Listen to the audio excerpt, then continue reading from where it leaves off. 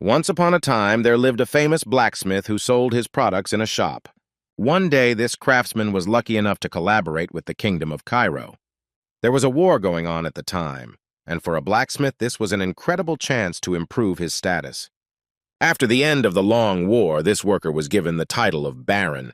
Another gentleman listened attentively to the story of how the presented blacksmith took possession of this land. The old man finished his story, which was watched from the side by the nobleman's personal assistant. He couldn't understand why the guy was listening to a story that everyone around him already knew. A few hours earlier, this Roman had asked whether he really was the eldest son of the Dmitri family. The nobleman clarified whether he was really in the kingdom of Cairo, while Murim did not exist. A worried Hans confirmed the master's words, wondering what had suddenly come over him. The first time he saw him like this, the servant assumed that the boy was under the influence of drugs, which was popular among rich kids. The gentleman's assistant reported that his fiancée from the Lawrence family was supposed to arrive today. Roman has been sitting in his room for the last 25 years, which is why he received the nickname of the eccentric of the Dmitri family. But for him, meeting Lady Lawrence was less important than learning to live in this world, which is why he asked to be taken to the elder. The servant was unable to understand why the master, who had lived in these parts his entire life, needed to know the history of these places. The elder finished his story and told the young master everything he knew. Roman thanked the old man for his help and promised to reward him generously, but for the elder it was an honor even to just talk to the guy.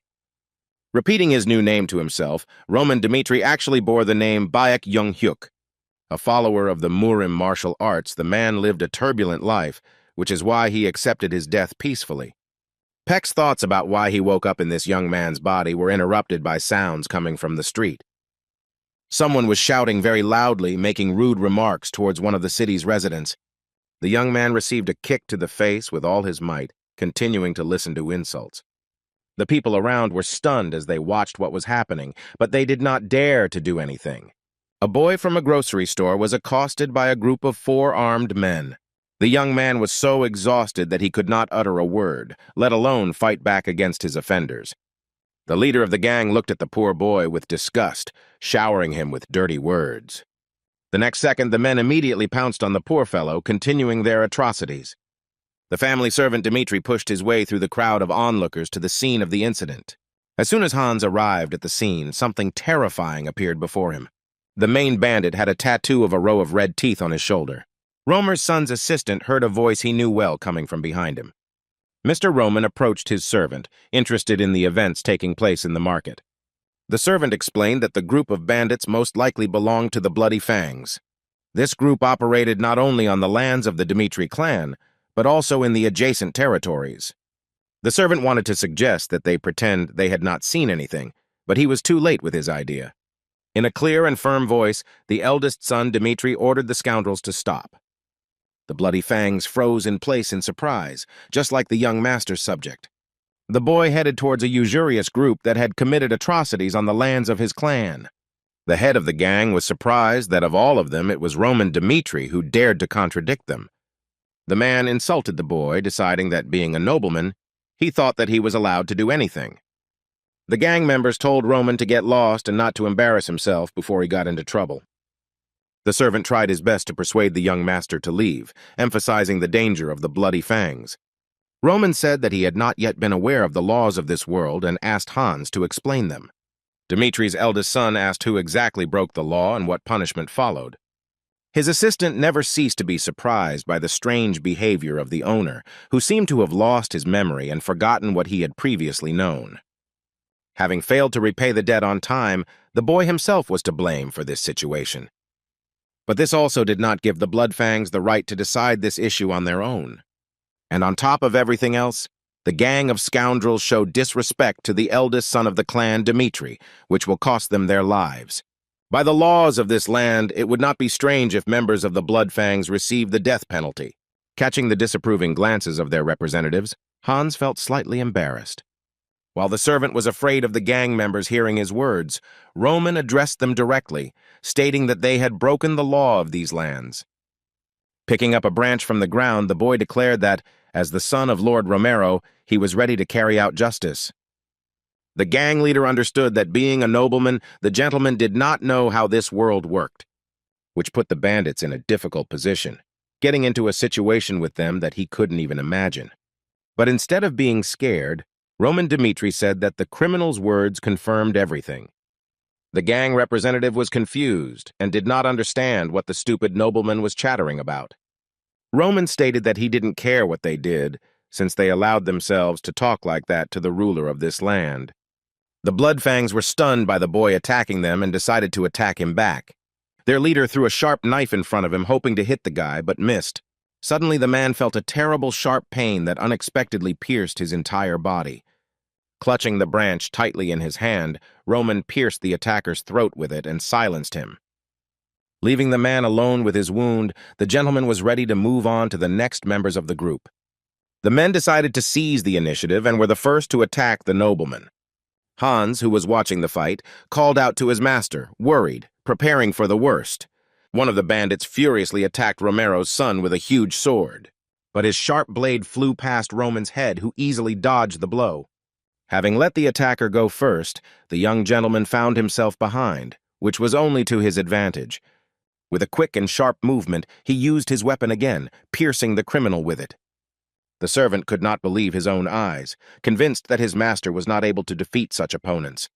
As Hans watched the boy deal with the Bloodfangs, he wondered if the man in front of him was really Mr. Roman. At the moment of battle, Bak Jong-hyuk indulged in his first memories in this world. He found himself here, seeing the will written by Roman and several pills on the floor. The boy was chosen by the kingdom to serve in the army, but he committed suicide out of fear. The life that this cowardly guy lived was very miserable and insignificant. But from now on, the owner of this body was the leader of the heavenly demon sect, known as Bak Jong-hyuk. And having taken over the body of this guy, the martial artist decided to live as he had lived before. After dealing with a group of criminals, the young gentleman heard someone behind his back calling him a monster. One of the townspeople who awarded such a title to the nobleman ran away from him in hysterics. But he didn't manage to run even a couple of meters before Roman's hand grabbed him by the hair. Almost sobbing and waving his arms chaotically, the man plaintively asked to be let go. Having put the resident on his knees, the eldest of the clan, Dmitri, began to talk about observing the laws.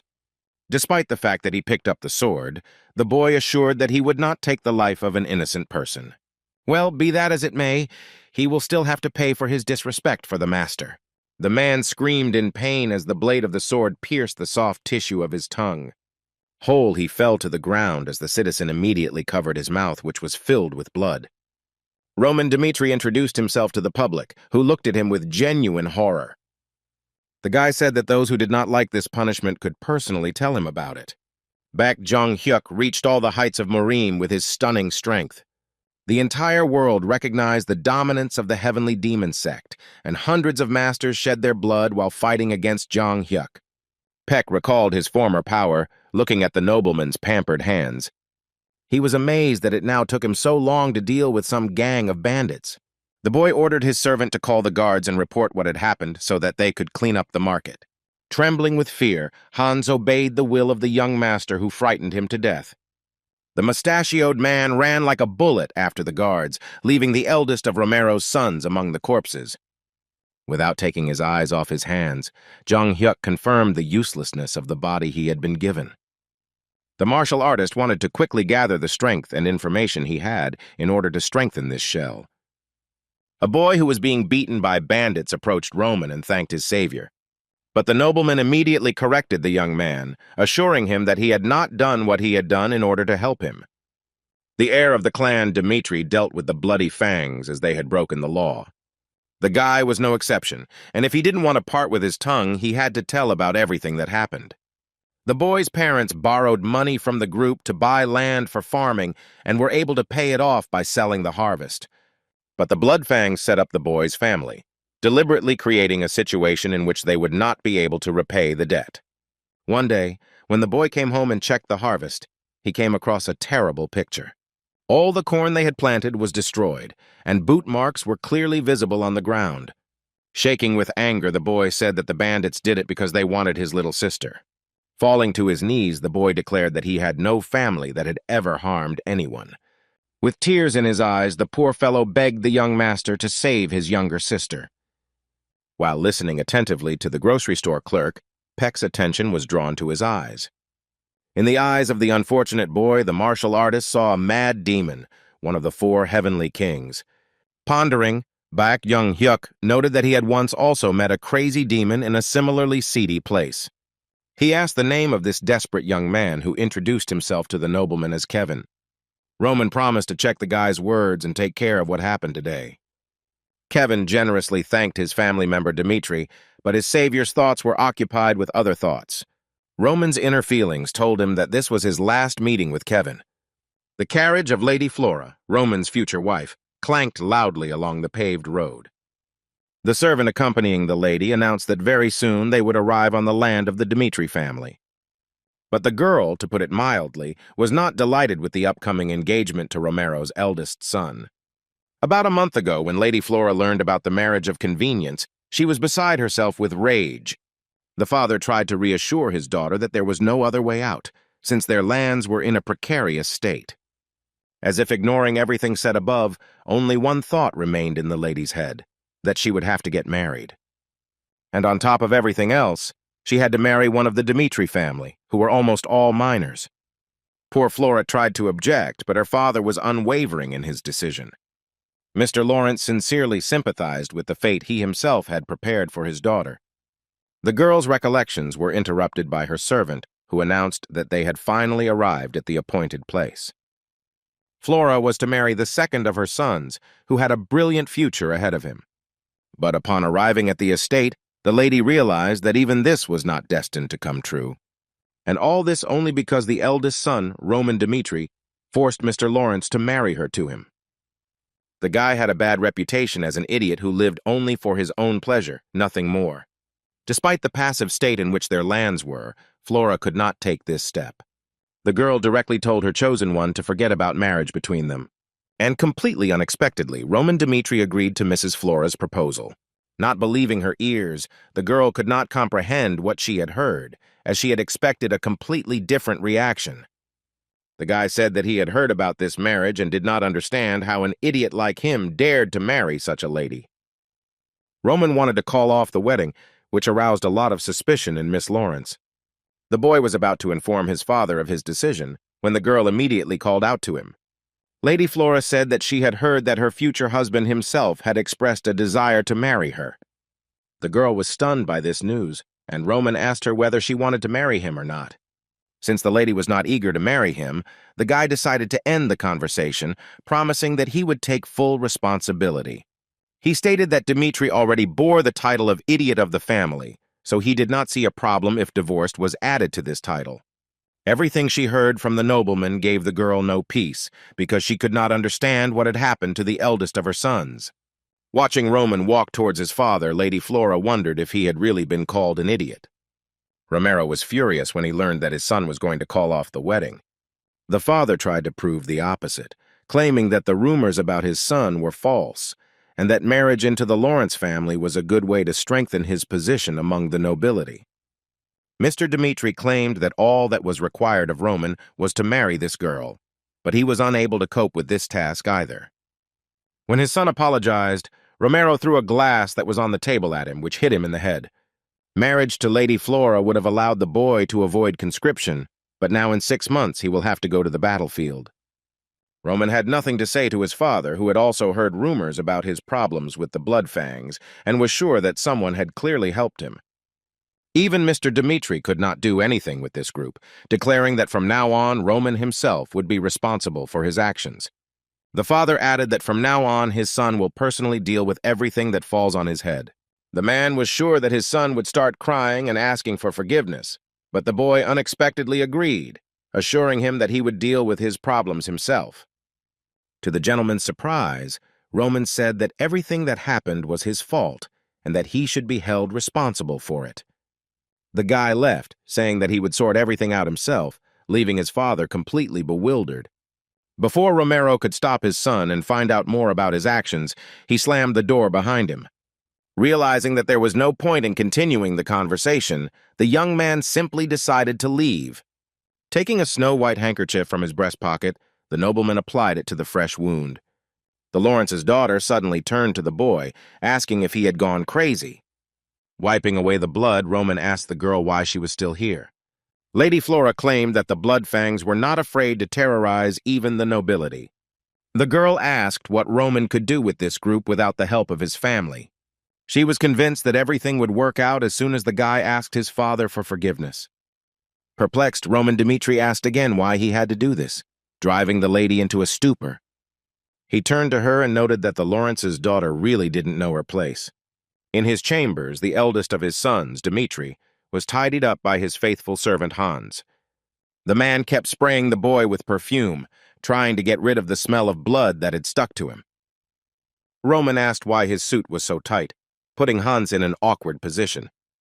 The servant asked to show respect to Lady Lawrence, as this was their first meeting before the wedding. The upcoming marriage only added to the troubles of Bak Jong-hyuk, who was just beginning to get used to this world. The servant asked to wait downstairs, as the carriage with Madame Flora was due to arrive soon. In the end, Roman agreed with Hans's words, adding that he had to show respect, but also intended to refuse the engagement. The martial artist didn't mean to hurt the girl's feelings, but he noticed that Flora had no intention of showing him any respect. And that was precisely what gave Jong-hyuk even less reason to show respect to the young girl. Standing in front of Flora, he asked her directly if it was true that she was an arrogant person. Roman noted that she most likely did not take into account his circumstances when it came to breaking off the engagement. But as soon as the young gentleman said that he would take full responsibility, Lady Flora became worried. The guy said that from the moment the topic of breaking off the engagement arose, the girl had no right to interfere with his decisions. Having discouraged the young lady, Roman clarified that this was the end of their relationship. Romero's son suggested that they not interfere in each other's personal affairs, since he and Lady Lawrence were on diverging paths. The reason why Bak said he would take responsibility was because he didn't want to have any relationship with this girl. Leaving her alone in the palace corridor, Jong-hyuk was sure that this was their first and last meeting. That same evening, Liana caught her husband abusing alcohol and suggested that they stop for today. Romero, having had a fair amount to drink, repented, arguing that he had once again raised his hand against Roman. His father, being poor, often beat him, but as soon as they became nobles, he gave himself his word that this would not happen again. Liana tried to console her husband by saying that thanks to this promise, their other children grew up to be decent people. The man didn't know how to treat Roman. He was the only child who had gone through hard times with him. The wife asked her lover not to blame himself, insisting that they were the only ones who could influence the behavior of their children. Liana assured Romero that he had a chance to fix everything and not let his own son stray from the true path. The mother was sure that her son had spoken about the bloody fang in the heat of the moment, but they still had to take action. The wife finally suggested asking Captain Jonathan for vegetables, and the husband agreed with her. The servant summoned to the master's chambers was instructed to immediately call Captain Jonathan. Trying to follow the boy, Hans warned him that it was too dangerous to walk around outside. Not knowing about the next attack of the bloody fangs greatly tired the servant, who still wanted to return. The boy wondered when Bloodfang had gained the power he now had. Roman answered his own question by stating that the group gained notoriety when it began to mercilessly kill its enemies. Taking note of what the young gentleman had said, his assistant asked whether they were still safe. Roman confirmed that the fangs could still make him afraid at the moment. Together with his subject, the heir of the clan, Dmitri, visited a local restaurant. The tavern was filled with noisy conversations of customers and pretty waitresses. One of them served delicious dishes for the newly arrived guests, which were so inviting. Unlike Roman, his humble servant was pleasantly surprised by the delicacies offered by the establishment. Before Hans had time to sit down at the table, the young master announced that he was leaving the servant. The guy informed his assistant that he would continue the investigation alone, as it was too dangerous. The man jumped up from his seat and declared that he would not allow the young master to do this. Hans was not a god to send Roman alone, even if he himself might be in danger. At first surprised, the boy in turn asked if Hans was one of his men. This question surprised the servant, who sincerely assured that he was one of the master's men. Roman Dmitri told his assistant to remain in the tavern, assuring him that he had done more than enough by accompanying him outside. Having promised to return quickly, Romero's eldest son left the mustachioed man alone.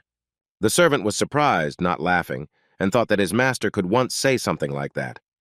From the closed door inside the tavern, indignant cries were heard, attracting the attention of the establishment's employees. Roman, a.k.a. Baek Jung-hyuk, was walking down the street, thinking about the information he had received about the Bloody Fang. Although the gang was not very strong, it was difficult to track them down, and perhaps they hid because of the possible consequences if they suddenly failed to kill Roman. The guy decided that if he couldn't find them personally, he would simply make them come to him themselves. Taking a special stroll through the streets with his servant, the eldest son Dmitri hoped that the bandits had guessed where he might be. Due to the regular training of the knights, the number of guards on the street was greatly reduced, which could only contribute to Roman's encounter with criminals. Thinking about the Bloodfang gang, the boy had no idea that his plan had finally worked. Roman Dmitri was followed by representatives of the group he was looking for. One of the bandits, drawing his blade, rushed at the nobleman with words of revenge. The criminal was already looking forward to getting even with a member of Dmitri's family for the death of his friends. At this time, the captain, who was walking down the street, was stopped by the excited voice of Hans, who was shouting his name. Out of breath, the man began running at full speed towards the knight, whom he had miraculously managed to find. When the guard asked him what had happened, the servant had difficulty pronouncing his master's name. The knight, seeing how hard it was for Roman's assistant, told him to calm down and tell what had happened. Demanded that Captain Jonathan find the young gentleman, as he was in danger. At least that's what the man assumed, when in fact help was needed with a participant in a legal claw. Roman Dmitri grabbed the attacker by the wrist and squeezed it tightly, forcing him to drop the knife. But before the weapon could fall, the young gentleman intercepted it, squeezing it in his palm. With a sharp and quick movement, the guy plunged the blade into the criminal who attacked him. As soon as Roman pulled out the blade, a fountain of blood gushed from the bandit's body. Keeping his cool, Romero's eldest son watched as the gang member choked on his own blood. As soon as he fell to the ground, his accomplices' jaws dropped, as they did not expect such resistance from the heir of the Dmitri clan. The men were shocked by what was happening, as what they saw did not match what they had heard earlier. Roman, on the other hand, who enjoyed the fight, was only amused by this reaction from his opponents. The nobleman asked the criminals why they stood rooted to the spot, ordered to come to him. Jonathan asked again if it was true that the young master had gone into the grotto without guards in order to fight the Bloody Fang. The knights exchanged glances with their colleague and laughed, arguing that this simply could not be. The servant foamed at the mouth to prove that this was true, declaring that he would not lie about such a thing.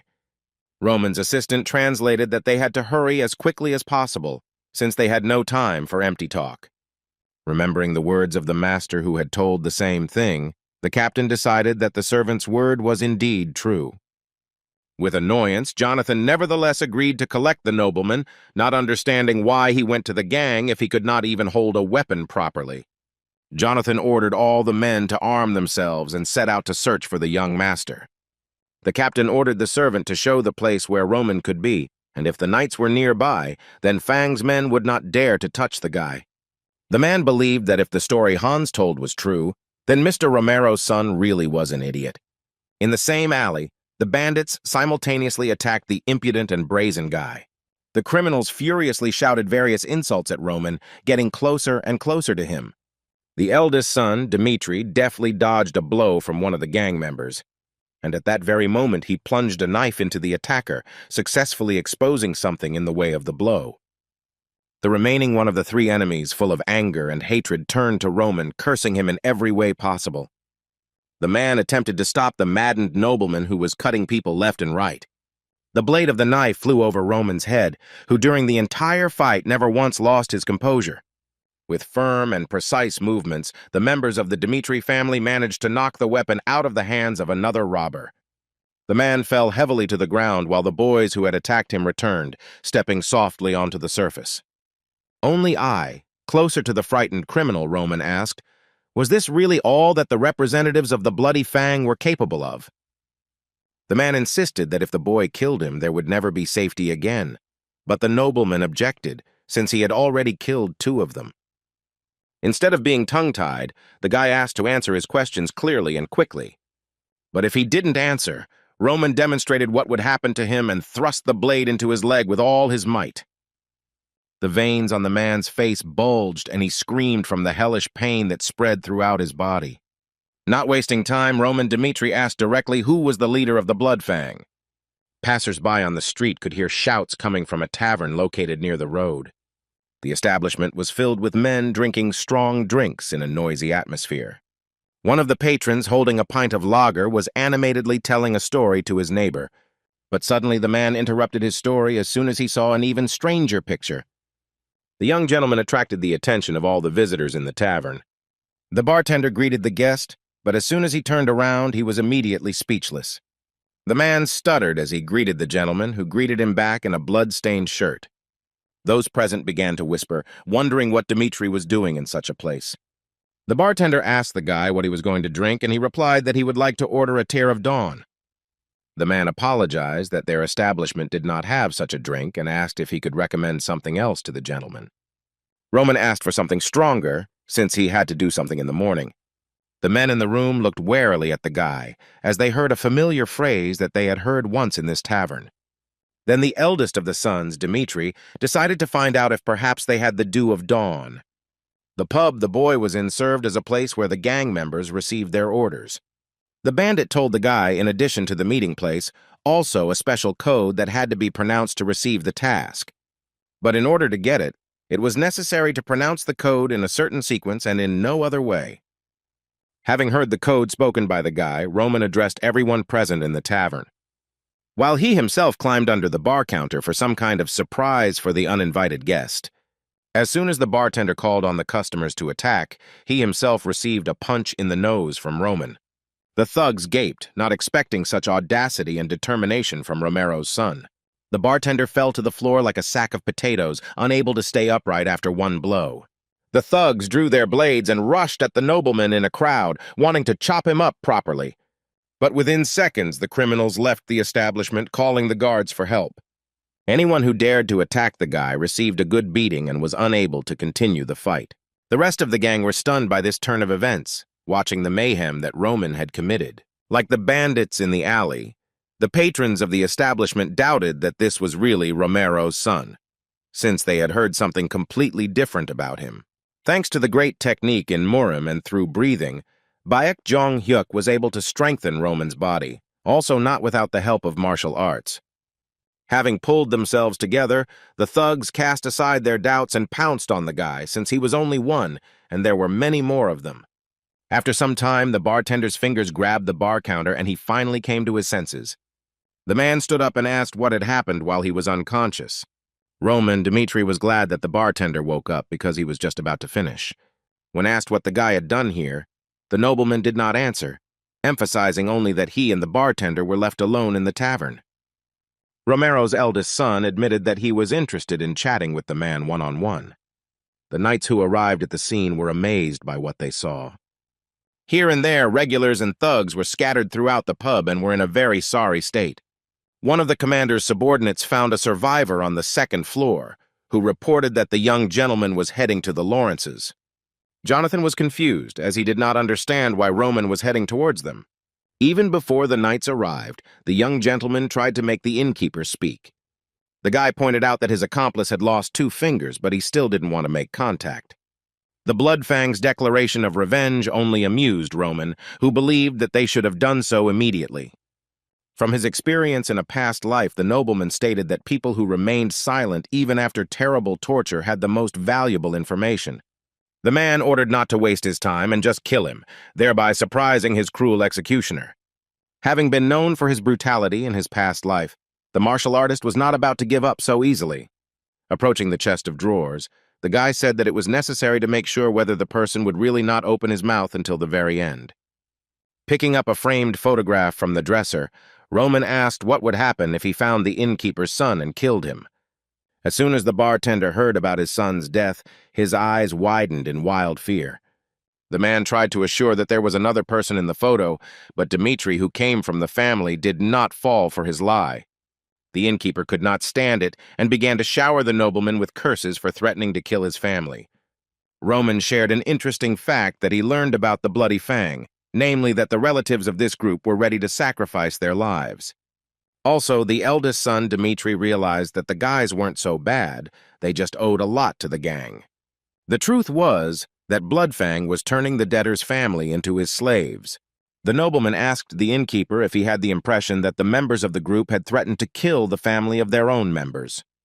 The man said that even knowing the truth, nothing could change, since Bloodfang always got his way. Romero's eldest son advised him to think twice, as he was not sure of what he had said. Throwing the portrait on the floor, Roman clarified that he was not joking when he spoke about the murder of the bartender's son. The boy swore on his name that he would order the guards to find the boy and then execute him very slowly and painfully. But before doing this, Roman wanted to give the gang member a chance to influence the outcome. The guy offered the innkeeper to choose for himself. Either he would share the information and save his son, or he would kill him, proving his loyalty to the clan. And while the bartender was pondering the right choice, in a remote corner his people were holding a meeting. Behind closed doors, dissatisfied cries from the leader of the Bloody Fang could be heard every now and then. One of the participants, who managed to escape from the pub, tried to warn the owner that if the knights from Dimitri's family were seen in action, then they should expect trouble. Sitting on his throne, the head of the group refused to believe that Roman Dmitri was capable of such a thing. The man with the scar could not accept the fact that the one who had evaded service to the Royal Academy had gone with an entire detachment of his men. The gang member also said that Roman left his native lands, apparently having learned information from the Morning Dew. The Blood Fang leader was outraged that the guy dared to attack their bases alone, crippling his people. The man ordered to gather all forces to kill Roman before the knights of the Dmitri family get to them. Bloodfang planned to take revenge on the arrogant nobleman by hanging his corpse in the town square. At the same time, equally important decisions were being made in the Lawrence family palace. The Barco family had taken out a large bank loan to prepare for war, and advisors tried to insist that Lawrence be the first to gather forces. The gentleman pondered what he had heard at the table, but as sad as it was for him to admit, the beginning of the war was only a matter of time. The man did not imagine that something like this could happen when he received documents from the Barco family. One of the advisors pointed out that if things continued like this, it would end with their lands being handed over to the Barco family. His colleague objected, saying that the Lawrence family, who lived solely off the fertile land, had to hold on to it at all costs. A discussion began around the table about whether it was true that the Lawrence family's ancestors owed the Barco family land. The argument between the advisors was interrupted by the gentleman himself, who ordered that everything be left as it was, without turning over the pile of documents once again. Whatever the case, they should not have given up the land, because if that happened, other families would come running to grab a piece for themselves. Because the Barco family was unwilling to compromise, the Lawrences were forced to enter into an engagement with the Dmitri family. The advisors were inspired by the thought of the engagement to one of the richest families in the northeastern region. Because the Dmitri family was richer than Barco, the master sent his only daughter to the eldest of his sons, who had a bad reputation. The assistants tried to cheer up their master and insisted that what he had done was for the good of the family.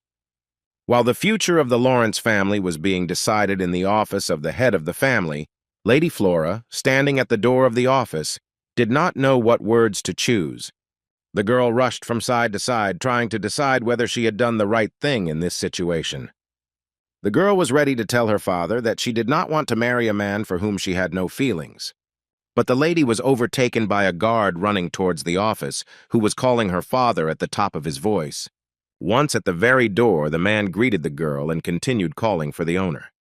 Bursting into the meeting, the guard announced that he had an urgent message for the gentleman. Outside the palace, an argument broke out between the guards of two families, some of whom were trying to get inside, while the others flatly refused to let in the uninvited guests. Captain Jonathan warned the guards that if anything happened to the young master, Roman, those responsible would face severe punishment.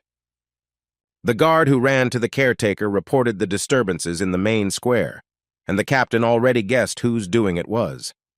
A little earlier, Roman Dmitri visited the lair of the Bloody Fang, whom his opponents rashly considered an eccentric who did not pose a threat.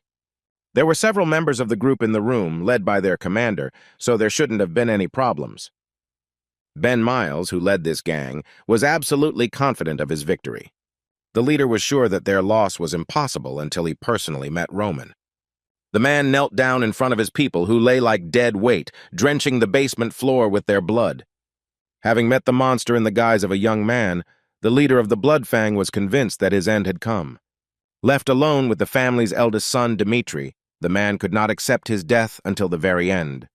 The people of the city were shocked to witness the horrific scene that suddenly unfolded on their streets. Watching the bloody feet drag across the cobblestones, passers-by were confused as to what was happening, wondering whether they should have intervened. The completely wounded man tearfully asked his executioner for mercy, begging him to save his life.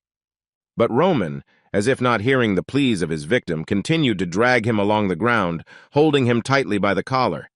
But at one point, the guy threw the beaten gang leader onto the hard floor. Looking up, Roman discovered that a crowd of passers-by had gathered around him, whispering something among themselves, watching what was happening.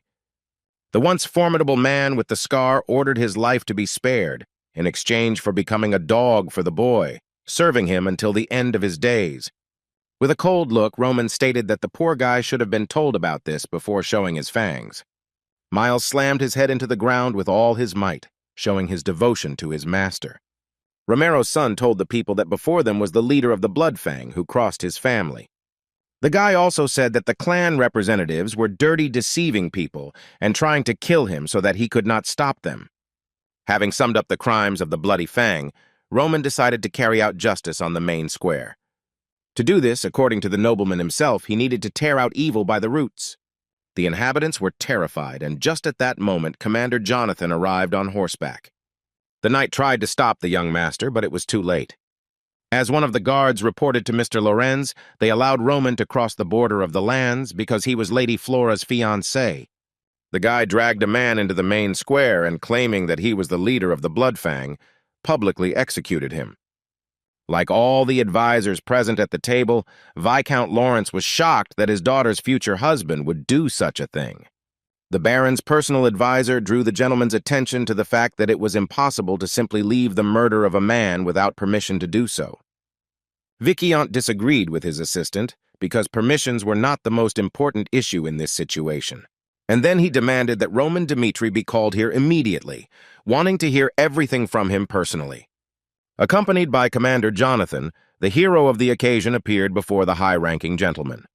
Viscount Lawrence was quite surprised to discover that Romano's eldest son, Dmitri, was not alone. The presence of Captain Jonathan led the Baron to the idea that the knights of the family helped Roman deal with the villain. The guy greeted the owner of the house and behaved as one would if there was no time, despite his appearance.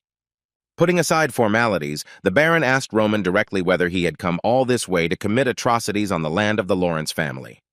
The guy replied that a couple of days ago the group attacked an innocent citizen, and he had to execute the offenders on the spot. The door to the office was ajar, and Mrs. Flora was trying to eavesdrop on the conversation between her father and her fiancé. The girl carefully called over to the guard who was standing near the door, guarding the entrance. The lady began to ask whether Roman Dmitri had really come to her father's office. The guard suggested that when Flora asked such questions, she had no idea about the real reason the boy had come. Having summed up his story, Roman said that he did not want to leave all this so easily and went to the lair to kill the leader of the gang. Having finished his story, Dmitri's eldest son did not gain the friendliness of the owner of these lands. The Baron was outraged that the boy executed someone on the lands of the Lawrence family without having any right to do so. With a cold, impenetrable gaze, Roman replied that he knew about it, but doubted that the guards there would have been able to deal with the Bloody Fang on their own. Roman continued that the identity, he said, was not a secret, and he was released on bail several times. The Baron's chief advisor exploded with indignation upon hearing such insolence from the rascal. But Dmitri's eldest son was disappointed, because he expected gratitude, since he got his hands dirty and solved a problem that the Lawrence family did not pay attention to. The guy allowed himself to ask the gentleman if he had done anything wrong in that case. The Viscount asked his advisor if he knew of Ben Miles's deeds, to which the assistant replied that he had no idea that the criminal was their leader. Mr. Lawrence decided to close the subject, adding that if they had taken care of this earlier, this would not have happened. The owner decided to reward the guy over time, but for now he let him go with the night. The uninvited guests from the Dmitri family left Baron Lawrence's office, leaving him with his advisor. The assistant, hearing a sudden laugh from his master, began to worry about him. The man noted that the guy managed to do it, not fully believing that he was that same Roman Dmitri. The advisor asked not to leave things like this, but the Baron didn't want to hear anything, because he couldn't even imagine that Roman would be a suitable match for his Flora. As soon as the sun sank behind the slope, the representatives of the Dmitri family were on their way home. The knight asked the young gentleman whether he had to be insolent to the Baron. Roman tried to assure the guard that he had only shown the Lawrences that what had happened was due to their carelessness. The guy also noted that the gentleman had not heard about the cancellation of the engagement, as he did not want to punish his daughter's fiancé. Jonathan couldn't believe that Mr. Dimitri's clumsy and cowardly son could have planned all this. The man who stood before the knight was not at all the Roman Dmitri he had ever known. Unexpectedly for himself, Baek Chun-hyuk mentally returned to the time when he was placed in the pit. In order to prove to the master that he was indeed the son of a heavenly demon, the young man needed to escape from his trap. The boy's father also placed his 11 other children in the pit, and it meant nothing to him that any of them died. They all had to prove that only one among the crowd was the true heir. The only way to prove that the guy was worth anything was to seize power over everyone present. The word sounded like an order, and one of the man's sons pounced on young Peck. The boy, who was bigger than the son of the heavenly demon, laughed at him, also ridiculing his strength. Trying to prove otherwise, Chun-hyuk attacked the offender with eyes full of hatred. But at that very second he received a rebuff, since he was not only weak, but also had inhibited reflexes. The other children, watching the restless boy, considered him to be a simpleton who tried to resist the strongest of them. The big guy pounced on Peck and started kicking him with all his might, showing who was the boss in the pit. And while other children were protected by their parents, he was thrown into a world where the strongest survives. After a hard and eventful day while in his castle, Roman was basking in a hot bath. The martial artist was quite exhausted, as he was very tired while in Roman's body. After awakening in this world, Chun-hyuk managed to experience many significant events, and most of which were connected with the Bloody Fang, which from now on existed only in the memory of the townspeople. Peck didn't regret anything because he still chopped up and tortured those who stopped in his path, because that was the life he led until he became Roman. But it was dangerous to act in this way, because the son of the heavenly demon had not yet fully understood how this world was arranged, and his strength was much less than it once was. Baek Chun-hyuk thought about what steps he should take next while playing the role of a nobleman. But the boy's thoughts were interrupted by a servant, who informed him that his father was waiting for him in his chambers. Roman moved his fingers across the table with excitement, digesting the information about his son's actions. The guard confirmed that the young master had changed a lot recently. Captain Jonathan had the audacity to declare that the current Roman was not the man he and the master had once known. Dmitri stated that of all his sons, Roman never stood out in any way. And on top of everything else, he was the only child who remembered the times when his parents were still commoners. Romero recalled how, while working in the mine, his son brought him a candy right before he went to work.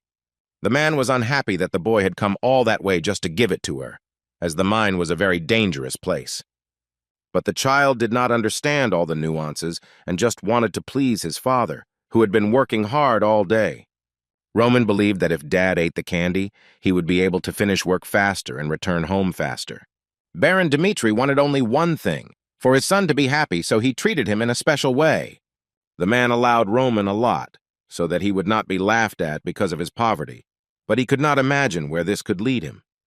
Romero descended into a spatial discourse about the upbringing of his son, but the captain decided to interrupt him. But the gentleman continued to declare that hope had returned to his heart as soon as he heard that Roman had destroyed the Blood Fang. And only the news of his son's arrival forced the man to interrupt his monologue. The Baron ordered the boy to be let in, hoping that if he had really done something of his own free will, then he would be the father he so lacked. The father didn't beat around the bush and asked his son directly if it was true that he had supposedly single-handedly dealt with Bloodfang. Baek Chun-hyuk could see that the Baron had high hopes for his answer, and that once he told the truth, he would appear before him in a new light. The master was wondering whether it was worth telling about his achievements, which could ultimately have bad consequences. He couldn't decide because if he kept silent now, he could gain a little time for self-development. And in his mind there arose again that very moment from his difficult childhood, from his past life. The big guy continued to pound the frail Peck, who was desperately trying to find salvation, which appeared to him in the form of a stone. Grabbing him as tightly as he could, he hit the boy who had attacked him on the head with all his might.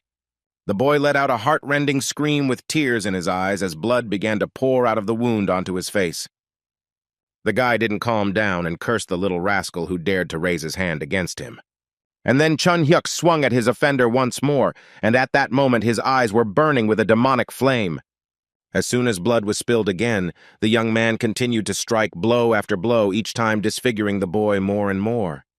The other children watched in horror at the brutality of the young man, whom they had previously considered just another victim, just like themselves. Baek Chun-hyuk threw the stone only when the boy stopped making any sounds.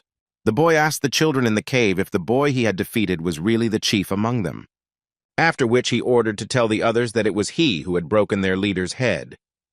While in Roman's body, the heavenly demon still couldn't hide his superiority and confirmed that it was he who dealt with Bloodfang. The next day, wooden swords crossed within the walls of the Royal Academy. Boys of different ages honed their sword skills by fighting each other. But suddenly they were ordered to stop their training, and the students took the news with apprehension. The culprit was Baron Romero, who came to the academy with his son Roman and Commander Jonathan.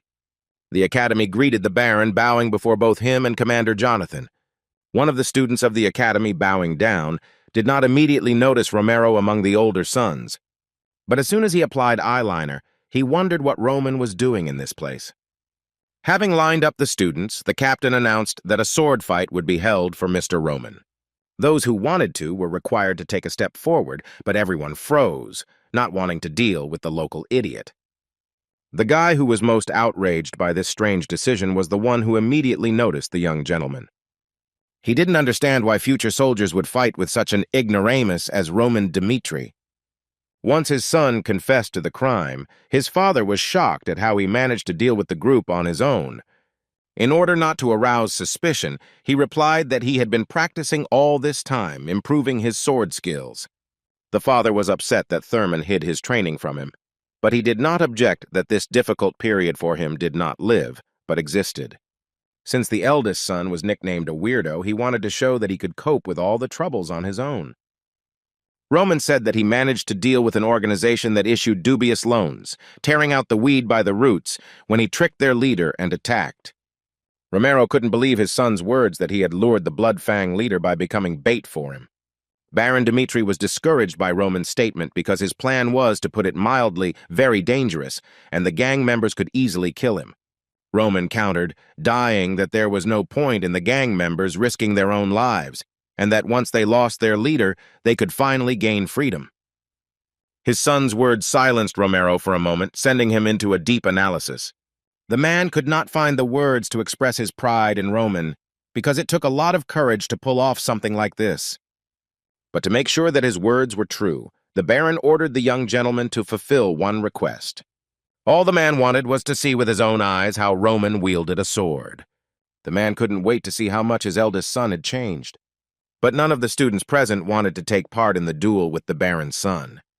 The guy thought that if he wins, he will get a headache, and if he loses, he will be humiliated forever. Since there were no volunteers, Captain Jonathan himself decided to choose a partner for the young gentleman. Deputy Captain Chris himself would not have been averse to fighting the weirdo, but he believed that the captain would most likely choose just anyone. But to the boy's great surprise, the choice fell on him, because according to the elder's assurances, only he could cope with this task. The young knight had to step up and uphold the prestige of his colleagues. You met Roman last year when you received a report about a drunkard's rampage in one of the taverns. Rushing to the scene with his partner, he discovered a sickly, disgusting picture there. The rowdy man cursed the owners of the establishment like crazy, throwing food around and spilling alcohol. As soon as the owners apologized, the guy immediately ordered them to shut their mouths. The drunken nobleman ordered the man to come closer to him, but he refused while the visitor was in such a state. Not wanting to listen to excuses, Roman threw a bottle at the tavern owners, which smashed against the wall right next to them. At this point, the guards intervened in the conversation and gently ordered the young master to stop. But Romero's son Dmitri continued to rage, and Chris had to use force against him, despite his status. The drunkard told the guards to get lost and gave them a good slap in the face, injuring the one who dared to stop him. The nobleman was beside himself with rage that someone like a guard dared to touch him.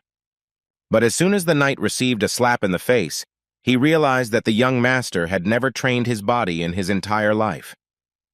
The drunkard's physical fitness was several times less than that of any person his age. Despite the lack of any power, the baron's son continued to boast of his title. He thought he would rather die than become such a scumbag, but now he was forced to fight this scoundrel. Chris pointed out that he was not suitable for this task, but the captain insisted that the boy equalize his forces, since the young master managed to single-handedly deal with the bloody Fang. The deputy captain tried to find the right words to explain himself, but Jonathan flatly refused to listen to him. Chris realized that there was no point in arguing with the captain, and he nevertheless accepted his fate with discontent. He watched Roman and his opponent closely as they stood in the center of the training field.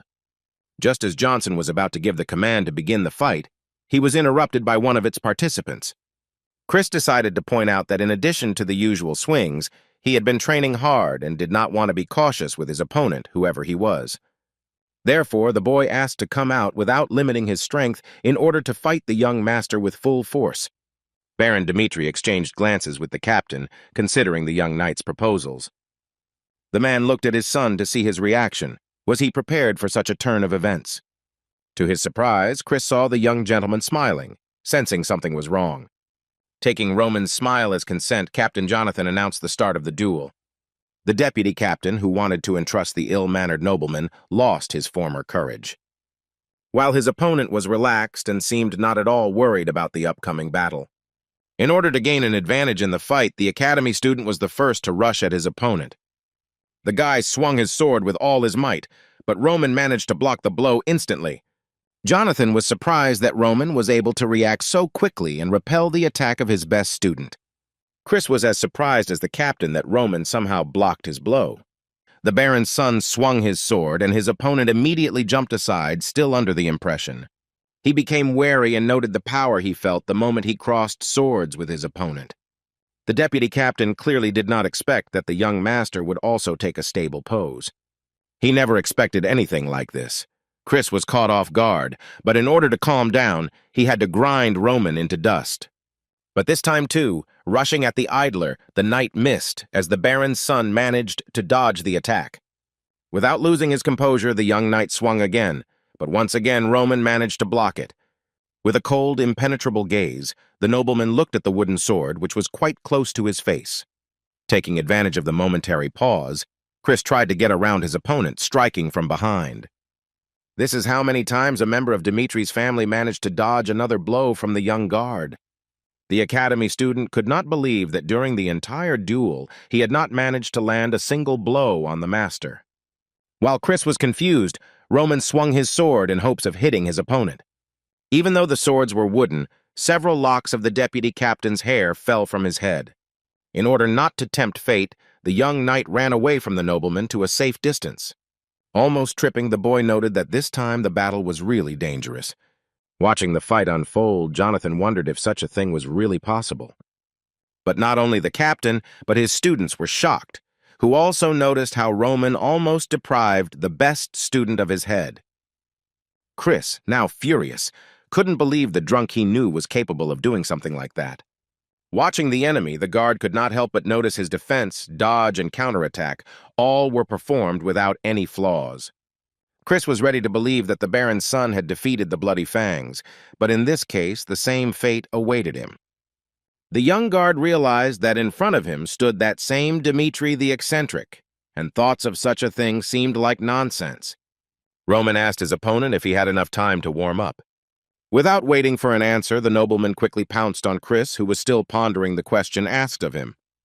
Thanks to his reaction and honed skills, the young guard came to his senses in time and blocked the attack intended for him. The deputy commander, struggling with all his might, could not understand why the local weirdo was so fast. As if confirming his opponent's thoughts, Roman deftly jumped to the side to deliver a crushing blow. The eldest of Romero's sons furiously showered the academy student with heavy blows one after another. The young guards never ceased to be amazed by the techniques that Roman Dmitri demonstrated. As Chris fought off each attack, he felt his strength fading away. Watching every movement of the young gentleman, the deputy captain tried to find an opportunity to strike back. Returning after another swing of the sword, the guy wanted to retreat to create space for himself to maneuver. But as soon as Roman raised the sword above his head, Chris got his long-awaited opportunity. At that very moment, his opponent, feeling his superiority, made a fatal mistake. The academy student decided to take advantage of the moment and strike at his exposed opponent. But in reality, everything turned out to be exactly the opposite, and Chris himself made a mistake by underestimating his opponent. The guy realized that Roman had deliberately opened up to him in order to lure him into a trap. The mere thought that the young guard could lose to Roman Dmitri filled him with fierce hatred. But in order to avoid defeat, Chris went to extreme measures, and his sword instantly burst into flames with lightning. Captain Jonathan ordered the student to stop immediately, trying to prevent dire consequences. The guy chose divine aura as an attack, so that it would be a very strong technique, capable of causing great harm to the enemy. Roman was fascinated by this technique because he had never seen anything like it before in this world. The training field disappeared behind a pillar of dust raised by the shockwave from the divine aura. The other students, seeing this technique for the first time, couldn't understand what had just happened. But the most worried of all was Romero Dmitri, as his son would have been sorry if he had survived such an attack. As soon as the fog that had settled over the field cleared, Dmitri appeared to those around him to be safe and sound. He crouched down and watched Chris, who prematurely considered himself the winner. As soon as the deputy captain found his enemy without a single scratch, he immediately received a retaliatory blow. Confused, the young knight failed to block the attack this time and fell to the ground, dropping his sword. The Baron and the captain couldn't believe that Roman really had such skills that he was able to repel such a powerful technique. The students also did not believe that Romero's son, who was known as an eccentric, was able to defeat the best of them. Roman Dmitri stood majestically over Chris, who, to his great regret, was humiliated in front of everyone. The guy, having come to his senses, was delirious and barely audibly tried to call the captain for help. Romero asked Jonathan to explain how it happened that the two-star knight managed to lose to his son. But the captain himself did not suspect this, because achieving such skills required years of diligent training. The guard asked the gentleman not to be surprised at what he was about to tell him. Even though it was impossible to reach such a level in such a short time, Mr. Roman was a true genius. Watching the test opponent, Roman noted his skills, thanks to which he could easily cut down all the bloody fangs single-handedly. He had good data by the standards of this world, but if you compare them with the capabilities of Baek Chun-hyuk, they were simply terrible. Any low-ranking dark warriors from his universe were an order of magnitude stronger than this knight. But despite this, the guy still managed to surprise the heavenly demon with his final move. The awkward silence was broken by the laughter of the winner's father, who was beaming with happiness. Everything around became awkward because the Baron burst into loud laughter, which he managed to suppress with difficulty. Still happy for his son, Romero called him a true master of the sword. The gentleman turned to the knight to confirm his words, and he only replied that he was a fool for not having noticed Roman's talent earlier. The Baron called his eldest son to him, wanting to share his joy with him as soon as possible. The man shared that he hadn't been in such a great mood for a long time, continuing to shower the guy with compliments. Taking advantage of the opportunity, Mr. Dmitri allowed Roman to ask him for everything he could possibly want. The guy mentioned that he had successfully dissolved his marriage with Lady Lawrence, but earlier he was threatened with being drafted into the war. In connection with this, the gifted heir of Dmitri's family did not limit himself, wanting to choose the people who would go with him. The Baron thought that his son would ask him to settle the issue with the draft and would agree to participate in the war. The father tried to reason with the boy, insisting that the marriage matter could still be settled. Roman didn't want to hear anything about marriage and firmly stated that he was going to go to the battlefield. The father could not resist the will of his son and allowed him to personally regulate everything that concerned his service. The young gentleman wanted to ask his father for one more request, and seeing his son's true face, he could not refuse him. Chris's misfortunes after losing the battle with Roman did not end, and he had to teach the young master aura. Although this was the order of the Baron himself, the humiliated boy refused to carry it out, because it was too much for him. The knight wanted to die after he passed out from using the aura, let alone teach the technique to the young master. Chris was ranting in front of the captain, ready to lose his head for his refusal, but the master interrupted his indignation. The man explained that if the two-star knight were to teach the master this technique, he would be able to learn more about his transformation.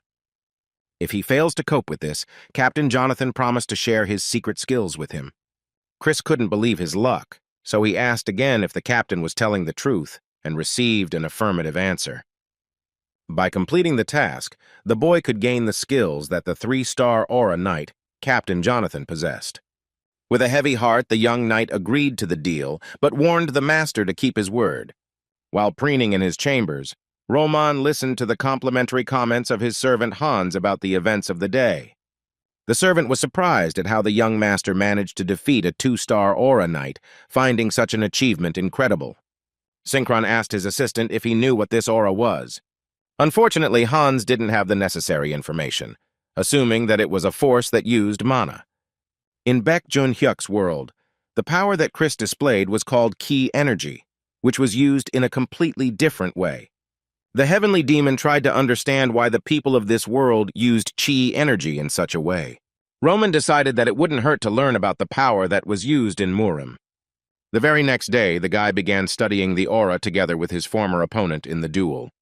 After exchanging glances, Chris had a hard time restraining himself from punching Roman in the satisfied face. Having calmed down before starting the training, the knight decided to tell the young master what the aura was. It was one of the parts of mana that was generally used by knights, while wizards stored mana in some special spheres that could contain it. Unlike mages, knights distributed this portion of mana throughout their entire body. The creator of the aura was Emperor Alexander, who was considered an innovator for being the first to find a way to strengthen it in the human body. It was the innovators who learned to distribute mana throughout the body, something that wizards could not do. The aura implied the power that was instantly released by this mana, spreading throughout the entire body and demonstrating incredible strength to those around. After finishing the lecture, the academy student admitted that it was not necessary to know the history of aura, but only a select few could use mana. 1 in 1,000 followed the path of a knight, and only 1 in 10,000 became a wizard, so it was important to know the inclinations of the student who wished to master this skill. The minimum skill a knight needed to have was the ability to sense mana, which took Chris half a year to master. Without wasting any time, Roman decided that he first needed to feel mana, and he asked his young teacher to describe this feeling. Even though the two-star knight agreed, deep down he hated Roman Dmitri for becoming so proud after one victory. The guy convinced himself that this time everything was different, because mastering a sword and mastering mana were two completely different things. Roman realized that the training was initially wrong, because he had felt mana for a long time. Even if it was a little, it should have accumulated in the lower abdomen. Although it was difficult for a martial artist to understand the methods used in this world, the shortest path to learning a skill was to blindly follow the teachings. Chris told the Baron's son to concentrate on his breathing and, importantly, to feel how something was tickling slightly on his skin. The guy said that having succeeded in studying mana, the young master would be able to discover his aura, which was a point wandering throughout the body. Once Roman manifests the aura within himself, he will become a 1-star aura knight. The aura could be used to coat the sword to increase its destructive power, or applied to one's body. Deep in the explanation of the intricacies of the special skill, Chris did not immediately notice the changes in his student. The academy student couldn't believe that just after hearing about the aura, Roman was already able to apply this technique to himself. Watching her dress around the nobleman, the boy could not find words to describe what he saw. For the manifestation of his aura, Baek Jun-hyuk had not his teacher to thank, but only himself. The martial artist was disappointed with the way Kai energy was used in this world. In Murim, all the capable masters accumulated energy in their stomachs, getting rid of everything unnecessary. Hoping that mana would accumulate in the right place on its own was foolish, and it had nothing to do with the abundant heavy energy of Kai. In his world, such training was for hardening, but here the method of training did not make the owner of mana stronger, and in addition, did not allow it to accumulate inside. After recovering from the shock, Chris asked Roman how he managed to master the aura, or if he had imagined it all. The Baron's son replied that the knight had seen everything with his own eyes, but he believed that the nobleman knew how to use the aura and simply decided to make fun of him. And then it seemed as if it dawned on the knight, for whom everything had looked suspicious even since his defeat in the duel. Chris believed that the only reasonable explanation was that Roman was hiding his powers, since he himself had spent 10 years of his life obtaining the second star. But the smug nobleman only laughed at all the guard's historical statements. The young knight was unhappy that his oddities brought a smirk to Roman's face. The young gentleman decided to ask just one question, asking if Chris had ever doubted the quality of these training sessions. The boy wanted to object, but Dimitri's eldest son continued, talking about how people were prone to error. While Roman was training with a 2-star knight, he came to the conclusion that the training method passed down from generation to generation was a misconception. He didn't understand why it was worth being so stubborn, because the disadvantages of this method were obvious. The nobleman asked whether the knights really did not know this, or whether they simply had complete faith in Captain Jonathan, from whom they studied. But seeing a grimace of surprise on the guy's face, he realized that it would have been easier for him to simply repeat after the others. Roman asked Chris not to deny the fact that during all his hard work, he had never doubted this method, and this just made the nobleman laugh. Back, in the body of the young master, believed that the path the guard was walking was just a branch of the path of someone's doubts. The guy believed that it was precisely these doubts that made the lives of the local people so miserable. He was convinced that, having made many mistakes and achieved unsuccessful results, the locals had no choice but to cope with the condemnation of others. Remembering the path he had taken in Murim, the boy returned to reality and decided to finish today's training. Chris did not let go of the Baron's son, immediately asking what he should do now. Once upon a time, the mighty master was asked the same question when he fought against another warrior who wanted to prove his strength. Having spared his enemy's life, Peck asked him if he would continue to behave in a convenient manner, but the warrior admitted his defeat. The boy also did not let go of the heavenly demon, as this was the first time he had seen such a powerful warrior and wanted to know how one could become as strong as him. The defeated one swore allegiance, trying to order that if he became stronger, it would be better for both of them. The warrior demanded the same answer from Chun Hyuk as Freeze, asking what he was supposed to do now.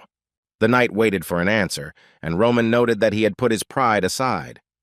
The nobleman was amused by the fact that Chris was willing to do anything to become stronger, reminding him of his old enemy. The blood demon was one of those who created and later led the evil of blood. As one of the dominant masters in Murim, his feud with Baekjun Hyuk over demonic power was inevitable.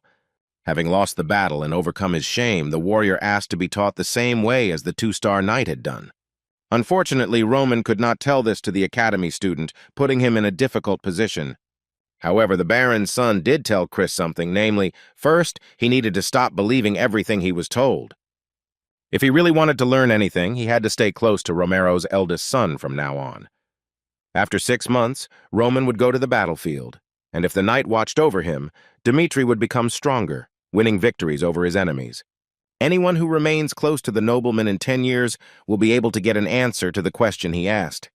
Returning to his room, Chris kept thinking about what Roman Dimitri told him during training. The boy was flooded with memories of the path he had taken to master mana.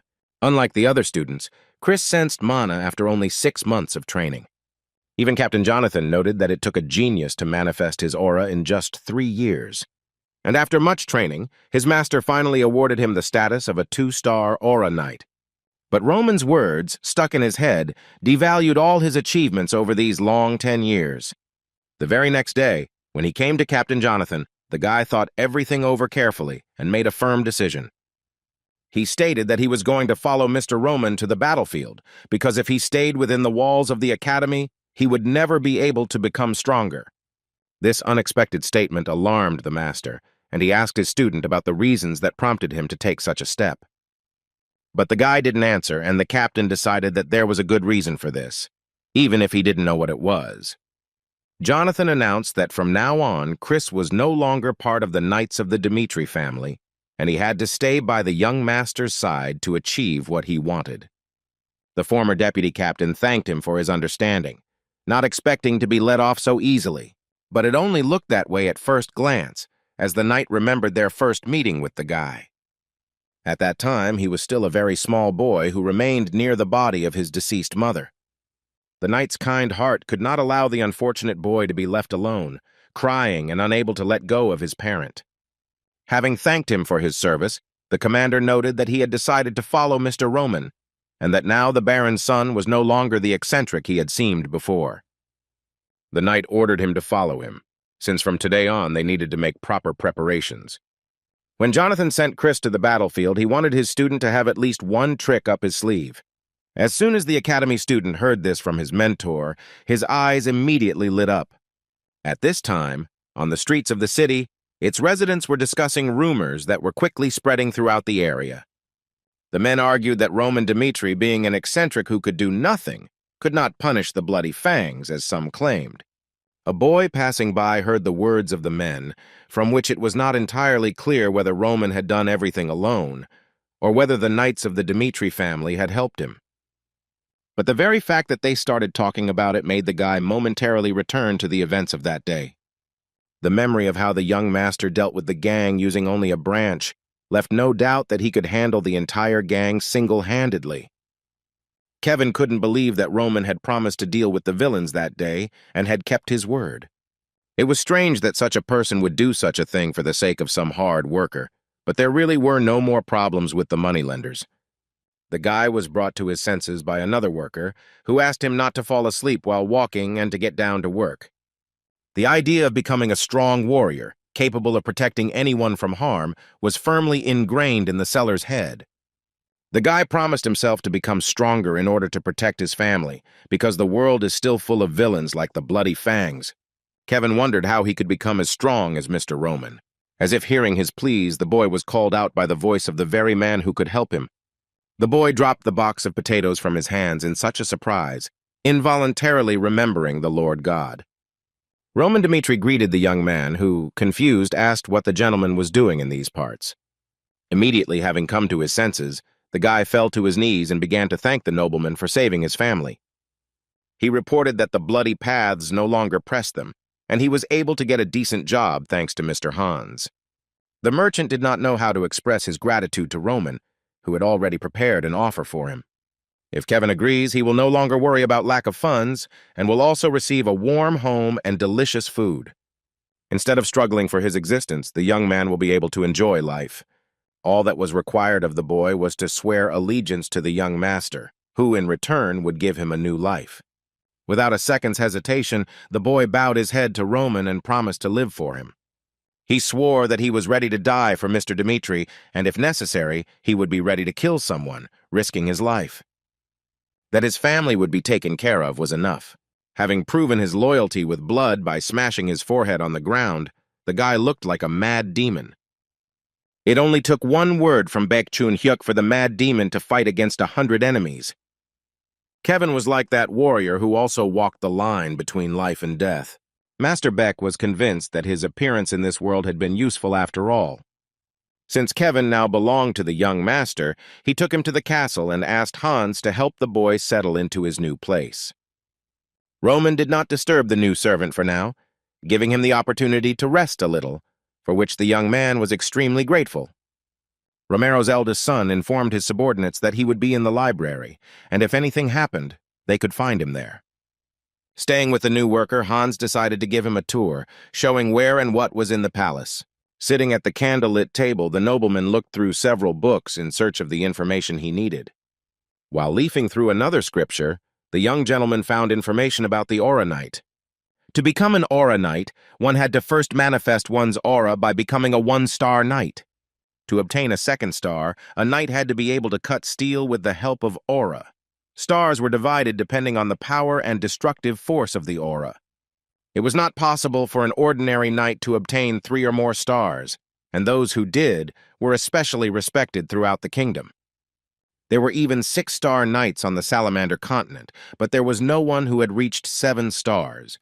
Not every knight who was ranked among the strongest warriors had 6-star status. Looking at the second level of stars, Roman assumed that Jonathan's 3 stars were well below average. The book said that receiving 6 stars meant that a person's strength had gone beyond his capabilities. The size of the aura emitted through the sword reached several tens of meters, and its power was unimaginable. Only 12 people on the continent who had 6 stars could use this power. They were called the 12 Swords of the Continent. These people, despite using Chi energy during questionable training, managed to achieve the best result. But besides swordsmen, there were also wizards, some of whom, having reached the 7th circle, were called archmages. These blue ones, as they were called, were a walking disaster, and their power could turn the earth upside down and bring down the sky. There was no such power in Murim, and the Lord realized what he had to do now. Roman reflected on the fact that the characters from the books he had read could one day become his enemies, but as a member of the family, Dmitri hardly had a chance to deal with them. Unpredictable factors that could not be foreseen posed a great threat to the heavenly demon. Bak Chun-hyuk was not a person who was born far from danger. His knowledge and skills were enough to survive in this world. Roman was expecting such a moment and now decided to begin full-fledged preparation. Hans threw the door wide open and let the sun's rays into the dark, deserted room. As soon as the assistant demonstrated this place, the young gentleman asked what it was used for before. The servant said that it was a workshop used by the Baron, and entry to outsiders was strictly prohibited. This place was closed from the outside space, so it was ideal for Roman's training. The boy assured the servant that he would stay there for a week and strictly ordered him not to dare let anyone in, not even the servants with food. Romero's son could only be disturbed if his people were in danger. Having listened attentively to every word of the owner, the assistant promised to handle everything and hurried away. Left alone in the building, Roman's attention was drawn to the straw scattered on the floor. The young gentleman was flattered by the caring efforts of Hans, but because of this straw, the flow of energy could become more scattered. Having gotten rid of the straw, Roman took off his shoes, assumed the required pose, and began to meditate. In order to regain his former power, he accumulated a minimum of mana in his stomach. In the martial arts of demons, the first step was a technique called human. First, it was necessary to move the mana, getting rid of the bad energy. The blocked mana was released from the body, giving way to bad energy that needed to be expelled. Compared to an ordinary person, Roman's body had accumulated significantly more bad energy, but in order to enter the first stage, only a small amount of mana was required. Since Roman was constantly making new acquaintances, he considered it his duty to protect each of them and achieve his goal. To achieve this result, he had to move on to the first stage, known as the human one. A week later, special guests visited the Dmitriev Palace who were interested in Baron Dmitri himself. The attendant suggested that the guests wait a little in the office, specifying that tea and sweets should be brought any minute. Viscount Lawrence arrived at the Dmitrievs' house with his daughter, Lady Flora, who looked slightly depressed. The Baron was interested in whether Roman would join them, but the servant informed him that the master had unfinished business, because of which he would not be able to attend the meeting. Lawrence took the news of Romero's son's absence calmly, remaining alone with his daughter. The man was not angry because he understood that their visit was sudden, and he himself did not like such visits. Be that as it may, Viscount Lawrence was forced to wait patiently for the meeting and invited Flora to sit down next to him. Since the girl still looked depressed, her father tried his best to cheer her up. He insisted that it was not her fault that the engagement had been broken off, and assured her that they had a chance to fix everything if they chose the right words. On the day Roman visited the Lawrence lands, Flora told her father about her visit to her future husband. No matter how much she thought about it, the girl could not marry a man she did not even respect, and her words greatly angered Mr. Lawrence. The Viscount, who had always considered Flora wise and prudent, was stunned that she had created such a problem for their family. He insisted that the situation with their lands was so serious that calling off the marriage would mean inevitable war with the Barco family. A marriage of convenience with Roman Dmitri was a necessary decision that could lead the family out of the debt hole. But the girl protested, assuring that the Lawrences were not so weak and they might have a chance to get by without the help of the Dmitrievs. The Viscount agreed that there might have been a chance if the central government had not approved documents whose authenticity no one had verified.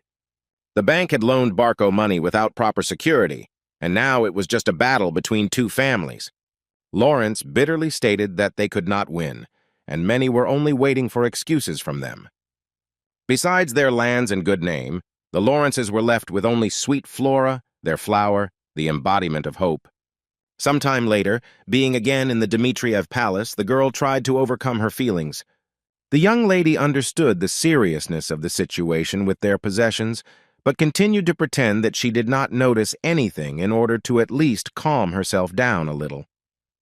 She tried to come to terms with the fact that she couldn't be the Lawrences' flower forever.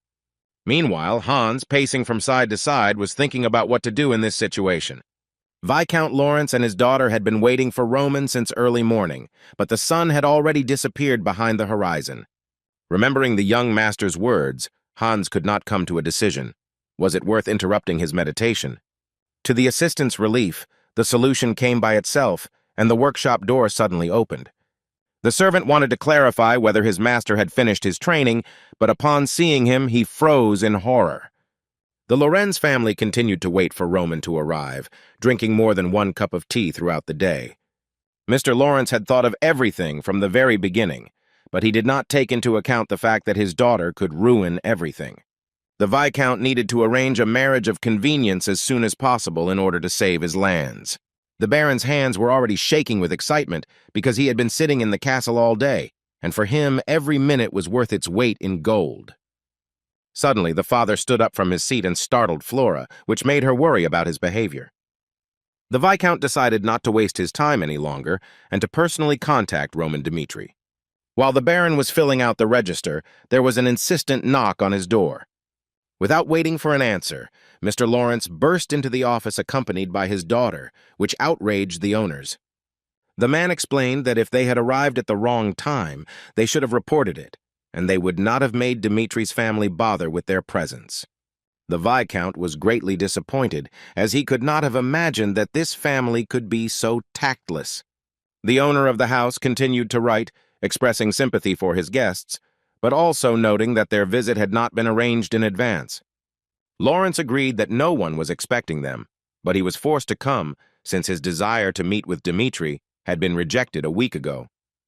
If the Viscount had been refused from the very beginning, he would not have been so upset, and this led Roman to think that he had been rude to his guest. Baron Dmitri did not consider it necessary to waste his time on seeing the anger of his guests for such a long wait. The man said that he knew about the decision to end the marriage the day Flora first visited his house. Then Mr. Dmitri scolded his son, because his actions were related to the decision to break off the engagement.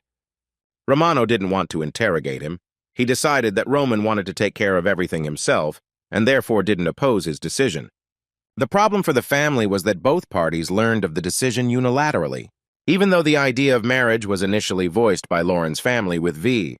It was they who reproached Dmitri for his hospitality, only because the nobles had to wait longer than usual for a meeting. If Braun could turn a blind eye to an uninvited visit, he could not let Lauren's impudence in forgetting her own mistakes go unpunished.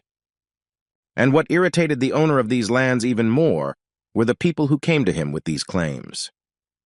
Baron Dmitri told how the Barco family contacted him a month ago, offering to become allies. If Romaro had been smarter, he would have received part of the Lorenzo lands and direct connections with the top of the government. But the gentleman rejected the offer for a reason that Lauren and she had no idea about. The Viscount couldn't understand why Dmitri refused the offer, since he could have received much more benefit. Dmitri family had power and had the right to choose. The eldest son, Roman, adored Flora, and this was enough reason to reject the Barco family's offer.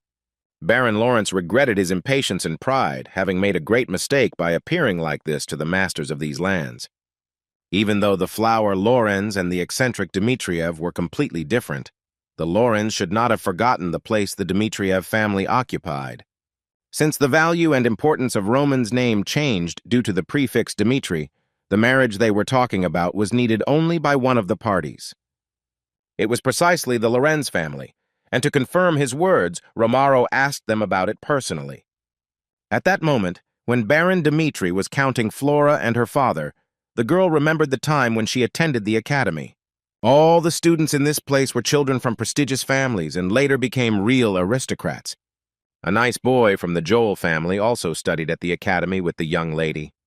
But charm alone was not enough, because the young man's family had a dubious position in society. In a world where children believed that they were divided into noble ones, Joel felt like a mutant.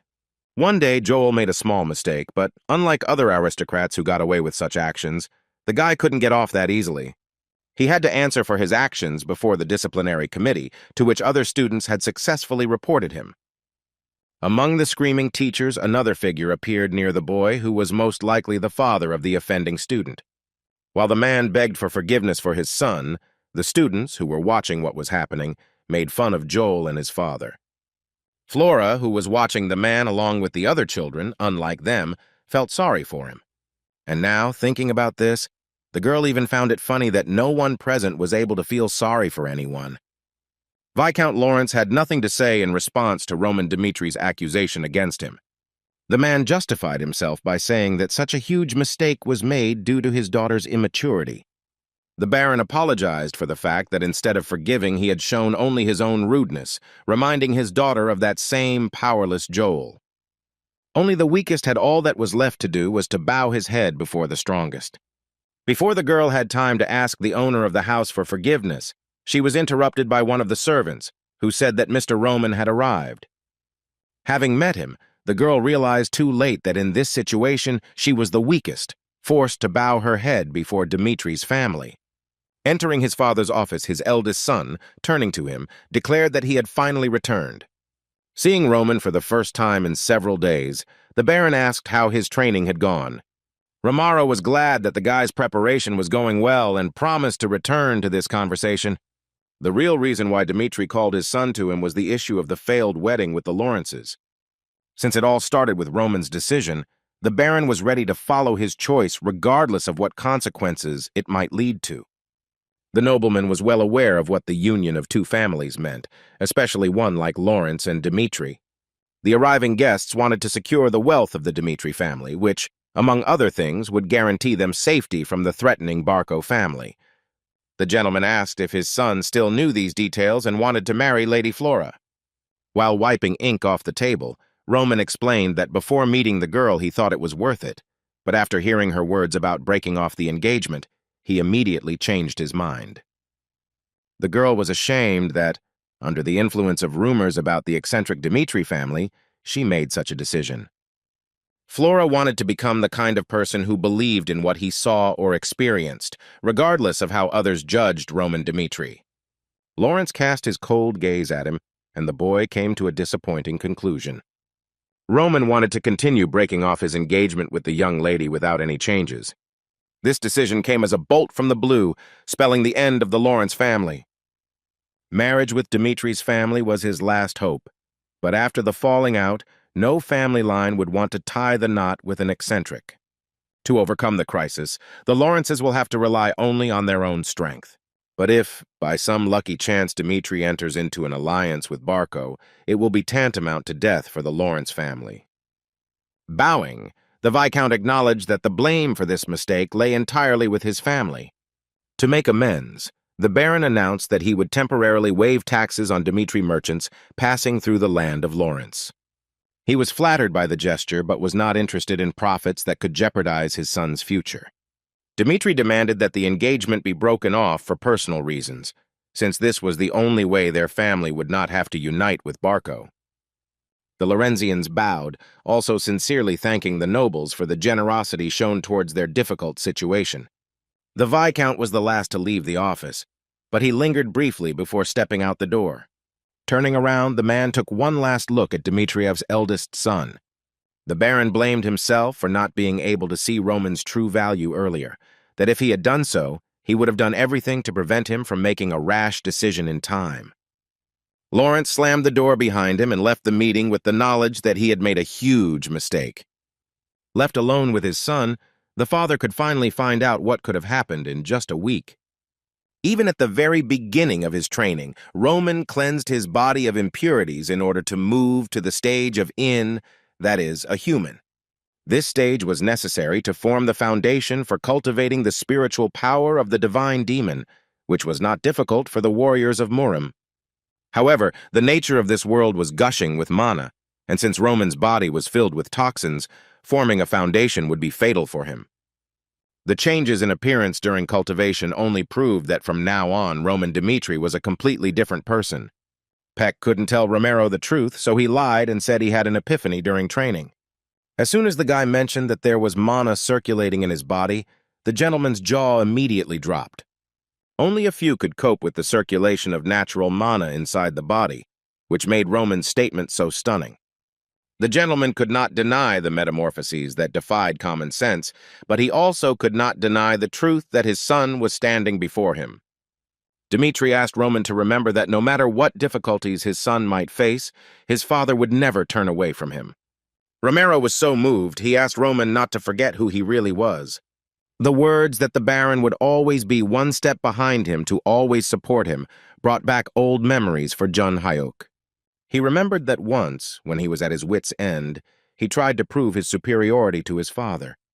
But even surpassing his own capabilities, he was not honored with his praise, which until the very end he considered him a pitiful non-entity. Romero was the complete opposite of his father, neither cruel nor cold-blooded, and would never abandon a child in a dangerous place. Not only Roman, but the heavenly demon himself thanked Dimitri for such warm words. After leaving his father's office, Roman was surprised to meet Lady Flora, who had still not left the castle. The girl was ashamed to look into his eyes, so she asked for forgiveness, looking down at the floor. Raven's daughter Lawrence apologized for taking such an important event for her family. Roman brushed it off, explaining that there was no need for an apology, since this engagement was not part of his plans from the start. The girl continued to follow him closely, explaining that she understood the reason for Dimitri's anger, and even though it was a marriage without the right to choose, she still broke the promise she had made. But finally, before leaving, the young lady asked permission to say one thing. Lady Lawrence had a special reason for breaking off this engagement. It happened during a social event where all the aristocracy of the nearby region gathered. As soon as the news of the girl's engagement to Dimitri spread, her friends shared a threatening rumor. Flora was told that Roman abused illegal substances that destroyed his mind and sanity. This news greatly alarmed the lady, but she believed that Roman should know about it. The girl tried to convince the guy that at that moment she could not ignore such a fact about her future chosen one. But no matter how hard the lady tried to convince Roman, he remained adamant, declaring that this news could not in any way affect their relationship. The nobleman informed her that there was no longer any need for Lady Lawrence to interfere in his affairs. Left in his chambers with his servant, Roman was haunted by thoughts of what Flora had told him. The boy's previous addiction explained the lack of chi energy in his body. Taken by the nobleman before his death remained in small quantities, merging with the energy, but thanks to cultivation, Peck managed to remove all the toxins. Roman decided to ask Hans if he had seen the nobleman swallow any pills. He was also interested in situations that would prompt such thoughts, which horrified the servant. The young gentleman tried to assure that he was not looking for a reason to reprimand, but only wanted to look back on his past life. By insisting that he wanted to hear from the outside, and not from his own memories, Roman managed to get his assistant to blab.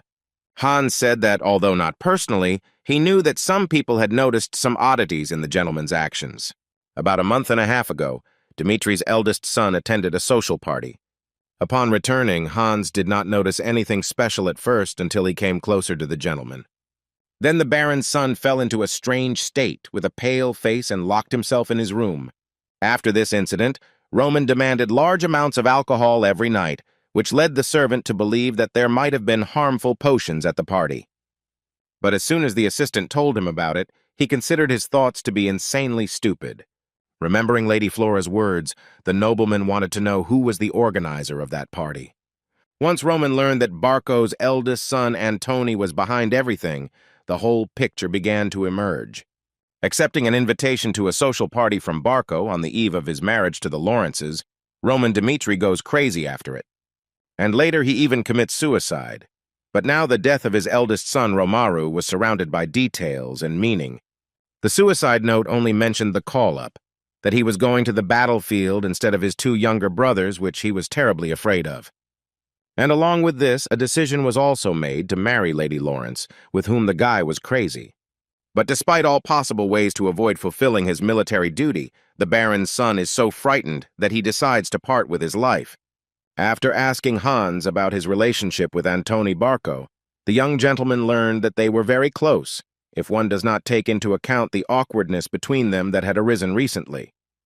And as if to confirm his theory, Roman heard that the disagreements began around the time rumors began to circulate about his wedding with Lady Flora. An alliance between Lawrence and Dmitri would be a huge hindrance to the Barcos, who wanted to take over the lands of the Baron Viscount. And the easiest way to solve the problem was to prevent the marriage from taking place in the first place, and to achieve this, one could resort to any tricks. Interrupting Roman's thoughts, Hans reported that while the boy was training, an invitation to another party arrived from the Barco estate. The young gentleman was surprised that the enemy, who had decided to get rid of Dmitri's son, invited him to his place. The servant acknowledged that he had received the invitation, waving it in his hand, and asked what he was to do with it. Such an act spoke either of Barco's excessive impudence or of their attitude towards Roman, whom they did not value at all. Be that as it may, this attitude irritated Roman, and he decided to find out when the event was planned. Having learned that Anthony expected to meet Roman in 2 weeks, he asked his assistant to tell the young gentleman that he accepted his request. The next day, Hans led Kevin's new assistant into the training room. Before sending the young man to the young master, the servant told him about the changes so that the boy would not be too surprised. Timidly opening the door, Kevin greeted the owner, asking if he had called him. The changes the servant spoke of were reflected in his hair, which for some unknown reason became completely white. Roman learned that his new employee had a fairly easy life and was getting used to the new daily routine without any particular difficulties. But the only thing that initially confused the guy was that he could not understand what role was assigned to him in this place and how he could be useful to the master. The young man could not understand what he, an ordinary person, could ultimately do for such a special person as Roman Dmitri. All the nobleman wanted from Kevin, as crazy as it may sound, turn it into your sword. The guy was confused, not understanding whether the gentleman was joking or speaking seriously. Since no one had the right to decide for a person who he should be, Roman offered the rumors 3 paths, one of which he would choose himself. The first way was to refuse to take up the sword and shed blood, reserving the opportunity to become the hands and feet of the young master. Kevin was supposed to follow Hans, learn the trade, and carry out orders that were safe for him. The second path required the boy to always be close to the master, acting as his sword. The young man said that he had never even touched a sword with his finger in his life, and therefore was hardly suitable for such a position. Having foreseen this course of events, Roman promised that if the guy chose the second path, he would test his will by separating muscles and pulling apart bones. This method caused severe pain, twisting the bones along with the muscles of the person experiencing it. For a nobleman, verbal determination was unnecessary, and the only proof of his servant's will would be the result itself. But there was also a third way, which of all was the most insane and dangerous. Throwing the sword at Kevin's feet, the young gentleman offered to use this weapon to cut off his own hand. If a young man can endure the pain he has caused himself until the very end, he will gain strength faster than anyone else. Peck compared Kevin to a mad demon who also knew nothing about martial arts, but managed to rise to the 4 heavenly kings only through his unwavering will. The Baron's son declared that whatever choice the young man made, it would in any case bring him benefit. Therefore, the new assistant will have to find a use for himself within the walls of the Dmitri family fortress. Kevin was born far from this place, in a dilapidated shack that was ready to collapse at any moment. In order for Kevin's poor family to survive, the boy had to work from a very young age. Constantly following his parents, the young man took on almost any existing job. But no matter how hard Kevin's family worked, there was always someone who took away all the benefits they had earned by force. Having come to terms with the fact that he was a weakling, the boy lacked the courage to renounce such a life. This continued until the poor young man met Mr. Dmitri. Even though the guy didn't understand what the point of the third option was, he still raised his sword. Overcoming his fear, Kevin tried to decide to do this in order to become stronger. If that was the price to break the shackles of a life taken away, he was willing to pay it. With a trembling hand, he brought the blade to his hand, trying to measure the required distance. Once Kevin was ready, he clenched his fists tightly and swung his sword with all his might. His expression changed. He stood up and looked like some kind of demon, and the guy brought the blade down on his hand. At the same time, Chris, wandering through the corridors of the palace, wondered why it was worth it for him to follow the master, as he closed himself off from everyone for a whole week. On his way, he luckily came across the master's servant, Hans, who could perhaps shed light on the questions that interested him. The word replied that the young gentleman was currently talking to Kevin, which left Chris puzzled. And while the former deputy captain was wondering who it was, the young man's left hand fell to the floor. Following her, the guy also fell to the ground, kneeling and throwing away the bloody sword. Experiencing an unprecedented shock, Kevin lost consciousness, finally sprawling on the floor. Roman, watching the guy, only confirmed his theory that he was like two peas in a pod with the mad demon. As soon as Hans met his master, he rushed towards the bloody sword, assuming that the Baron's son had injured himself during training. Roman answered in a calm voice that it was all nonsense and interrupted any objections from his servant. With a cold, even somewhat sinister look, the guy said that the blood outside did not belong to him. When Kevin decided to get rid of his hand, Romero's son plunged the young man into an illusion. Having experienced the technique of the demon of illusions, the young master wanted to test the boy's will. But before the young man was completely immersed in the illusion, he managed to cut his hand. Roman liked the zeal with which the boy carried out his orders, and if his technique had been a little weaker, the servant could have cut off his own hand completely. There was still about 6 months left before the upcoming war, and during this time the young master still had a lot to teach his people. The Scarecrow and the sons of the family, Dmitri, trained his subordinates behind closed doors, which were under guard. The next stage of Kevin's training was to learn about his own mana. Although Roman called it the mystery of mana, in reality this technique was used by the Mad Demon, which was an ancient martial art of his cult. The Phantom Demon's skill involved using the mind, which was being absorbed by demonic Kai at that moment.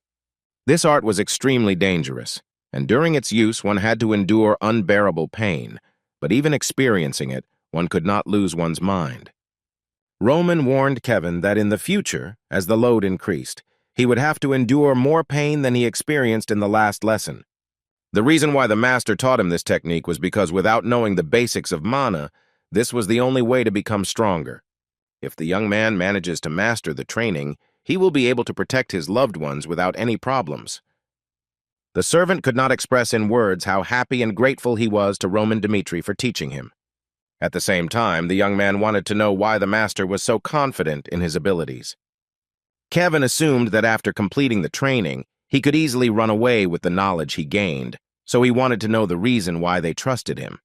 But the answer was extremely unexpected. Roman told the guy that his trust was not accidental. After which the young master ordered to return to his place, and the start of training was planned for the following day. As he left the training hall, Baek Jun-hyuk thought about the mad demon who asked him exactly the same questions. In order to gain faith from your opponent, you had to trust him first, and in Kevin's case, the martial artist was confident in his loyalty. Now the guy could not realize all the values of a trusting relationship, but as soon as his strength increases, the young man will immediately understand how dangerous it will be for him and the lives of those around him to choose to betray the heavenly demon.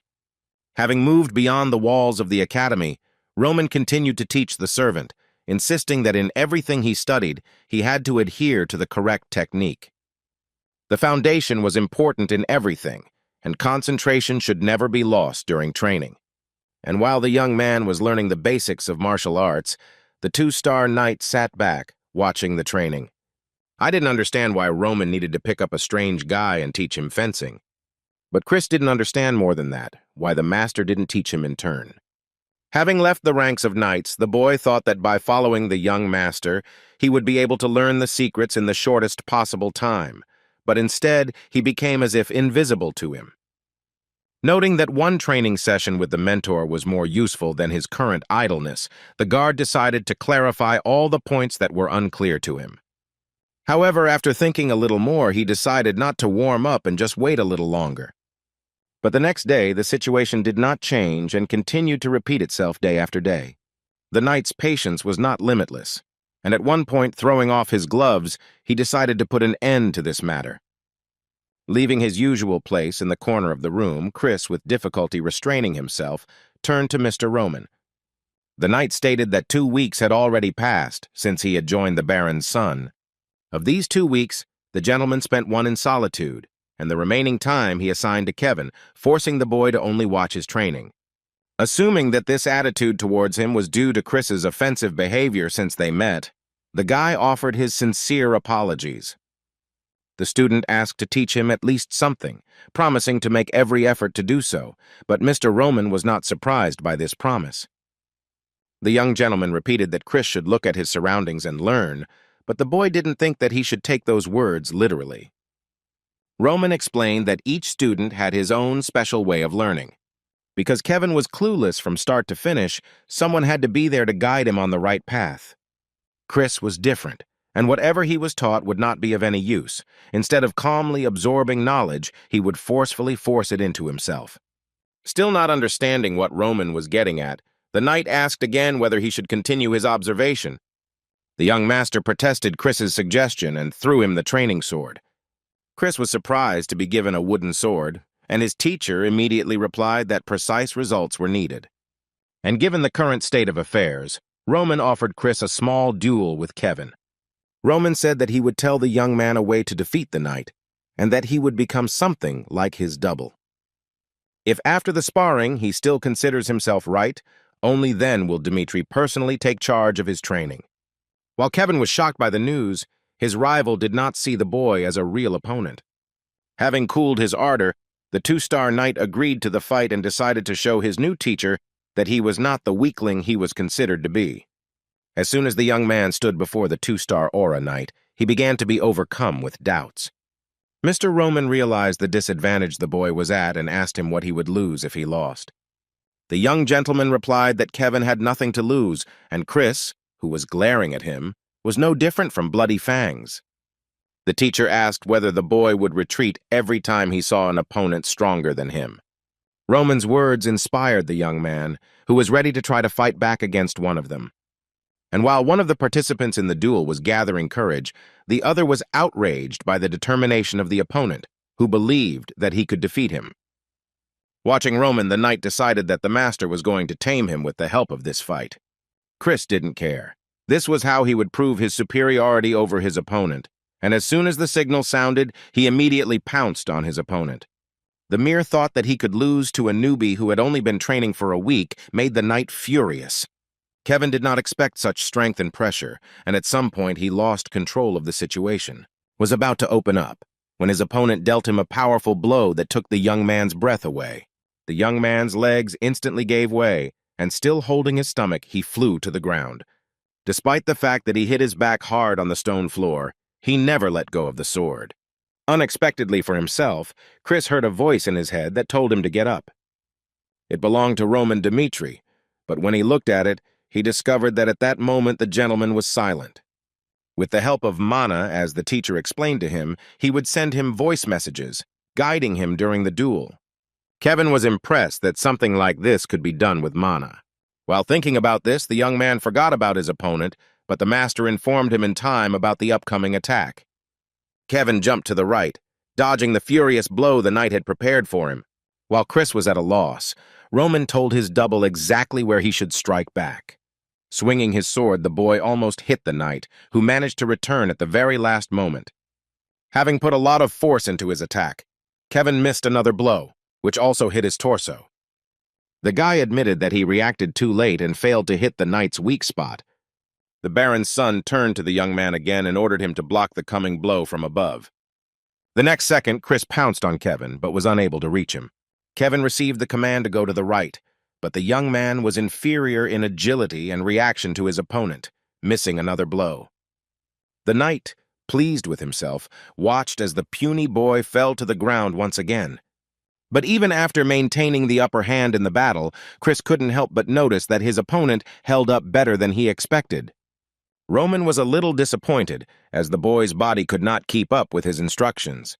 And still, being many times weaker than his opponent, the guy got up again and again. The young gentleman noticed that his student was amused by this situation, as a smile never left his face.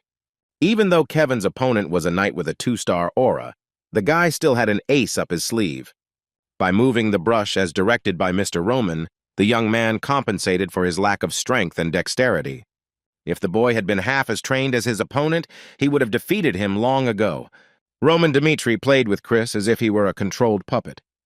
Dodging another attack from his opponent, Kevin rushed at the knight with a counterattack. But once again, the newcomer, although he got hit in the face by his opponent, continued to stand on his own 2 feet. The deputy captain was ready to end the fight long ago and wondered where the boy got the strength to continue the fight. Although Chris was a recognized warrior of the Dmitri family, according to Kevin, he was nowhere near the skills of Mr. Roman. If a nobleman gives an order, then his young servant, even if he is not able to fully comprehend the full value of the order, will still blindly obey him. Even a weakling like Kevin had a chance to become the master's sword. All it took was strength of spirit. Gathering his will into a fist, the devoted servant of Mr. Roman again attacked his opponent. After a few rounds, not wanting to lose to such an opponent, Chris, in order to remove any responsibility from himself, decided to clarify something. If Kevin continues to fight against him, he must be prepared to end up crippled. The guy, without a second's hesitation, agreed to continue and pleased his master with this decision. With a smile on his face, the badly battered young man declared that he wanted to go to the victorious end. The enemy's behavior, which did not know when to stop in time, greatly angered the Aura Knight. Chris was ready to fulfill his opponent's wish and rushed at him one last time. The young man's arm was in a serious condition, and if the guard managed to touch it, the consequences for the young student would be extremely grave. Kevin, under the careful guidance of his mentor, counterattacked the arrogant knight. Since there might not be another option, the guy gathered all his strength for this attack. Kevin raised his sword from underneath, and the blade flew a few centimeters from the 2-star knight. Slightly swaying, the deputy captain could not even imagine that the boy would strike from such a position. Overcome with rage, the young man was not going to end it there, and had already turned around for another attack. And while Chris was coming to his senses using Mr. Roman's advice, he repaired it and made a dash forward. The knight was surprised that the boy was trying to hit him with such a slow and sweeping attack. And while the guy was thinking about this, something happened that he could not have foreseen.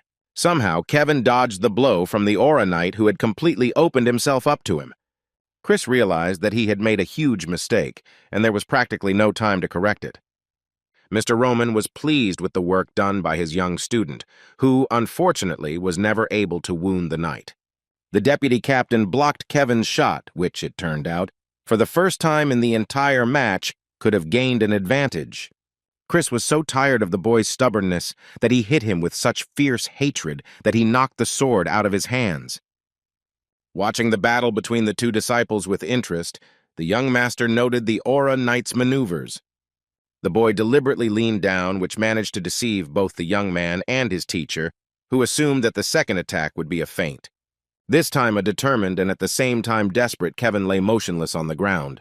Watching his defeated opponent, Chris felt embarrassed at how much he had been hit by him. Leaving the training hall, Roman confirmed the knight's victory and, as he promised, would begin training him from tomorrow. Having picked up the beaten servant, the young master left it to the winner to decide whether he would train or not. Returning to his room, the Aura Knight wondered why he had gotten into a fight with that boy. There was no point in this victory, and the guy just wasted his time and almost lost. Kevin's final maneuver reminded the guy of the day he first went up against Roman. The knight wondered if he would have been able to defeat the youth if it had not been for the experience he had gained in the battle with the young master. The boy was amused by the thought that thanks to one battle, his skills had become better. The next day, Roman asked Chris the same question about individual training again. The 2-star knight replied that he did not need training and was willing to find his own way to become stronger by following the young master. The guy noted that every step Kevin took in yesterday's fight was calculated, and at first it seemed to him that Roman did not give him any hints. If you think about it, most of the instructions the young master gave during Kevin's training were as if they were directed at a knight. Roman was no longer the eccentric Chris had known him to be. He could claim that the gentleman had risen to a level that even Captain Jonathan could not reach. What was to be observed and learned meant looking back at one's own actions and knowing oneself. Therefore, the Aura Knight decided to spy on the training and study until he could surpass his teacher.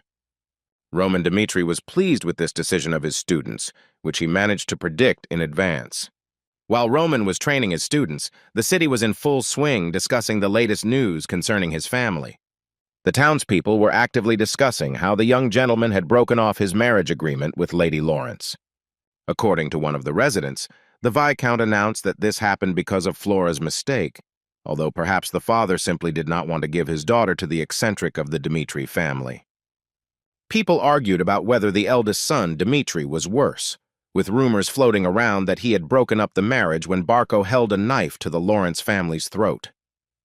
Even when discussing rumors about Roman, they argued whether the guy really killed the Bloody Fang or whether it was done to raise his reputation.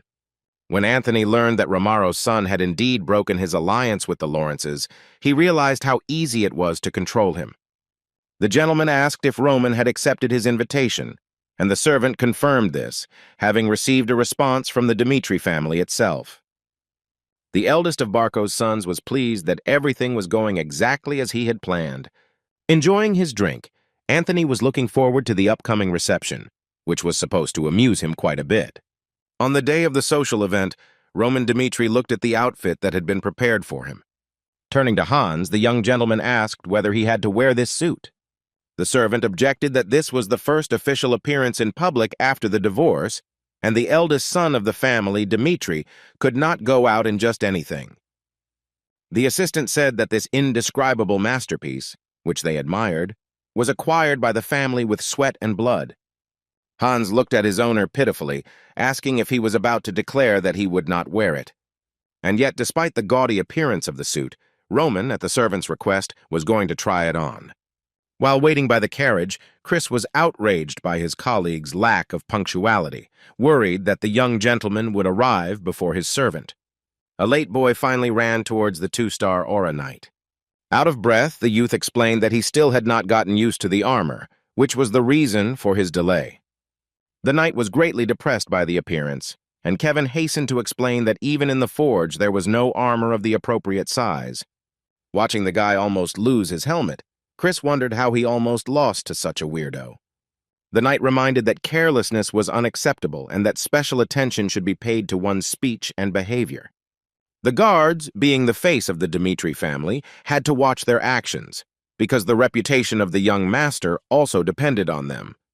Kevin, as if on cue, stood still, promising his colleague that he would remember his words throughout the trip. Seeing how inspired the boy was, Grey Aura agreed to help him if the boy had any questions. Sometime later, Mr. Roman and his guards arrived at the Barco estate. In the main hall, where the celebration took place, the tables were laden with a huge number of different dishes. Aristocrats from all over the area attended the party, discussing the latest news, including hot gossip. One of the guests discussed the possible appearance of Roman Dmitri at this event. Despite breaking up with Lady Flora, the boy still planned to attend the reception, knowing that the Barcos were targeting the Lawrence family. His companion noted that this is why he was called an eccentric. If he had any brains, he would only adhere to one position. The nobles noted the position of the Dmitri family, which, despite its influence, wanted to maintain relations with Barco, and this looked like ordinary greed. The nobles laughed at the young gentleman who would be present at the event to correct his mistakes. One girl who did not know Dimitri's son found out that the guy made an extremely disgusting impression and that he himself looked rather unsightly. While the man laughed at his ostentatious self-importance, his friend remarked that if he were a woman, he would do anything to break off the arranged marriage. The gossips were interrupted by the butler, who loudly announced that the eldest son of the family, Dmitri, Mr. Roman, had arrived. Knowing that he was the cause of the discussion, the guy showed up to the party with a smirk on his face. Dressed in a chic outfit and with a confident gait, the nobleman headed toward the center of the hall, attracting the attention of those around him. The aristocrats immediately began to discuss the arriving guest, amazed by his external transformation. While everyone around was whispering about Roman, the girl, who saw him for the first time, could not take her eyes off the young gentleman. Having put down the glass, the lady left her companions and headed towards the member of the Dmitri family who had caused such a stir. Introducing herself as Sophia of the Grizzle family, the young lady bowed before Roman, stating that it was a great honor for her to meet him. The girl added that her name might be unfamiliar to a person of such status, but her father had long dedicated himself to the kingdom of Cairo. To the young lady's surprise, Roman declared that he was well aware of the Grizzle family line. The guy said that it was difficult not to know the name of a family whose history spanned more than 100 years. Hans got hold of books about the family lines neighboring the lands of Dmitri for his young master. When attending a reception, Roman should have shown minimal politeness and found out what family lines the people he would meet there belonged to. In order to demonstrate his knowledge, the young gentleman spoke about the timber of Grizel, which was famous for its quality throughout the kingdom. Sophia was surprised that Dmitri also learned about her younger brother, who had recently awakened the ability to sense mana. The boys were perplexed as they watched the eccentric Dmitri having a sweet conversation with Madame Grizel. The conversation between the nobles was interrupted by the eldest son of the Bolt-Magner family, who hastened to introduce himself to the newly arrived guest. While Roman was talking about Viscount Bolt, who had accomplished a great feat in the war, the other participants in the reception were also thinking about approaching Dimitri's son. When Lady Heiress Jaros greeted the young gentleman, she noted that he had changed beyond recognition, also receiving a compliment in her address. The nobleman inquired about the health of Mother Heiress, who had been unwell lately. Continuing to tell details from the guests' lives, Roman managed to surprise them, causing delight from communicating with Dmitri. One of the aristocrats apologized for his first impression of the gentleman, admitting that his drunken state made it difficult to start a dialogue. Roman was just about to raise his glass when the butler stopped him, interrupting his rest. The clerk reported that Mr. Barco was inviting the young gentleman to visit a closed room. While the nobles were enjoying themselves at a social party, their guards had to stay outside the entire time. As Kevin watched the gathering, he noted that there were many knightly guards from other family lines around. Asking his colleague what the social event was like, the young man heard from Chris only advice to forget about it, since this world was closed to them. The other knights, watching the couple, were interested in the fact that Roman Dmitri had such protection.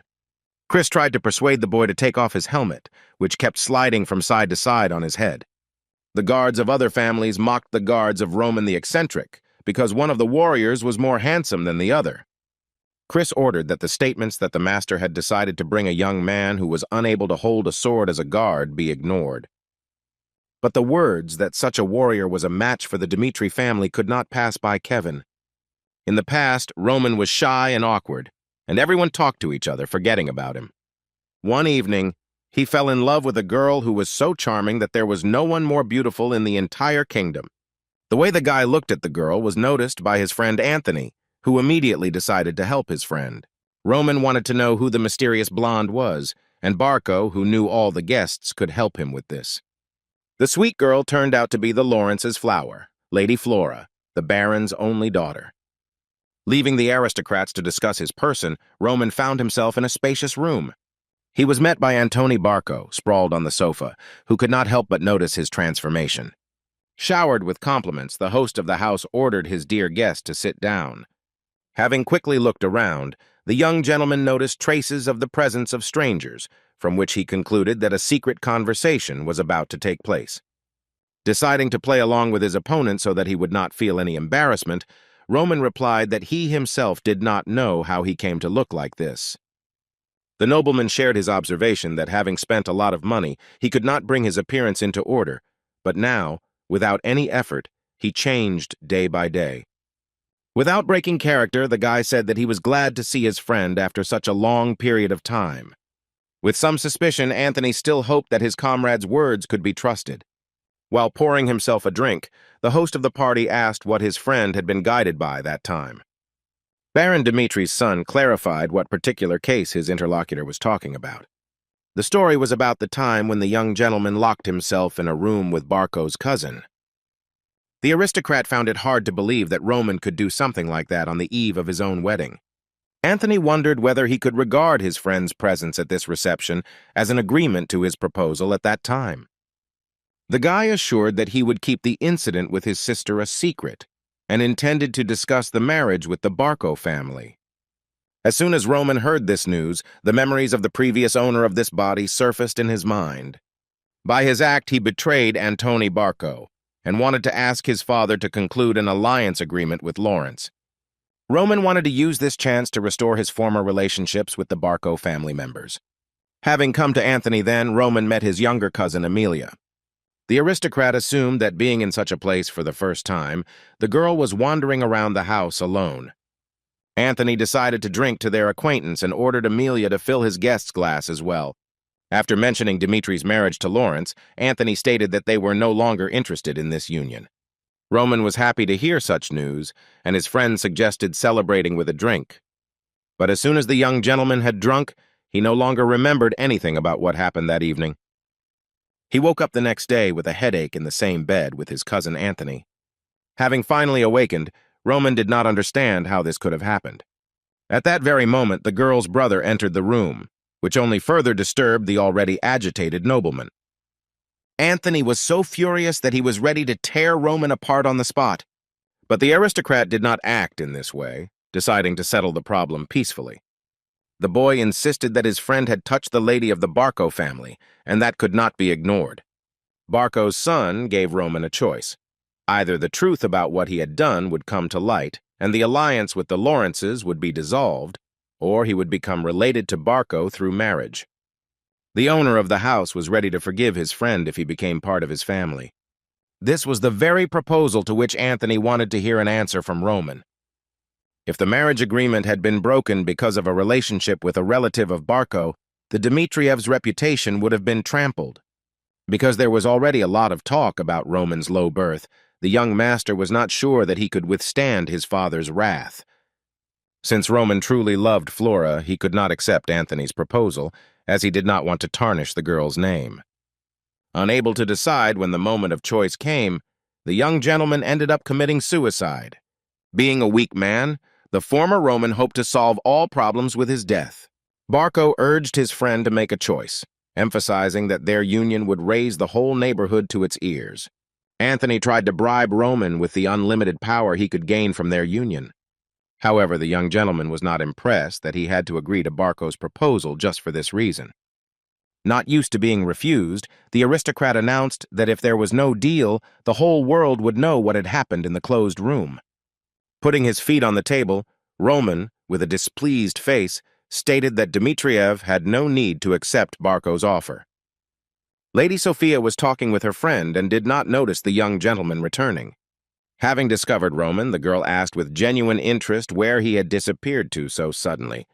Due to sudden business, the eldest son Dmitriev had to return back, which greatly upset Madame Grisel.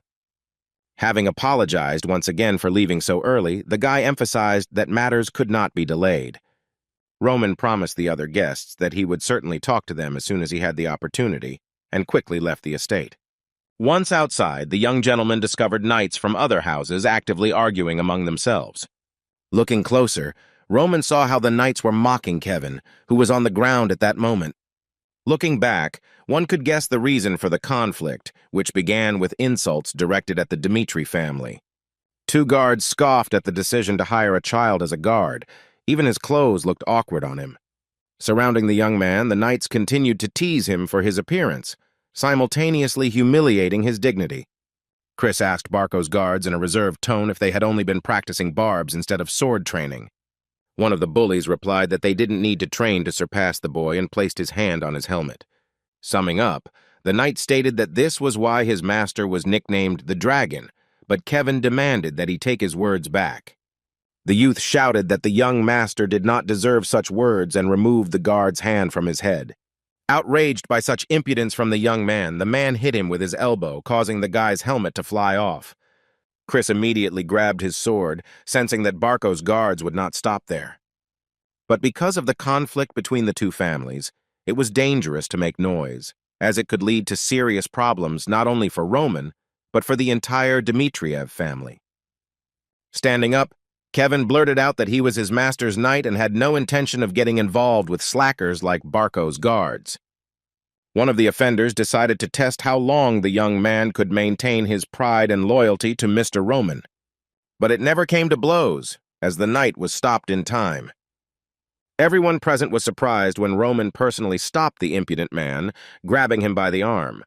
Before the knight could utter his master's name, he gave him a strong slap in the face. The man was shocked by what happened, not fully realizing that he had been slapped and was unable to react to it in any way. Having come to his senses, the knight was seething with anger and was about to teach the nobleman a proper lesson, but immediately received another slap in the face. Trying to do something again, the guard again ran into the insolent nobleman. The knight's cheek was burning with such a searing pain that the man could not even touch it. Roman looked at the upstart with a cold, piercing gaze and ordered him to raise his head when he spoke to him. In his chambers, Antoni Barco tried to understand where he had gone wrong and why the once cowardly Roman had refused him.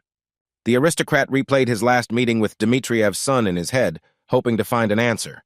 He stated that Roman should be held accountable for what he had done, and that marriage was a way to resolve everything, and that refusal would be a mistake with irreversible consequences. But Anthony's words did not influence Roman's decision at all, as everyone already called him an eccentric, and one new rumor would not have changed anything. Unexpectedly, the young gentleman declared that it was the arrogant nobleman who should watch his behavior and not him. Roman explained that he broke the alliance by his own decision, not because of threats, and in any case, Barco's goal was achieved. But he warned that if Anthony put a spoke in his wheel, Roman could help the Lawrences thwart Barco's plans. Before the meeting, the young gentleman prepared carefully, conducting an investigation into the Barco family. The strength of this family lay in its connections with the central government, and this fact could not be ignored. However, if we take into account the wealth and military power, these resources were not in the hands of Barco, but of the Dmitrievs.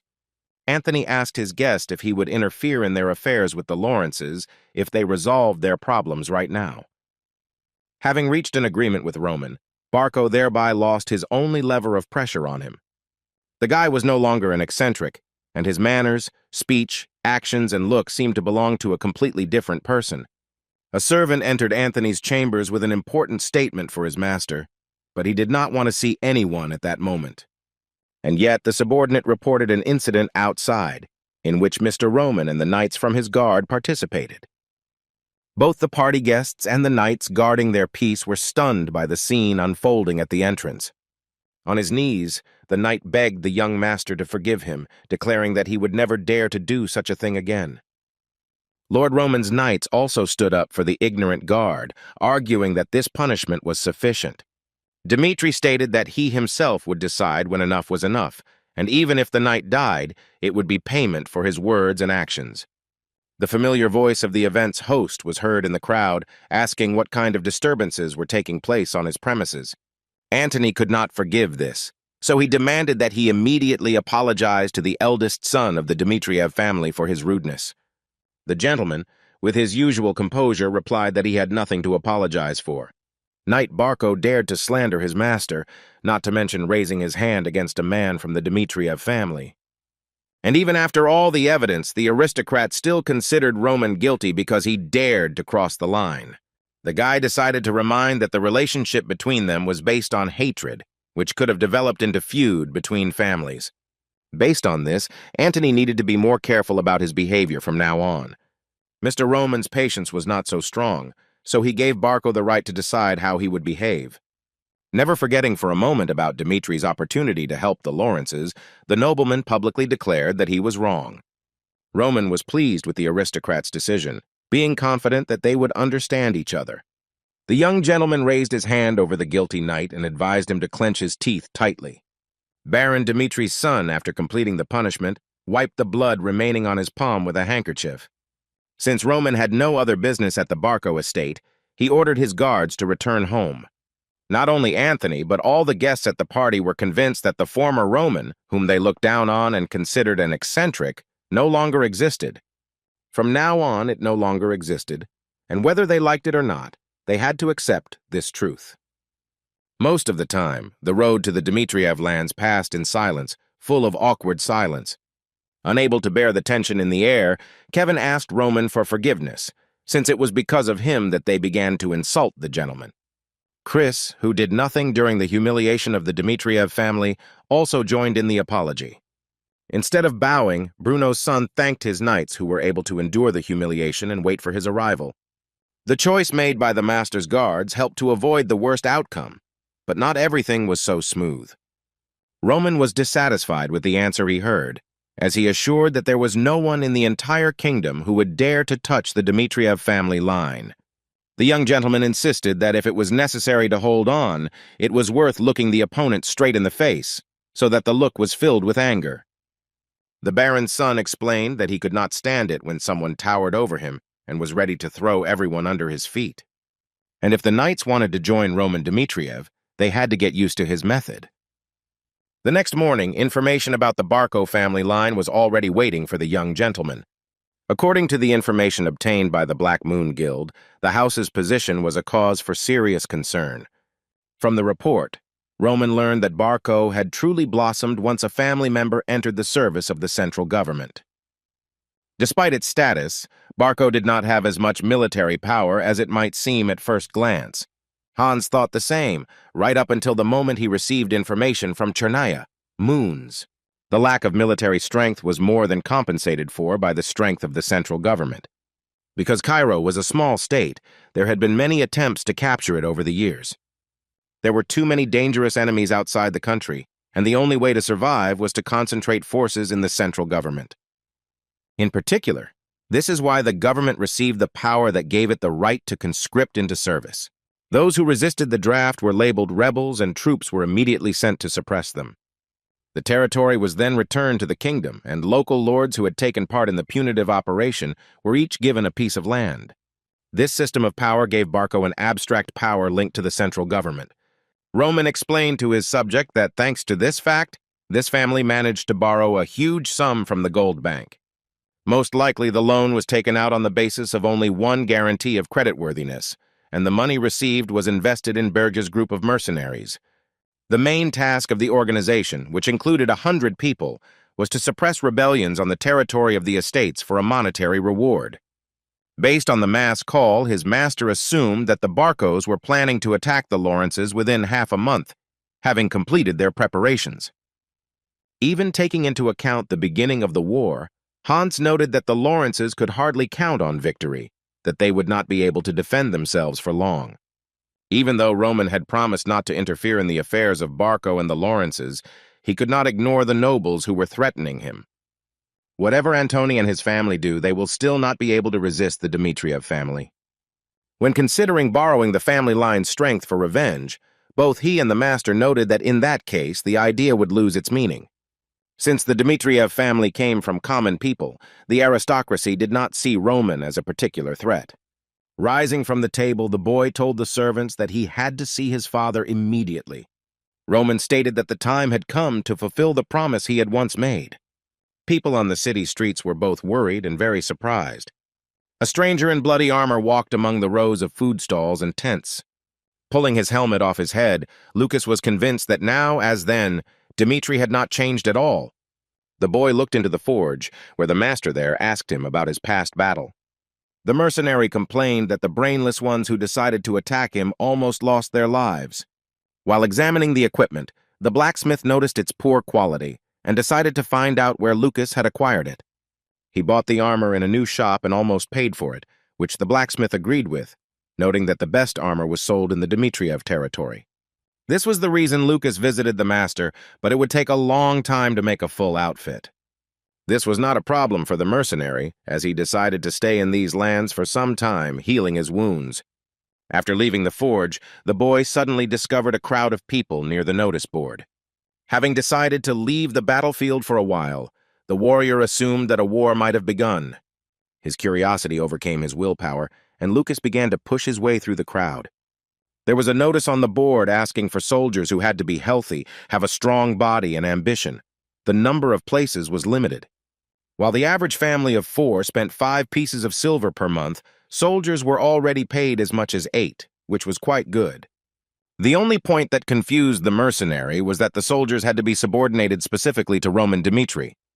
A man standing nearby tried to dissuade Lucas from signing up, claiming that the number of people wanting to sign up had already exceeded a couple of hundred. But the guy had no intention of signing up, ready to swear allegiance to the aristocracy for at least 50 pieces of silver a month. But the mercenary suddenly had an idea, and he asked the stranger again whether serving under Roman's leadership was really worth it, since there were so many people willing to do it. The guy wondered why people, despite the excellent conditions, ran to get hired by Roman Dmitri, who was a real weirdo. Lucas thought about the suffering that the soldiers would have to endure for the master, causing a look of sadness on their faces. The surrounding people are perplexed. The man understood what the mercenary said, since he had just returned and did not know all the circumstances. The stranger said that the young gentleman was no longer the eccentric he was usually considered to be. But that was not all, and in addition to defeating the Bloody Fangs, he also values and protects his people. Noticing how surprised his interlocutor was, the city dweller added that he also did not believe this news at first, before hearing Kevin's story. As soon as the young man became Roman's man, his poor life changed radically. He called the guy to him. Their master informed the knight that he was sending him on a 3-day leave. The nobleman wanted the young man to have a good rest and return to training full of strength and energy. Since the boy had been having a hard time lately, Roman ordered him to spend time with his family. But for Kevin, the weekend was unusual, because he was used to having to work every day in order to feed himself. Where once with relatives, it was very convenient, since the young man had not seen them since he entered the castle. In the corridor, the young man was met by Hans, who was holding clean clothes in his hands just right for him. The gentleman's assistant handed it to the boy, declaring that he could not appear before his family in such a state. In addition to clothes, Roman Dmitri gave the boy a bag of money for gifts for his family. From now on, the boy will receive 30 pieces of silver a month, and he will be able to spend the money he earns on gifts for his family as well as on luxury items. Went out to buy fresh bread for his family. He still couldn't believe that such soft clothes as those his master had given him existed. The young man thought that Marie, his sister, would have liked the treat, since her desire was to spread whipped cream on fresh bread. The girl read everything about why their family had to eat only stale bread every day. Until today, I could not afford to buy fresh bread, as it cost twice as much as cold bread. But it wasn't the solid bread that really worried Kevin. It was the fact that, on the contrary, anyone could show up at their place. Remembering how he and his family trembled from fear and the sight of a bloody fang, the boy gave himself his word. He will definitely become stronger under the young master's leadership so that his relatives will not have to go through something like this again. But as soon as Kevin arrived at his home, an unusual picture appeared before his eyes. While his sister admired the well-kept flower bed, his mother and father enjoyed fresh-baked goods, washing them down with hot tea. It seemed to the boy that he was sent not to the poor area in which he grew up, but to the outskirts of the castle. As soon as the family saw Kevin, they welcomed him with open arms. The father told his son that Mr. Roman had ordered a house to be built for them and had allocated land for cultivation. But that was not all, and the baron's son helped the knight's family settle in the city. Kevin was so grateful to his owner that he couldn't hold back the tears of joy that rolled down his face. But not everything was so rosy, and the father noticed a scratch on his son's face. Assuming that this was the work of Mr. Roman, the young man hastily assured that this was not the case at all. The mother, believing that Kevin was simply covering for the nobleman, asked him to confess everything. The young man stated that Mr. Roman was not that kind of person at all, but that did not explain what happened to his cheek. In order to remove all suspicion from the family member, Dmitri told everything that happened during the party at the Barco estate. Clark, the boy's father, proved to his friends that he had received the house and land for a reason, and that he shouldn't have believed the rumors. According to Kevin, Roman slapped Barco, being the only aristocrat in the world who did this for his man. Soon the story of the young man, as told by his father, began to spread among the rest of the townspeople. As he passed by the girls chatting, the man overheard them discussing the Clark family, which had begun to live after their son became a member of the Dmitri family. Later, the man himself told about what happened to his friend, who knew the boy when he was still struggling to make ends meet. Citizens began to argue about, there were rumors about Roman himself, that he used to be a rowdy and a drunkard. The children, on the contrary, wanted to become like Kevin and serve the young master. This is how the whole city learned about Dmitri's magnanimous son, who could give his people a completely new life. The man concluded his story by saying that it was these details that influenced local residents to decide to participate in the recruitment. Knowing about the temper of his eldest son, Romaro, Lucas did not believe that the defeat of the Bloody Fangs and the punishment of the knight at a social reception was his doing. The mercenary personally saw how Roman lost money in a gambling house, after which he started a fight. The guy personally wanted to know what had happened over the past 2 years that Mr. Roman had changed so much. Meanwhile, preparations for the exam were going smoothly, and Romero was prepared to provide his son with minimal supervision during the exam. The young gentleman declared that he would handle everything concerning the exam himself, ending the conversation there. Captain Jonathan, worried about Roman's safety, suggested calling it off while there was still a chance. The knight pointed out the fact that hiring soldiers for personal use was a dangerous business, and it was worth knowing at least the reason for it. The gentleman explained to Jonathan that when he learned of Roman's presence at Barco's reception, he decided that he was planning to team up with him.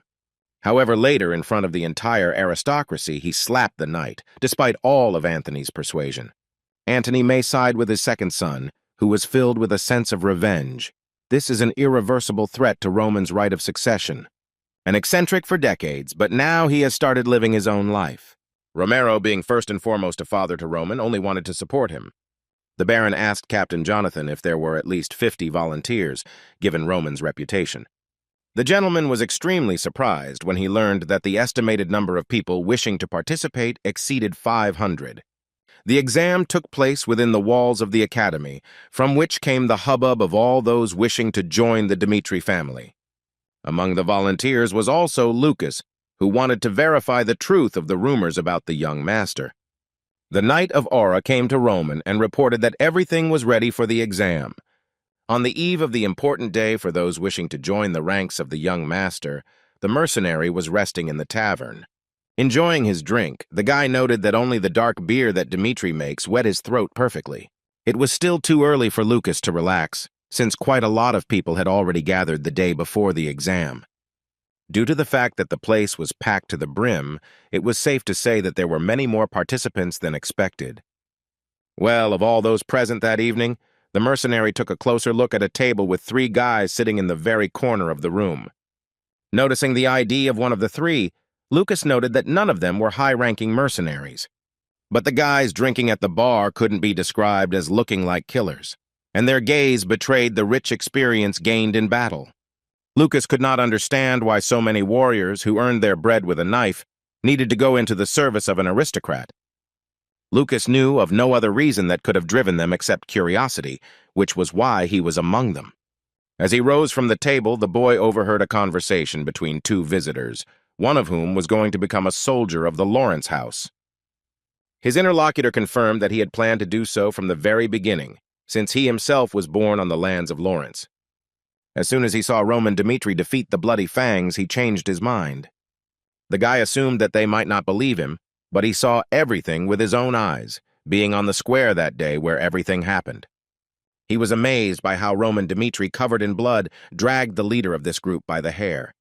The young master arrived in foreign lands in order to single-handedly cover up a gang that was causing suffering to the Devon race by trampling the leader's head. The boy was overcome with awe by what he saw that day, and it could never disappear from his memories again. The volunteer stated that Roman Dmitri was a true leader, ready to fight for his people. This recruitment was a good chance to become one of Dmitri's people and get a residence permit on his territory. Lucas was convinced that for someone like Roman, people were willing to swear allegiance to him. And now, being among all those who wanted to, the mercenary wanted to see that such excitement among the soldiers was not an accident. The couple was tormented by doubts, not knowing what to choose if everything they heard turned out to be true. It was possible that they, too, could not make up their minds, questioning the veracity of the rumors. Still, Lucas decided not to rush to conclusions until Roman revealed his true nature. Accompanied by his first knights, Roman Dmitri appeared to the crowd of soldiers in all his glory. Everyone gathered in the training area bowed to the young master as soon as he came near them. Lucas, like everyone else, bowed his head before the Baron's son and noticed that everyone, as one, made way for him. Roman climbed the ladder to the podium to address all the candidates who had arrived. The young master ordered everyone to raise their heads and listen carefully to what he was about to tell them. He announced that, as stated in the advertisement, he was eager to select from among all 30 soldiers who would fight for him. Before the selection began, the nobleman declared that he did not intend to spend the rest of his life on the outskirts of the kingdom. Since Roman was going to climb to a higher place, it would be impossible to avoid deadly battles, and everyone who did not want to take risks could retreat right now. Romaro's eldest son said that those who gave their lives on the battlefield would regret it, but not because of hatred for him.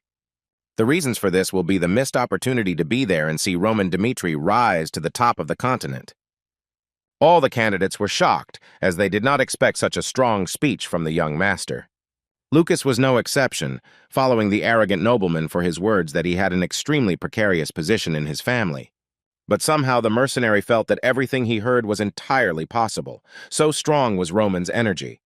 Aura Knight told the audience about the method for conducting the first stage. During the first stage, the participants had to stand in a designated place, and the archer had to shoot 3 arrows at them. The arrows will be fired very close to the participants and can either stick into the boards behind their backs or pierce the body, causing a fatal wound. Only those volunteers who do not move during this entire time will be able to pass the first stage. The exam was conducted in a designated line, and while one participant was preparing, the other was waiting nearby. While waiting for his turn, the man wondered whether the master would select soldiers through their own deaths.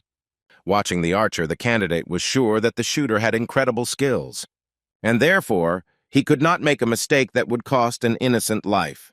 The arrow that was fired hit a spot very close to the candidate's neck. The man convinced himself that this was a test of his spirit and mental endurance. The candidate did not have to endure this, believing that nothing terrible would happen. As if to disprove the volunteer's theory, the archer's next arrow hit the candidate's leg near the wall. The man fell to the ground with a wild cry, and the Aura Knight ordered that a military doctor be called immediately. Having assessed the condition of the wounded man, Chris demanded that a stretcher be brought for him, since the man himself was unable to walk. The assembled warriors did not expect that they had to be prepared for injuries not on the battlefield, but at the selection stage. As soon as the shot candidate was carried away, the Aura Knights called the next candidate to the wall. But the man remained standing, thinking that if the arrow had gone into his head instead of a wound, there would have been instant death. The volunteer stated that what was happening was complete madness, and that he took part in the selection in order to become a knight, not to die. Chris announced to everyone that the second participant's behavior would be considered as a refusal to take the exam. For all those present who were afraid of catching the arrow, it was not too late to surrender. In Roman's opinion, only those who gritted their teeth and continued to endure the pain deserved the right to go to the next stage. The Aura Knight ordered all cowards who were unsure of themselves to leave the academy grounds immediately. Shortly before the exam itself, the young gentleman, behind closed doors, handed out rolls to dummy participants who were actually supposed to be hit by an arrow. The archer who was assigned to fire the shots was a professional, and his arrows would not cause fatal wounds. The participants of this performance will receive a worthy reward for their courage. The 2-star knight opened a box in front of the assembled group, which was filled to the brim with gold coins. Even though there will be a military doctor on duty nearby, the arrow will still have to enter the body for real. Even despite the possibility of injury, all candidates agreed to participate in this venture. As soon as the wards left, I asked the young gentleman why it was necessary to take such measures. Roman could not find the right people, assuring them of danger only in words. For greater effect, it was necessary to expose their lives to a real threat. Even if only 1 out of 100 arrows misses, there is a high probability that almost all volunteers will be overcome with fear. The ideal candidate to become the master's man had to have an unbending will and the heart of a wild beast. Such people quickly became stronger, even if they started their journey from the very bottom. Volunteers began to leave the training area en masse, not wanting to give their lives for such a madman. Chris watched closely as the participants, numbering about 100, left the exam. The young master hoped that the remaining candidates would have the heart of a wild beast, which was an innate talent. The first one who joined the Baron's son had the same skill as Kevin, that he was ready to cut off his own hand without hesitation. Even Chris, who after a shameful loss overcame himself and asked the winner about a way to become stronger. People without this ability had no chance in a fight with a creature that was different from them in its origin. The exam was supposed to select people of this category, so Roman Dmitri ordered the selection to continue. Watching from the crowd, Lucas saw a familiar face against the wooden wall. The guy from the tavern yesterday was firm in his decision, although he was shaking like an aspen leaf. The guy tried to cope with his fear because this was the only chance to swear allegiance to Roman. The candidate held his breath, and the next second an arrow was fired and hit the board near his ear. Looking straight into the eyes, he realized how far away the arrow was, and the guy's confidence diminished. As he watched the archer prepare for his second shot, he considered leaving the exam. While the candidate was thinking, a second arrow entered the wall behind him, narrowly missing his shoulder. The volunteer decided that with death everything would lose its meaning, so at least now he had to prove himself, even if it was the last thing he did. The last arrow instantly landed between the legs of the guy who was ready to say goodbye to life. Chris announced that Mr. Henderson had passed the first stage, and unable to hold on any longer, the winner collapsed to the floor. Confident, Lucas noticed that the boy was ready to give up, and he was lucky that his thoughts and determination were not as fast as the archer's arrows. Gaining confidence, the remaining soldiers successfully passed the first stage of the exam. Of the remaining 400 participants, only 120 passed unhindered, and of those, not a single muscle twitched during the test. The first stage helped to identify the most worthy candidates at the moment. Some of them were shaking all over under the impression after the test, but there were also those whose faces showed composure and self-confidence. But for Roman, there was no great difference between them, since courage, capable of suppressing his own fear, played an important role. From all those who wanted it, the young gentleman had to choose an uncut diamond, which, when confronted with it, did not cause fear, but reverent awe. 30 people into his service. According to Romaro's eldest son, only those who pass the exam will be able to live the rest of their lives as predators. And while Lucas was pondering the young master's words, he moved on to the second stage. In front of the participants were wooden swords of various shapes, but their type and quantity were not of great importance. Each soldier must choose a sword that he liked and that suited him as a weapon. And after that, everyone had to prove their worth in a duel with Mr. Roman. The candidates were puzzled as to how the nobleman would be able to compete with so many participants. The family's eldest son, Dmitri, reassured some of the volunteers, stating that he did not expect a full-fledged victory from them. For the young gentleman, it was enough for his opponent to last at least a minute in the fight. Without waiting for the command to begin the stage, the first one to express a desire to fight was the man with the scar. All the candidates stepped aside, forming a circle in which Mr. Roman would conduct the first duel. The nobleman asked the man to introduce himself, and with a stony face he said his name was Volkan. Looking at the sword the mercenary had chosen, the young master asked if he was sure of his choice. Even if the opponent actually managed to destroy the bloody fangs, the man was sure that the guy had no chance against him. Noting that everyone was ready, Chris started the countdown and turned over the hourglass. Vulcan did not deny the possibility that Roman could become his master in the future. But here and now the man was sure that he had to give a clear understanding of what he was. The mercenary charged straight at his opponent, swinging his sword with all his might, confident in every move. And Vulcan really did get there, but the only problem was that Roman wasn't in his previous place. The Baron's son, Dmitri, tripped him up and caused the arrogant warrior to fall to the ground with a crash. Before the challenger had time to come to his senses, a cold blade was presented to his throat. The loser was pierced by the same cold, blade-like gaze of the master himself, who ordered him to call the next in line. Lucas was confused, not understanding how it was possible to move so easily and quickly. The first stage of the exam was not comparable in difficulty to the current task. Everyone had only one thought on their minds. Mr. Roman was unusually strong. However, the candidates felt that if the fights continued, over time the gentleman would begin to run out of steam. That is why everyone waited for their turn in the hope that it would become easier to resist him, but an hour later the situation remained unchanged. Roman Dmitri, with the same ease as at the very beginning, overcame one soldier after another, calling out the next one. His words, spoken at the very beginning, that only those who pass the exams gain meaning. For everyone present, Mr. Dmitri was a predator who decided for himself how to live in this world. Many in the kingdom still considered Roman an eccentric of the Dmitri family, not knowing his true appearance. And only a small group of people were given the fateful opportunity to become close to Roman. There might not be another chance like this again. The problem was that no one who wanted to could stand against his power. The confidence of the remaining participants evaporated with each loss, and there were no longer any who wanted to enter into battle with Roman. Since everyone present could be expelled for their inaction, Lucas volunteered. The mercenary was the 61st contender, ready to stand his ground in a fight with the invincible predator. While standing next to Roman, Lucas felt a strong aura coming directly from his opponent. The guy noted that even without taking into account the young master's strength, his aura was enough to suppress his opponent's. This Roman was not the man the mercenary remembered him as, who indeed said it himself will not rot on the outskirts. The mercenary didn't care which rivals he had to hand over. He gave himself only a year to check the veracity of his eldest son Dimitri's words. But in order to test this, Lucas first needed to pass the exam, which he was determined to do. Watching the fight closely, Chris noted the zeal with which the participant rushed at the master. The volunteer used a combination attack, aiming at both the heart and the head, but was unable to penetrate his opponent's defense. Lucas was impressed by his opponent's block and counterattack, but he did not relax, being determined to win. The guy immediately threw the blade straight into the opening Roman had for a strike. Following the thrown blade, Lucas tried to attack with his sword, but again ran into a block. Having fought off the attack, Roman remained standing in his place, while his opponent ran to the side.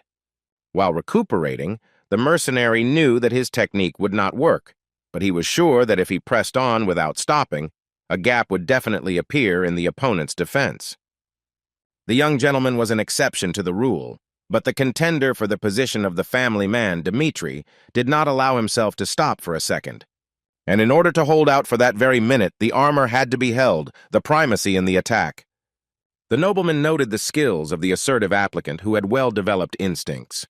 But in order not to leave Lucas alone after a minute, both he and the gentleman also went on the offensive.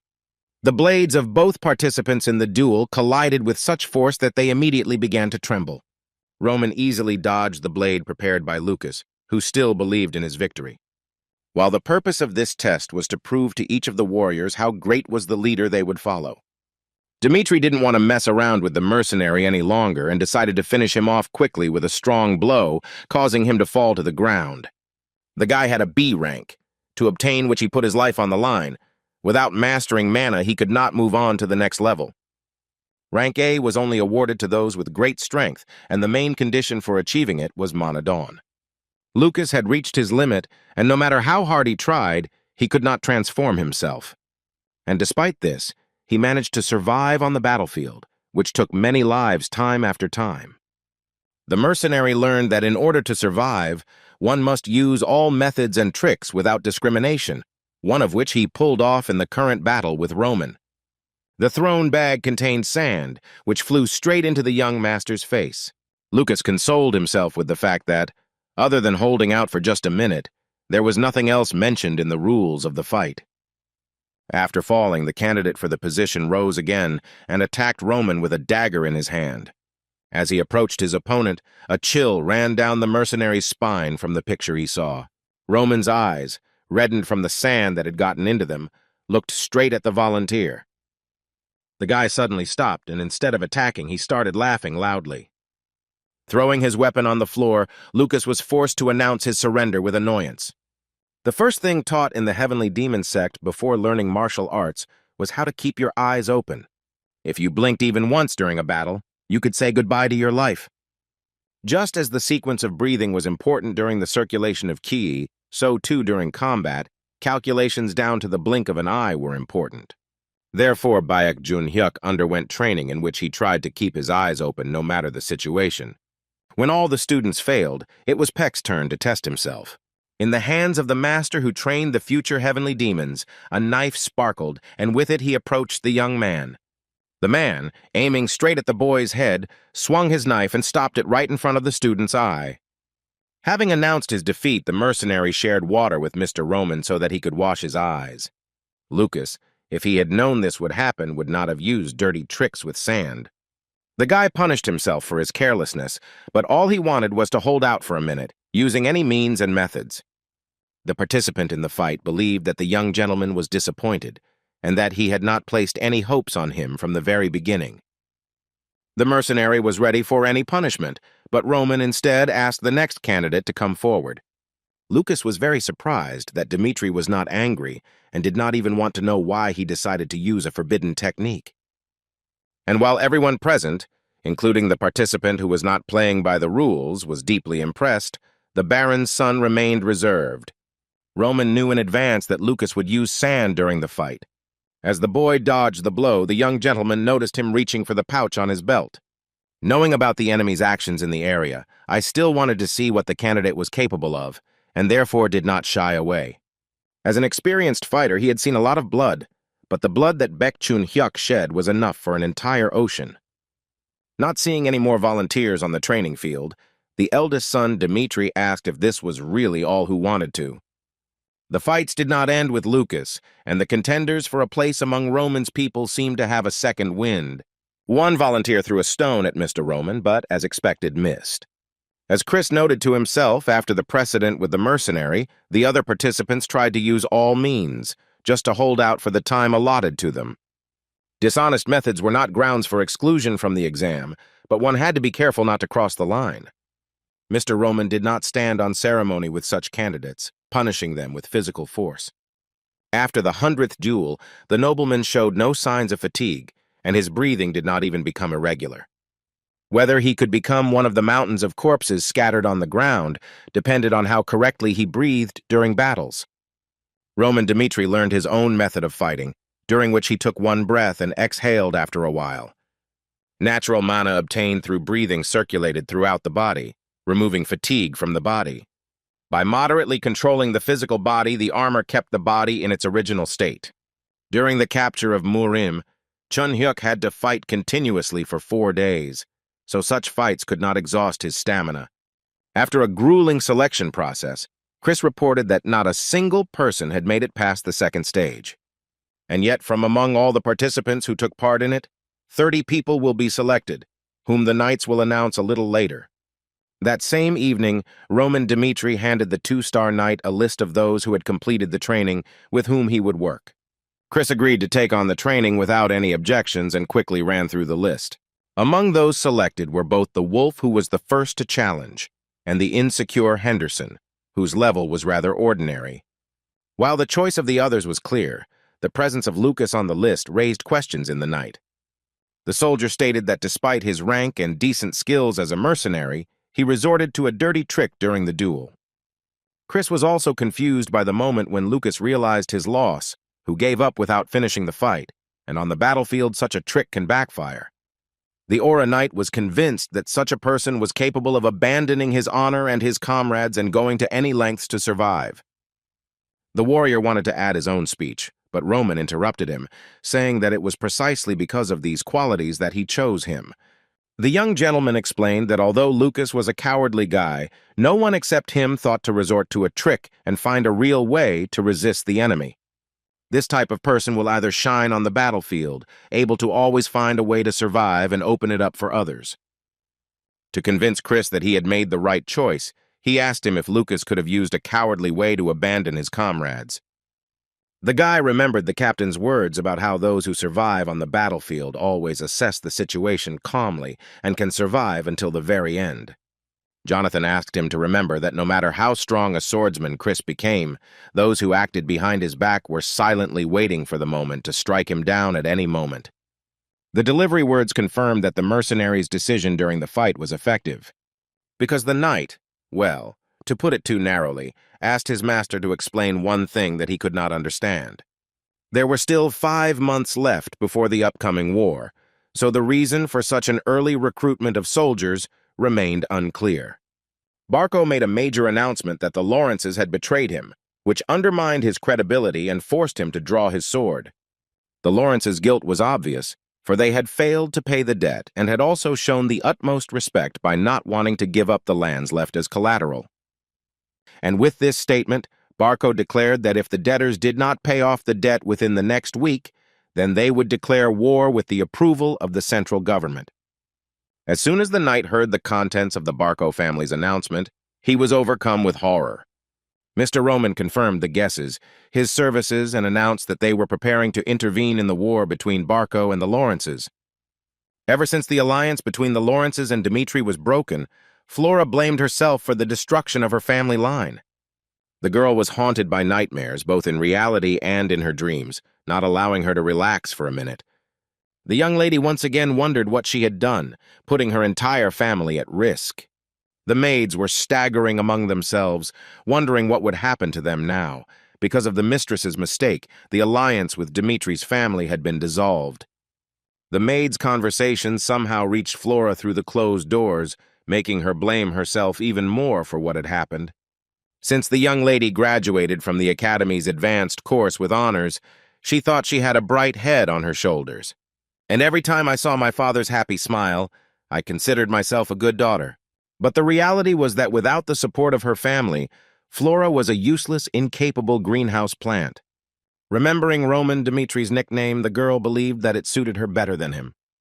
Because of the situation that had happened, Mrs. Lawrence did not have the courage to look her father in the eye. Flora wondered what Roman, who was the complete opposite of her, would have done in her place. Although the guy wasn't expected to be very successful, he managed to single-handedly defeat the Bloody Fangs gang. The girl wanted to understand how the young master managed to do something like this and since when he became so strong.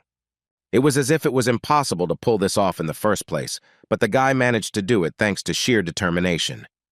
The young lady regretted that she did not possess the same qualities, thanks to which she was able to stand up for her family line. Lady Lawrence's thoughts were interrupted by servants bringing her food, but they were unable to enter the room. To the surprise of the servants, the girl did leave her fortress, but not to let them in. Mrs. Flora told the servants that she was not hungry and that she needed to get to the library.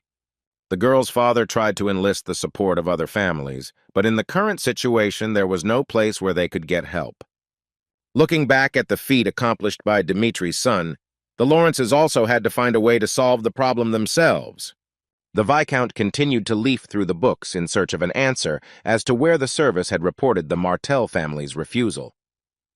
The Baron then asked to try to enlist the support of the Basta family, but the advisor immediately replied that they had rejected their offer. All this family could offer was support in the form of a meeting with the Forgiveness Channel, but nothing more. The servant insisted that, one way or another, due to Barco's pressure, it would be difficult for their family to get outside help. Another of the advisors reported incoming rumors that anyone who wanted to interfere in their conflict would surely face Barco's vengeance. The good news also reached the point of a statement from the feuding family, which stated that if the debt was not paid, the Barco family would declare war. Flora's uncle spent several hours in the library, rummaging through books, hoping to find at least some useful information. But the girl was unable to find out anything useful, and there was only a week left before the war. The Lawrence family was in desperate straits, but they still had one last chance for salvation. The gentleman was beside himself with anger, since the families that had previously tried to curry favor with him now pretended that the Lawrences did not exist. One of the assistants said that the Gold Bank would consider the offer of land as collateral, but because of Barco's huge investment, it would be more profitable for the bank to help them than the Lawrences. The Viscount was saddened that everything his family had achieved with sweat and blood had no meaning in this situation. One of the advisors suggested the most insane but quite logical option, to surrender to the enemy. The man stated that due to the lack of help and the obvious difference in strength, they would be able to protect the Lion soldiers while also preserving some of the land. The gentleman himself, with annoyance in his voice, had already agreed that there was meaning in the words that had been spoken. Despite the fact that the meeting was a closed event, Mrs. Flora allowed herself to enter the office. The father did not expect to see his daughter here, who had not left her room for several days. The young lady interrupted the meeting because she had a serious conversation with everyone present in the office. While in his father's office, Roman voiced his idea, which he had already shared with Chris. Roman asked again if his son understood what Dimitri's family's involvement in the war between the Barcos and the Lawrences would entail.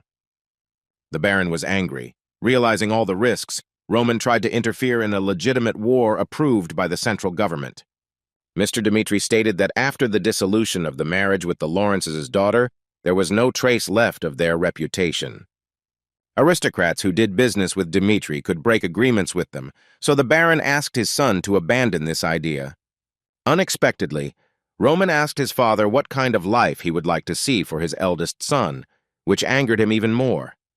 The young gentleman explained that Anthony had tried to threaten him because the Barcos feared that Dimitri's alliance with the Lawrences could interfere with their plans.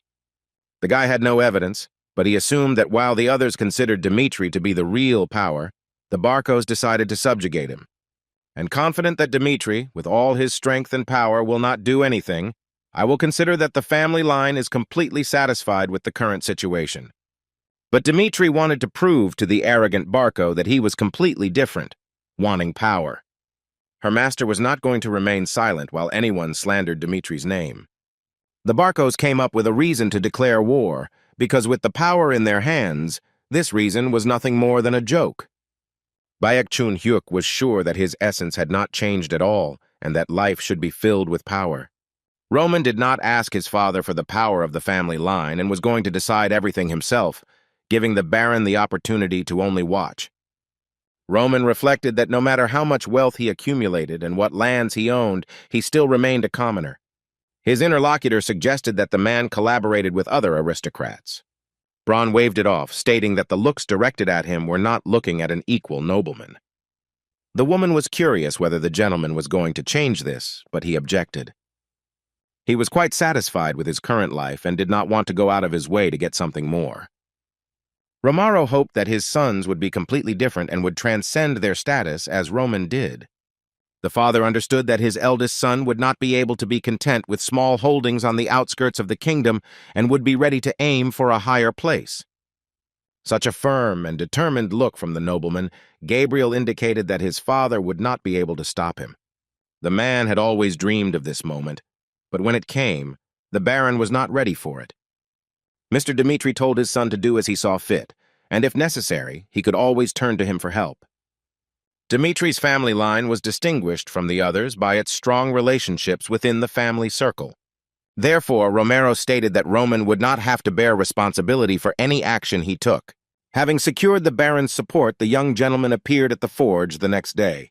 Even at the entrance, Roman noticed that Dmitri's forge was indeed the largest in the kingdom. The workshops were so spacious that several blacksmiths could work in them at once. The forge included a huge number of workshops, of which there were as many as 30 on one street alone. Roman finally understood how Dmitri managed to accumulate such wealth once he found himself in this place. The iron mine on Dmitri's lands was considered the largest in terms of deposits in the entire kingdom. Thanks to this, blacksmiths had great skill, allowing them to sell the mined iron at a high price. This was one of the main reasons why the kingdom's aristocracy had no intention of spoiling relations with Dmitri. The situation was such that if Cairo stopped receiving weapons forged from Dmitri's ore, it would deal a devastating blow to the kingdom. Roman wanted to find the person who was the symbol of Dmitri's family line, namely the master blacksmith. That evening, the only thing the young master asked his father for was to provide combat weapons for his soldiers. Romaro sent his son to Master Hendrik, who was responsible for all iron production in their house. No matter what question the boy came to the master with, it was enough to say that he came on the instructions of the Baron. Dmitri's blacksmiths had a strong loyalty, so they would not immediately swear allegiance to the master just because he was born in Dmitri's castle. Only those who understand iron and are able to control it can earn the trust of true blacksmiths. Baek Chun-hyuk confirmed the truth of Romaro's words, and given Roman's past behavior, was prepared for such treatment. Master Hendrik was clearly displeased with the visit of his eldest son Dmitri to him. The young master knew that his father would warn the blacksmiths in advance about the reason for his arrival. Therefore, the blacksmith quickly remembered that the armor was needed to equip 30 people.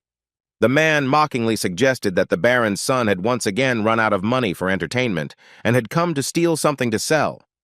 The master pointed to a pile of armor, suggesting that Roman choose the necessary equipment from it and leave. Having learned that the blacksmith had offered to take this scrap metal, Roman asked if this was really the maximum that Hendrik was capable of. The man suggested that Roman get lost if he was not satisfied with the armor offered. Picking up a sword lying nearby, the boy asked if the blacksmith was making fun of him by handing out such trash as weapons to soldiers. The young gentleman was persistent and asked Hendrik again whether this work was the limit of his skill. The blacksmith replied that Dmitri's products were of better quality, and the boy did not dare to evaluate them without shedding a single drop of sweat in front of the hot brazier. The master said that if Baron Romero had not personally asked him, the man would not have given Roman even this. The master called the nobleman even more trash than the weapon he offered him, because while his younger brother was carrying out the blacksmith's orders, Roman was living his life in vain. The man called the Baron's son an incompetent piece of trash, since being the eldest of the sons, he was never able to comprehend anything. Chun-hyuk was tired of proving to those around him that he was not the same, claiming that he could understand the master's anger. After holding the sword out in the sun, the boy stated that during the forging process, the master had failed to distribute the force evenly, most likely due to his inexperience.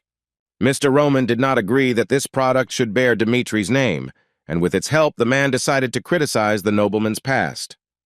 The master was surprised when the guy told about the soldier's death, that he couldn't cut him with such a trash sword. Because the blade could not perfectly cut through the flesh, the soldier's sword became stuck in the enemy's muscles, and he subsequently lost his head. End of form. Boy wondered if the soldier's death was justified because he got trash instead of a weapon. The blacksmith did not have time to answer the nobleman, as the latter bombarded him with a new question, asking why they wear armor. Roman, without waiting for an answer, explained that the armor was needed to protect against an enemy attack, capable of withstanding its weight. The guy threw the chainmail on the ground, mentioning that the soldier wearing it was killed in his uniform. Hendrik asked the Baron's son directly what he was trying to tell him with all these examples. The boy realized that the master would be angry because the eldest son, who had never appeared in the forge, suddenly asked for help. Roman explained that his people, having trusted the blacksmith, did not even suspect that they had in fact received nothing but trash. The young gentleman asked whether the blacksmith could call himself a master, representing the Dimitri family line. Armor was not something that could be used to avenge unnecessary minor grievances, since it almost caused the death of innocent people. Hendrik tried to justify himself to Roman, but the nobleman did not care about the old man's intentions. The guy insisted that he asked on behalf of his father, but instead of weapons and armor, he received this trash. Roman wanted to make sure whether the blacksmith's actions could be regarded as disobedience to Baron Romero. Roman shifted a little because he knew that the master simply did not want to give him good equipment, but such a gesture could be regarded as disobedience. The young master insisted that this was not just a personal request, but an order from the owner of this land to equip him with armor and weapons. Regardless of the relationship between master and servant, the latter had to be punished if he crossed the permissible line. The other craftsmen left their work after hearing the argument between Hendrik and Roman. A rumor had spread about him as to why he had been given such equipment, and the people who decided to join the discussion noticed it out of the corner of their eye. The blacksmiths were outraged by such impudence on the part of Baron Dimitri that he had no right to find fault with the work of the master. As soon as the men noticed the weapon in Roman's hand, they panicked. The workers lost all control over themselves and decided to first grab the scoundrel and then decide what to do with him. But the rebellious blacksmiths were stopped by Hendrik himself, who ordered them not to touch the nobleman. Although the master was embarrassed to admit it, he asked Roman for forgiveness, confirming that what happened was his fault. When he was younger, the man received a good C from his master, which did not allow him to make swords, since he was not yet ready for such work. Then his products were also called trash, and they were ordered to take them away and leave the forge. As Hendrik finished his last words to the head of the forge, he wondered how long it would take him to become a real blacksmith. At that moment, the man heard the voice of his teacher, who was loudly arguing with the client. The man begged the blacksmith to sell him a sword cheaply, promising to repay his kindness in time. But despite the visitor's pleas, the blacksmith refused him, advising him to beg elsewhere. The good-for-nothing blacksmith felt sympathy for the boy, seeing himself in him, who was also constantly rejected. But before the beggar had gone far, Hendrik called out to him, holding a sword in his hands. The man gave the sword away without asking for a penny, as he had heard the story of the boy in the workshop. The blacksmith warned that this sword was far from ideal, but it was better than nothing. Hendrik refused to take the money. He was going to throw away the weapon anyway and was grateful that his work was useful to at least someone. The boy was very grateful to the blacksmith for such a gift and left him in a joyful mood. At that moment, the blacksmith was happy that he had helped the poor fellow, but over time he realized that he had made a fatal mistake. It was this mistake that became fatal for the guy, whom the locals found dead on the ground, with that very sword flaunting near him. The man could not bear such a sight, and seized with horror, he walked away as far as possible. Hendrik heard the townspeople's words, from which he learned that the boy had taken on the task of defending the merchant guild, but his sword had broken in the battle. At this time, the remaining participants in the battle laid siege, as they had high-quality weapons and armor. On that terrible day, the man vowed that something like this would never happen again. But after so much time, people were dying again because of him, and all because of hostility towards some slacker. The master wanted to pay for his actions, ready to accept any punishment that would be in store for him. The young gentleman stated that if the blacksmith was upset about what he had done, then he was not going to ask him anything more. Roman wanted to ask the master to prepare uniforms for him for 30 people. As he had previously stated, he did not think that the blacksmith disobeyed the order and did so out of disgust towards his person. The master wanted to bury the mistakes, both his own and Hendrik's, and all he demanded was that the lives of his soldiers be protected. The master, despite the rumors, still could not believe that Roman had changed so much. The blacksmith once again sincerely asked the young master for forgiveness, promising not to make mistakes in the future. The guy heard what he came to the forge for, namely that swords and armor would be made for him from the best iron in which the forge of Dmitri was born. The master ordered everyone to return to work, and the blacksmiths immediately began to forge with redoubled force. One of the workers told the young master how he had once stolen Hendrik's own sword. The man was not surprised that Roman did not remember anything, since alcohol had completely clouded the drunkard's mind. An incident occurred 3 years ago when the Baron deprived the guy of his pocket money, and he secretly made his way into the forge, stole the sword, and eventually sold it for pennies. The stolen sword was the finest creation the master had ever made. It took half a year to make the drawings and about 3 months of non-stop work in the forge to finish it. The worker suggested that the boy did not know the feeling when the best creation, which could not gain the approval of the owner, is sold for a pittance. The nobleman left the forge with the thought that it was Roman's past incarnation who had crossed the line, and not Hendrik at all. The young gentleman had hardly left the worker's territory when the master called out to him. He said that because of his mistake, he would fulfill the boy's request, but he still could not allow his eldest son Dmitri to interfere in the affairs of the forge. The blacksmith said that on the day when at least one trash sword leaves Roman's hands, he will be able to look at it again. The nobleman said that he would return when the outfit was completed, and in the meantime he visited the workshop where his training took place.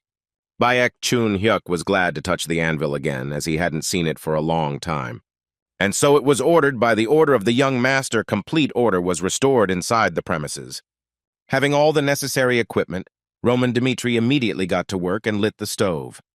During the time that Chun-hyuk lived in Murim, a bloody war broke out between the brothers for the right to become the successor of the demonic sect. In a duel with his 11th brother, Baek's sword could not withstand the attack and broke. The brother attacked him, intending to take the boy's life, since it was practically worthless compared to the power that a relative could receive. The outcome of the battle was obvious, because the young man lost his weapon and therefore could not defend himself. But it seemed, even in such a situation, Baek Chun-hyuk did not retreat and managed to smash his brother's head with a broken sword. This duel gave the guy the idea that he needed his own sword, which would not break during the battle and would transfer the current abilities of its owner. Unlike his brothers, Baek forged himself a sword every year that matched his current strength, and he named the 39th one the Heavenly Demon Sword. This sword became a real treasure that could not be bought for any money. In anticipation of the upcoming war, Roman needed to create his own sword for his new life. The nobleman, following a special rhythm and applying a certain amount of force, repeated the same movements. The boy worked in the forge day and night, tirelessly, to make a weapon that would suit his current skills. Fully immersed in creating the perfect sword, the young master began to reflect on his existence. Like his father, who became a famous demon, Baek also experienced many turning points after which he was recognized as the strongest master in the world. Roman's current level did not allow him to resist everyone and everything. He could only become stronger. This world was not fully explored by the heavenly demon, and there were also strong opponents in it whose capabilities he did not know. In order to avoid defeat, the guy had to resort to unconventional methods. Roman used the divine breath of flame, a special technique of the followers of the demonic sect. This skill helped accumulate mana in a short period of time using the power of scorching flames. This technique was the limit of Roman's current state, and its frequent use was harmful to his internal organs. At this moment, the Baron's son needed strength that would help him withstand all the twists of fate. And while Roman was preparing for the upcoming difficulties, Flora was trying to solve the problems that arose due to her fault. The young lady reported that the Lawrences were at an impasse since there was no help to be expected, and the difference in strength was obvious. Most assured that if they surrendered to the enemy, they would have to keep the family land. But the girl insisted that the Lawrences should never have done this. The Viscount did not agree with his daughter's opinion that she wanted to get involved in the war. Then she could have chosen capitulation to save everyone else. Through their connections with the central government, the Barcos borrowed money from the Golden Bank. It is highly likely that they were given a loan without collateral, and as a rule, such agreements always had a high interest rate. Lady Flora stated that it was not only the Barcos who were seeking profit in this war, but also the Golden Bank, which had issued the loan. The girl assured that after the occupation of Lawrence, both sides would tear the land apart into pieces. The Baron asked his daughter what she wanted to propose in that case. The young lady replied that the only thing left was to fight to the death, because that was the only way that would allow them to survive. At some point, Mr. Lawrence was filled with hope, looking at Flora's bold statement. It seemed to him that his daughter, with her ability to see through the situation, would suggest an extraordinary solution. But in the end, the girl was too young and inexperienced because the best she could offer was to lock the gates of the fortress. The gentleman drooped after such a statement, but the young lady continued to insist on her own. She didn't mean to just sit back and suggest abandoning the harvest by setting the fields on fire. Having collected the maximum amount of food supplies, they will be able to hold out for some time without farming. Baron Lawrence realized that all they needed to do was hold out until winter came. His daughter confirmed that despite the enormous power the Barcos possessed, the interest on the loan would continue to rise every minute. The Golden Bank had enormous power, and its influence extended across the continent. If the war does not end quickly, but drags on for a long time, then the Barco family will be asked to pay the debt along with interest. One of the advisors said that the Golden Bank could not be intimidated by close ties with the central government. The mercenaries operated for money, which in turn originated from the Gold Bank. The young lady continued her speech, sharing her opinion that winter would be a less favorable time for besieging the fortress, and the enemy would exhaust itself. All the Baron's assistants sitting at the table began to praise this solution, which they themselves could not have thought of. The Viscount, after the unfortunate incident with Dmitri, decided that he had spoiled his daughter too much. However, after hearing her plan to fight the Barco family, the gentleman was convinced that he was very wrong. The Baron announced that from now on they would begin to prepare for desperate resistance. Flora's words turned out to be true, and the only thing they had to do was hold on until the end. To preserve Lawrence's legacy, the Baron was ready to throw all his available forces into it. Even when the fortress walls collapse and death awaits them, they will fight to the very end and will survive at any cost. Roman Dmitri, after many hours of continuous work, finally finished his creation. Several red-hot swords were cooling in the water, filling the entire workshop with steam. As soon as the nobleman went outside, he was hit by a cool wind, which was like fresh air after the hot workshop. Any event that happened for the first time was considered special for a person, and forging his first sword in this world was no exception for Baek Chun-hyuk. The blade that was made was the best fit for the young master's current strength. Roman Dmitri chose the name for his sword from this world, christening it Salamander. A man appeared at the gates of the Lawrence Palace, carrying nothing but a scroll in his hands. The royal guard stationed on the walls of the fortress awaited a statement from the guest whose arrival they were preparing for. As a representative of Viscount Barco, the man gave 3 options on his behalf to choose from. The first demanded that they open the fortress gates and surrender, since capitulation was the only way to save their lives. The second option was to engage in a full-scale war against Barco, but another way to determine the winner was also possible. Under the supervision of a judge of the central government, it was possible to hold a duel between mighty warriors. Barco was content with any method of determining the winner, and they were also prepared to agree to the method proposed by their opponent. Baron Lawrence said he did not consider Barco's pretext for declaring war to be fair. The Viscount also mentioned evidence of their ancestors' debt, which was clearly forged. But the gentleman ended his speech with the words that he did not intend to sacrifice his people. The angry baron ordered the messenger to return to Barco and convey his words. The man announced that the Lawrences had chosen the third option, to lock themselves within the walls of the fortress and defend themselves to the death. Having accepted the decision of the warring party, the envoy announced that his family line would await retribution for the bloodshed during the siege. Tell me, were you shaking with fear at the picture that unfolded before their eyes? The Barco family's large army was at the Lawrence gates as the war had already begun. The archers on the walls of the fortress were ordered to attack, which should hold off the enemy for some time. The Lawrences met Barco's army with a rain of arrows, some of which collided with the enemy's strong shields. Lord Barco was furious when the Lawrences rejected his offer and did not surrender as he had planned. The commander-in-chief reasoned that the army of his family line significantly outnumbered the Lawrence soldiers. But the enemy's decision ruined all plans that he had expected to achieve victory within an hour. Watching the losses of his men, the battle's progress was contrary to the captain's expectations. The man reluctantly admitted that the Lawrences had made thorough preparations for the upcoming siege. A canal dug at the very foot of the fortress prevented the soldiers from getting close to the wall. The defending side released a huge stream of arrows at the very beginning, which could not be ignored. To Baron Barco's great regret, the only reasonable explanation was that the enemy had obtained a decent amount of military supplies. Studying the brief battle, the gentleman wondered what could have happened in 1 week that the Lawrences chose to fight to the last. According to the aristocrat's calculations, the enemy had to capitulate if he wanted to keep his land. But the Lawrences, on the contrary, decided to take a risk, barricading themselves in the fortress despite the mortal threat. The commander-in-chief, in order not to waste his men in vain, asked the Viscount's opinion on what he should do. Enraged, Mr. Barco ordered the secret weapon to be prepared immediately. The mere mention of this thing horrified the commander-in-chief, but he obediently carried out the order given to him. The aristocrat, certain that the Lawrences were not as resilient as he thought, knew that the baron could not withstand such intense pressure. Trembling in the face of danger, as only a coward does in the face of danger, the Viscount immediately sold his precious flower to the Dmitri family. There was a lull. The master ordered the soldiers to gather their courage and prepare for the next attack. The father, looking at his daughter, reported that she was right, and their enemy was confused and withdrew his men. Baron Lawrence wondered how such an idea had come to his quiet and calm daughter. The girl simply realized that there was no point in waiting for everything to resolve itself, and that she had to become stronger herself.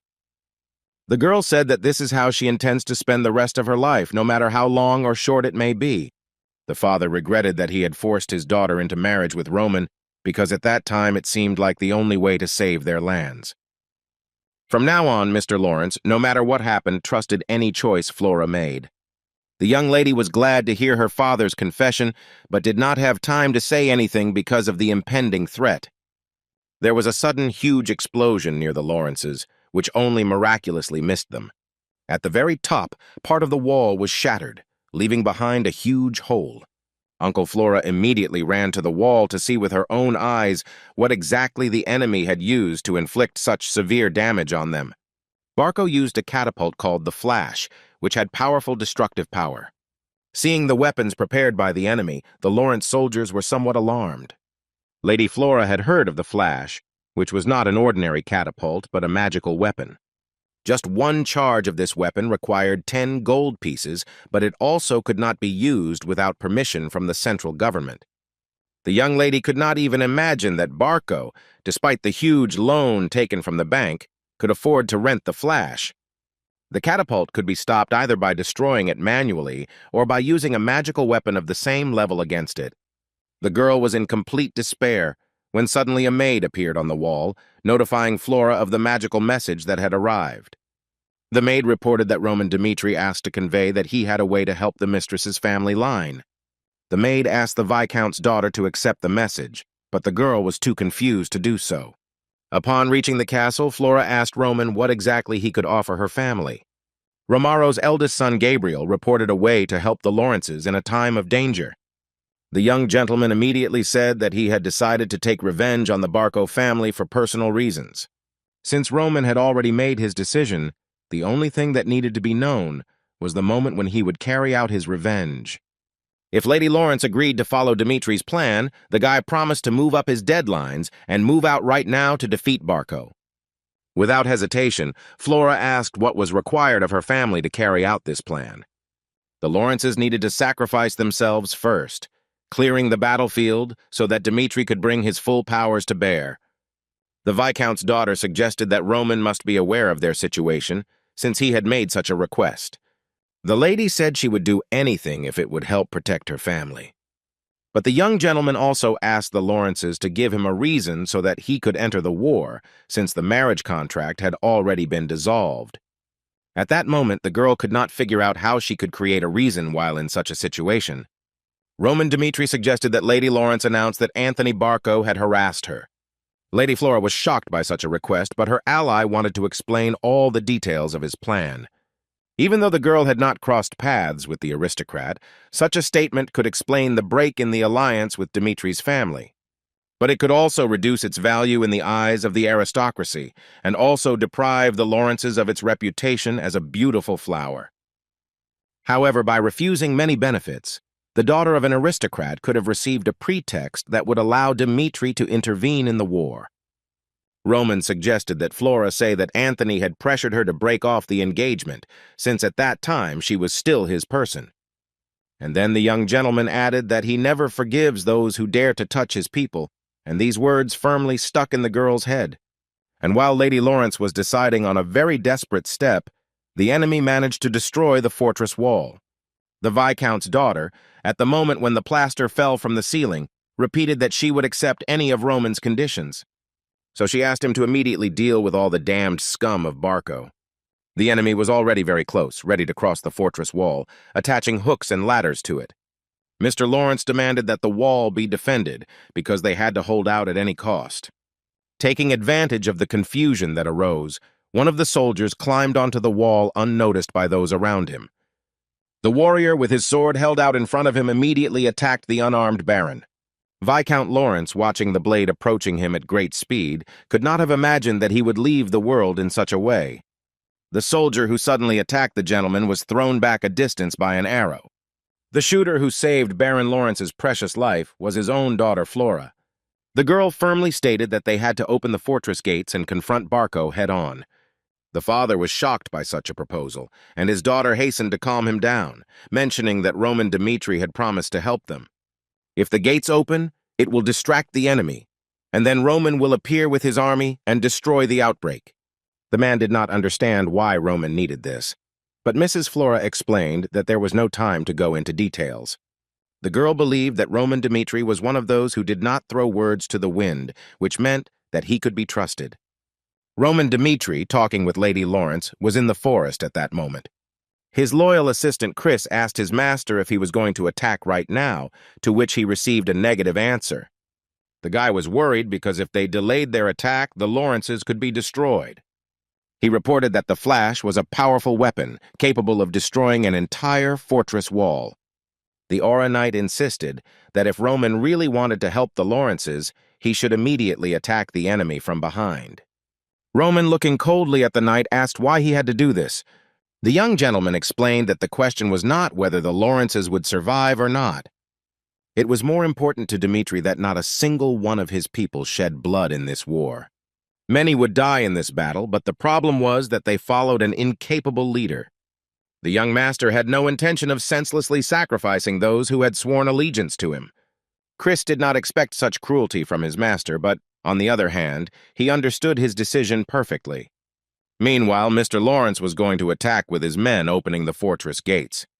The Viscount soldiers left their shelter and entered the battlefield through the main entrance. Lawrence's army rushed at the enemy, not even suspecting that behind the steel armor there were also completely ordinary warriors. One of these knights took out 2 soldiers with just one swing of his axe. The fierce soldier who dyed the enemy's uniform scarlet was a mercenary from Berge's squad. But Lawrence's men who came out against Barco left this world in pieces, leaving their limbs on the battlefield. The monstrous atrocities committed by the mercenaries frightened the soldiers so much that not a trace remained of their determination. The warriors, forgetting about honor, threw down their weapons because they only wanted to survive, returning to the castle running as fast as they could. Lady Flora, watching what was happening from above, ordered the soldiers not to retreat and to fight to the last. The young lady was worried because if they couldn't act as bait, then Roman and his men would never show up. Suddenly, an unknown cavalry unit began to approach Barco's camp. The aristocrat heard that the diggings had been brought to nothing, as he had not expected reinforcements and had not expected any uninvited guests to appear. Roman Dmitri and his men were racing towards the camp at full speed on horseback.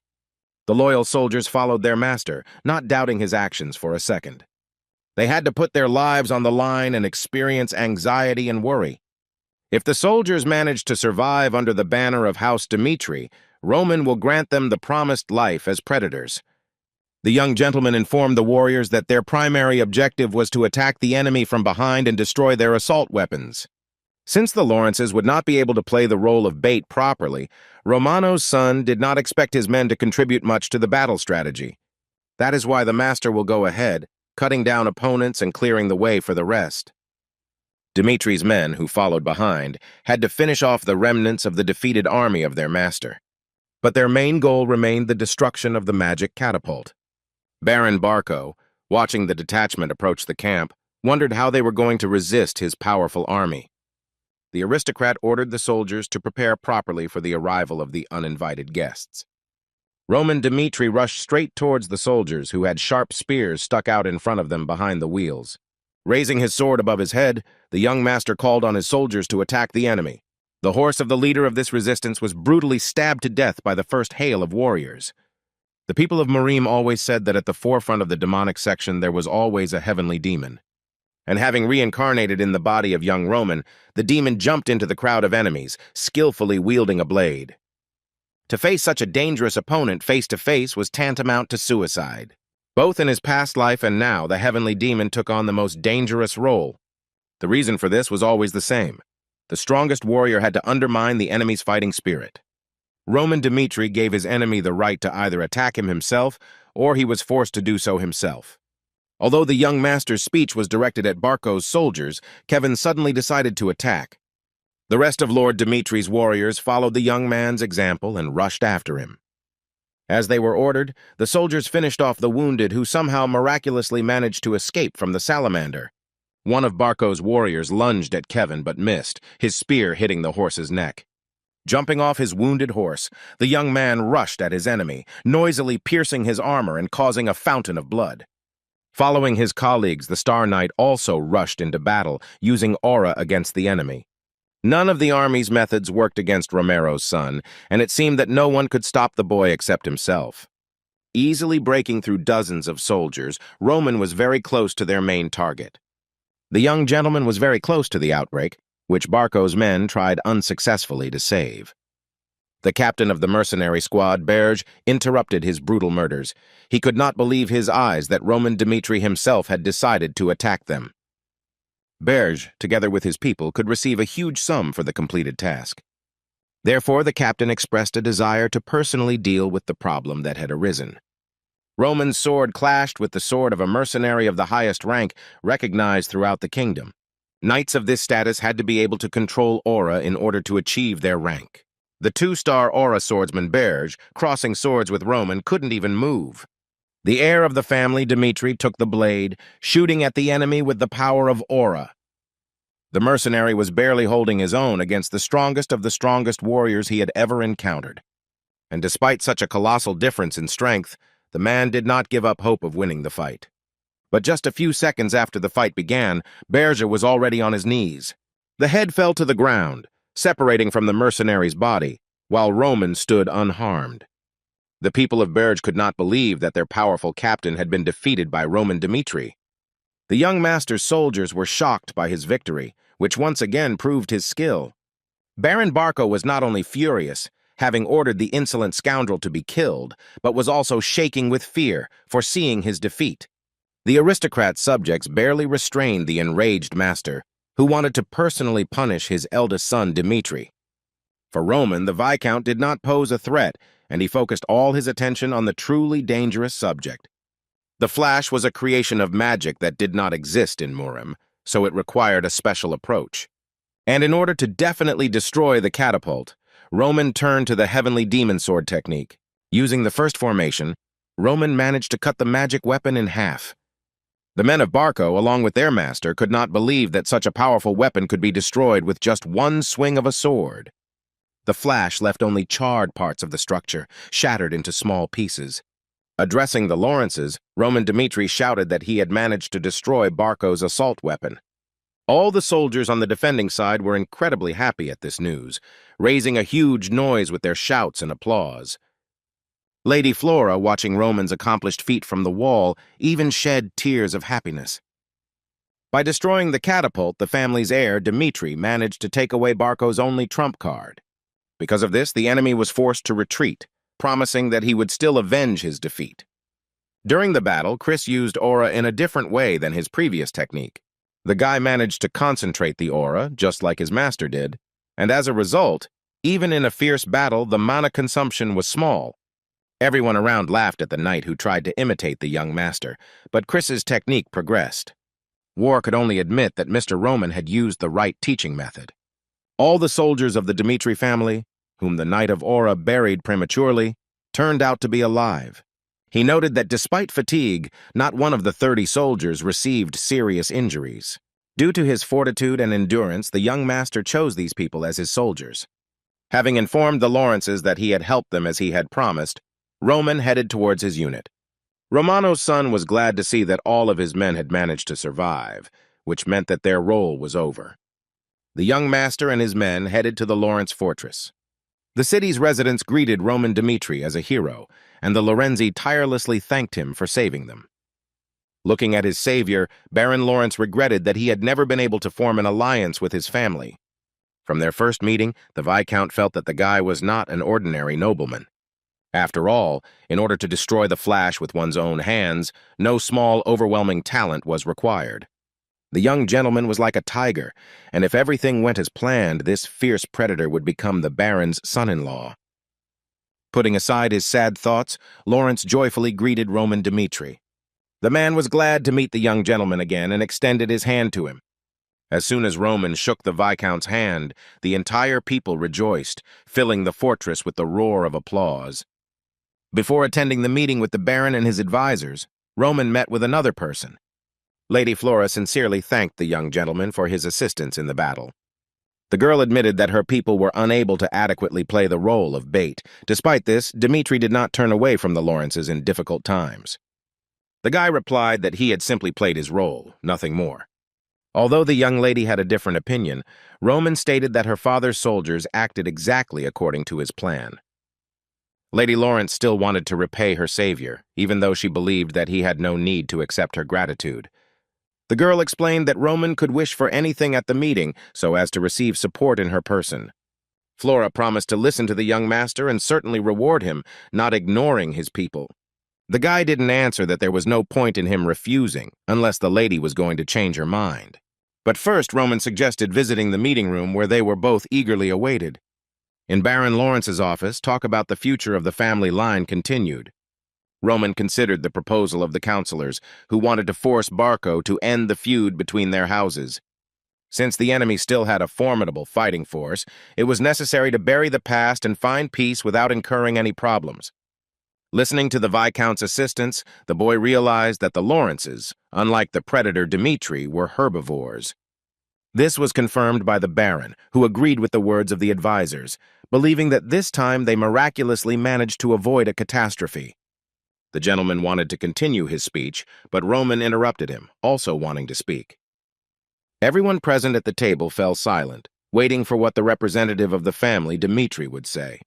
Rising from the table, Roman announced that the Barcos were suffering from the oppression of the money issue, and in order to pay off the huge amount of debt, they had no choice but to destroy Lawrence by any means necessary.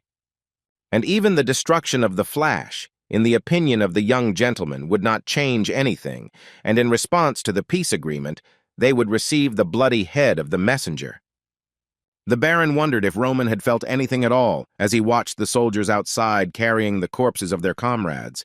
That is why Romaro's son suggested showing the world how the Lawrences take revenge on the monsters who dared to touch them.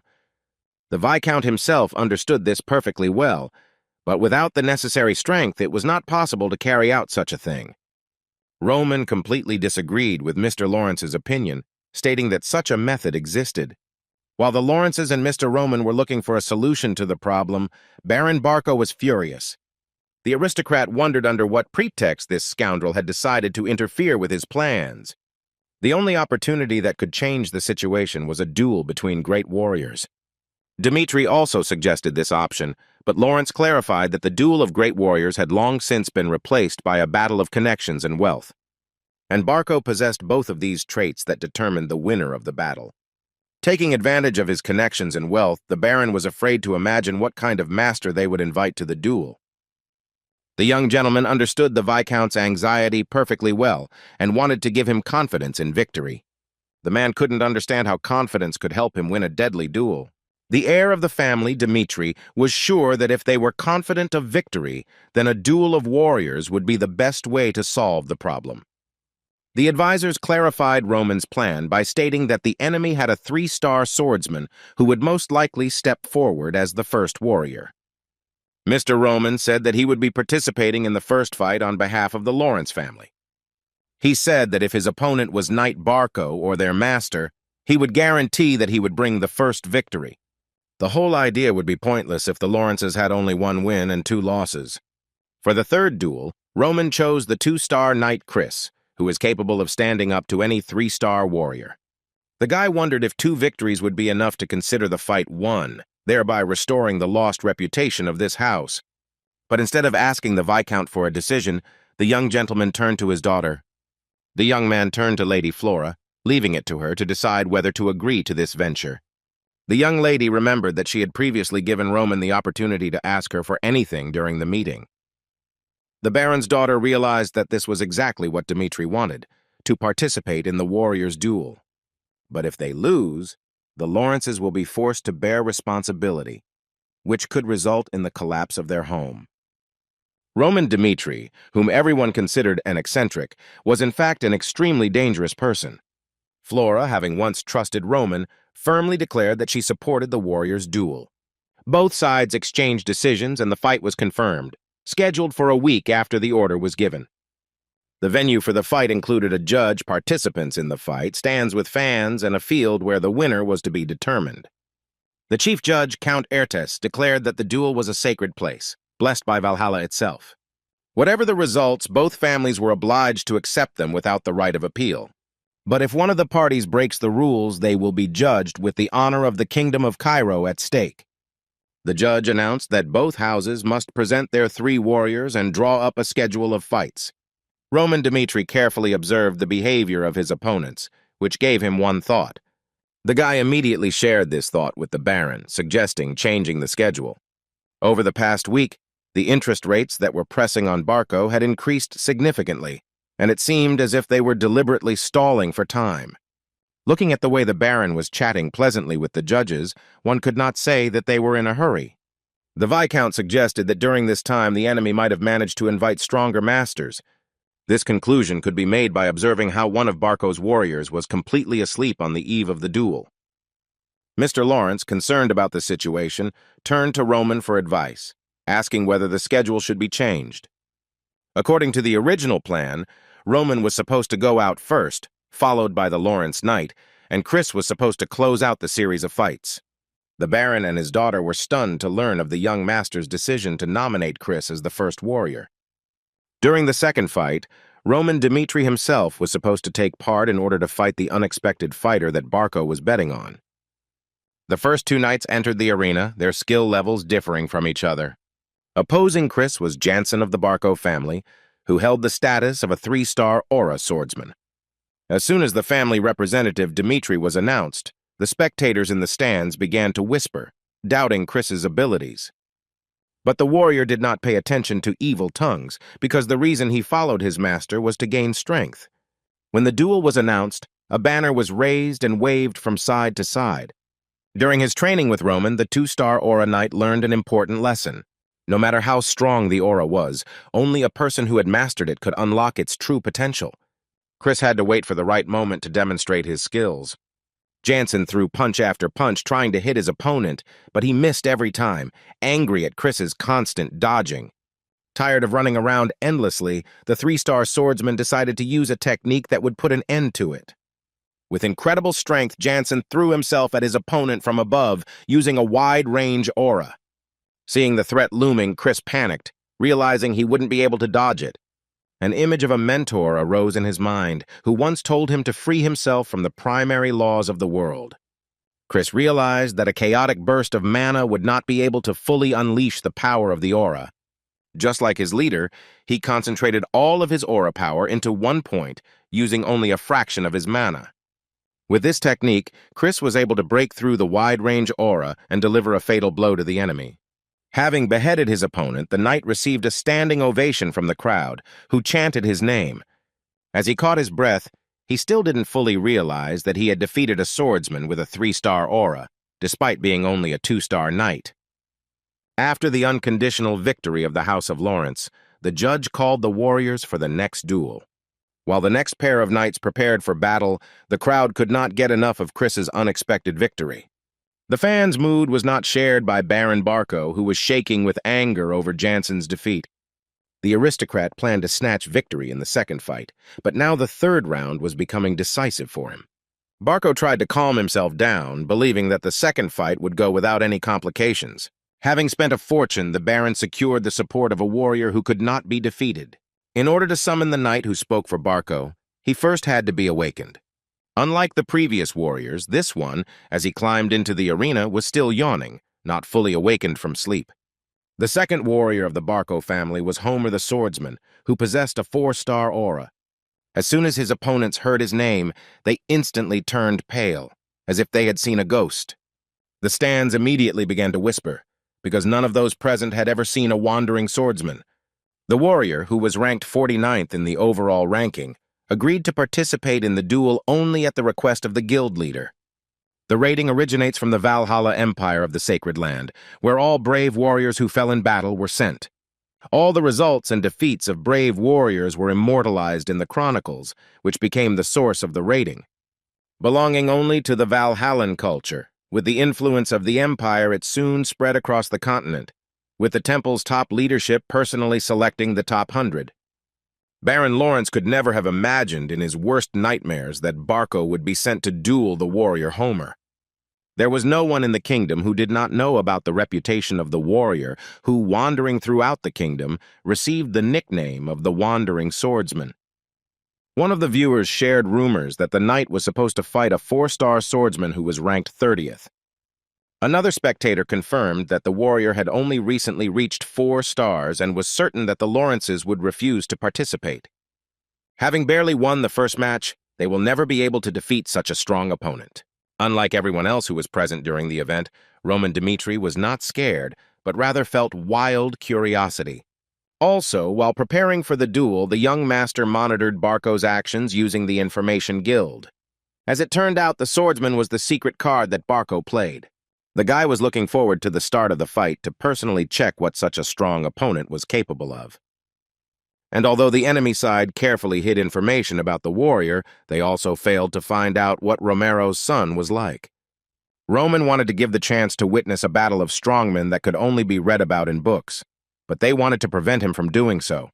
Flora asked the young master to refuse the battle, since the opponent, being in the ranking of the strongest, posed a threat to the guy's life. The girl insisted on refusing to fight, and even if Dmitri slightly damaged his reputation, he would at least be able to save his life. The young lady said that she would pray that victory would be on their side in the next duel. Homer, waiting for his rival, watched as he came into disagreement with the Baron's daughter. The warrior was able to read absolute superiority in Roman's gaze, which made him dislike his opponent. Lady Lawrence offered to put up her knight to pay for his help during the siege of the castle. Flora believed that Mr. Dmitri had no reason to risk his life in a duel he was sure he would lose. Roman pulled away the hand of the young lady, who had been holding him tightly all this time, trying to prevent him from climbing into the arena. The guy said that he didn't have time to explain everything to the Baron's daughter, and he asked her to stay out of the way. Climbing onto the battlefield, Roman Dmitri announced that he was entering this duel on behalf of the Lawrences. Looking at his opponent, Homer guessed that he had at least 2 aura stars if he was able to destroy the Flash. The swordsman was dissatisfied that instead of fighting with every little thing, He could now challenge the knight, ranked 30. Wanting to end this performance as quickly as possible, Homer rushed towards Roman with incredible speed. One of the young master's first students also noted the extraordinary speed with which the swordsman moved.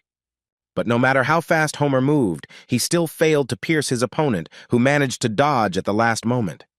Noticing the dark aura emanating from the sword, Roman managed to repel the attack of the warrior Barco.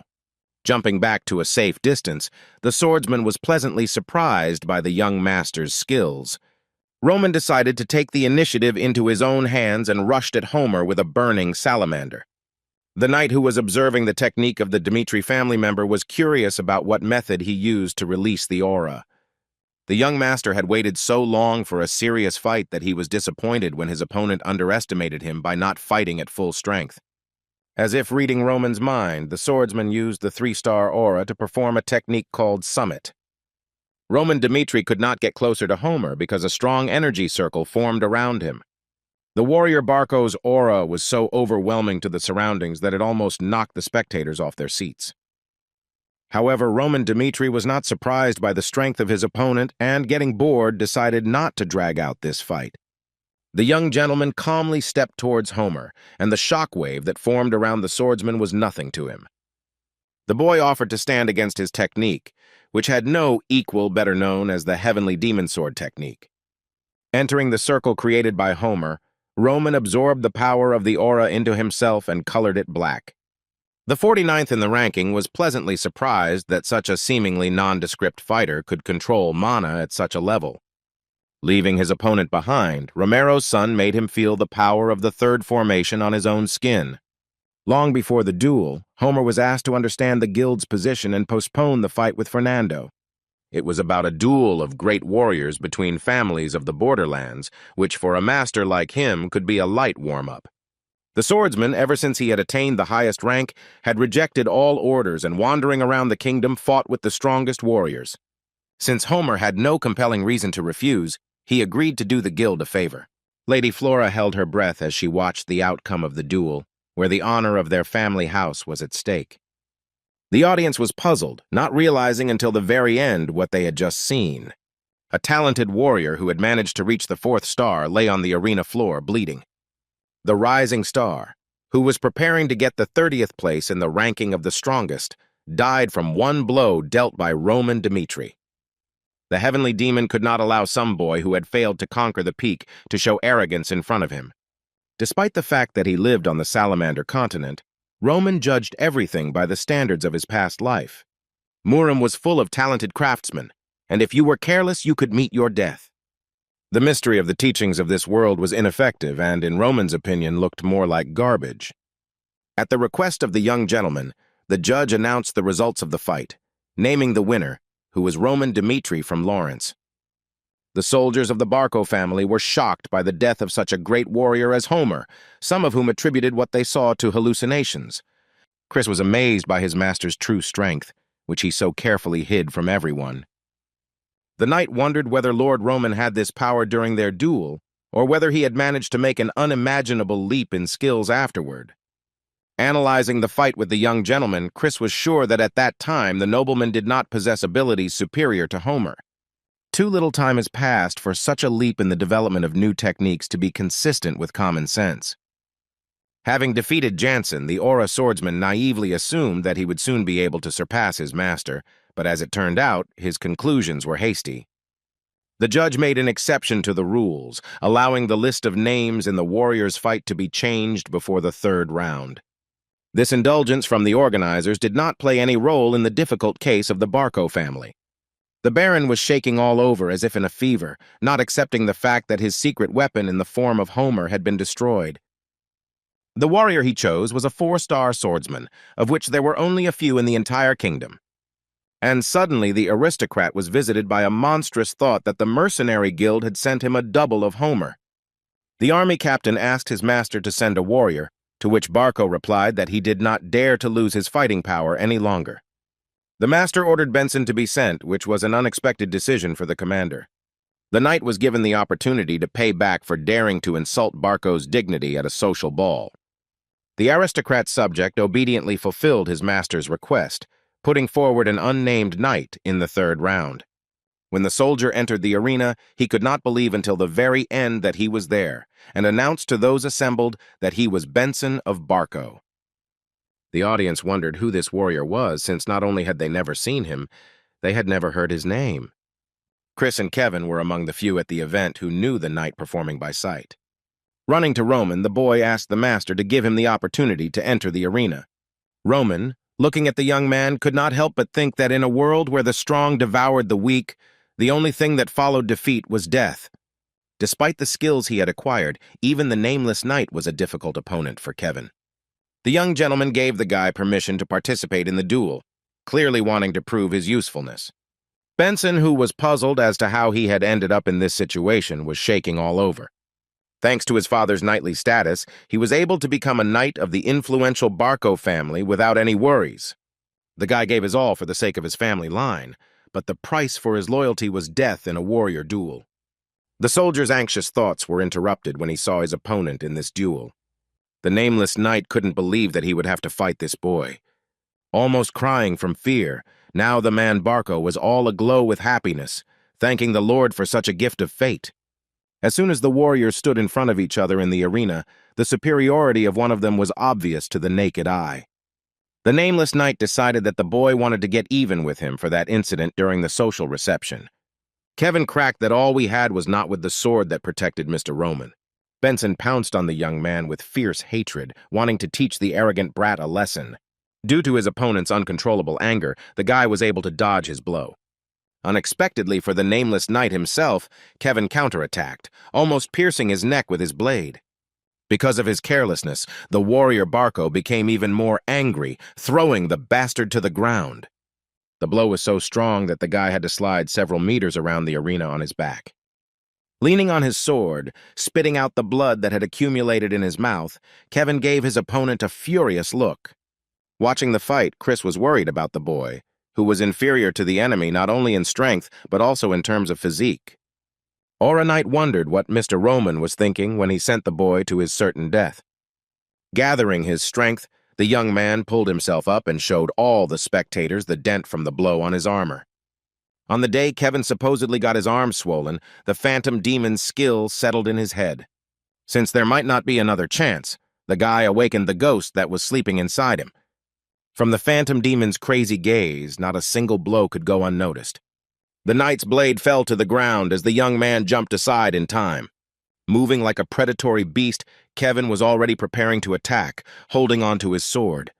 The voice in his head told him to tear the nameless knight to shreds, but he didn't belong to Mr. Roman. The boy wanted at all costs to become a sword that would be useful to his master. Feeling inferior, the young man wanted to be much more useful than Chris. Caught in a whirlpool of feelings, pierced or completely absorbed by the phantom demon, he couldn't stop. The boy, maddened by the anger raging inside him, rushed at Benson. The knight froze in place as he saw the enemy's blade become enveloped in an aura. It was thanks to her that Kevin was able to pierce the armor of the warrior Barco, whose surprise knew no bounds. Unfortunately for him, the nameless knight realized that his opponent had no intention of stopping. The guy was so mad that, driven by a sense of revenge, he continued to press on the warrior. And at some point, Kevin's blade, piercing Benson's armor, passed right through, sprinkling the arena with blood. The Aura Knight couldn't believe that the boy he had defeated in a duel not long ago had an aura. Kevin, towering over his fallen enemy with a wild look, admired the work done. As soon as he pulled out his blade, a fountain of blood gushed out of his body, splashing everything around. The Lawrences were horrified that such a young man, who seemed kind and sweet, was harboring a bloodthirsty predator inside himself. After leaving the arena, Kevin knelt down in front of Roman Dmitri and announced that, as he promised, he had returned to him. Roman praised his knight for being able to surpass himself and defeat an opponent who was many times stronger than him. The duel of great warriors between the Lawrences and Barcos ended with the Lawrences in clear leadership, winning 3 out of 3 victories. After this event, like the tales of heroes, people here and there began to praise Roman's exploits, mixing truth and fiction. In the tavern, over a glass of beer, the men discussed the duel in which Barco had a hard time. The situation that had raised a fuss had failed miserably. One of the interlocutors began to boast that all his relatives were residents of Lawrence. Roman was described as the savior of the Lawrences, who single-handedly killed hundreds of Barco's soldiers. And on top of everything else, the young master managed to destroy the magic catapult with one blow. Everyone, without exception, discussed the rescue of the Lawrences and Roman Dimitri's incredible victory over the four-star swordsman Homer. Not only adults, but also children were crazy about Romero's eldest son, whose fame raised him to the skies. And from then on, one after another, heroic stories about the adventures of the young master began to accumulate. And while legends about the mighty Roman Dimitri were heard from all corners of Barco, bank accounts in turn were accumulating. Drowning in debt and hundreds of papers sent by the gold bank, the aristocrat looked through the last of them. On the one hand, the bank asked for the return of the debt along with interest, and on the other they demanded payment for hiring Homer and compensation for his death. Barco recalled how people would flock to meet his family when the family house was a powerful influence. But as soon as Barco stumbled, all these people immediately turned away from him. Only Roman Dimitri was to blame for all the aristocrat's troubles, for he dared to disrupt his plans. After thinking for a while, the man had an epiphany that the guy had done something that he shouldn't have done in high society. The situation seemed hopeless, but Baron Barco still found one last chance to save himself and his name. Within a few days, Barco had summoned aristocrats from several other houses to his home. The gentleman showered his guests with compliments, being immensely grateful for their devotion to his family. One of the nobles got tired of listening to Barco talk nonsense, and therefore asked him to quickly get to the heart of the matter. The owner of the house happily revealed that he had good reason to attack the Lawrences. This reason could also play an extremely important role in high society for all participants involved. Barco explained that the war was intended to enforce the payment of the debt of the ancestors, and the central government supported this decision by assigning a judge to the case. However, Roman Dimitri decided to intervene in this war without any reason, as a result of which the aristocrat lost face. And on top of all this, even at the duel of warriors, there was not a single person from the Lawrences themselves. Barco was indignant. By what right did this impudent fellow from the Dimitri clan decide to help his debtors? The man continued that if the two families were related by family ties, the question would not have arisen. But everyone knew that the families had broken off the engagement, and Roman, being a stranger to the Lawrences, had no right to interfere. The gentleman stated that the guy had crossed the line, forcing his guest to think hard about his words. The next second, the aristocrats, the foam rubbers, began to speak out in favor of Barco as he had expected. It was enough for a man to convince a few houses to come over to his side. The Baron needed to pin the blame on the Dimitri family, and having received a huge payment as compensation, resolved the issue with the loan. There was a lively conversation coming from the corridor, but Barco wasn't waiting for anyone else, since everyone he wanted to see was already at the meeting. Suddenly, Roman Dimitri opened the office door, pleased that he had finally managed to find the owner of the estate. The young gentleman had heard that the aristocrat had many complaints against him. Seeing the silent question frozen on the man's face, Roman answered it, stating that he wanted to hear everything from the Baron personally. And long before that, the Knight of Aura was stunned when he learned that his master was going to Viscount Barco. The guy wanted to dissuade the young gentleman, stating that his visit would be akin to suicide. Romero's eldest son responded by asking his servant how his relationship with Barco would develop. Chris replied that for the aristocrat, the young master was a sworn enemy, and therefore it was advisable to avoid each other. But Roman objected, confident that if you start something, you have to see it through to the end.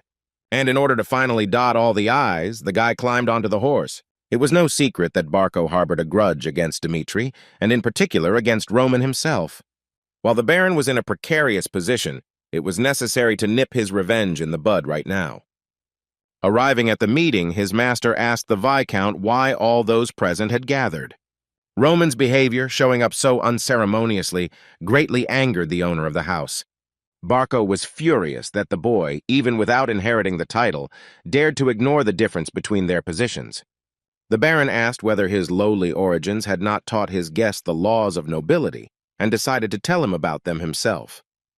The man explained that in the kingdom of Cairo, it was forbidden to interfere in a war without a good reason. Barco announced the pretext in accordance with the laws, having received approval from the central government, and only then was war declared. All these manipulations were necessary to preserve each other's good name. The Baron slammed the table and shouted that ignorance of the law was no excuse. Foaming at the mouth, the aristocrat tried to convince the young gentleman how stupid he had been. Because of his curtailed actions, the Dmitri family will be forced to erase a strong insult, proving that because of the eldest son's misdeed, the family will not be able to avoid lessons for all the signs of the kingdom. Having finished his speech, the Baron, along with the others, waited to see what Roman would answer. After waiting for silence, the guy asked the owner of the house whether he had finished his speech. Roman asked this question only because he wanted to tell everyone gathered about his reason. The young gentleman started out by saying that Lawrence and Dmitri were bound by a marriage agreement, but now he had turned into a weirdo who had been rejected by his bride. Roman asked the aristocrats for their opinion on the reason for the dissolution of the union between the families. And while the guests were pondering the answer, he said that all the rumors about his reputation and his adventures with women were not true. The whole truth was that everything that happened was due to threats from the eldest son, Anthony. This statement was unexpected both for Barco and for the assembled aristocrats. Roman suggested returning to the moment of the social evening held at this estate. Since Roman was on friendly terms with Anthony, he attended the evening at his invitation and was also supposed to be with Lawrence. The guy was trapped, finding himself in the same room with Emilia Barco the next morning, and her relative threatened to break off the engagement. Anthony carefully planned a trap to separate Lawrence and Dmitri to suit his own plans. Statements like these made the nobility think about helping Barco. Roman was pleased with his performance, and as soon as he exposed his weakness, it immediately ceased to be one. Barco was beside himself with anger, trying to convince those gathered that there was no faith in what the boy said. Barco said that Romero's son lived like trash and tried to cover up the truth with his lies. This statement only amused the guy. Anticipating the Baron's words, he decided to name another reason for his intervention in the war between the families. The aristocrat tensed up when he heard from the young master that his eldest son had crossed the line. Anthony made advances towards Flora, with whom Romana had an arranged marriage, but the girl was so shocked that she eventually decided to break off the engagement. If those present did not believe him, the young gentleman suggested asking Flora Lawrence herself about the incident. Since Anthony had lured Roman into a trap with lies, Dmitri wanted to pay him back in the same coin. The nobleman stated that he had intervened in the war using only his own strength, and the only thing he could do for the sake of his bride was to take revenge. Addressing the Viscount as well as everyone present, Roman asked one question that interested him. After all that had been said, did Roman still have no reason to interfere in the war between the Barcos and the Lawrences? The Baron no longer had any reason to fight for the truth of the cause. If anything was left, it was to buy a little more time. The aristocrat doubted that Roman was telling the truth, but decided to check the veracity of his words a little later. But the guy was not so simple and suggested that Barco immediately make a choice between the options he had proposed. The young gentleman wanted Anthony to be punished for insulting him, or he could cover up the incident by resolving the issue at the family level. The Viscount needed to make a decision immediately, otherwise Roman threatened to tell his father everything upon returning home. The man did not expect that his conflict with Roman could end in a war with Dmitri's family. The second option was unacceptable, since a clash with such a family in the current crisis situation would lead to the collapse of Barco. Holding back his indignation, the aristocrat considered that the matter between the young master and his eldest son was not worth the level of family feuds.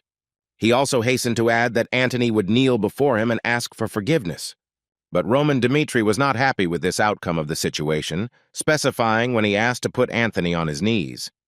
Mr. Barco could not understand what this arrogant nobleman demanded of him. The boy wondered why the instigator chose the method of punishment, stating that he himself would decide how to deal with the culprit. Having appeared to his son, the aristocrat now quickly informed him of the fate that Roman had chosen for him. Anthony tearfully begged his father not to give his life into the hands of others, not realizing the true purpose of the refereeing duel. The aristocrat tearfully asked the Viscount to reject Roman's offer, declaring that the guy would never spare him. Barco shouted at his son, trying to bring him to his senses and finally pull himself together. As soon as the boy took the place of the successor, it became his duty to share his life with the fate of the family. And this meant that Anthony had to face reality and not forget about the shame, ready to give his hand for it. Not wanting to hear any more excuses, the owner of the house quickly left the scarecrow of his son.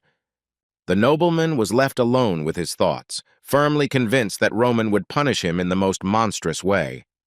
Both eldest sons of the families, Dmitri and Barco, were on the fighting ground. Even though Anthony held the sword tightly with both hands, he still couldn't stop trembling. The guy tried to justify his actions by reminding his rival how much he liked Flora, and perhaps because of this, he briefly lost his mind. The aristocrat asked Roman for forgiveness, apologizing for all the inconvenience he had caused him. The offender continued to beg for forgiveness, but Romero's son still reached for his blade. The boy begged for his life to be spared, and in return he would pay for his mercy for the rest of his days. Watching this pitiful spectacle, the nobility came to the unanimous opinion that the boy should not expect mercy. Roman asked how Anthony was going to pay off his debt to the gold bank. The boy teased that even their connections with the government could not cover up the atrocities committed by Barco. The young gentleman stated that he had been humiliated in front of everyone thanks to the efforts of this difficult nobleman. The Viscount's heart sank when, coming close to his son, Roman declared that he had no reason to forgive him. The next second, Roman Dimitri's blade pierced Antoni Barco's body, putting an end to their disagreements. With a cold gaze, the young master watched as his opponent choked on his own blood. One day, Baek Chun-hyuk, in order to survive, started a bloody showdown between relatives. He managed to withstand the attacks of the terrible brothers who tried to take his life every night. One of his brothers noted that Chun-hyuk's problem was his personality. According to Baek Ho-yeol, the guy never knew how to compromise, always using brute force. He explained this by saying that as soon as Baek Chun-hyuk saw an enemy in his opponent, he would dive headfirst into the situation. He has never shown generosity to his opponents, and this negative trait may one day become his Achilles' heel.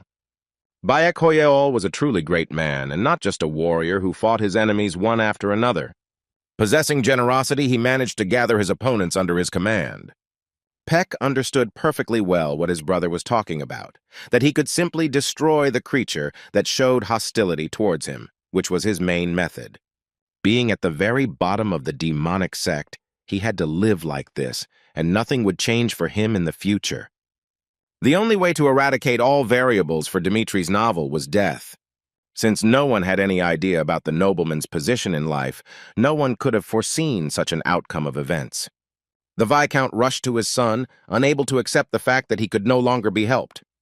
The man screamed in horror, finding the guy with an empty, detached look that meant only one thing. Turning to the Baron, Roman asked again if he had had any problems. With a frightening, sinister smile, the young gentleman said that the death of criminals in a judicial duel was a fairly common occurrence.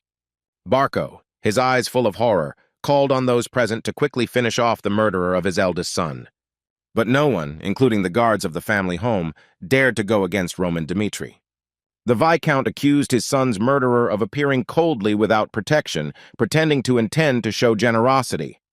The boy replied that the very day Anthony began to threaten him, he could no longer live under the same sky with Barco. As soon as the young master looked at the assembled aristocracy, they immediately froze in fear. Romero's son stated that if there are still people left who cannot break the broken connection with the Baron, sooner or later, all of them will have to face the righteous anger of Roman Dmitri.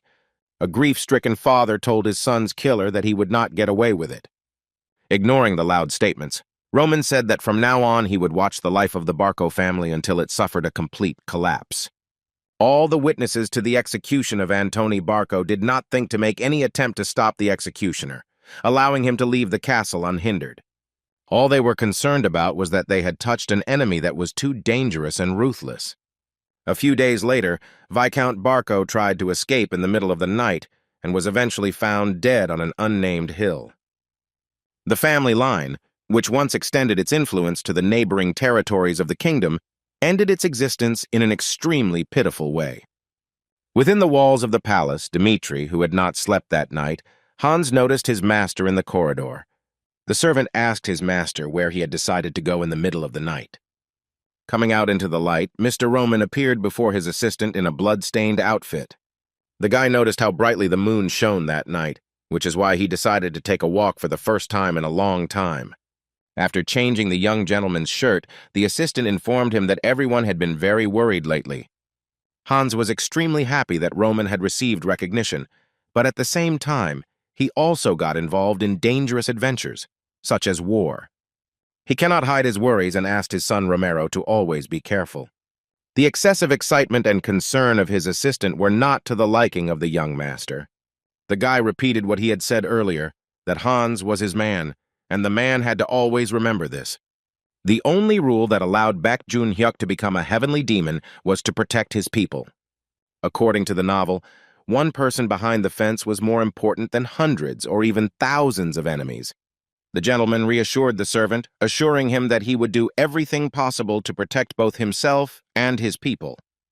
At the time when the Barco affair was about to flare up, the Malork family organized a social gathering. Helena Melork was surprised that even the wives of Barco's former supporters, being slow on their feet, also attended the event. The woman noted to herself that from now on, power in the region was concentrated in the hands of Dmitri, which was an exceptional opportunity for her family. Helena was delighted to see one of the guests, as she had been eagerly awaiting her arrival. Mrs. Melork complimented Lena Dmitri, noting her wonderful appearance. Romero's wife attracted the attention of all the visitors, who were extremely honored to meet her. At such events, the Baron's wife Dmitri spent time with the wives of aristocrats to recruit supporters for her family. Since Mr. Romero was not inclined to win people over, his wife was involved in diplomacy and politics, for which she had a special talent. Helena was glad to have everyone present, but she wanted to get to know her neighbors better. The woman said that not every one of the wives who came was looking for the same thing. But as the world situation changed, everyone needed to find a new foothold. Mrs. Melork took particular pleasure in dealing with people in distress. It was for this reason that she wanted to really tickle the nerves of everyone who had once supported Barco. But after the woman has played enough, she will show generosity and accept them all without exception. Moving to the table, the lady of the house asked Liana's opinion regarding Veronica. The mother suggested, to her daughter's surprise, that Veronica could be a great match for Roman. Pointing out the guy's age, the woman advised him to find a wife and start a family as soon as possible for the sake of his future. Helena Melork insisted on her statement that Veronica would be very suitable for Roman, despite the fact that she was her daughter. The wives of the aristocrats, not so much out of spite, mentioned the offer from another family which the young ladies had already accepted. Liana Dmitri agreed that Roman needed to approach marriage with a special choice, and suggested that the Melork family drop by their estate sometime. And yet Helena continued to talk about her daughter, that she was in love with Roman at first sight. According to her mother, the girl was the best student at the academy and despite her age, would become a real beauty in the future. Mrs. Dmitri talked about Roman, who for the previous 6 years had been a fifth wheel in high society. Previously, the status of the well strongly did not allow him to inherit the headship of the family, tying the guy to the point by groups and legs. Romero's wife was grateful for the flattering reviews of her son, who in one moment turned from a fifth wheel into the man of his dreams. But to Helena Melork's great regret, Liana stated that Roman had already been hurt very badly once. Therefore, the woman hoped that he was now with a girl who would be truly loved, and not one that his family was forcing on him. Based on this, any talk of marriage between the families made no sense. In this case, the girl who was the first to capture the heart of the unapproachable Roman will be the winner in the race for the wealth of the Dmitri family. Late in the evening, Flora Lawrence spent her time reading books in the family library. Recalling the siege of the castle, the girl noted the fact that Lawrence lost the battle against Barco. The young lady's words about victory coming with the onset of winter lost all meaning as soon as she was faced with the harsh reality. Flora kept thinking about how she could become like Roman, who was able to foresee absolutely everything, who rushed into battle, saving her family line. The girl suddenly blushed to herself as soon as she thought about the eldest son of the family, Dmitri. The girl actively began to drive away thoughts that she liked Roman Dmitri, who was an arrogant egoist, caring only about his own benefit. Well, be that as it may, both he and the lady wanted to get to know better the man who was so strong and held such a mystery within himself. Reading literature was impossible due to obsessive thoughts, and so Lady Lawrence decided to get some fresh air. With regret, Despite the interest shown, she noted that the engagement was already broken off, and there was nothing else connecting them. The girl had neither a way nor an effective reason to meet Roman again. Suddenly, the girl was called out by a familiar voice, which she clearly did not expect to hear. The ringing voice belonged to a pretty girl who addressed the young lady, calling her sister. The girl was the sister of Flora, who belonged to the collateral line of the family, and her name was Sylvia. Baron Lawrence's daughter wondered what her sister was doing within the walls of her home. The daughter burst into her father's chambers after hearing that the Lawrences were responsible for holding a ball on Dimitri's estate. Flora was angry that the Viscount had never bothered to tell her anything about it. The Baron replied to his daughter that the previous incident with Barco had opened his eyes to many things. When no one could make a decision, she was able to show her intelligence and show the family the right path. Thanks to Flora's ability to bring Roman and his men onto the battlefield, the Lawrences were able to win the war. The father had no intention of repeating past mistakes and no longer forced his daughter to do family business. Mr. Lawrence declared that from now on, Flora should begin to live for her own dream. The girl was touched by her father's touching speech, but her plans were to go to the ball. Since Sylvia had traveled a long way from the capital to get to the ball, Flora wanted to know another reason for her visit. With Sylvia's help, the Count wanted to restore the lost connection with Dimitri and break off the engagement. Although the girl was upset by this fact, she understood the decision made by her father. Since Flora felt sorry for Romana for his mercy, she decided to follow Sylvia, taking on the role of her escort. The Baron was confused. He deliberately made it so that the young lady would no longer have to deal with the Dimitri family. The girl made it clear that she was serious about accompanying her sister to the ball.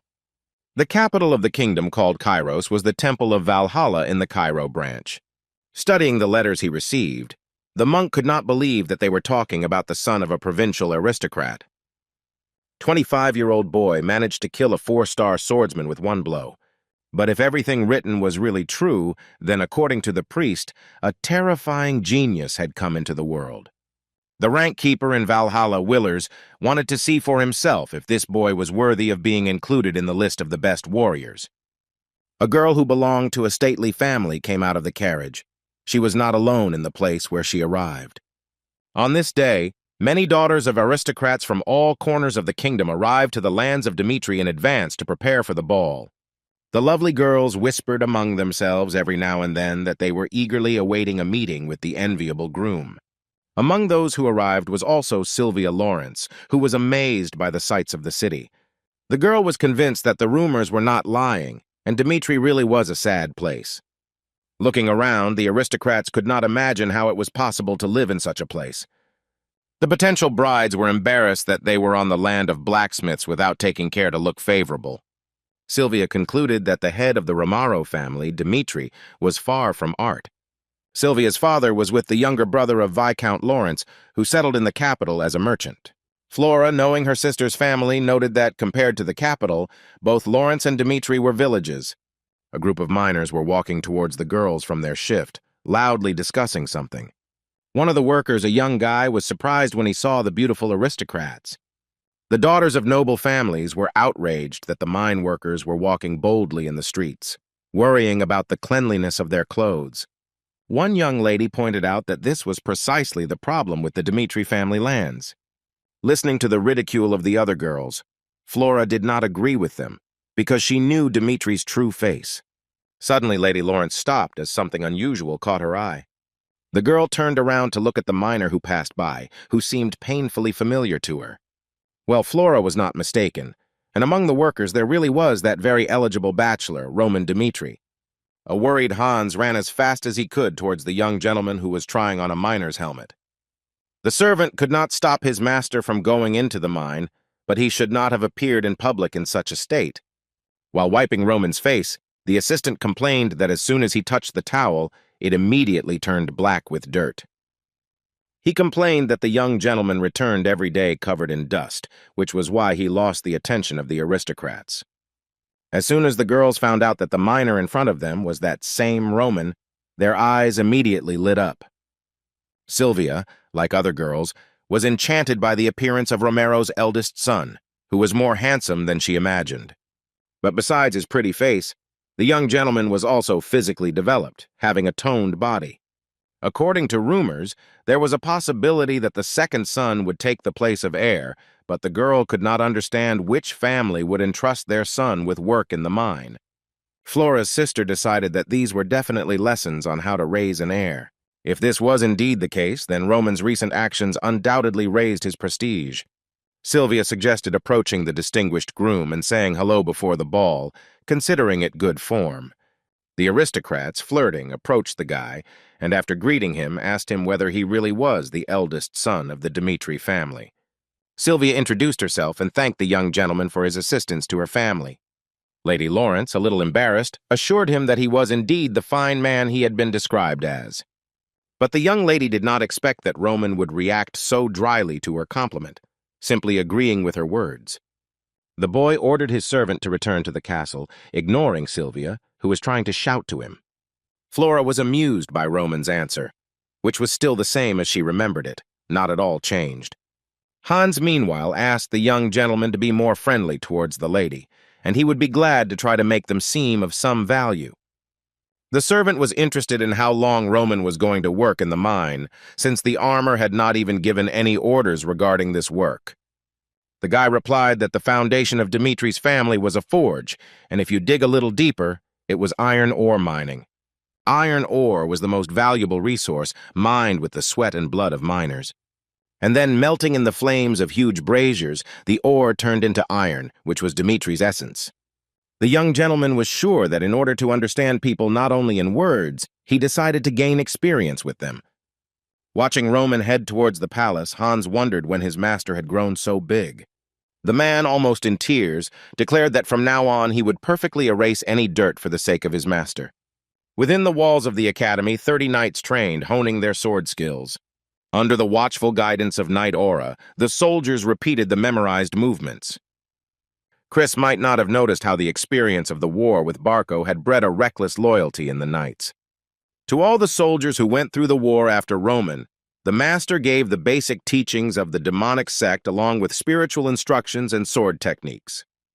The knowledge they gained was a real treasure for the warriors, capable of unlocking the potential of the Aura swordsman. Thanks to this, Roman's people were able to master the basics of combat power, but it was still not enough. The gentleman needed a personal reconnaissance force capable of providing information about the enemy. But the main problem was the availability of money and talent to create a reconnaissance army. Despite his renewed reputation, Roman Dmitri still did not have the same freedom and resources to do so. The young master called Chris over to see how the training was going. The Aura swordsman reported a high learning speed, suggesting that progress should be expected in the near future. Satisfied with the pace of his men's training, Roman stated that their master also needed to learn new technology. The soldier's starting point was different from the others, and therefore required a special approach. The knight managed to build his own world, and in such a state it was not easy to accept new knowledge. And yet the young gentleman decided to give the knight something new, believing in his talent and capabilities. The technique that Roman Dmitri was going to teach Chris was called lightning. The swordsman had no idea that the lightning sword had once managed to repair all of Murim in its time. The 2-star Aura Knight was to master a murderous technique. Its owner was called one of the 10 greatest masters. That same evening, girls from noble families languished within the walls of the Dmitri Palace, awaiting the main guest of this celebration. Finally, the servants announced that the young master Roman Dmitri had arrived, drawing the girls' worried gazes to the entrance.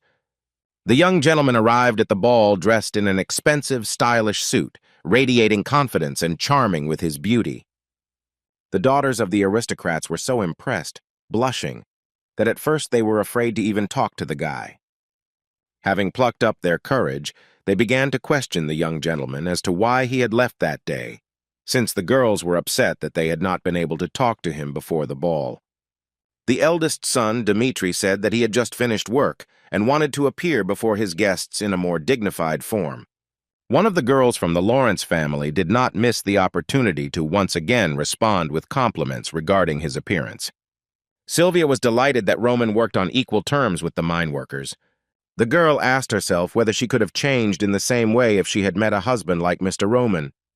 The boy thanked the aristocrat for her compliment, and her cheeks instantly turned red. During the event, The girls did not give Romero's son a minute to rest, wanting to spend as much time with him as possible. By some unimaginable miracle, the young gentleman still managed to jump out onto the balcony to catch his breath. But even here, seemingly in a secluded place, far from everyone, they were still able to find him by calling his name.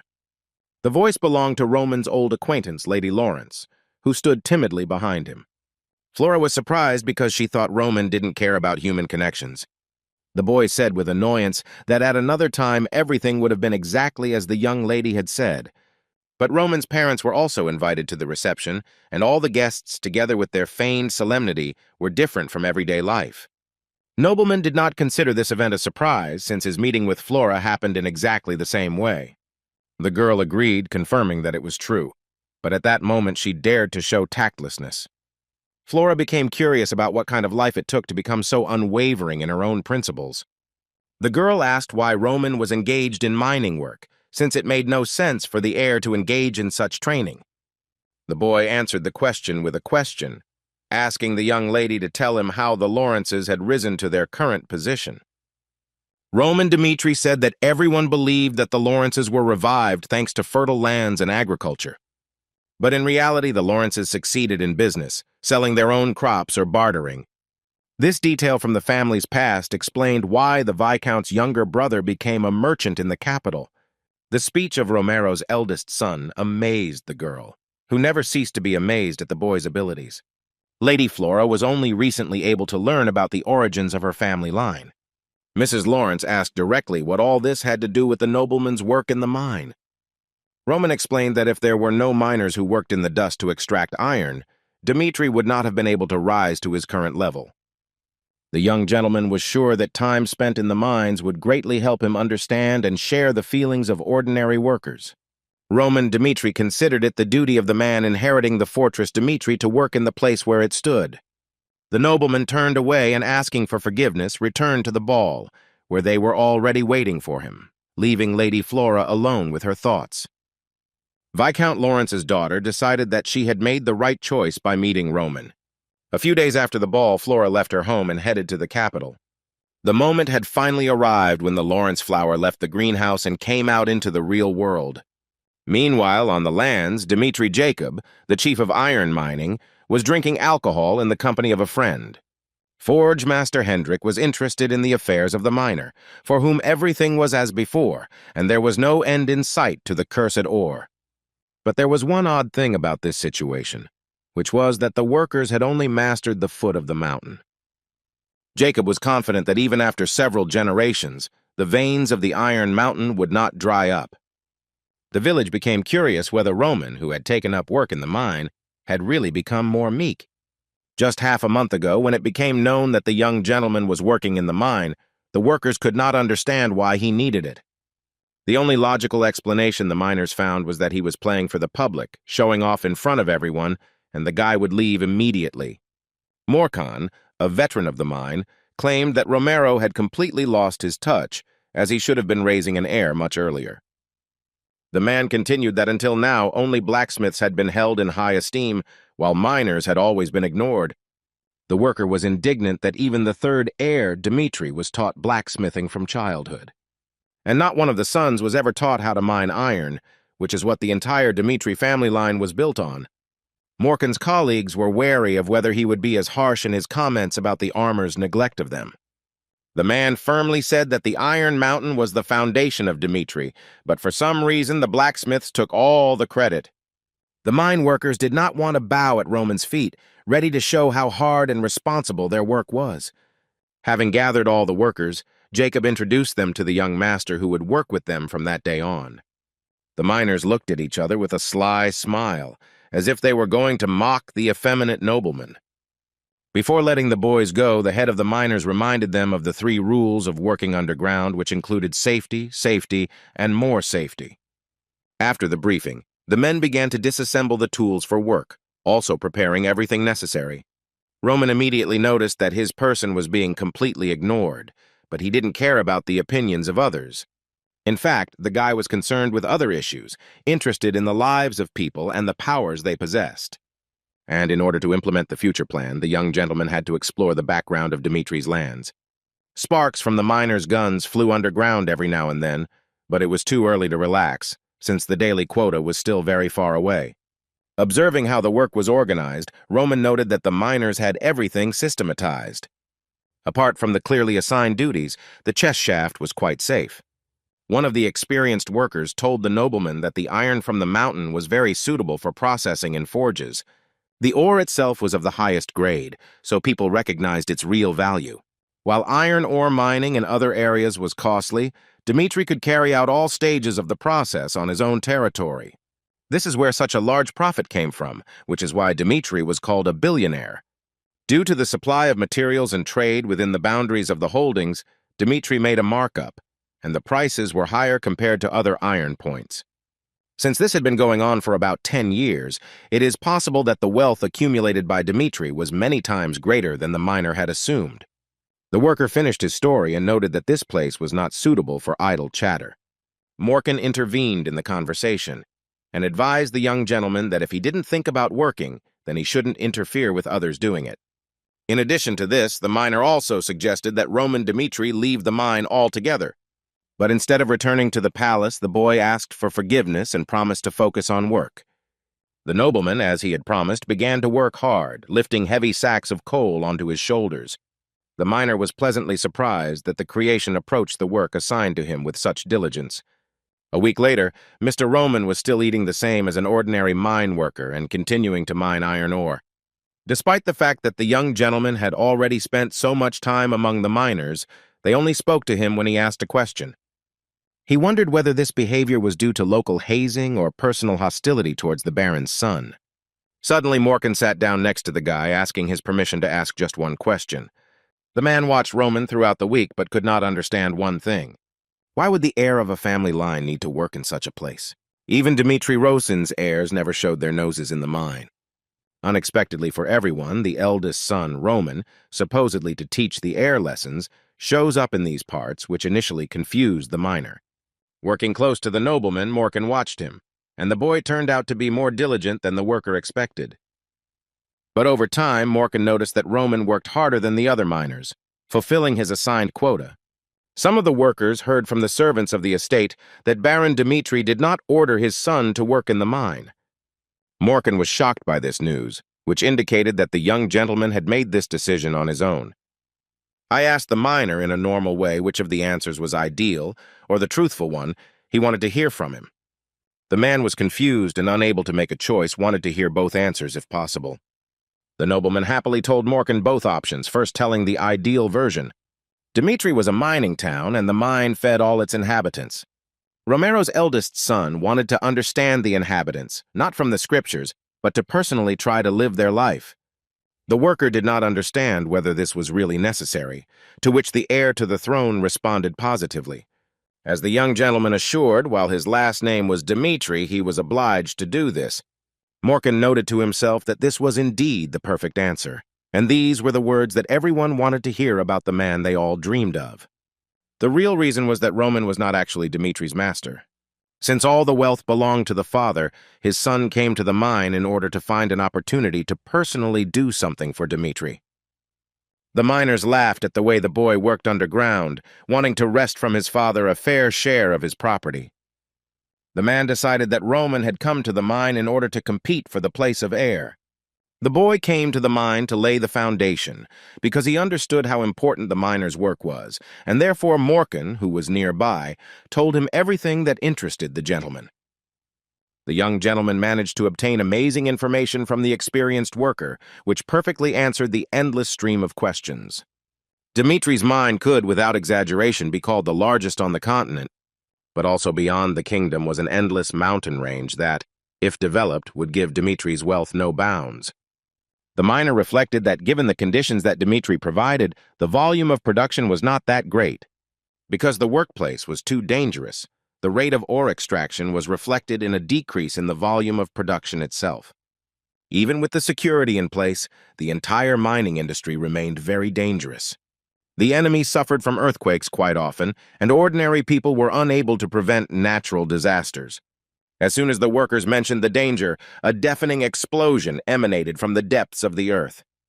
Not only Roman, but also the other miners felt the ground tremble under their feet. Morkan and the young gentleman went to the scene of the incident to find out the cause of the earthquake. One of the miners said that one of the mine shafts collapsed, burying one laborer. The miners, observing the hole that had formed in the ground, were deciding what to do, since there was still a possibility of further collapse. The workers did not dare to take urgent measures, and then Mr. Roman expressed a desire to go down. Morkan flatly refused to let the young man in, explaining that if it collapsed again he would be in danger, just like the buried mine employee. The laborer suggested that they first assess the situation, but the guy firmly stated that in that case it would be too late. Roman repeated what he had said to Morkan earlier, that people with Dimitri's last name should be held responsible. Finding himself in front of the pit, the young gentleman ordered that they be ready to receive the wounded man, and he himself went down. With incredible speed and skill, the heir to the throne descended the steep slope to the very bottom of the tunnel. After some time, the guy's hand finally appeared to the relief of everyone present. And while there was no need to worry about the fate of the heir to the throne, the question regarding the victim remained open. The miners rejoiced when Roman appeared with the wounded worker, and they immediately ordered a splint to be prepared for the victim. Watching the boy provide first aid, Morkan noted that treating injuries was not an easy task, but Dimitri succeeded in this too. Roman said that the wounded man needed a doctor, and if elixirs for treatment were needed, he would personally cover their cost. Soon the poor miner was carried away on a stretcher to the hospital, and despite the accident that had occurred, work could be resumed. Suddenly the nobleman turned to his colleagues, confident that they would mistake today's accident for the miner's fate. Everyone listened attentively to the guy's speech, forgetting about their hostility towards him that arose during their first meeting. The young gentleman declared that even with due preparation, no one was immune from unexpected disasters. Roman Dimitri stated that the way to resist these disasters was, albeit very complex. The nobleman, as a representative of the Dimitri family, was obliged to use all methods and means in order to resolve the workers' difficulties, which will not take much time. Romero asked his son if he was injured and what he was thinking when he fell into the collapsed tunnel. Baron Dimitri assured that even a swordsman of the aura cannot be insured against natural disasters, and that this time Roman was very lucky. The man angrily slammed his fist on the table, declaring that Roman had almost lost his life because of his bravery. And even if it had been someone else in his son's place, Mr. Dimitri could not allow 2 lives to be lost in order to save one. Having listened to all the reproaches and arguments in his favor, the guy replied that he did what he had to. Romero shouted, outraged by such a statement, but the young gentleman continued that if he went back in time, he would not change his decision. Because there was an accident in the mine, the guy believed that as the person responsible for the family name Dimitri, he made the right decision. The Baron asked Roman to leave the mining business, since he had not given the order to do something like that, and also did not understand the choice he had made. If the boy had taken up blacksmithing, Mr. Dimitri would not have stopped him. The nobleman said that he worked in the mine to better understand the people who lived in Dimitri. The Roth family name became famous due to the technology of forged smelting, but most residents worked in the mines to support themselves. Therefore, according to the guy, Roman's only path was not the forge, but the mine. Not expecting such an insightful answer and deciding that he would not get the opposite from his son, he asked what he had realized during his time working underground. The nobleman had lunch and was able to understand the difficulties that people who work as miners endure. The young master saw how his father cared deeply about the workers' conditions and safety, and Romero was greatly respected for this. Well, even this was not enough to avoid danger, and it was impossible to predict when an earthquake would occur and the mine shaft would collapse. The guy was not aware of these nuances, but as the heir to the throne noted, it was impossible to prepare for or prevent something like this. The only way was to introduce magical innovations into the work of ore mining. Braun praised his son for his desire to secure the mines and decided to find out how much he thought such an artifact was worth. To protect the mine shaft with artifacts required an astronomical sum. Roman was aware of this and that the air shield had a limited lifespan. The guy insisted that the installation of the artifact would increase the volume of iron ore production. Buying an air shield won't seem so expensive because thanks to it, Dimitri will be able to earn good money. After introducing workers who will monitor safety, reducing risks, part of the increased profit can be used for the welfare of workers. Romero was ready to invest in his son's idea, but who should be prepared for his decision to be hasty? In Murim, there were two organizations that were all responsible for information, such as Kaban and the Hao clan, while Caban collected conversations overheard by vagabonds all over the world. Lanhao used young men from entertainment establishments as his ears. Roman chose the workers of the mine who could receive information from them about everything in the region. Thanks to his father's books and the pressing matter, he was going to bring the Hao clan into this world. But to achieve their plans, information guilds working in one region were not enough. In order to gain control of the informants of the entire continent, the young master needed to filter the knowledge obtained from the workers. Then it was necessary to establish connections with the trading Dmitri and a certain person who would collect information from outside. And for such a matter today, a person was needed who was already in Roman sights. After the war with Barco ended, Chris told the soldiers that he was going to teach them a new technique. The young master gave a gift in the form of knowledge about mana cultivation and swordsmanship. And therefore, everyone without exception had to approach training with all passion and diligence. Mana cultivation was a way to systematize the properties and management of mana. This technique, due to its peculiarity, was not trash from the market, turning into an invaluable treasure. Lucas, knowing that even his father had never passed on such equipment to his son, was sure that the master was telling nonsense from books on the market. It had previously seemed strange that Roman, to whom the soldiers had sworn allegiance, would entrust such a treasure. The Aura Knight explained that the spiritual guidance of the Asura, according to the distant state, was a battlefield demon. After a few days of training, the soldiers' senses became so sharp that they could sense the currents of wind in space. The sword technique contained many methods of fighting the enemy, being ideal for spiritual instruction. Lucas wondered who his master was that possessed such incredible knowledge. If a mercenary had such equipment in his hands, he would keep it a secret even from his family. The warrior spent every day with the feeling that this was the biggest turning point in his life.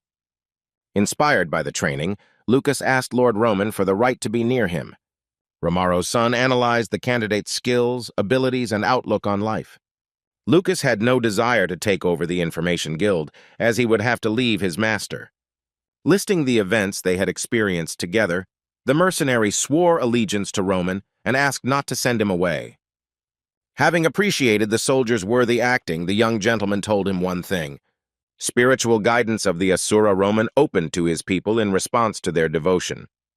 The baron's son Dmitri asked the swordsman whether such a man could thank the soldiers for their loyalty.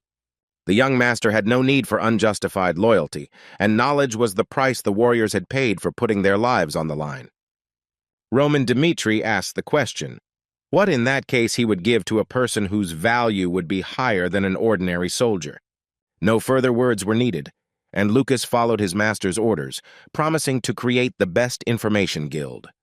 Being calculating and realistic, the mercenary was the perfect fit for the position assigned to him. The laborers at the mine abandoned their work as soon as they noticed the uninvited guest. The crowd of miners joyfully greeted Roman, who had become one of them during his time working in the mine. The workers thanked the young master from the bottom of their hearts for taking care of their safety. One of the old miners told the boy that he could not help but worry about his only son. Bowing before the baron's eldest son, the man was ready to risk his life for him. The young gentleman thanked the mine workers and stated that, on the contrary, he was indebted to them. From that very day on, the faith of the people of Dmitri was entirely riveted to the person of Roman. But such a situation led Baron Romero into deep and disturbing thoughts. At one of the regular family meetings, with the fall of Barco, the lack of a force capable of limiting the Dmitri family was discussed. Even former allies of the fallen house have expressed a desire to form an alliance with the powerful family. The advisor, as ordered, refused to speak to the authorities, who were showing excessive hostility towards them. Assistants asked what to do with people connected to Barco in the future. Romero said it was arrogant of them to mingle with those who had inflicted deep wounds on them, and therefore, by order of the Baron, no alliances should be made with them. This position should have made the authorities understand what it meant to make Dmitri an enemy.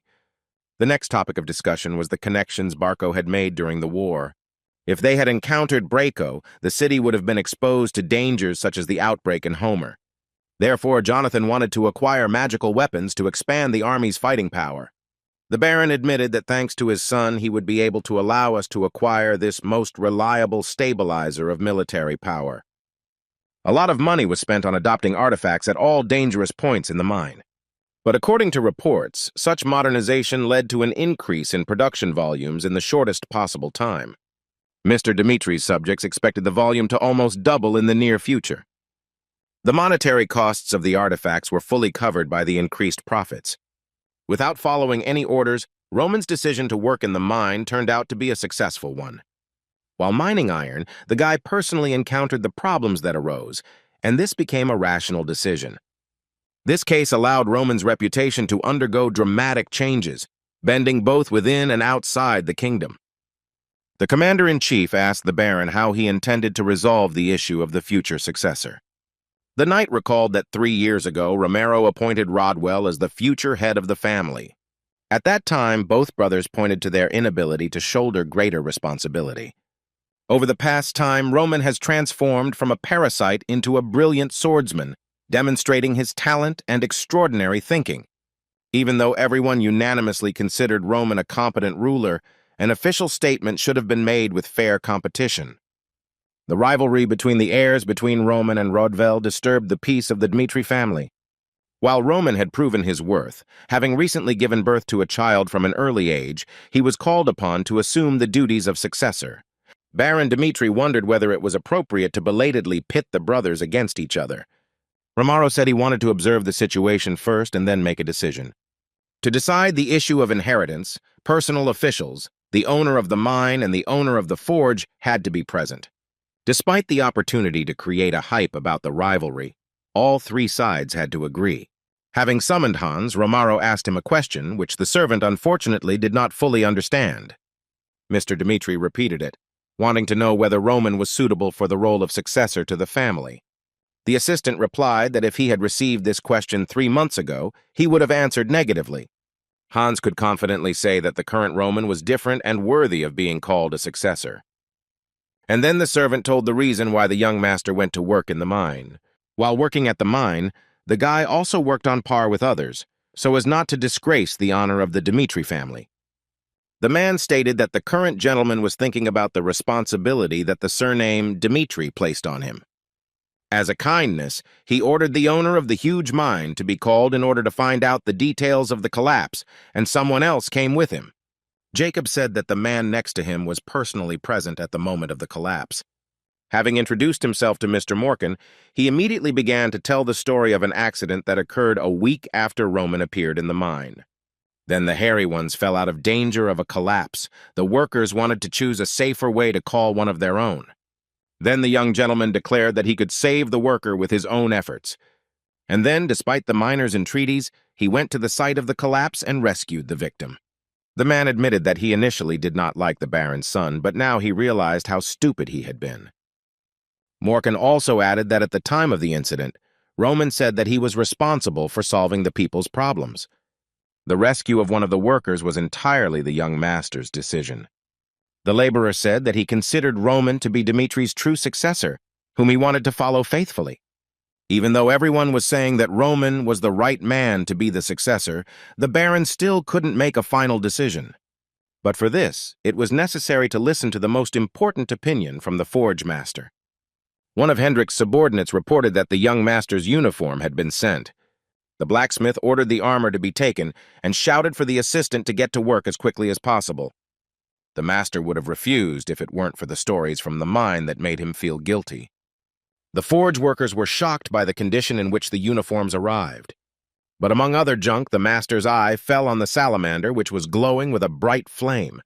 Taking the sword in his hand, Hendrik noted the amazing workmanship, distinguished by the smooth blade and the chiseled handle.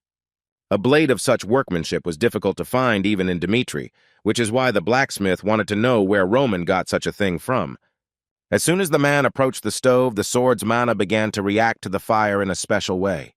The master was confident that his processing technique was the best on the continent, but even he could not achieve high mana resonance. In order to personally learn about the origin of the weapon, the master finished the work as quickly as possible. Chris was surprised as he looked at the shiny armor, which should have taken at least 2 weeks to repair. The worker said that the master seemed to have gone mad and forced all the blacksmiths to work on the armor. But the Aura Knight was even more surprised when he saw Hendrik talking with Roman. With glassy eyes and bags under them, the master asked where the young master had gotten that very sword. The man demanded that the boy name the master who forged it, as well as everything he knew. The Baron's son expected such a reaction and replied that he did not have to get the blade anywhere.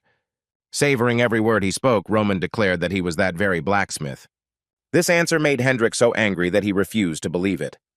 The blacksmith believed that the boy was mocking him, deciding that the rumors that he had changed were a lie. The young master continued to prove that he had created the only such sword, naming it after the continent. The master was about to entrust the impudent fellow, but Roman stopped him, making an effort to show him everything personally. Since Hendrik was the master of the Dmitri family, it was enough for him to look at how the boy wielded the hammer. The nobleman said that for the war with Barco, he needed a new sword to which he could trust his life. The boy, locked in with the flames of the brazier, pounded the iron tirelessly, and at some point this turned the forge into a sacred place. Roman decided that the master was well acquainted with this feeling and continued his story. Since the young master had to fulfill his duty of defending the country, he began to forge a new sword. The Baron's son wanted to show the forge master the process of forging his new blade. The first thing that confused Hendrik was that the nobleman was going to work without protective equipment. The man decided that there was nothing left to see here, since the boy didn't even know the basics of blacksmithing. But as soon as the hammer removed the red-hot plate, the master could not believe his eyes. Due to the differences between the worlds, Roman had to put a lot of effort into forging. In Murim, sword-making required mana manipulation to create a sword that could bring out the effectiveness of ki. Having spent his entire life on the battlefield, Baek Jun-hyuk forged many swords for himself. And being in this world in Roman's body, the heavenly demon had no intention of changing himself. Hendrik couldn't believe the way the nobleman handled the hammer, every detail of which was perfect. The blacksmith was captivated by the young master's skill, comparing him to the Baron at the peak of his powers. The master asked Roman for forgiveness for not immediately recognizing him as the owner of that sword. But the shock did not end there, because the young master decided to give the salamander to the blacksmith. The boy hoped that Hendrik would take the salamander as compensation for the fact that he had once sold his sword without permission. 3 years earlier, the family blacksmith Dmitri tried to bring his master to his senses. The forge master was against the Baron, appointing Roman as the family's successor. Hendrik offered an alternative in the person of Rodwell, but the Baron remained adamant. The master insisted that the boy had been learning blacksmithing since childhood and had also achieved recognition of his talents in the capital. Recalling that incident, Romaro wondered if his eldest son would be able to convince Hendrik. And like everyone before him, the forge master agreed for Roman to become the successor, having every right to do so. Mr. Dmitri did not believe what the master said, but he insisted that he was not lying. The man assured that Roman worked hard where no one could see him. The master admitted that due to personal dislike for the guy, he gave him low-quality equipment last time. Then the young gentleman reproached the blacksmith for committing murder by threatening the soldiers with such rubbish.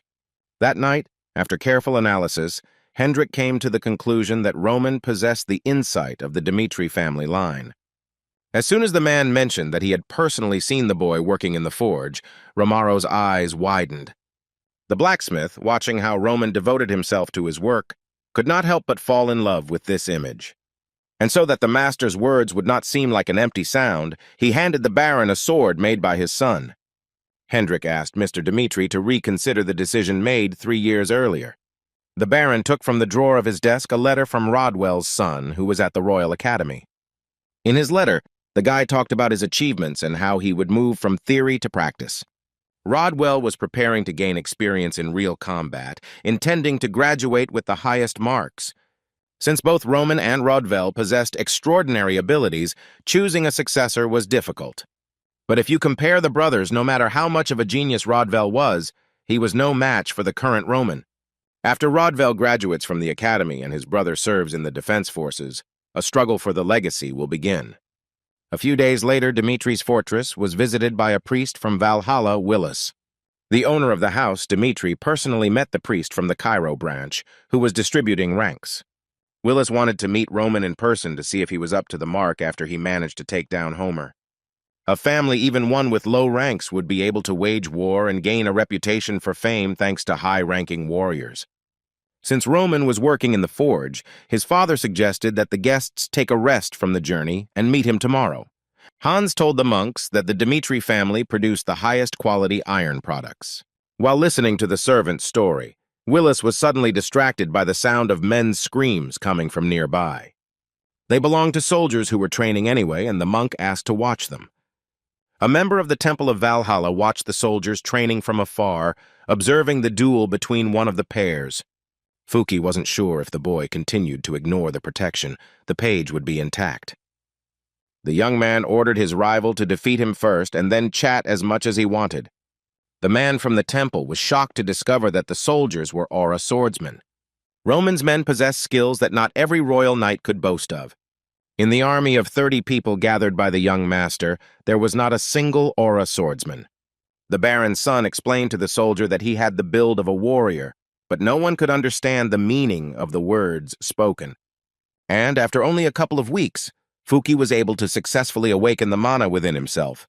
From that moment on, the soldiers' attitudes towards training changed dramatically, and they put their lives on the line to achieve their goals. It was precisely this kind of training, where warriors risked themselves, that a guest who had arrived from afar was observing. In order to defeat his opponent, Fuki, putting all his strength into the blow, pounced on him. But the young man was not as simple as people thought, and instead of defending himself, he went on the counterattack. Suddenly, the man saw an enemy blade in front of his nose, and he almost ran into it. The warrior immediately jumped back, asking if we really had to go that far. Focused on the fight, Kevin demanded that Fuka take him more seriously. The guy said that if they were on a battlefield, his opponent's head would have rolled on the ground long ago. The priest could not believe that all the soldiers used the same fencing style. Willis, having reviewed many warriors, had never seen a provincial army with such a level of skill. The monk guessed that before him was a knightly freak, raised by the blood and sweat of the Dmitri family. The representative of the Temple of Valhalla was more interested in the moment when Dmitri managed to obtain such power. Soldiers with such skills could not be called a backwater army. Willis's companion asked again whether Dmitri really only mined iron ore. If the priest had any doubts about this matter, it was clear to him that these soldiers were not ordinary. The man suggested that the warriors were part of the family's knightly order, but Hans dispelled such speculation. The satisfied servant declared that these men were the personal army of young Master Roman. Willis was at a loss as to how it was possible to treat aura swordsmen like ordinary soldiers. The monk assumed that Dmitri had hired them for a huge amount of money, or that they were new recruits joining the ranks of the knights. Roman's personal assistant did not know why the guests were interested in this question.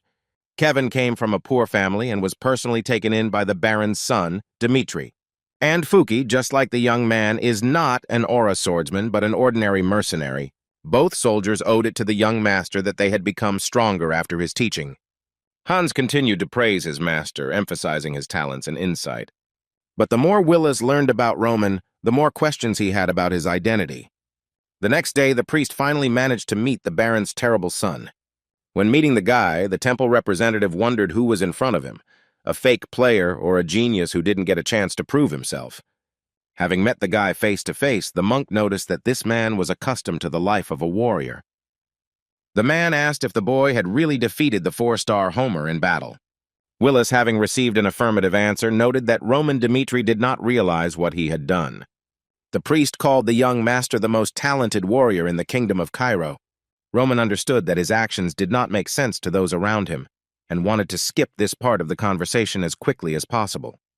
The interlocutor, having re-established the truth, allowed himself to tell the candidate that he could get on the list about the rating procedures. The rating was awarded in 2 ways, the first of which was official and took place in front of observers. Victory in an unofficial duel did not give the winner the place of the defeated enemy. If a person proves his qualifications, he will be awarded the last place in the ranking. Roman didn't mind being ranked number 100, just to show his strength. To confirm the qualification, the Temple of Valhalla used an aura meter. Willis highlighted the point that after passing the measurement test, a certificate of having a place in the ranking was not issued. The young master did not understand the reason for such a desire to get into the list of the best warriors. The priest asked him if fame was not enough of a reason to risk his life. Romano's son came to the conclusion that in this case it would be easier for him to defeat a warrior who occupied a high place in an official fight. The monk was surprised by such a statement, believing that the guy did not have a proper understanding of such a duel. The man confirmed that this method was the most effective, but the fight was not so easy to organize. Since there were no ranked participants in the Cairo kingdom, such a duel was impossible. With annoyance, Roman Dmitri decided to return to the qualification through the aura meter. To do this, all you had to do was pour mana into the artifact and wait until it changed color. Each of the colors determined the number of stars assigned: red 1, orange 2, yellow 3, and over 4, and lit up green. Since Homer had 4 stars, Roman had to prove that he had at least 3. Placing his hand on the ball, he accepted that in this world, magic was a progressive direction, unlike Murim. He was still amazed by the magicians who had an amazing way to measure a warrior's fighting strength. Whoever they were, Roman couldn't help but notice the magical power that was prevalent in this world. Willis was looking forward to seeing the rank of this talented nobleman. As soon as Dimitri's heir let mana into the ball, purple tongues emanating energy appeared from it. The priest of the Valhalla temple could not even imagine that the guy in front of him possessed such incredible power. Soon the sphere changed its color from purple to red, which also began to change. The monk had never seen the meter assign a warrior's rank by changing color so quickly before. The procedure, regardless of the number of stars the swordsman had, took several minutes, but not this time. Feeling that he had reached his limit, Roman decided to release his aura as he did in his past life. Yellow changed to green, but that was not the limit of the young master's capabilities. Unable to contain such a flow of powerful energy, the aura meter cracked. Having witnessed the extraordinary spectacle, Willis refused to believe what was happening. The meter was the quintessence of knowledge, created with the help of all the highest minds of the continent. Even after scanning the mana of a 6-star swordsman, green was the limit, but if the strength exceeded the permissible values, there were no malfunctions in the meter.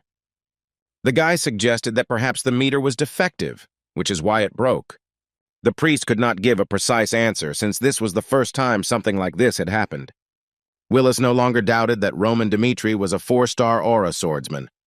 The man was horrified by the thought that the owner of such monstrous power was hiding in the Dmitri family. He was confident that the young master had the potential to rise to 6 aura stars. The appearance of such a warrior in the arena will turn upside down not only the kingdom of Cairo, but also the entire continent of Salamander. Hiding his excitement, Willis asked Roman for forgiveness, since this was the first time something like this had happened to him. Since the priest could not make a decision on his own, it was necessary to transmit the results to the temple. Before leaving the apartment, the monk had to find out as much as possible about the Baron's eldest son. Willis, rummaging through the documents, tried to find an answer to whether a person could suddenly change so much. I still couldn't help but notice the clean execution of the work done, starting with the bloody fangs and up until the war with Barco. Time carried out its plans not only through fighting force, but also by having a cool head on its shoulders. The priest could find no other reason for the breakdown of the aura meter, other than the influence of an incomparable force on it. The man reported to the temple that he had nominated Roman Dmitri for inclusion on the list. The Valhallan Empire was not a barbarian race that was obsessed with fighting. Her people knew how to properly gain status and lure foreign talent using the rating system. It was a matter of honor to be included in the ranking, which allowed the empire to find talent without having a large human resource. Willis was ordered by a superior to promote Roman to the highest rank if he was recruited in this way. Representatives of the Temple of Valhalla reminded about safety when hiring warriors from abroad. The priest had to make the young gentleman penetrate his whole soul to Valhalla. The man decided to tell Dmitri that the meter was out of order, and that their son was a 3-star swordsman, ranking number 100. Since there were no ranked warriors in the Cairo kingdom, such a precedent would definitely cause an uproar. The next day, everyone in the kingdom did nothing but discuss the youngest warrior in the ranking of the best. The capital of Cairo was no exception, and rumors of Roman's achievements reached it as well. The servants reported that Willis personally visited Dmitri and confirmed that the terrible son had 3 aura stars. Marquis Benedict, a man from the central government, heard how Homer was defeated. The man noted that a stunning nugget had appeared on the outskirts of the kingdom. The gentleman was interested in what the main forces of the continent had done about this. Benedict was in the sky and learned that the imperial authorities were trying to get to the talented guy before them. Cairo was divided into 4 factions, one of which ruled the country, another belonged to the aristocracy, and the remaining 2 remained with the empires of Valhalla and Kronos. The Marquis, who was the backbone of the aristocratic faction, sent people to Dmitri so that other authorities would not have time to take Roman away from them earlier. The nobleman did not want to allow the boy to fall into the hands of the royal family. Near the kingdom of Cairo, there were 2 large and influential empires, Kronos and Hector. Kronos owned 2 mountain ranges of the continent and demanded that the kingdom of Cairo become part of it, attacking its borders for several years. While soldiers were dying on the front lines, inside the country, Kronos' supporters were urging everyone to surrender. One of the academy students was outraged that, while fighting for their country, they did not have the right to a normal funeral. When asked by a friend if he was feeling well, Rodwell replied that he had gotten used to it during the time he had been there. The soldier did not expect the front to be so terrible. Every day he thought about abandoning his diploma and returning home. Dimitri's second son threw a torch into a mountain of corpses, and the dead turned into a huge fire. Rodwell reasoned that if Cairo had been so small, they wouldn't have pounced on him like that, because there wasn't a single day that passed peacefully. A classmate asked if he had heard the news that his older brother had made it into the ranking of the strongest warriors. Hearing his brother's name, the boy couldn't believe that the navigator had actually risen to the level of 3 stars. Absolutely confident in his words, Romero's son declared that these rumors were complete nonsense. The academy student stated that his brother was unable to defend himself, and although he did not know that his family had cleverly used him, he would soon find out. Meanwhile, Roman continued to be visited by people of the great estate, and one of them served King Cairo. The man was ordered to choose the young master as the king's knight. The guy was amused by the fact that 4 factions of Cairo were fighting for him, each of which wanted to lure him to their side. To be in the royal guard, protecting the king of the land, is the highest honor that could be offered to a knight. A government official noted that it was rare for anyone to be personally offered the chance to become a royal knight. Usually, knights had to undergo a rigorous selection process for such a position, but Mr. Roman was an exception among them. The baron's son was not impressed by the honor shown to him, thereby greatly surprising his interlocutor. The Aura swordsman was satisfied with his position and did not understand why he should move to the capital and make his life difficult. The king's representative tried to bribe the boy with a personal estate in the capital, and his family would be granted a higher title. Roman Dmitri wondered if this was the maximum that the royal family could offer him. The man became angry, declaring that the potential heir to the house was greatly mistaken. The king wanted to get Roman, considering his future potential, and in the boy's current situation, the reward offered to him was already an unaffordable luxury. With a cold, impenetrable look, the young gentleman replied that it was not he who was mistaken, but the king's subject. A few days earlier, Count Gregory's man had come to him promising the same thing, and also a pile of jewels and land to boot. And besides this, people from the Kronos faction proposed to become related through marriage. Mr. Roman also spoke about the visits of other members of the factions, but only the Benedict family put forward the most interesting proposal. They offered exactly the same thing as the others, but they also pledged to make Dmitri a family of viscounts. His Highness's man, ignoring what was said, continued to ask the 3 Aura Star swordsmen to choose their side. The man said that all the people mentioned were terrible traitors who only wanted to swallow the kingdom whole, and only the captain of the Royal Knights, nicknamed the First Sword of Cairo, managed to suppress the attempts at rebellion. The royal power was occupied and the laws were deaf and blind, which was difficult for the royal family to correct. The king's man could only promise the young master a place as a royal knight, and once again asked him to share his strength. For the 12th son of the heavenly demon, the situation of several forces opposing one person at once was extremely familiar. But despite the rewards offered to Roman, he had no intention of accepting any of them, serving anyone. As soon as he announced his plans, which did not include compromising moral principles, the king's man considered it a small hope. Not wanting to continue such conversations any longer, Romero's son said goodbye to his guest. Bowing in farewell, the negotiator continued to wait for the day when Roman Dmitri would swear allegiance to His Majesty. This was the fourth proposal and the fourth refusal, as he, an Aura swordsman, did not plan to bend the knee to any authority. Not ruling out that all these people would become enemies in the future, Roman kept his distance, because this was the only way to buy time. Mr. Roman's training was suddenly interrupted by another guest, from whom, just like from the others, he did not expect anything. The guy introduced himself as Mackin from the Valhalla Intelligence Agency. The young gentleman felt something was wrong, because the new arrival was dressed as a servant of the Dmitri family, which was strange. The Baron's eldest son was starting to get angry because a couple of days ago he had expressed his opinion about the Denver family. The man of the family mentioned asked for forgiveness for using such an unsightly method to meet. McKean explained that he had to abandon conventional methods, insisting that Valhalla was serious. He added that since it would be difficult for Roman to leave the Dmitri family, along with the title of Viscount, Valhalla also gave fertile lands with iron deposits. The young gentleman appreciated the opportunity to continue the family business, namely the blacksmith's craft.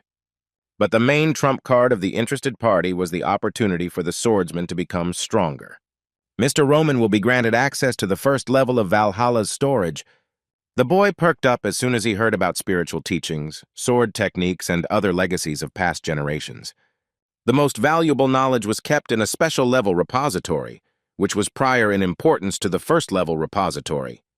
Mackin assured the Aura swordsman that Valhalla would conquer the entire continent, and staying in the kingdom of Cairo was a way to say goodbye to life. The man claimed that the empire had a bright future and that Roman had the opportunity to join them. The reward was very significant, as was the appropriate threat, but the Baron's son Dmitri refused this offer as well. The man from the administration was shocked that such an incredibly generous offer could be refused. The young gentleman explained his refusal not because of the terms of the offer or loyalty to the country. The guy shared that he had recently received many offers from different factions. Roman had to not only pledge allegiance to one of the four powers, but also decide what his next steps would be. The Baron's son wanted to personally test the time whether it was worth risking his life. In Mackin's eyes, Roman was no longer a man who was difficult to get to bend the knee. The representative of Valhalla believed that if the Aura swordsman swore allegiance, he would be loyal until the end of his days. Still, no matter how Dmitri planned to test Valhalla's value, they couldn't wait too long. Mackin hoped that the young gentleman would be reasonable and that they would not delay in answering. Before leaving, he announced that he had prepared a gift in the name of their future relationship. A man from the intelligence agency advised to beware of the front line, which could explode at any moment. Roman Dmitri was preparing to leave his native lands, forcing Hans to wipe away tears. The three-star Aura swordsman reassured his parents by promising to return safe and sound. Liana advised her husband not to worry, because their son was leaving for the front line, which bordered Hector, not Kronos. Mrs. Dmitri stated that their son was assigned to peaceful lands. The Baron, although he was confident in his son, still could not understand the excitement in his chest. Having set off with his men to the front line, no one knew how Roman's campaign would turn out. The young gentleman and his soldiers decided to spend the night at the stronghold and head to the barracks tomorrow. While the aristocrats were distributing other soldiers to camps, Roman Dmitri rented an inn for his own. In his room, Romero's eldest son was reading a letter to the Marquis, who was aware that the boy was performing military service. It was thanks to Benedict's connections, the strings of which he pulled, that Roman ended up on this part of the front line. The aristocrat concluded by saying that the Benedict family would always wait for the annexation. The head of the aristocratic faction had been bombarding the guy with letters with his proposals for several months. Such persistence was caused by the fact that, apart from Roman, there was no one who could resist the royal knights. Well, while the Marquis was dying in the safety of these places, Mackin spoke of a bomb that would explode at any moment. The young gentleman's thoughts were interrupted by indignant cries coming from below. When he came down, the Baron's son Dmitri heard his two best soldiers being reprimanded. The guy introduced himself as the second son of the Elbert family, Mr. Henry Elbert. The nobleman claimed that he was a descendant of the famous Cairo family and decided to stay at the inn. Roman Dmitri intervened in the conversation, asking his people what was happening here.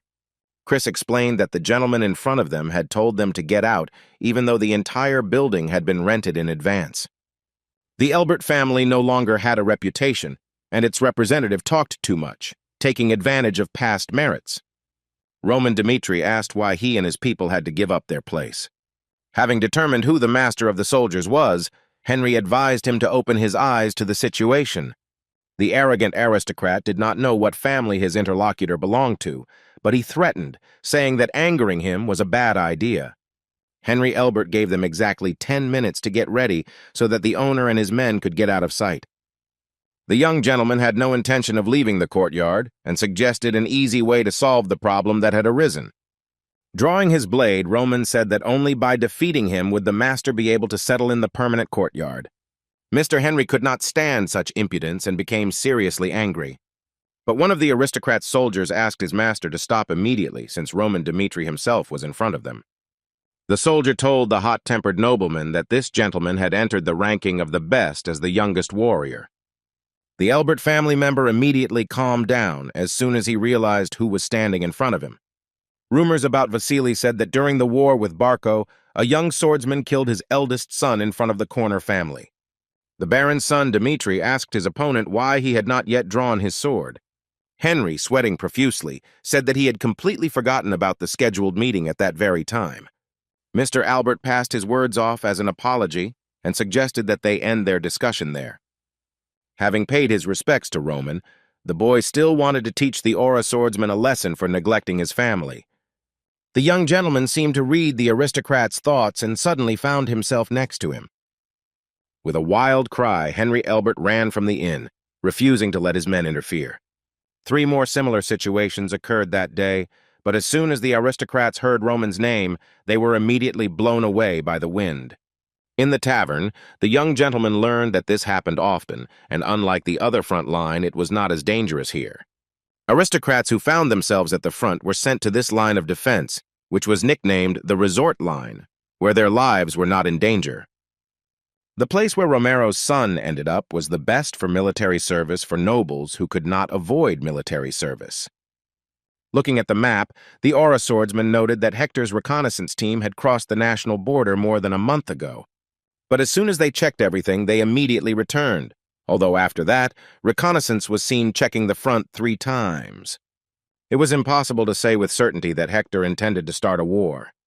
But after analyzing the latest information, Roman noted that the front line was no longer so safe. Viscount Balefranc was the commander of the soldiers who would be trained in military basics upon assignment.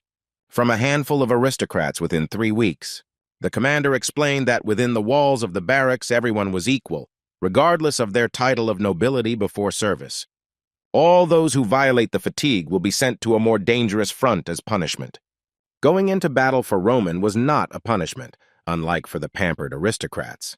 While everyone went to unpack their things, the 3 Aurastar swordsmen was asked to meet with Viscount Frank.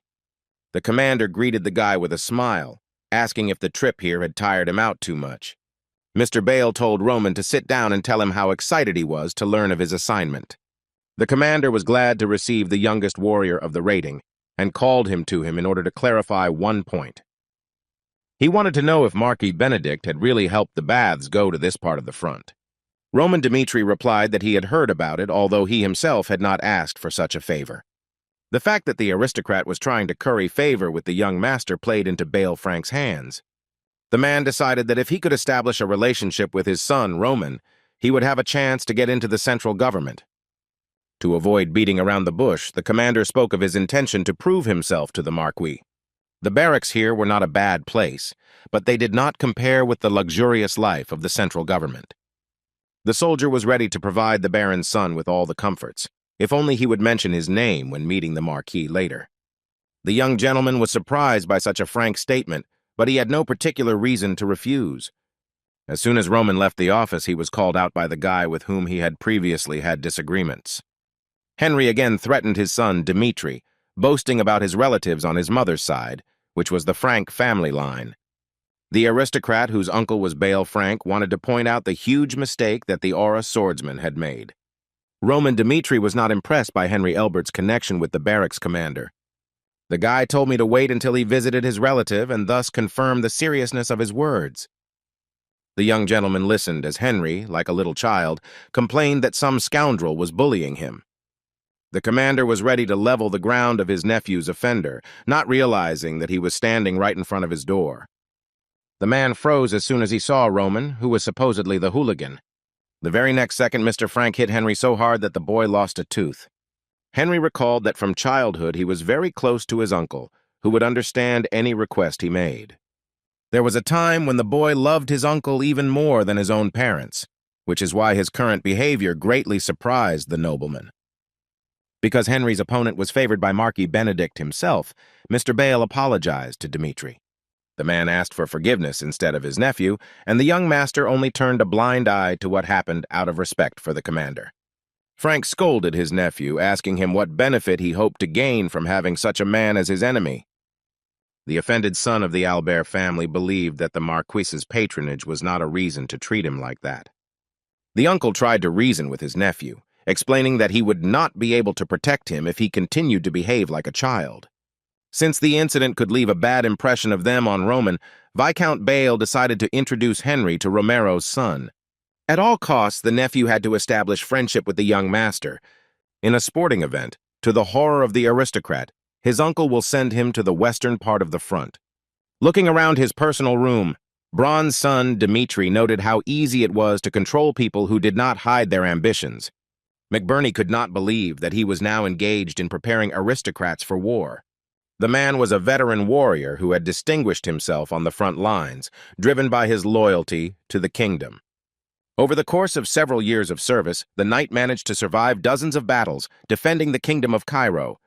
From the bottom of the financial ladder, McBurney rose to the rank of commander, with 100 men under his command. During the fierce battle, the commander lost his right hand, in which he held his sword. More than the physical pain, the soldier was tormented by the realization that his life as a warrior had certainly ended. In recognition of McBurney's exploits, he was assigned as an instructor at South Barracks. The commander-in-chief was confident that in his new position the soldier would continue to work for the good of the kingdom.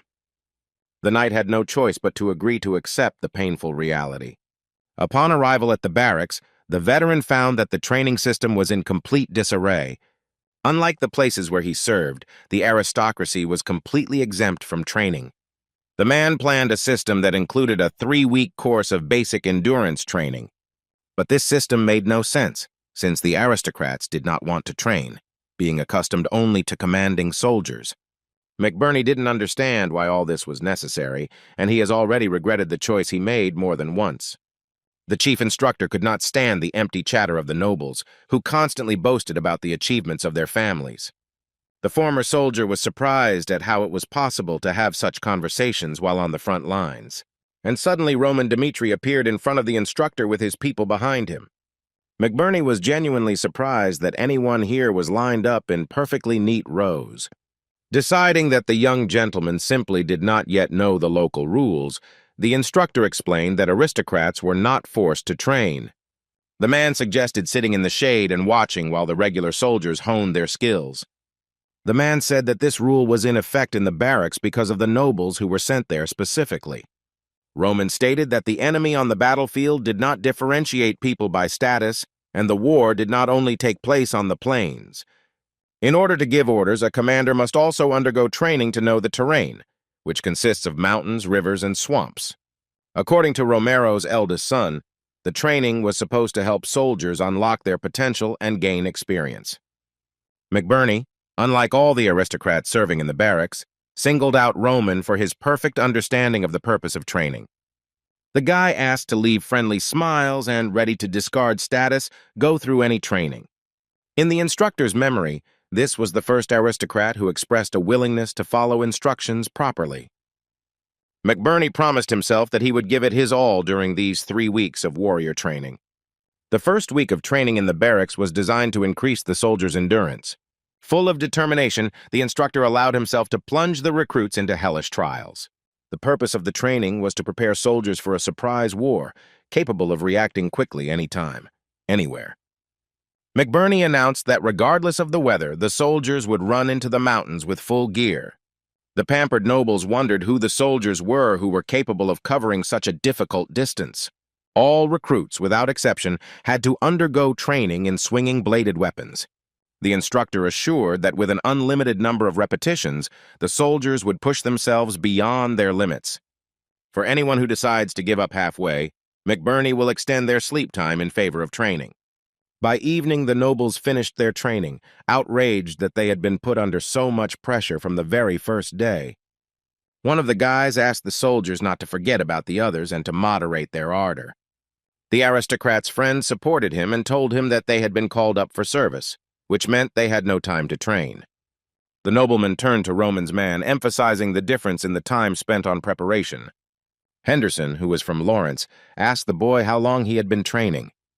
The recruit replied that it had only taken a year of training, and that if they had trained for several years, they would not have been inferior to Dimitri's men. The soldier explained that their training had started 3 months ago, and it was ridiculous to talk about a lack of time to prepare. Henderson demanded that they not make up excuses and that they simply weren't giving it their all. As soon as the guy saw an advertisement for recruiting soldiers, he firmly decided to become Roman Dimitri's man. He was deeply mistaken in believing that personal security would require serious qualifications.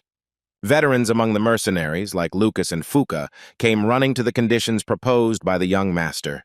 Having had no experience anywhere near this level, Henderson felt like he was surrounded by predators at that moment. During the exam, he told Lucas that he did not consider himself worthy of accompanying Mr. Roman. The reason was the lack of experience, since the guy didn't really know how to hold a sword in his hands. The Lawrence native considered it arrogant to follow the Baron's son, since he had been engaged only in agriculture all his life. The Aura Knight found such a statement to be ridiculous, as the person decided to give up just because he was inferior to others in level. Chris said that when he first met Kevin, he saw nothing but anger in his eyes. At that moment, the knight did not understand why the master had picked up a boy from a poor family. But just closed the gap and Kevin turned into a dangerous warrior, and just like this guy, Chris himself was. As the knight recounted, during his first meeting with Roman, he blindly attacked him, almost losing his teeth. And he, like Kevin, also did not stand out for his special skills, but thanks to Roman's instructions he was able to change. Chris said that accepting Henderson as a soldier was the master's decision, and he, like the others, was capable of growing up. Only Roman Dimitri could give the Lawrence native the opportunity to become stronger. The farmer could not imagine that he was chosen from a crowd of volunteers by order of the master himself. The knight managed to convince the boy to join Roman's personal army, thereby radically changing his life. Henderson has been training hard for the past few months, trying to catch up with his teammates. And eventually the boy became what he was now, asking a weak soldier what the war meant to him. Roman's man asked if a soldier would say that he could not fight when he was on the brink of life and death because he had spent too little time preparing. Henderson saw no reason to comply with the request, since the aristocrats did not try to improve themselves and dragged others down with them. The guy restrained himself from using force, and all because Mr. Dimitri's soldiers had already started a war within themselves.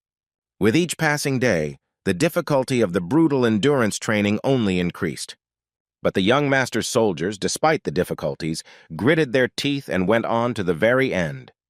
The aristocrats did not understand why Roman's men worked so hard during training. One of the nobles suggested that the soldiers were wasting their energy so that Dimitri's name could at least be recognized somewhere. And while some were mocking Roman, Henry Elbert was thinking about how to win his favor. Instead of resting in the shade of the trees, the young master trained alone.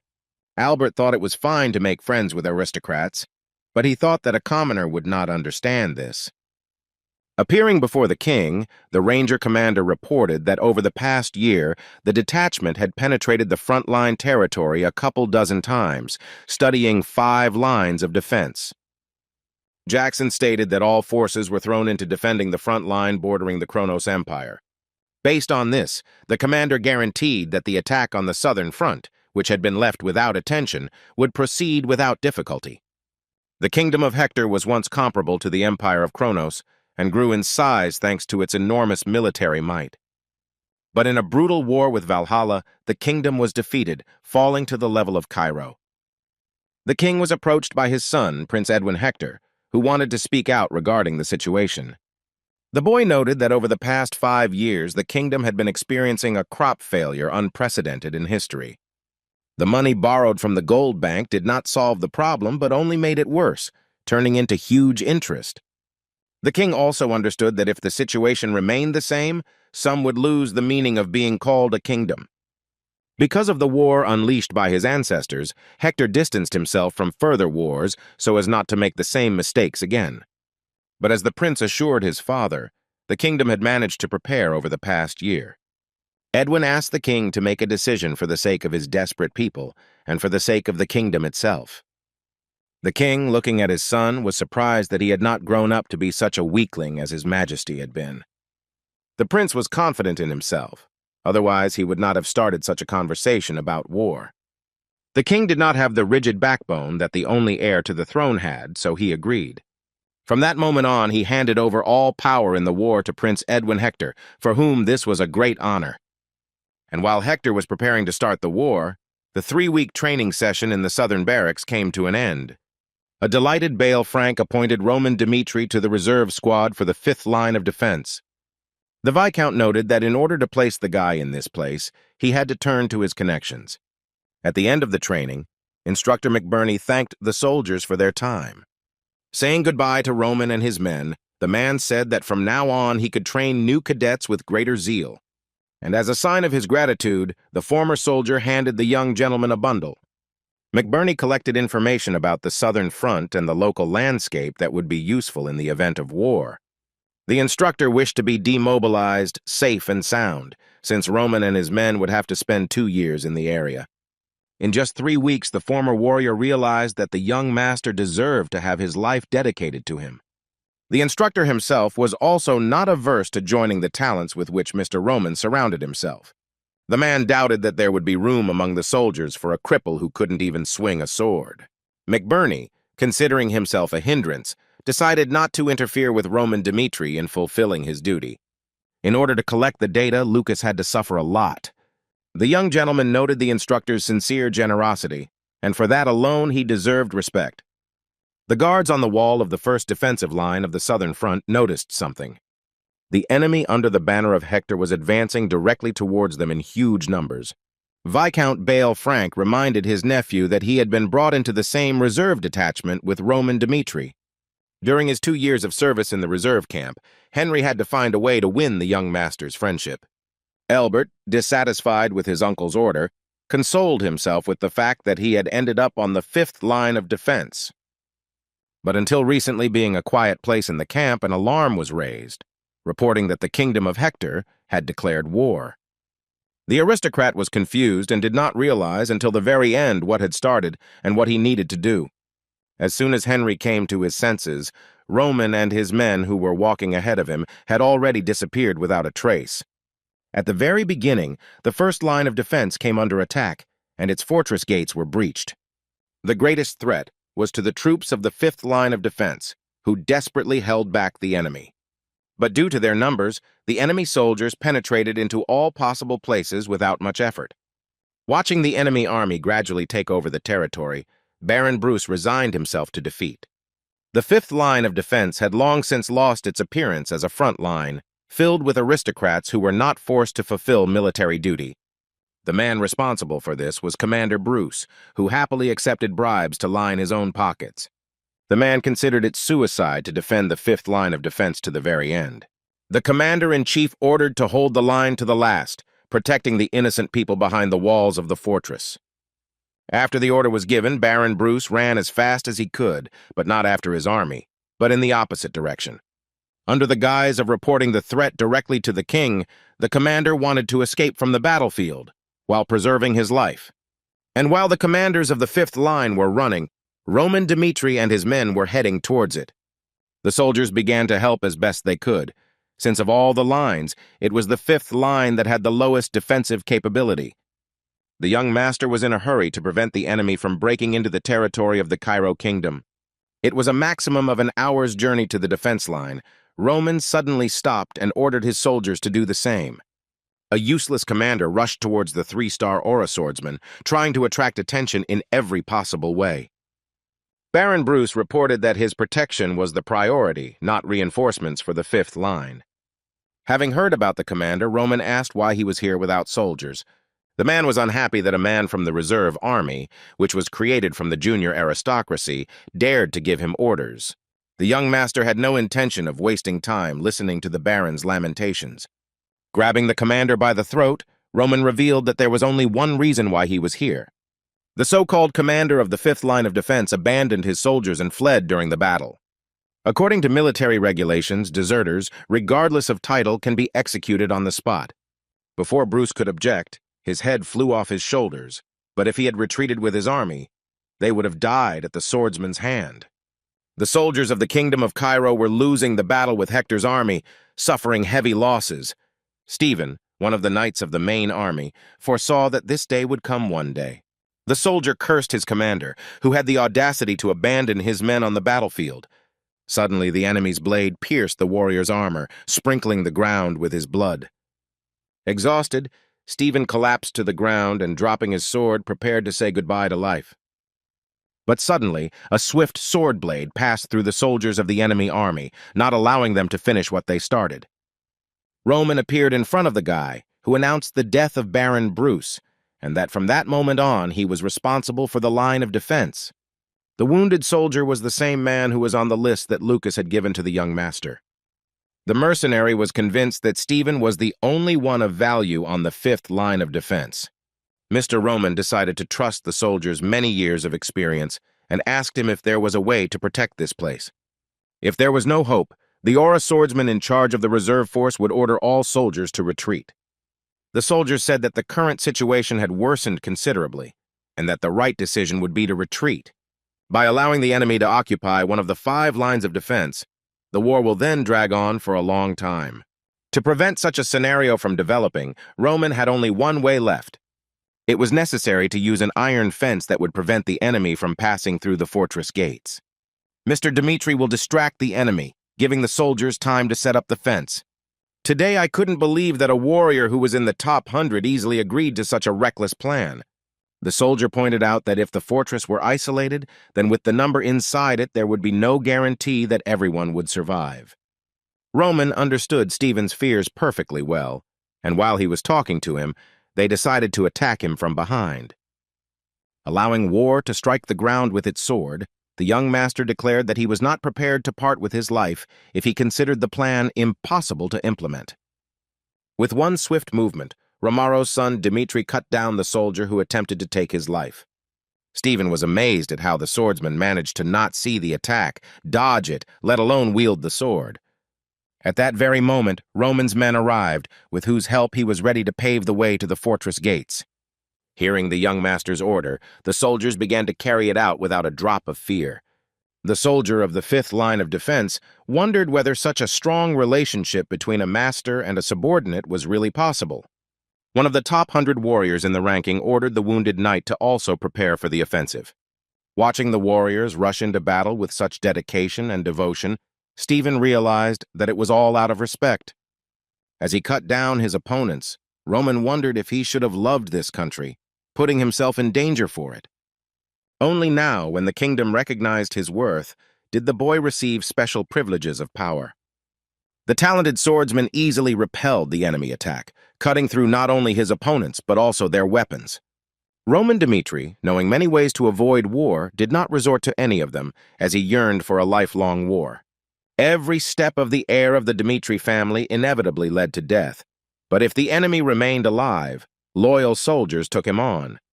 When the army of trained warriors killed a dozen fighters, Hector's soldiers went on the attack, trusting each other. But when the number of deaths exceeded 20, the soldiers realized that the enemy was much stronger than them. The great Roman Dmitri literally walked over the corpses of those who decided to go against him. And only when the number of brutally murdered comrades exceeded 50, the soldiers' faces distorted in horror. Having abandoned their equipment and weapons, the enemy army retreated, leaving the fortress territory. Commander McCleary did not understand what was happening and why his soldiers were returning from the battlefield. Until recently, as soon as they rammed the fortress gates, the commander-in-chief was confident of Hector's victory. The skill of the enemy army commander was astonishing, as he was able to hold his own against several soldiers at once in an incredible manner. At the moment of the battle, Mr. Roman's gaze fell directly on McCleary, who was watching him from a distance. Hector's army chief was horrified that a man could do such a thing. The Aura swordsman rushed towards the crowd of warriors without stopping, and they couldn't stop him for a second. McCleary was amazed at the arrogance of the mad warrior, who was going to kill him single-handedly. The military leader ordered his men to immediately finish off the guy before he got even more angry. The man insisted that there was only one in the army, and it should not be difficult to stop him. Noting the enemy's carelessness, Roman applied the strategy of lightning war, which he had learned through many battles. Breaking through the crowd of soldiers, the three-star Aura swordsman needed to get to the military leader. As soon as the enemy commander's head flies off his shoulders, the enemy line will immediately fall apart. Roman's path was blocked by 3 knights who suddenly appeared in front of him, ready to deal with him. In order to get rid of the annoying soldiers, the young master resorted to the second formation technique. With a swing of his sword, the guy managed to create a gap between him and the enemy soldiers. Hector's warriors were terrified by such incredible power that only one man possessed. Even McCleary was speechless. For the first time in his life, he had met such a powerful sword master. With one leap, Roman found himself right in front of the enemy commander, who instantly reached for his blade. The next second, the head of the Baron and Hector was in the hand of the heir to the throne of the Dmitri family. The swordsman addressed the kingdom's warriors, announcing that the enemy commander was dead. Showing this as a clear example, the guy ordered no one to sit, otherwise the survivors would become embittered and return again. Mr. Roman called for punishing his enemies for their actions at the cost of his own lives, even if it meant shedding his own blood. Henry Elbert, who arrived at the 5th line of defense, was shocked by the sight he saw. Now he understood why his uncle had ordered him to get closer to Roman Dmitri by any means necessary. Hector's soldiers scattered in all directions thanks to the courage of their master and his soldiers, among whom there was not a single casualty. The commander of the reserve detachment ordered the use of elixirs to heal the wounds received. Stephen was even more surprised when he learned that Roman Dmitri had supplied all the soldiers with medicine. The elixir was called a potion developed in a magic tower, costing a fabulous price, even for the lowest rank. The armor-line soldier realized that the trust between Roman and his men was not a mere formality. Roman ordered Stephen to clear the battlefield and prepare for the second wave of attack. The swordsman also needed a soldier who was well-versed in the topography of the southern front. The young master had no intention of leaving, since the war was not over yet. As a guide, the knight introduced a young man with a bandaged head, whose name was Kobe. Having given the guy a map, the commander of the reserve detachment asked for the shortest route by which he could get behind their lines. The route Kobe had provided took 2.5 hours, and Roman needed a different route that would take less time. The young man was surprised that Mr. Dmitri knew the exact time to overcome the mountain path. The guide expressed his admiration for the swordsman, not realizing that he was well acquainted with the area. The young gentleman explained that Stephen had probably decided that he was not at all familiar with the southern front. Roman learned the basics of emergency procedures, but to really get the hang of it, he needed Kobe's help. The young man could not help but notice that the gentleman was different from the aristocrats who had come to the front for the sake of a carefree army life. Literally 10 minutes later, Roman finished the meeting and returned to his people. Chris informed the owner that the preparations were complete and all the soldiers had completed their treatment procedures. The young gentleman's attention was drawn to a man whom he had never expected to see in these parts. Henry Elbert stood in front of the reserve detachment commander, all sweaty and out of breath. The acting commander of the line of defense asked again what the aristocrat was doing here. Kneeling before Roman, Henry asked for forgiveness for the mistakes he had made in the past.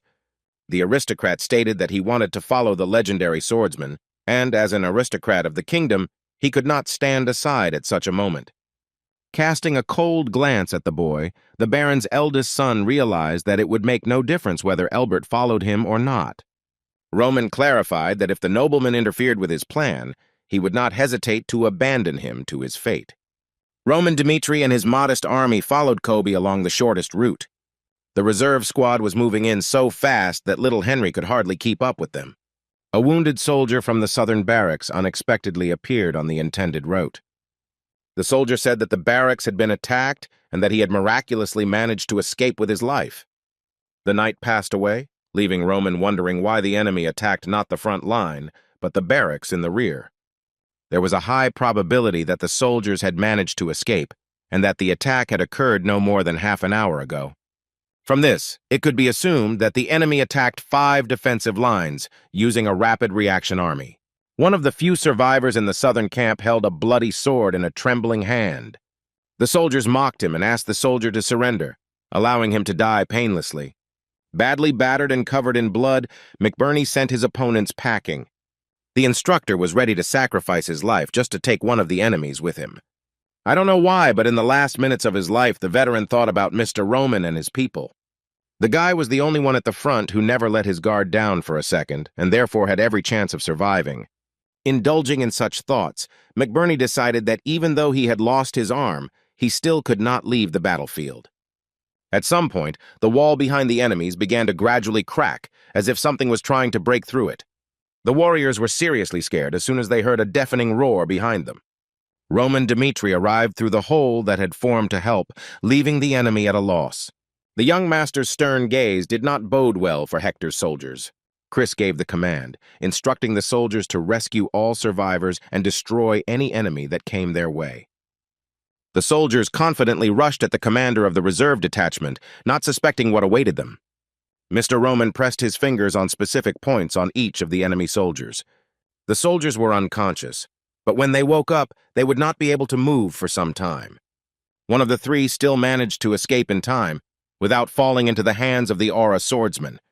The soldier wanted to quickly report what had happened on horseback, but before he could leave, he was captured. An enraged McBurney grabbed the guy with his one hand, not giving his opponent a chance to free himself. Having dealt with the enemy and spent the rest of his strength on him, the instructor collapsed to the ground. Roman praised the man for the work he had done and told him to rest, leaving him to do the rest. Sometime later, Chris reported to the young master about the massacre of Hector's soldiers and a couple of survivors. According to the testimony, Viscount Bale was wounded during the battle by Hector's soldiers and fled to the mountains. The young commander was interested in the enemy soldiers, whose number could reach hundreds. The Baron's son ordered that no one should be allowed to see him until he himself gave such an order. Mr. Roman wanted to find out what was the reason for the deceptive tactics used by the enemy. After visiting the prisoners, the young master gave them only 3 minutes to think and answer. Provided that the soldiers answered the questions asked of them correctly, the heir of the family, Dmitri, promised to kill them painlessly. The prisoners were not afraid of the promised torture, and with a smile on their faces asked to be killed quickly. First of all, Roman wanted to know what the kingdom of Hector was really planning. With a grin ignoring his questions, the soldier sent the young gentleman to hell. The second question of interest to the reserve detachment commander was the reason why the soldiers were in the South Barracks. 3 minutes of reflection, the guy using mana touched one of the captives. The young gentleman's touch made the soldier's whole body twist, causing him to cough up blood. Roman called this method of separating tissue and squeezing bones, in which a person felt pain from the twisting of muscles throughout the body. This method allowed for a very slow and painful death, but the torturer was sure that his captives were not ready for such torture. Watching his comrades suffer, one of the warriors declared that it would not change anything anyway. The soldier stated that even if the enemy heard Hector's plan, they would still not be able to stop them, but this was exactly the answer Roman was waiting for. The young master had not originally planned to hear the truthful answer from the captives and simply wanted to see how they would react. The 3-star Aura swordsman guessed that the soldier's true purpose stay in the rear. Having gotten everything he wanted from the captives, Roman Dmitri used a deadly technique on the remaining survivors. At the same time, the attack on several points of the front was only a distraction. And if the guesses of Cairo's soldiers were correct, then Hector's army made sure that the southern front fell. Arriving at McBurney's infirmary, the reserve detachment commander asked what had happened to the barracks. The instructor said that Hector's men attacked the camp 2 hours ago. While preparing for training, he was suddenly attacked by soldiers from the Hector kingdom. Because of the huge difference in strength, everyone was simply cut down, and McBurney also didn't know if the commander was Bale. Roman was interested in whether there was anything special about the opponent's appearance. The instructor claimed that the warriors were lightly armed and that their commander's face was covered in scars. The young gentleman pondered the survivor's words, trying to remember who might have led the soldiers. The only ones who fit the description of the attackers were a squad of rangers from the kingdom of Hector. According to rumors, the leader of the detachment valued the scars on his face no less than his orders and medals. It remained a mystery to McBurney why the unit had attacked the South Barracks. According to his logic, it would have been more advantageous to use the advantage gained to defeat the front line. But the soldiers were not aiming at the front, but at the rear, and for this reason alone they attacked the barracks. The enemy had no choice but to attack the barracks, which was located on the way to the rear of the defensive line. The instructor failed to anticipate that some would use a deceptive maneuver to attack. Roman Dmitri explained that the attack on the fifth line of defense was just a distraction, while the true purpose of Hector's kingdom was the teleportation gate. The magical gates allowed for a huge distance to be covered, and their capture was an important strategic move. With such a force, the enemy was left without reinforcements, and their owner could pave the way for a counteroffensive. But for such a case, self-exploding devices were installed at the teleport airports. Based on the plan, Roman was convinced that Hector's kingdom was filled with firm confidence in its decisions. Upon learning of a threat of such magnitude, McBurney wanted to immediately go to the rear to help. The young gentleman objected to the man, asking if he had received the request for help. The family heir, Dmitri, voiced the theory that the ranger squad had left the barracks an hour and a half ago, and during this time, they should have already conquered the teleport gates and were on the defensive line in the rear. Being completely isolated, the entire fighting force is forced to survive on its own without the help of the kingdom. While at the border, the prince received a report about the successful arrival of soldiers at the rear position. The messenger reported that the kingdom of Cairo, who was occupying a defensive line, was unable to figure out their strategy. But after hearing such good news, Edwin Vector was still in no hurry to relax. The enemy was still holding the line in some places and was not going to surrender, but he delayed the attack. The plan was not to destroy the fortress wall, and if successful, the army would be able to take over the entire southern front. The main key to a successful strategy, according to Edwin, was security. Having studied the structure of the frontier, Hector's army could crush everything in a couple of hours. The only thing that kept the enemy from causing massive destruction was the teleportation gate. But in case of failure, the prince ordered to destroy the gate and move on to an alternative scenario. The soldier admired the rationality of his master's judgment, who was not without reason called the Star of the Kingdom. Prince Edwin was the one who could once again restore the power of the kingdom of Hector. Once the ranger detachment had captured the rear of the front, it was now a battle for time. And before the enemy discovered their secret plan, they had to successfully establish communication. A year ago, while talking to Jackson, His Highness told him that they no longer had the strength to hold on.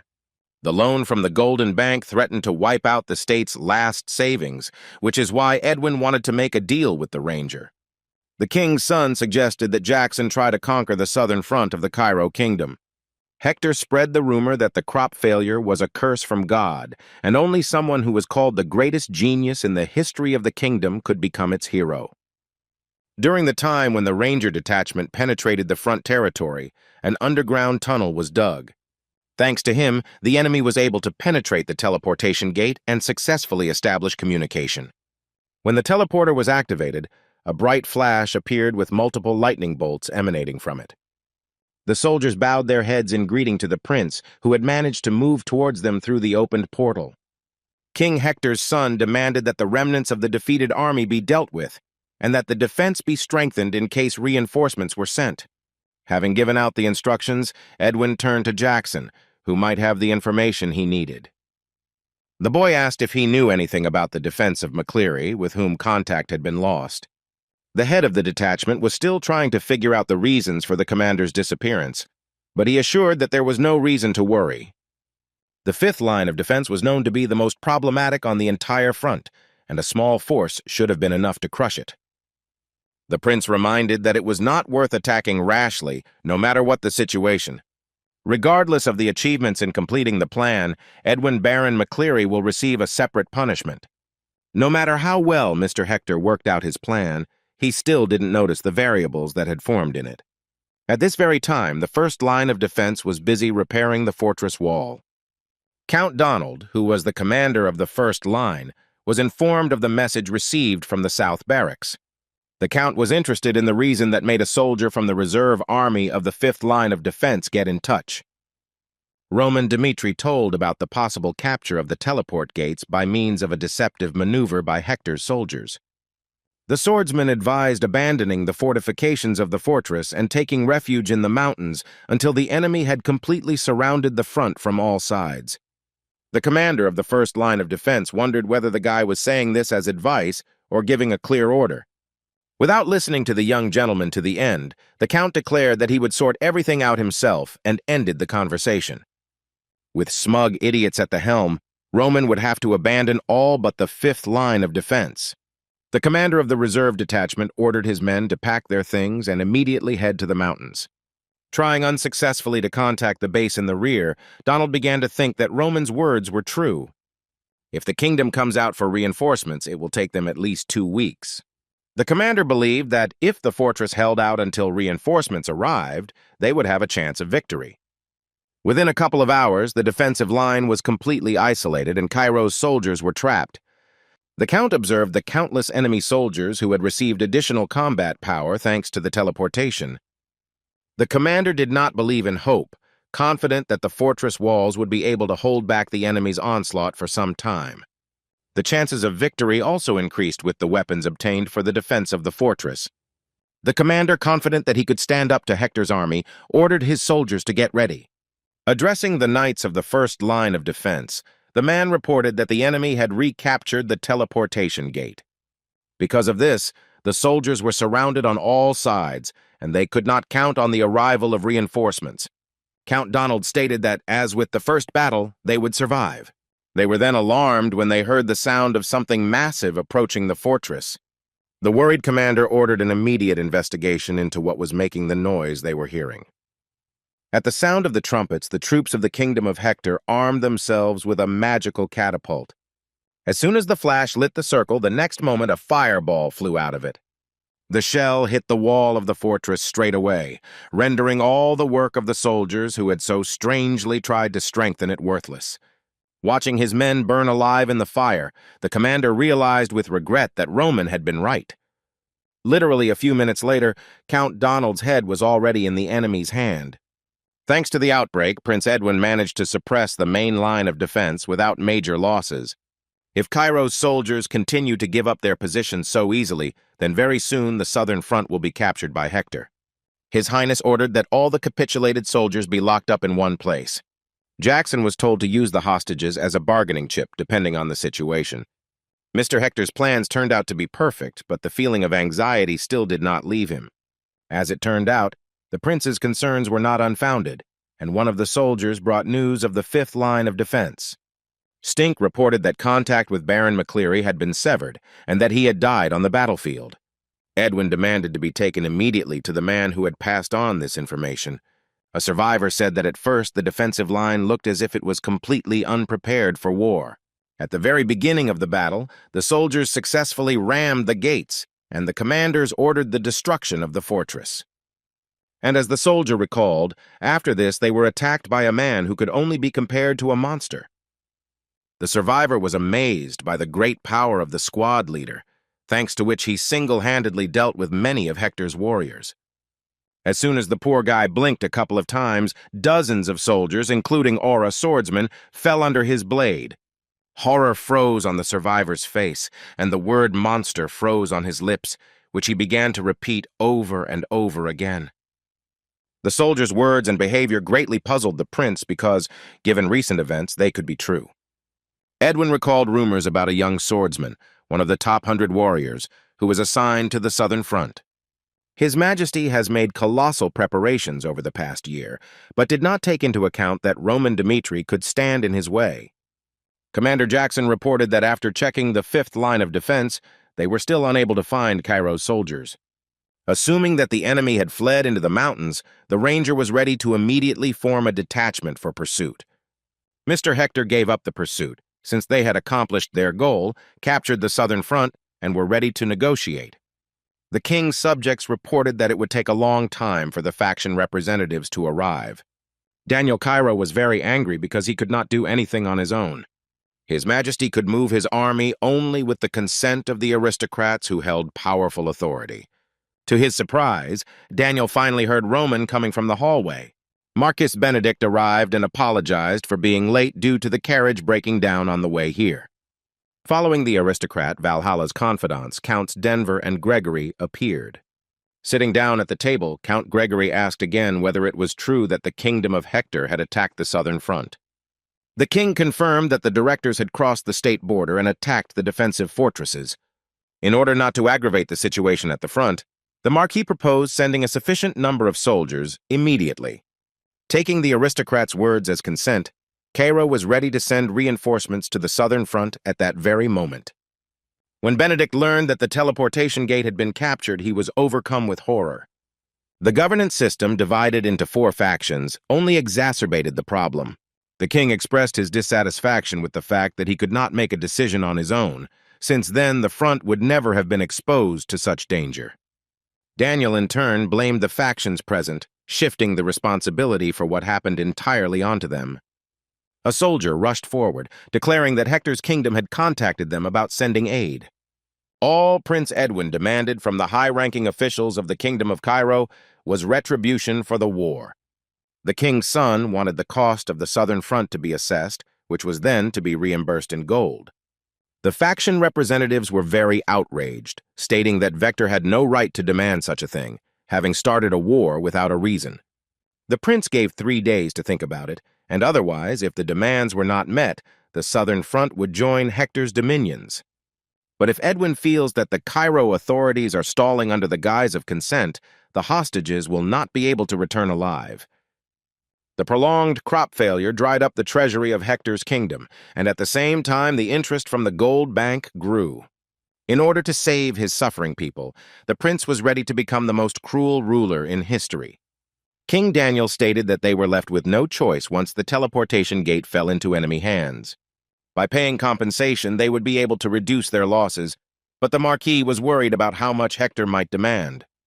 Daniel, in a fit of anger, insisted that they had no other choice, and if anyone thought otherwise, they could offer their own option. The king's teeth were grinding with anger because just recently the Grizzlies, who had gathered in one room, were at each other's throats for power in this country. But as soon as they were faced with a real threat, everyone immediately gave up. However, Count Denver expressed his unwillingness to give money to Hector's kingdom. The man stated that the southern front had a chance for salvation in the person of Roman Dmitri. According to a recently received report, Roman has won the 5th line of defense. Based on this fact, the Count did not lose hope that the guy would be able to change the current state of the war. King Daniel acknowledged that Roman Dmitri was an outstanding swordsman who had attained the 3 Aura stars at such a young age. But even with such skills, it seemed unlikely to His Majesty that he would be able to influence the course of the war alone. The Marquis stood up for Romero's son, leaning towards minimizing the kingdom's losses instead of a dubious adventure. The representative of Valhalla, while listening to the proposals of his current allies, hid one detail from them. Unlike the king and the aristocrat, the Count knew of Roman's true strength, but was not given this information simply because he was one of his close associates. The swordsman's strength surpassed 4 stars, and he was the only one who could defeat the enemy. Not wanting to share the knowledge he had acquired with others, Count Gregory did not insist on his own. And yet the man asked to wait 3 days, and if during this time there were no changes at the front, then they could accept Hector's offer. King Cairo announced that the kingdom would prepare for both war with their enemy and reconciliation. Watching his first line of defense go up in flames, Henry came to terms with his country's complete defeat in the war. Young Master Albert announced a retreat, not wanting any honors for participating in the battles. The only thing the aristocrat and his people wanted was to survive, and then they would navigate according to the situation. Suddenly a warrior jumped out in front of the nobleman, his green eyes flashing. The cold blade of the sword touched his neck, and the guy was ready to say goodbye to life. To the aristocrat's surprise, the stranger who threatened him with a weapon turned out to be Chris, one of Roman's henchmen. Ordering them to be quiet, the Aura Knight ordered them to follow him without asking any questions. Following the soldier, Elbert wondered what he was doing here since his men were heading to the rear. The guy didn't understand what Roman and his men had forgotten in the mountains until he saw everything with his own eyes. To the aristocrats' great surprise, the reserve detachment had already managed to set up camp. Chris explained that the master considered the base in the rear to be fallen, so he set up a secret camp in case of emergency. The cowardly aristocrat flew into a rage, declaring that he should have fled instead of setting up camp in that place. The soldier explained that they remained to protect allies like Elbert and his men, and to fight off enemies coming up the mountains. Chris convinced the nobleman that if he were a man of Hector's kingdom, he would also lose his life. The young gentleman asked where Mr. Roman had gone, whom he had not seen for a long time. The soldier, without a hint of irony, replied that his master was currently dealing with enemies on the front lines. Clenching his fists, Henry was once again convinced that these warriors were being commanded by a real monster. The soldiers of Hector's army rushed after the surviving warriors of Cairo, wanting to deal with each of them. But the survivors from the first line of defense fought desperately against the enemy until the very end.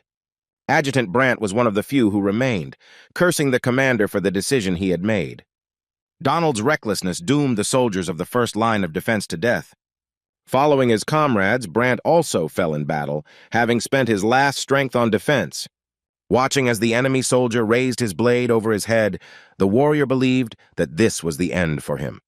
The next moment, something like a beam flashed past the soldier, hitting his neck. This beam turned out to be the blade of Mr. Roman's sword, after which the enemy's head separated from his body. The warriors of the Hector kingdom pounced on the three-star swordsman in an attempt to detain him. With swings of his sword, the young master left nothing but bloody pieces of his enemies. Brant could only watch the blood spray, unable to move. The savior introduced himself as a member of the reserve squad of the fifth line of defense, Roman Dmitri. The soldier was amazed that in front of him was the very man who had advised his army to retreat, but he did not run away but returned to save them. The prince reported that the first line had been broken and that Hector's kingdom had moved towards the second line of defense. The wounded soldier suggested that the second line would not hold out for long, and Roman asked him if he really offered to surrender. Brant had no doubts about the strength of his master. He declared that the war between the kingdoms could not be resisted alone. The young master reflected that the actions of Hector's kingdom were quite in keeping with its current situation. He would say that they were going to take the southern front in one blow because Hector did not have the capacity to wage a long war. Hector wanted to use war to resolve the crisis that had arisen in the country, and only by winning the front could the Cairo government resort to cooperation. Mr. Roman could understand the enemy's actions if everything was exactly as he assumed. Hector had taken a great risk, putting the fate of the entire country on the line, and they could not afford to make any mistakes. The second line of defense of the southern front also encountered the destructive power of the outbreak. The fortress suffered colossal destruction from just one charge from the magic catapult. As he watched the second line defense fall, he found himself thinking that McCleary should have been on the front line instead of him. The death of the Baron was not in the prince's plans, just as Roman Dmitri, who recaptured the fifth line of defense, was not in his plans. The enemy soldiers were preparing to take the impregnable fortress, opening a passage inside for themselves. The king's son, given all the power of Roman, did not think that his strength would be enough to withstand the entire army of the kingdom. No matter how weak Hector's kingdom was, one man could not cut the ground from under their feet. And contrary to Edwin's thoughts, he was informed that contact had been lost with the company that had been sent to deal with the remnants of the enemy army. Well, that wasn't the end of the bad news for the gentleman, since two more companies had not yet made contact. The prince finally realized that the bad feeling was caused by the appearance of Roman Dmitri. Returning to camp, Edwin demanded that Jackson report on the situation at the front. The ranger commander reported that after the first line of defense fell, the battalion was ordered to deal with the survivors. Based on the fact that contact with the three companies was lost one after the other, it could be concluded that they were all dead. Unfortunately for Edwin, the estimated number of victims was around 300. Now His Highness's worries became reality, and he was completely sure that the death of people was the work of Roman. Dmitri did not run away at all, but remained on the southern front, choosing the path of resistance. The prince wanted Jonathan to deal with Roman because he could cause even more problems later. The commander did not consider Dmitri to be so dangerous, stating that if they were defeated in the assault, they would not be able to guarantee the success of the plan. The warrior suggested concentrating not on capturing soldiers, but on destroying the remaining defensive fortresses. Edwin disagreed wholeheartedly and insisted that the first priority was to deal with the man who had ruined the plan. The commander obediently agreed, but the soldier from the second line of defense did not understand why the gentleman was so fixated on Roman's person. Only when evening came did Hector's soldiers find the place where the swordsman hated by the prince was hiding. Having spent so much time developing the plan, Edwin couldn't let Roman ruin it. Mr. Hector could guess what the soldiers of his army were thinking at that moment. The prince claimed that the unconquered lines of defense were the lesser of two evils, since only Roman Dmitri had managed to make changes to the original plan. Jackson, despite his dubious statements, decided to trust Edwin Hector, who was always guided by iron logic. All commanders obediently declared their intention to carry out the order given to them. In order not to miss the enemy, it was decided to place the army at the foot of the mountain, surrounding it on all sides. As soon as the company notices the presence of the enemy, it must give a signal and blow a whistle. In order to deal with all the enemies without major losses, Hector's soldiers decided to drive him into a dead end. While combing the area, the soldiers failed to find any traces of the enemy's presence. But at one point, the commander, asking his subordinates about the situation, did not hear an answer. Suddenly, the man was left completely alone, and the warriors walking next to him mysteriously disappeared. A premonition of something bad forced the commander-in-chief to take out a whistle to alert the others. But as soon as he filled his lungs with air, Roman was already behind him. The soldier fell to the ground with his neck broken, dropped his torch, but did not make a single sound. The young master underestimated the enemy's determination, planning to gain maximum benefit while he was busy with the defensive line. The heir of the family, Dmitri, continued to eliminate enemy soldiers one after another. Despite their loud words, individually, the kingdom's warriors did not pose any threat. The commander of the reserve detachment, rushing past the soldiers like the wind, took their lives. Each of the sons of the heavenly demon had to constantly prove their abilities. Baek Chun-hyuk's first task was to exterminate the followers who were teaching demonic troubles to the sect. However, the missions became more and more difficult each time, and Peck had to find a way to win, one of which he found in the demonic sect's storage. The martial art he learned belonged to the King of Darkness, who was once a thief, but mastered the way to use darkness and became famous as a great robber. Although the King of Darkness met a terrible end, he managed to make his mark on the history of Murim. Baek Chun-hyuk, having studied all the methods of the Dark King, was unable to complete missions without resorting to other methods and means.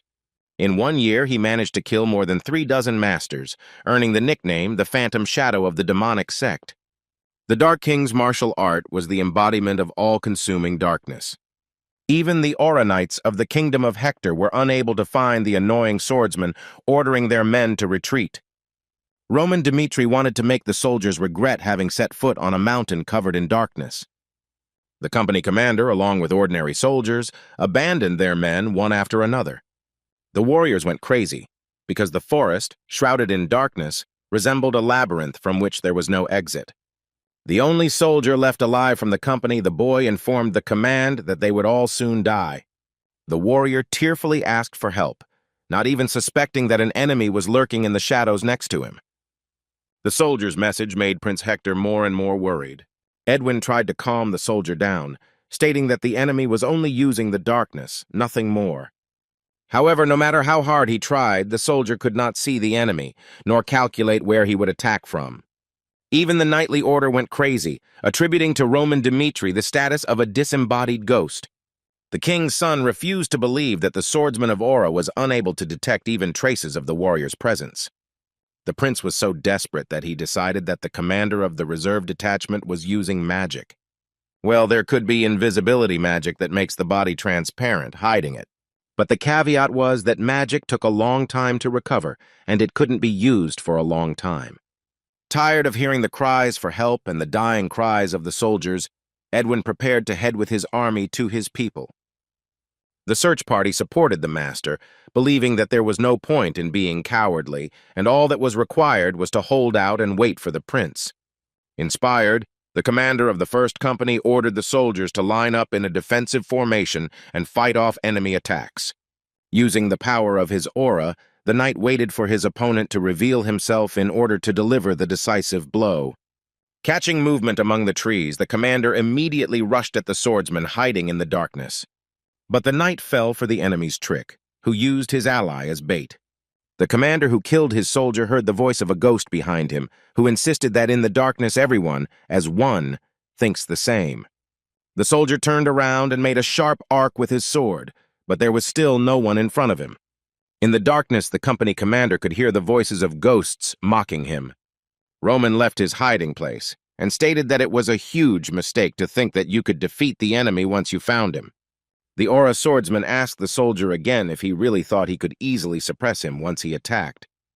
Even though Roman Dmitri was in front of the commander, he still took a risk, trying to snatch victory at the cost of his life. The warrior's blades clashed, giving the soldier hope that he would be able to gain the upper hand in the battle. However, the next second, Roman Dmitri was already behind his opponent. The blade of his sword cut through the commander's armor, and blood gushed like a fountain onto the ground. Not wanting to lose and submit to the enemy, the soldier shouted with all his might that the enemy was near him.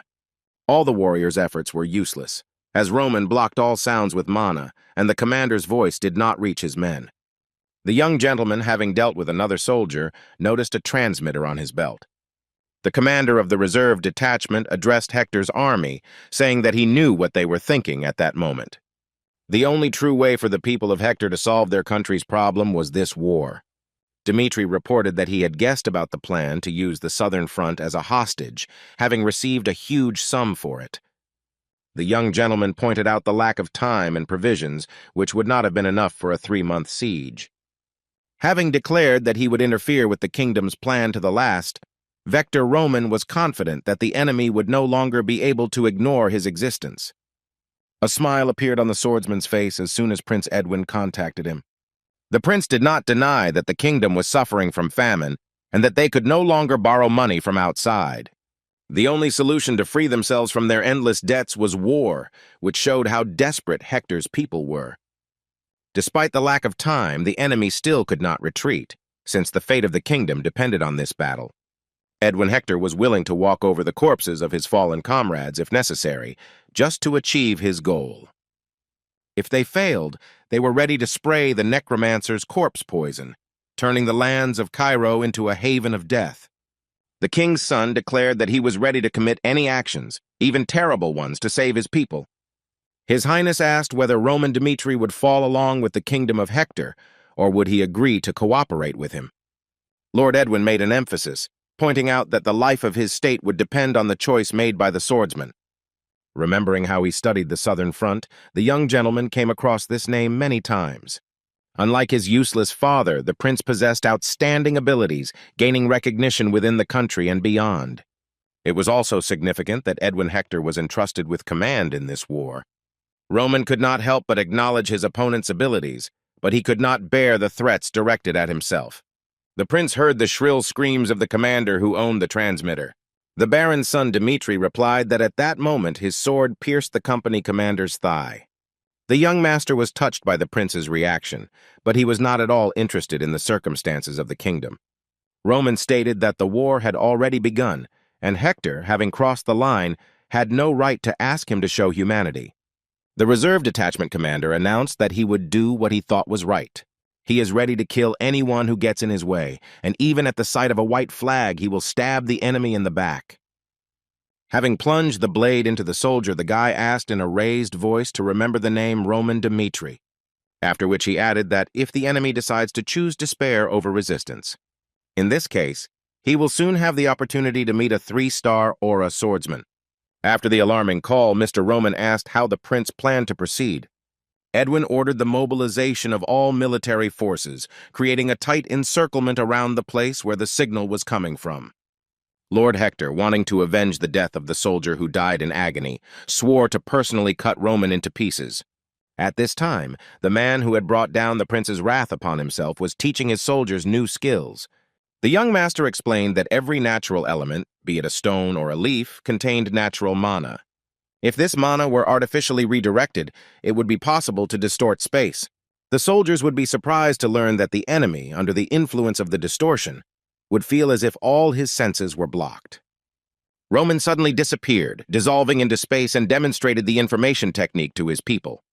Hector's search party of soldiers continued to roam the forest, trying to catch the killer. Using the information technique, Chris was able to behead one of the soldiers without any obstacles. The Aura Knight couldn't believe that the warriors didn't notice his presence, just as the master had predicted.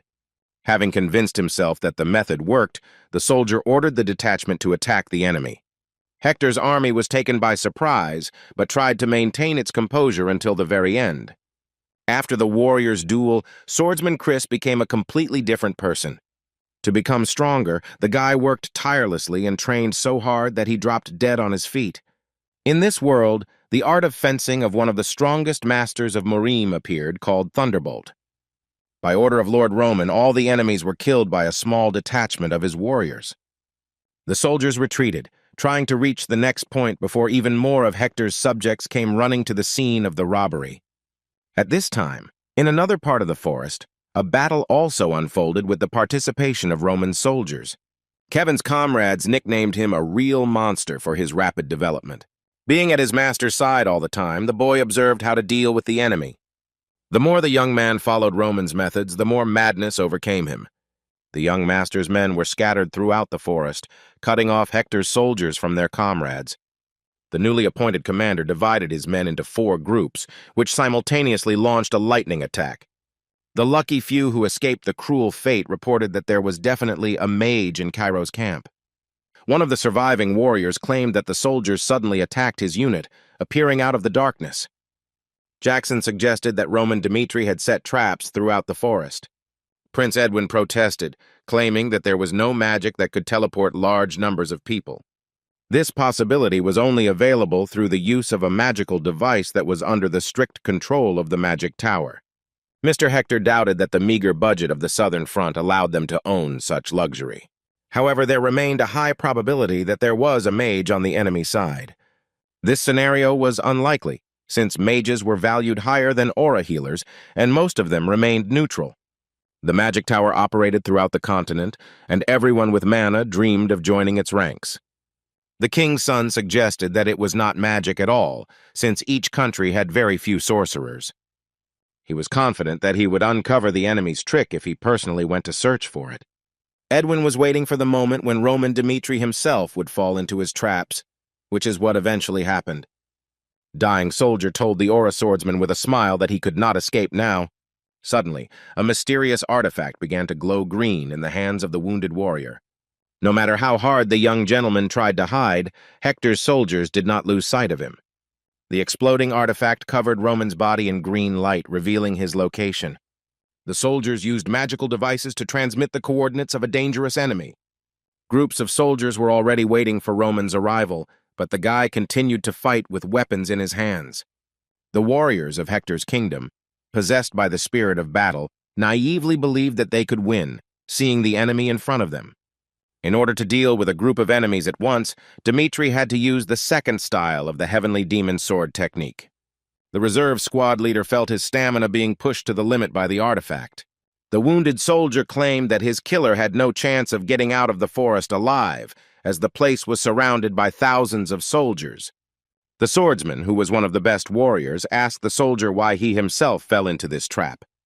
The wounded soldier could not believe that thousands of soldiers pursuing the enemy had fallen into a trap. According to Roman, every single one of them, recklessly risking their lives, rushed after him, wanting to keep him at any cost.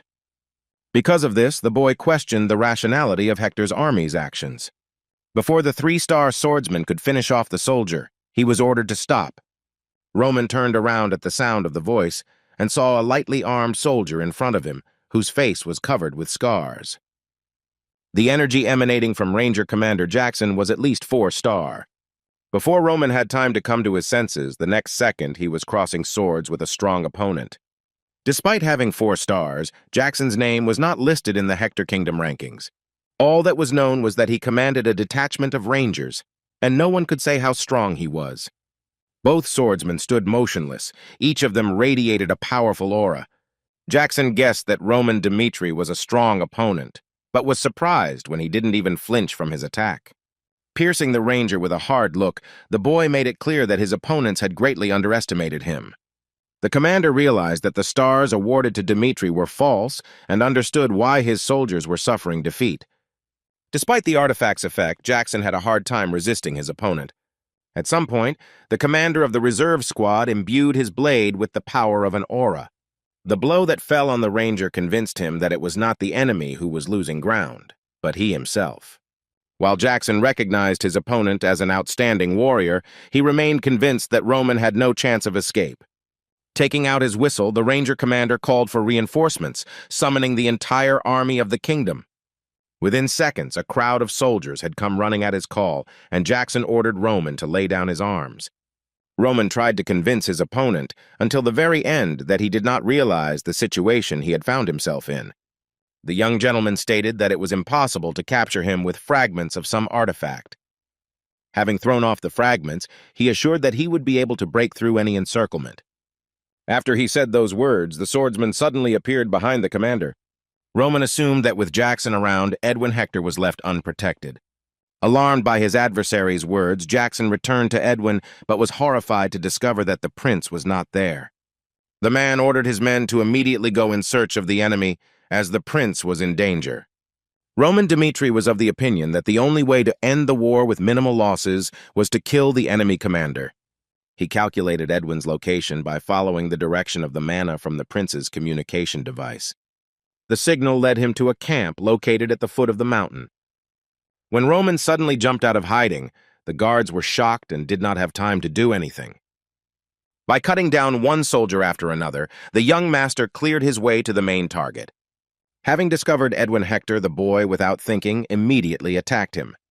However, the prince was prepared to meet the enemy, using a special technique against him. Roman noticed that His Highness had used a different method of using mana. Edwin formed a magic circle in front of him and used the Inferno technique. The tongues of flame emanating from the circle surrounded Roman Dmitri from all sides. It was no trouble for the young master to dodge the fire that was fired.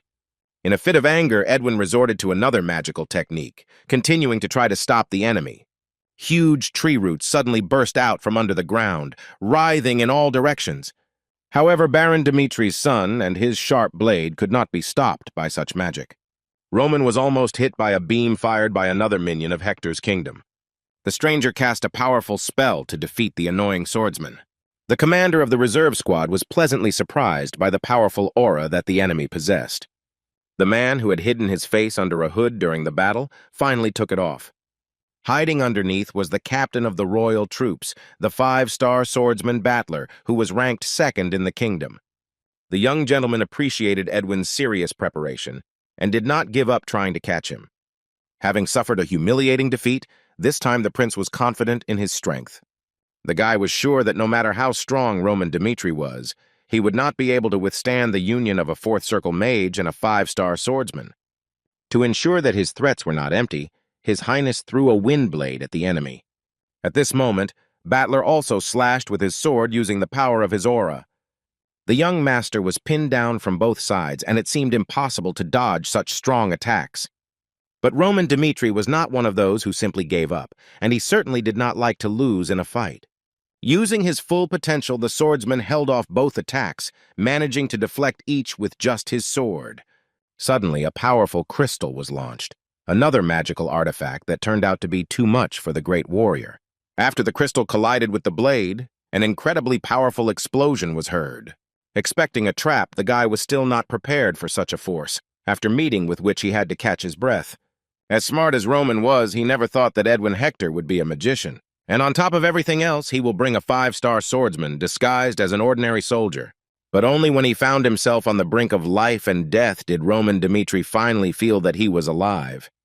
The swordsman of the Hector kingdom did not expect that such a young warrior would be at such a level that he could withstand his and the prince's attacks. The only thing that consoled Butler in this situation was that his opponent had not yet reached his level. Edwin ordered the knight to attack the enemy immediately while he was exhausted, but he himself did not waste time. Even though he used a dual spell of breaking and holding, the prince still failed to stop his opponent.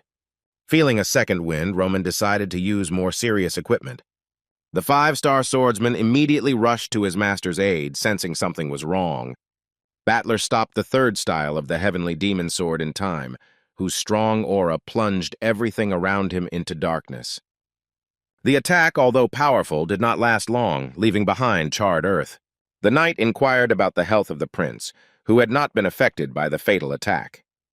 The reserve squad leader had already used the heavenly demon sword technique twice.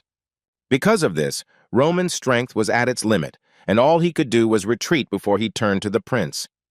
As he plunged into the darkness, the boy said that when he met His Highness again, he would not let him survive like he had today. After this sentence, the three-star aura swordsman literally disappeared into thin air. Hector's army was routed by just one man and nearly lost its chief commander. Realizing that everything that happened was due to his self-confidence, the prince did not know how to throw out the accumulated anger. By underestimating Roman Dmitri, the king's son put not only the plan at risk, but also the lives of his people.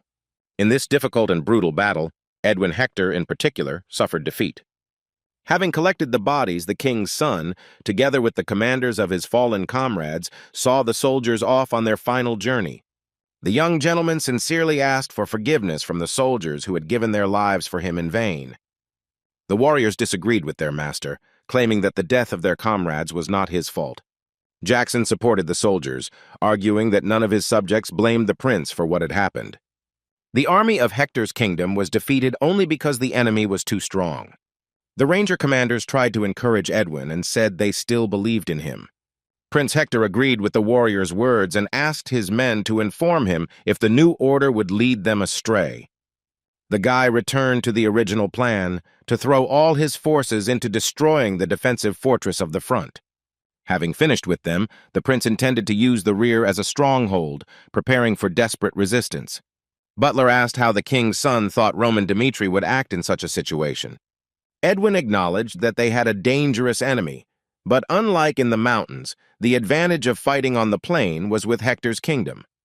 Jackson wasn't sure he could get compensation from Cairo through sheer resistance. Edwin responded to this statement by saying that he was going to propose a deal to the Kronos Empire.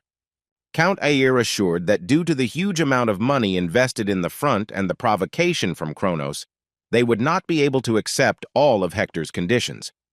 If the demands were agreed to, the royal treasury would be completely empty. To this, the Count proposed increasing taxes. Only 6 months had passed since the last time, and another increase could lead to an outbreak of rebellion. The only way to solve the problem was to confiscate the property of the aristocracy, but in this case, Daniel Cairo would give a reason to weaken his power. Seeing no other way out, the king ordered immediate contact with the central government aristocracy. Ran to Daniel reporting the news that the attack on the front had been repelled. The king, as well as those present at the meeting, could not believe this news. Count Gregory stated that the army numbered about 10,000 soldiers and could not imagine how a small detachment managed to repel the attack.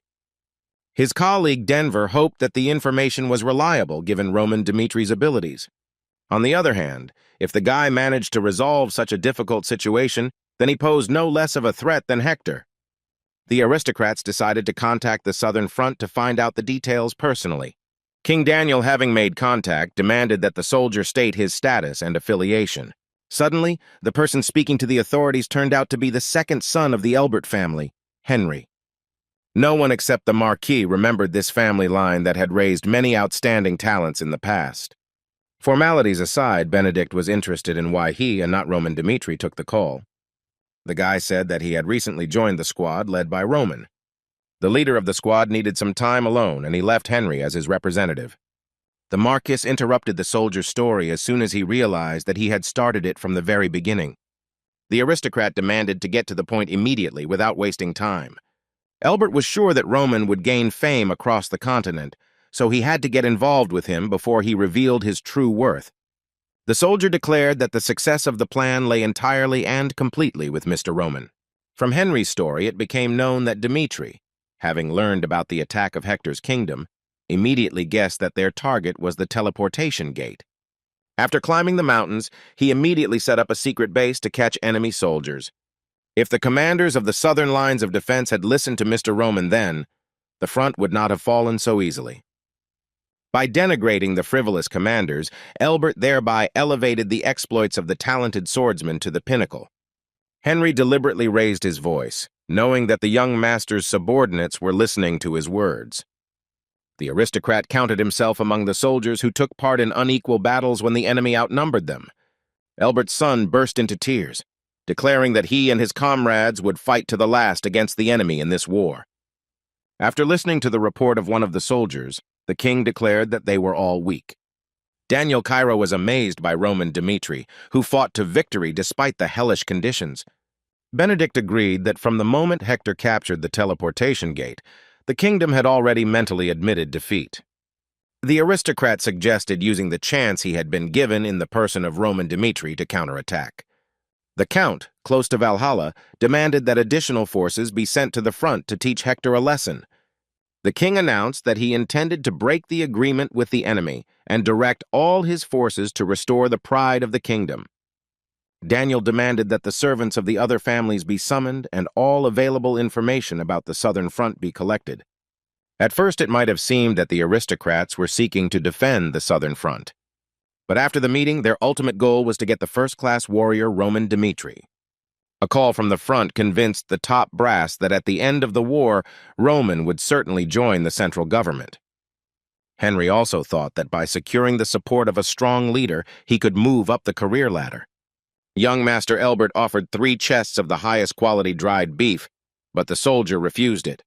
The Aura swordsman stated outright that he was aware of what the aristocrat was planning. The senior warrior asked him to stop currying favor with the soldiers if the guy really wanted to gain recognition. A loyal servant of Lord Roman offered the nobleman to show his trust on the battlefield. Chris was surprised that the aristocrat began offering beef to Kevin as he passed by. The royal court gave orders for the defensive line to assist Roman and buy time until Cairo's main forces could be assembled. Baron Basil, commander of the third line of defense, stated that Hector's forces were weaker than they thought, since their army was defeated by an army of only 100 men. The adjutant agreed with the commander, telling him about rumors that Hector had suffered from prolonged hunger in recent years and had only gained in the war through sheer numbers. Vasily took the order he received as a chance sent from heaven to prove himself. The commander of the operational line of defense decided that he could also take command since the young swordsman had succeeded. Baron Basil ordered an army to be called out, ready to use guerrilla tactics to teach Hector a lesson. To deal with the remaining defensive fortresses, Hector divided the army into detachments of 3,000 men. Vasily hid and attacked the enemy from behind, but contrary to his expectations, he met a cruel opponent.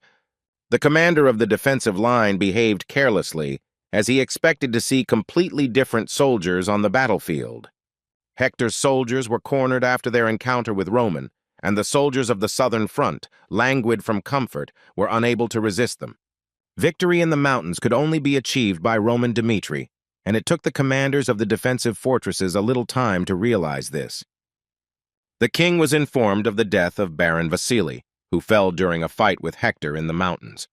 Before Daniel could receive this news, another employee reported that the third and fourth lines of defense had fallen under the enemy onslaught.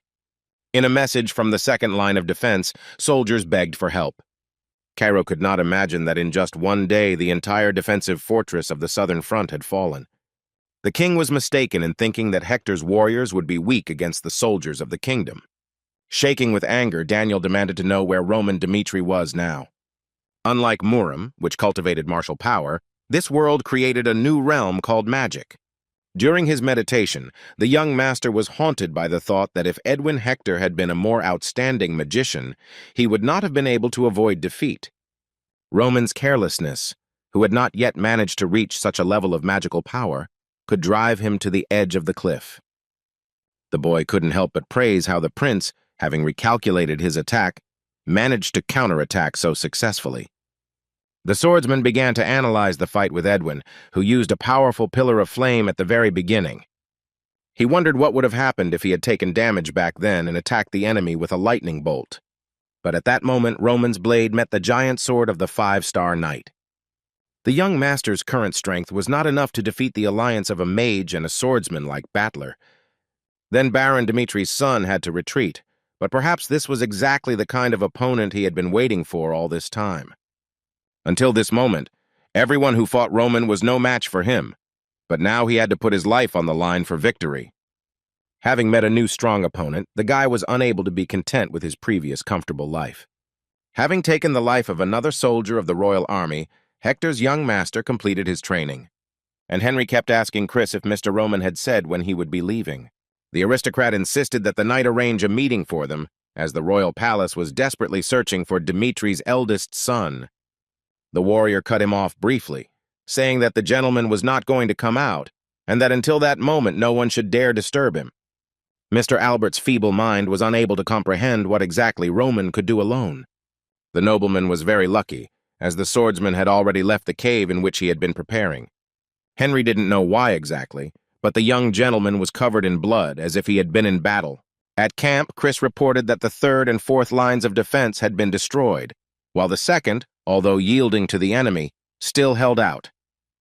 The enemy also collected all the ammunition, settled in the rear, and took up residence in the fortress. As Hector prepared for a life-or-death battle, the royal court was on edge, waiting for Roman to make contact. Little Elbert still couldn't understand why they couldn't just leave the rest of the work to Cairo's troops. Leaving the sycophant's question unanswered, the Aura swordsman finally got in touch with the king. Daniel, having announced the fall of all the defensive fortresses of the southern front, asked what Roman Dimitri was doing at that time. To the claim made against him, which sounded more like an accusation, he replied that he had spent a week reorganizing the fighting force. The ruler of the kingdom did not want to condemn the warrior's decision, but hinted that during this time the entire southern line of armor had fallen at the hands of the enemy. The king wondered why some talented soldier could not, together with his men, provide a little help. The baron's eldest son admitted that he had been lucky in the battle with Hector. Unlike the mountainous terrain, on the plains the reserve detachment was unable to help the kingdom's soldiers in any way. Ready to stand to the last, Hector called for Battles of Battler, the second most powerful swordsman in Hector's ranking. And the commander-in-chief, Prince Edwin Hector, confirmed that he was in fact a magician. As soon as the king found out who he was on the enemy's side, his confidence in victory suddenly evaporated. The plain was where the magician's full potential was revealed, and Roman was just thinking about what battle tactics he should choose when the main troops arrived. Marquis Benedict agreed with the warrior's decision because at the moment the southern front did not have the strength necessary for victory. Mr. Gregory was impressed that Hector was really serious about putting everything on the line. The aristocrat demanded that His Majesty stop the interrogation, as he no longer saw any point in it. Cairo stopped questioning Roman, then repeated that the main fighting force of the kingdom would soon arrive with him. Daniel demanded that the fighter join the main army when he attacked the enemy who had settled in the rear. The three-star Aura swordsman thought about the fact that Hector, having broken the agreement with Cairo, at the same time did not give up on the war. After thinking for a bit, at the enemy's next step, the guy said that time was not on their side. The worried king demanded to know what the soldier meant by these words. If Cairo fails to destroy the fortress within 3 days, the enemy will try to enlist the help of the Kronos Empire. And the only working method proposed by Roman is to attack frontally, destroying Hector's army before this happens. Count Hadid found Hector's proposal of crossing the south of Cairo and the gate quite tempting. The representative of the Kronos Empire stated that while gaining the southern front was not a bad thing in itself, he saw no point in enduring Cairo's wrath. Hadid made a counteroffer. If Hector held out in the rear for a month and prevented the fortress from falling, Kronos would make a deal. With a sly grin, the aristocrat asked what Edwin thought about such an agreement. Prince Hector reluctantly realized that the Kronos intended to take advantage of the situation, but they had no alternative. Having made the deal, Commander-in-Chief William Jackson immediately contacted the royal family. Using teleportation gates, soldiers had to deliver men and ammunition to hold the position for a month. However, it took at least 3 days to establish a connection between the gates of the kingdoms.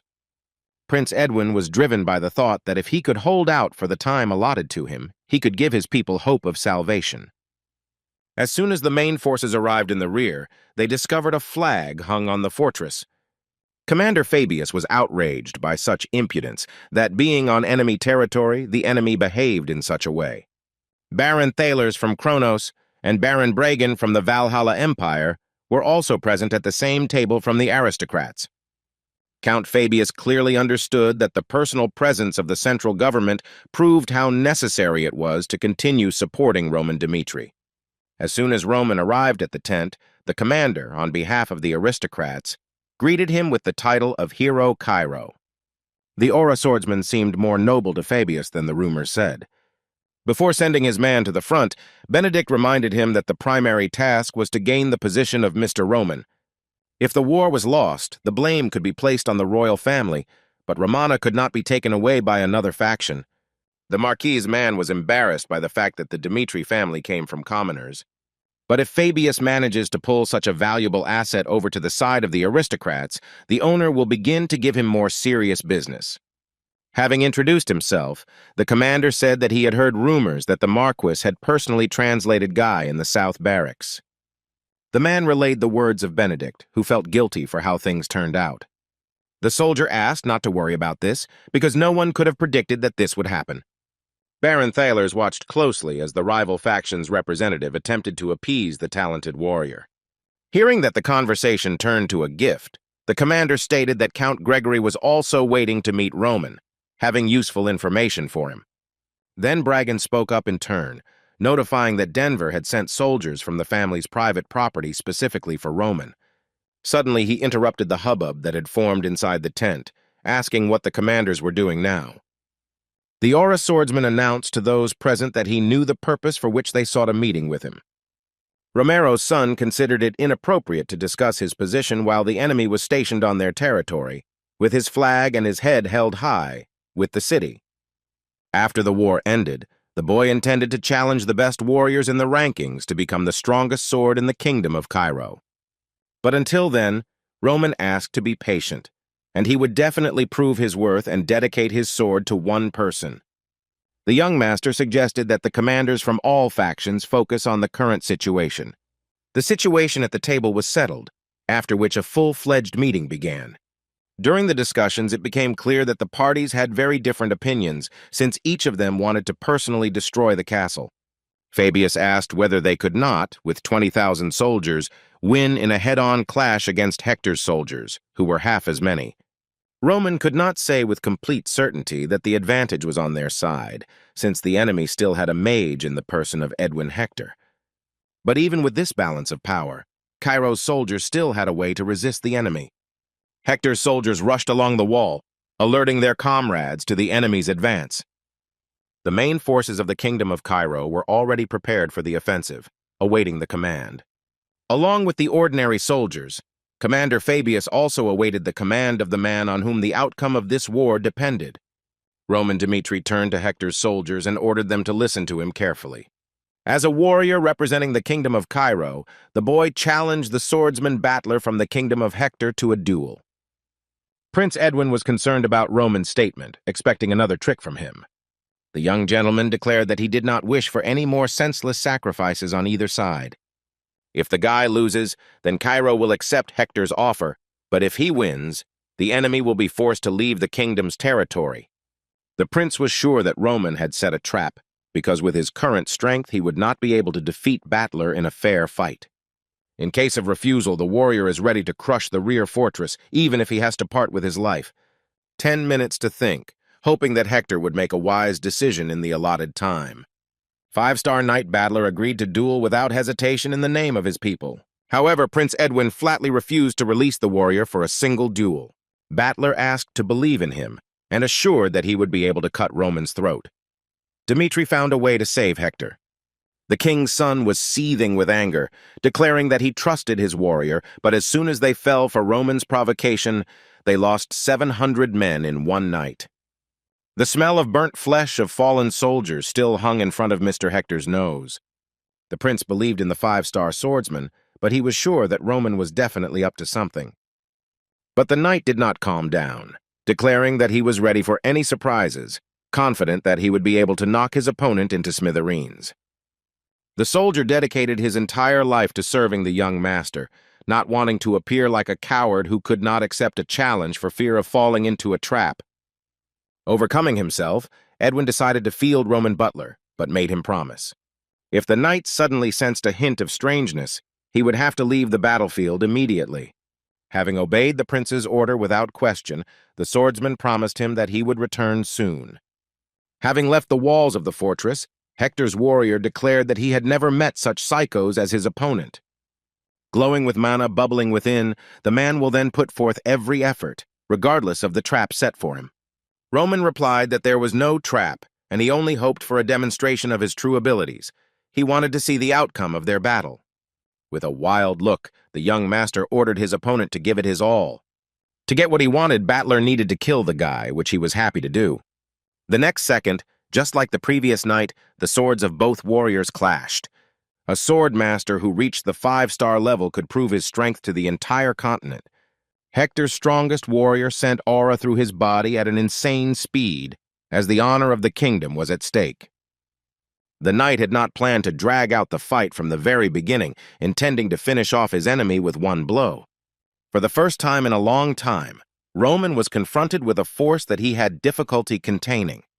Butler's pressure was so strong that the ground beneath the warrior's feet sank significantly. Charging his sword with aura power, Hector's swordsman instantly pounced on his opponent. Suddenly, Roman stumbled, hitting his foot on a piece of raised earth, losing his balance for a split second. Such a miscalculation by the young master could cost him his life, as Battler's mighty blade was already hanging over his head. Thanks to his agility and body reaction, Roman blocked the blow, which could have been fatal for him. The attack, intended for the warrior Cairo, went into the ground, leaving a huge scorched line on it.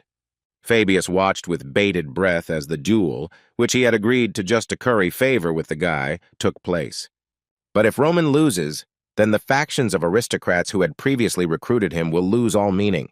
Watching the fierce battle, Baron Thalers also doubted the victory of their warriors. Butler delivered blow after blow with unwavering determination. The strength of the 5-star swordsman was beyond Roman's capabilities, and he felt himself starting to get tired. The soldiers watching the duel chanted the knight's name, asking him to avenge his fallen comrades. While the commander of the reserve detachment was gradually losing steam, his opponent, on the contrary, was becoming more and more dynamic. The guy saw how the enemy's sword not only parried, but completely repeated the path of his own blade. This could only mean that the 5-star swordsman was studying Roman Dimitri's technique and behavior. It took just one hit to defeat the 4-star Homer, but he didn't have the strength to deal with swordsmen of a higher rank. Roman recognized the strength of his opponent, but was determined to rise to a new level, surpassing himself. The soldier representing Hector's kingdom was determined to entrust the impudent fellow. Crossing swords once again, Battler used an aura blast directed at his blade. Roman knew that the knights did not know how to manage mana perfectly, releasing the power of such an explosion, which, covering the sword, was not balanced among itself. While the tip of the sword may have great power, the blunt part of it will be deprived of the power of the aura. By tracking and calculating the mana flows, Roman could figure out the weaknesses of his opponent's weapon. As Battler blocked the counterattack, he felt his blade miss some of the damage each time. And having waited for the right moment, the warrior Cairo used the 3rd style of the heavenly demon sword. An incredibly powerful stream of dark aura was approaching Battler, and it was difficult to resist. The soldiers were shocked when they saw the 5-star swordsman being pushed back. The soldiers, shaking with horror, could not understand how Roman, having 3 stars, could fight on equal terms with a warrior who was superior to him in strength. Hector's knight did not give up until the very end, trying to withstand the enemy's onslaught. Prince Edwin could not believe that Roman actually wanted a fair fight, without any trickery. If Hector's kingdom loses, it will not only lose its strongest warrior, but will also be forced to abandon its rear fortress. The commander-in-chief could only believe in his warrior, who had not yet used his full strength.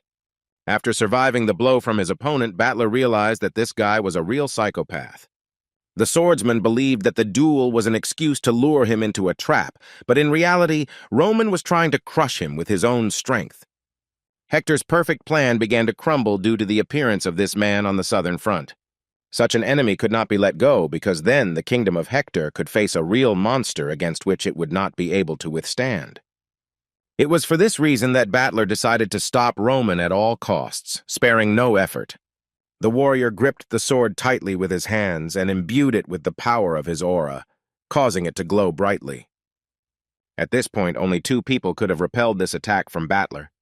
The first one became the strongest sword of the Hector kingdom, and the second one entered the continental ranking. A huge fireball was flying towards Roman, summoned by Battler using the secret technique of the sunstrike.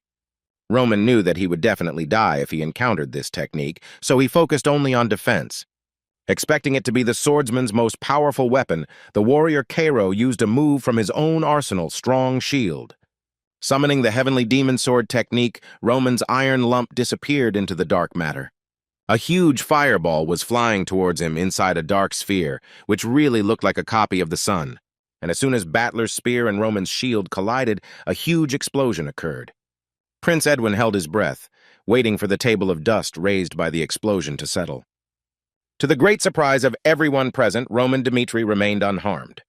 The warrior of the Cairo kingdom confirmed that even a 5-star swordsman was unable to repel his defense. Confident of his victory, Battler used too much mana on the sunstrike. The knight could not simply give up, because not only his life was at stake, but also the fate of the entire kingdom. The warriors crossed blades once again, testing each other's endurance. And only now did Hector's knight fail the test of strength, having missed a blow from his opponent.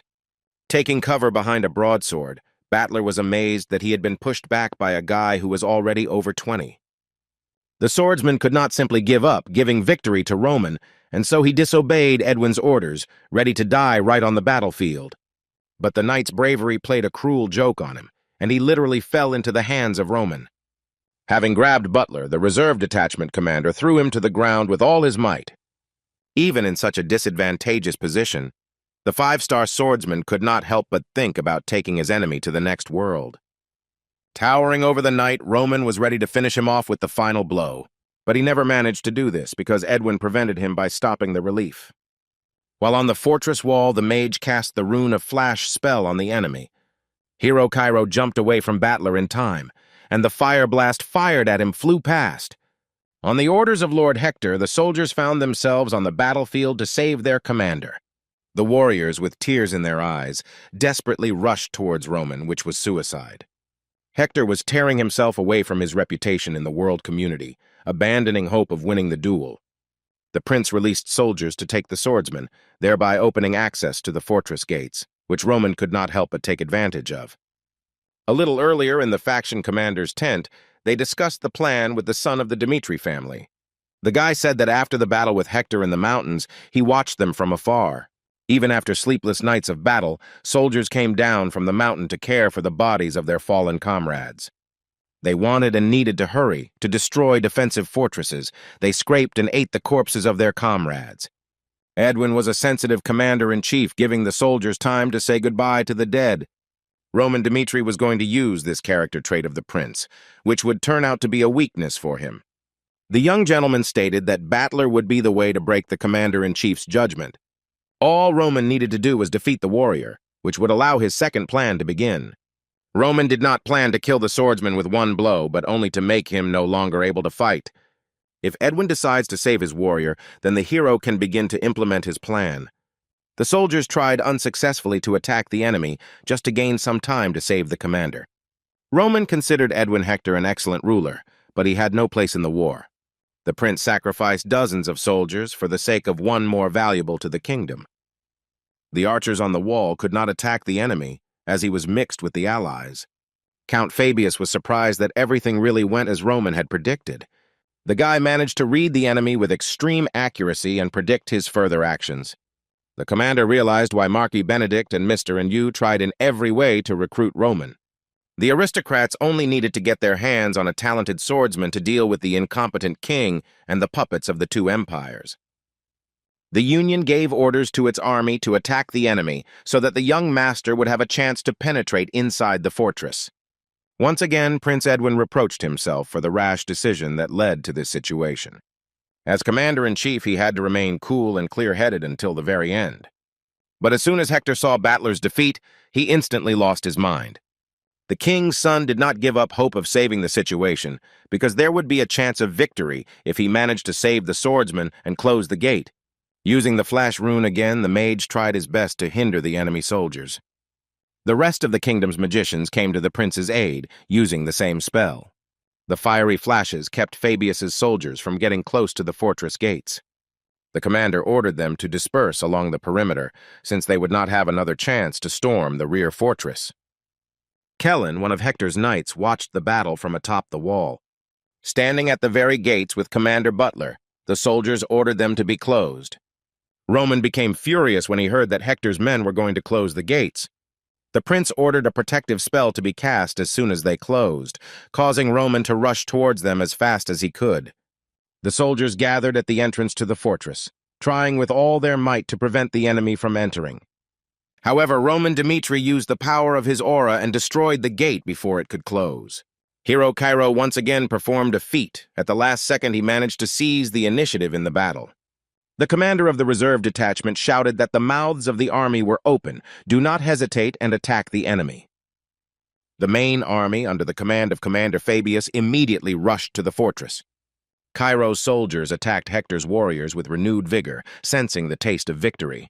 The plan to open the fortress gates was successful, and now Roman had one more thing to complete. The commander-in-chief, Hector, had to be destroyed so that the rest of the army would surrender. The prince asked himself at what point in the battle everything went wrong. Edwin, having conquered the rear fortress, was convinced of the correctness of the decisions he had made. The plan was perfect until Roman Dmitri appeared on the horizon. Without admitting his mistakes, Hector decided that the Aura Swordsman was the only one to blame for everything. Thanks to his efforts, Edwin failed to conquer the fifth line of defense. He also lost about 1,000 of the kingdom's soldiers while fighting against the native Dmitri in the mountains. Roman greeted his opponent, whom he wanted to meet again. The kingdom's mage, Hector, threatened that if he were destined to die, he would take the hero Cairo with him to the next world. In order to win the duel, Lord Edwin resorted to releasing the circle. Having absorbed the magical energy, the prince proceeded to create a wind blade. Powerful streams of air, like the blades of a sharp sword, rushed straight at Roman. But the magic blade was no match for the sword that the young master had personally forged. The family's eldest son, Dmitri, was so angry that his anger would have been enough to deal with Hector's entire army. The Aura Swordsman rushed towards Roman with arrogance, wanting to protect their prince. Using the second style of the Heavenly Demon Sword technique, the boy cut 3 soldiers into pieces with one swing. Suddenly, the commander of the reserve detachment was stopped by something summoned by the magician. Enormous, strong roots burst out from under the ground and enveloped the warrior, restricting his movements. Taking advantage of the moment while the enemy was immobilized, Prince Edwin used the Inferno spell. The giant roots that the Aura Swordsman was inside were covered in bright flames. But even such magic was not able to restrain the heavenly demon, whose blade turned out to be made of a wall of fire. Lord Roman's aura-filled sword cut through the makeshift cage that was supposed to hold him. Edwin did not expect to defeat the enemy with such balls, so he resorted to the shining blade. Hector launched an electrical sphere at the warrior Cairo, which instantly engulfed him. The fourth circle mage, watching the spell work, hoped that he had finally dealt with the enemy. Suddenly, Roman appeared behind the prince and declared that he fully acknowledged his power. But the swordsman did not limit himself to just one confession, intending to strike Edwin with his blade. The sword pierced the enemy's flesh, but it turned out to be Kellen, a guard from the wall who gave his life to save the prince. The last words uttered by the soldier were a request that His Majesty flee. The commander-in-chief mourned yet another senseless death of one of his men. While the king was killing his people by starvation within the walls of the kingdom, his son was also killing them, but outside its borders. The sword, which had the blood of several hundred of Hector's soldiers on it, fell on Edwin's shoulder. The young gentleman advised not to shed tears for the soldier, because soon the prince himself would follow him. The swordsman was not allowed to finish what he started, and this time the Rangers decided to give their lives for the royal mage. After the battle with Battler, the Rangers' blows seemed easy to Roman. While the young master was busy with a detachment of Rangers, Jackson took Hector's heir from the battlefield. The commander could not come to terms with the loss of his master and ordered him to come to his senses. The warrior insisted that the prince continue to live, even if he would be given a reputation as a coward. According to Jackson, Edwin Hector had to live to the last, so as not to devalue all those who sacrificed themselves for him. The soldiers were given the order to stop Roman Dmitri and gain time to enter. The Rangers were very young soldiers who were consciously going to their deaths. No matter how many soldiers were sent to defeat the swordsman Cairo, they all met the same fate. With his shameful flight from the battlefield, Prince Edwin began to gradually come to his senses. The blade, like its owner, was merciless to anyone who stood in its path. One of the rangers, having gathered the rest of his strength, asked the enemy why he did not want to retreat, since he had already won the battle. The young master only recalled his words that the next meeting with Hector's people would kill them all. The rangers, like all of their brethren, were the ones who started this bloody war. Therefore, the soldier had no right to complain as if they were the victims in this situation. As soon as Hector's army retreated, the troops of the kingdom of Cairo entered the rear fortress. The commanders of all the factions wanted to see the swordsman, but they didn't have to look for long. In the center of the fortress, Roman Dmitri sat on a mountain made from the corpses of his enemies, causing his value to skyrocket. The young gentleman, covered in enemy blood, was already waiting for the arrival of his allies. But the news of Cairo's grand victory had not yet reached the capital, and residents were still discussing the tense situation at the front. The friends argued about whether they could be called into service due to an attack by a neighboring kingdom. Then the conversation turned to raising taxes and, in general, to the hard life in the small kingdom. Meanwhile, at the Royal Academy of Cairo, a demonstration of the students' strength was taking place. The sparring was between the middle-ranking warriors William Castro and Lawrence Dmitri. William was very assertive and showered his opponent with a series of powerful blows. Lawrence, although an educated student, was inferior to his peers in terms of strength. At some point, Dmitri counterattacked, but the enemy was already behind him. Castro brought the wooden sword down on the boy's back, pointing out his weaknesses. The teacher praised William for a great fight, also expecting nothing less from his opponent. The mentor scolded Lawrence for promising to learn fencing and enter the academy, but instead he squinted his eyes in fear. The master called the duel a pitiful spectacle, saying that the young man could not even keep track of his opponent's sword. The master stated that if the boy continued to behave like this during the exam, he should prepare to be transferred to a lower rank. Lawrence was depressed, and if he was transferred to 15, no one would take him seriously. The student's thoughts were interrupted by his classmates who wanted to talk to him. As William approached his sparring partner, he found it funny how he had surprised his instructor during the training. Since childhood, the Castro family member thought that all the people of the Dmitri family were outstanding warriors. The guy only spoiled his origins, and it was a miracle that Mr. Rodwell was born into this family. But as a classmate noted, miracles could not happen twice to the same family. Lawrence Dmitri was saddened, for as in this case, the name Rodwell constantly haunted him. Castro's friends began to tease the young man, wondering if it was true that Roman Dmitri had actually beaten Homer. William was sure that Dmitri's family had spread these rumors themselves in order to resolve the issue of the reputation of their wayward son. To verify his words, the bully suggested that his comrades take a look at the representative of the Dmitri family with their own eyes. Lawrence, who was the third son of Baron Romero, did not think that his brother could defeat Homer. No matter how the guy felt about Roman, anyone would say that such a statement was false. Suddenly, the guy discovered a crowd of people who were actively talking to each other. The young man saw a girl and a guy arguing about something, and the second one was zealously proving something to her. Another passerby said he had heard from relatives that Hector had almost taken over the southern front, which was miraculously recaptured. But what shocked the guy most about this story was that Roman Dmitri himself made a big contribution to the victory. People began to whisper that the warrior had not only forced a retreat with only 200 soldiers, but had also defeated the swordsman battler in a duel. Lawrence, listening to the locals, could not believe that they were talking about his own brother. Like his classmates, the young man considered such rumors to be utter nonsense. A knight suddenly appeared on the horizon and ordered the path to be parted, making way for the heroes of the southern lands. The people parted to the sides, letting through a warrior on horseback, followed by a detachment of soldiers. The city's residents, along with the academy student, were surprised to see the rider walking in front of the column. The youngest son, Dmitri, couldn't believe his eyes when he saw his brother Roman on horseback. Daniel Cairo, who had been looking forward to the meeting, was delighted to meet the war hero in person. Just not on the knee before the king, and he and the master greeted his majesty.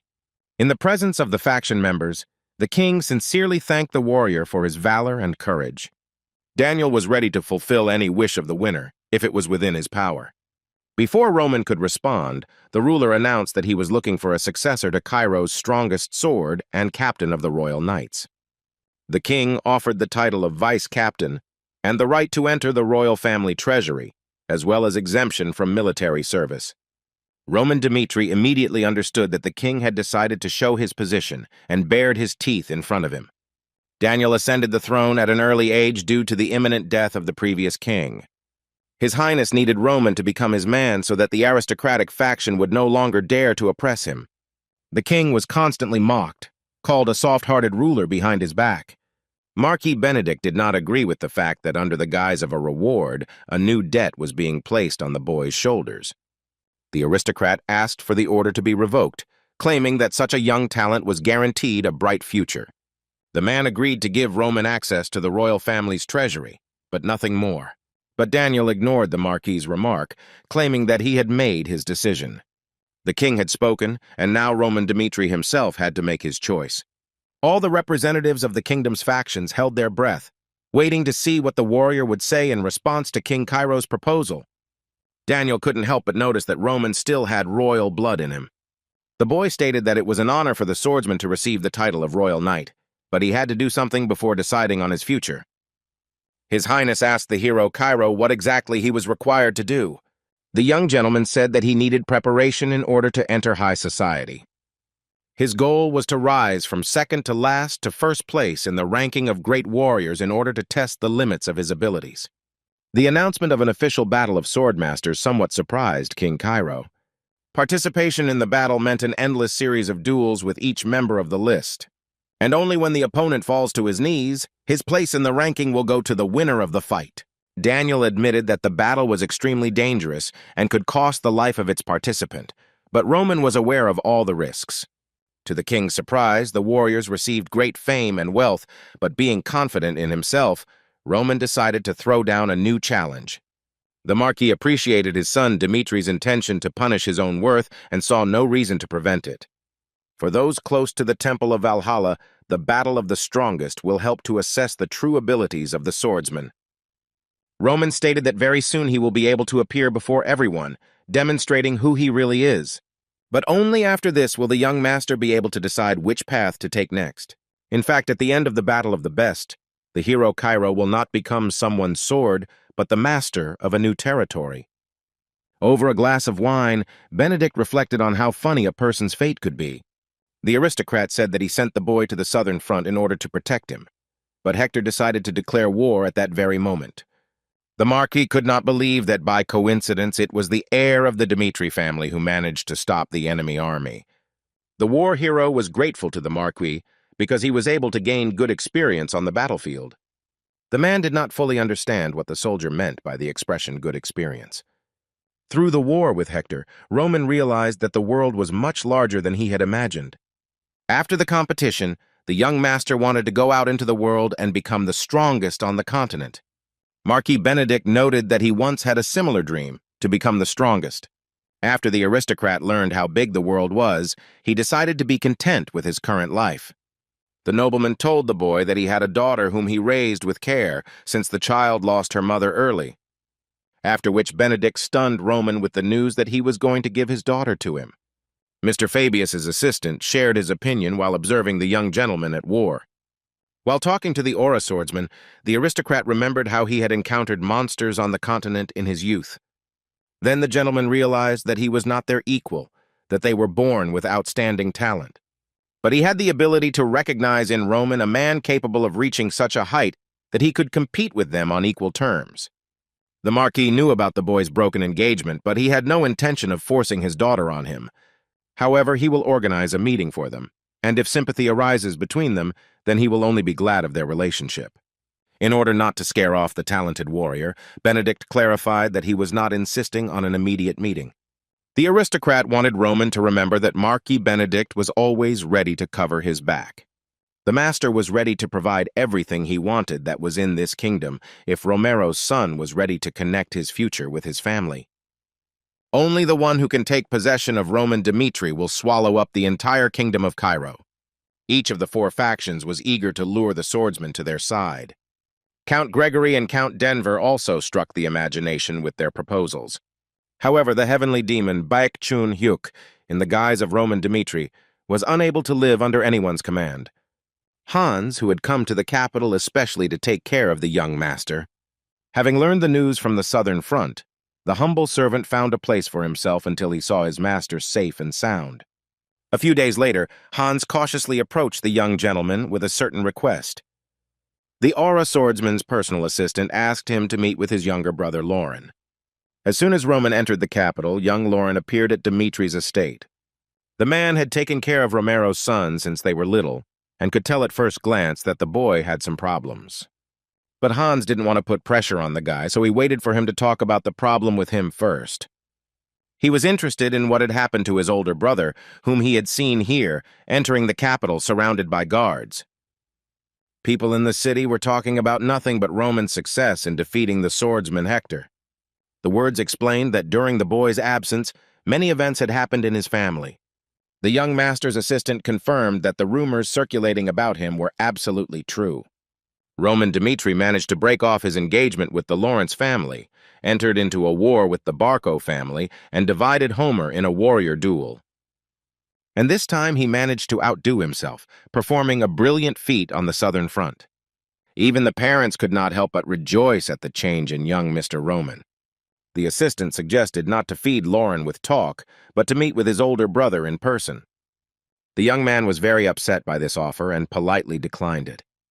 Of all three brothers, Dimitri was the youngest of them and had the most vulnerable soul. For some reason, Hans felt like the young master was being bullied within the walls of the academy. Having told the conversation with the youngest of Dimitri, the servant assumed that the boy wanted to ask for help, but never decided to. Roman thought about the smallest of the brothers, about whom he had heard little before. Whatever problems Lauren had, the young master saw no need to take care of him. However, the hero Cairo gave his faithful servant a positive answer, ready to meet the young man. For some reason, Roman decided to fulfill Hans's request, making his loyal assistant happy. Count Fabius, despite the delayed recruitment of the hero of the Southern Front, had a way to curry favor with the Marquis. While all attention was focused on the young master, his men were left unnoticed. The commanders were confident that if Dimitri's troops pleased Mr. Benedict, the senior soldier Chris deserved special attention. With such talent, any aristocrat in the capital would be accepted. Without having personally visited the Southern Front, Fabius would never have known that Roman's men were worthy of joining the ranks of the aristocratic army. The commander thought that, having managed to lure away all of Roman's subordinates, he would instantly gain the master's trust. At their first meeting, the distance between Chris and the young gentleman was no more than an outstretched arm. Therefore, the Aura Knight believed that he would be able to surpass his mentor someday. But in such a short period of time, Roman managed to rise to an incomprehensible level, especially after the fight with Butler. The swordsman consoled himself with the fact that even in half a year, he had managed to achieve an unprecedented growth spurt. The guy was not going to stop there, wanting to one day surpass his master. Chris's training was interrupted by a subject of the aristocrat who, upon seeing the warrior, immediately got down to business. As soon as the commander declared his desire to hire the soldier, he flatly refused. The count was amazed that the guy was ready to refuse him without even hearing the conditions that could radically change his life. The man insisted that Chris would not need either money or fame, and that Marquis Benedict would be able to provide him with all of it. Fabius stated that the aristocratic faction was capable of obtaining anything, but the swordsman was clearly not interested in such things. The subordinate assured that his actions would not be regarded as betrayal, since Mr. Roman would also become the Marquis's man. Such a bold statement outraged the knight, who asked where he was so sure that Roman would become Benedict's man. It became obvious to the troop commander that there was no one in Cairo who would reject the current government. From the words of his interlocutor, Chris understood that the man in front of him knew nothing about his mentor. The Roman Dimitri he knew would never bend the knee to another government. The Aura swordsman refused any offer as he had no intention of leaving the young master. Fabius humbly accepted the refusal, and in addition to it, the knight informed him that his comrades would be of the same opinion as he. None of the soldiers would choose another master, so the Marquis's man had to surrender immediately. The commander did not take Chris's words seriously, confident that there would be someone who would not be able to refuse the unique chance offered by his master. Given the same offer, Kevin was willing to die rather than serve someone else. The man could not believe his ears that the warriors were so easily giving up potential riches. The rest of the soldiers, as one, refused the offer, calling it treason. The Marquise's subject insisted that his transfer to his master was not a betrayal at all. Having received a refusal from all of Roman's men, the commander of the aristocratic army could not understand what was the reason for their unwavering loyalty. And while the recruitment plan was failing, Laurent Dmitri was diligently practicing his sword technique. Hans's words about Roman not being able to get enough of the changes were firmly lodged in the young man's head. This sudden change in his older brother, which completely and entirely took away his parents' attention, made Laurent very angry. Roman, who was the black sheep of the Dmitri family, managed to become the youngest swordsman in the ranking of the best warriors, which made his younger brother furious. He couldn't understand why, if such a loser as Roman managed to change beyond recognition, while he himself still remained the same pathetic weakling that everyone laughed at. Putting all the anger he had into the blow, Laurent collapsed to the ground, exhausted. Unexpectedly, Roman himself approached him and asked what his younger brother was doing. Without wasting any time, the Baron's eldest son stated that, according to Hans, Laurent had been looking for a meeting with him. If the young man had something to say to Roman, he should have done it right now. The guy immediately felt awkward and said that nothing serious had actually happened. Giving Laurent his cold gaze, Roman called his little brother pathetic. After which the swordsman turned around, and watching his brother leave, the young man became very agitated. Realizing that there might not be another such opportunity, Laurent shouted that he would tell everything. The youngest of the children, Dmitri, said that at first he did not believe the rumors about his brother. The Roman, he remembered, not only couldn't hold a sword, but even asked Laurent to go into service in his place. According to the boy, the last time he saw the young gentleman was about a year ago. Still, just the thought of people calling his brother the hero Cairo made the young man shake with anger, wanting to know how he managed to do it. With tears in his eyes, the youngest of the Baron's sons declared that he wanted to be like the pride of the family, Dmitri. He also wanted his father to be proud of him and not have to force a happy smile every time they met. The young man was tired of pretending that he could cope at all, and he wanted to show what success he could achieve. Looking at Laurent, the swordsman saw in him a small child who was not strong enough to bear the heavy weight of reality. All the locals accepted the new novel without dwelling on the image that had already become established around him. The young master, be it Laurent or Rodwell, also had to rely not on memories from the past, but on personal experience.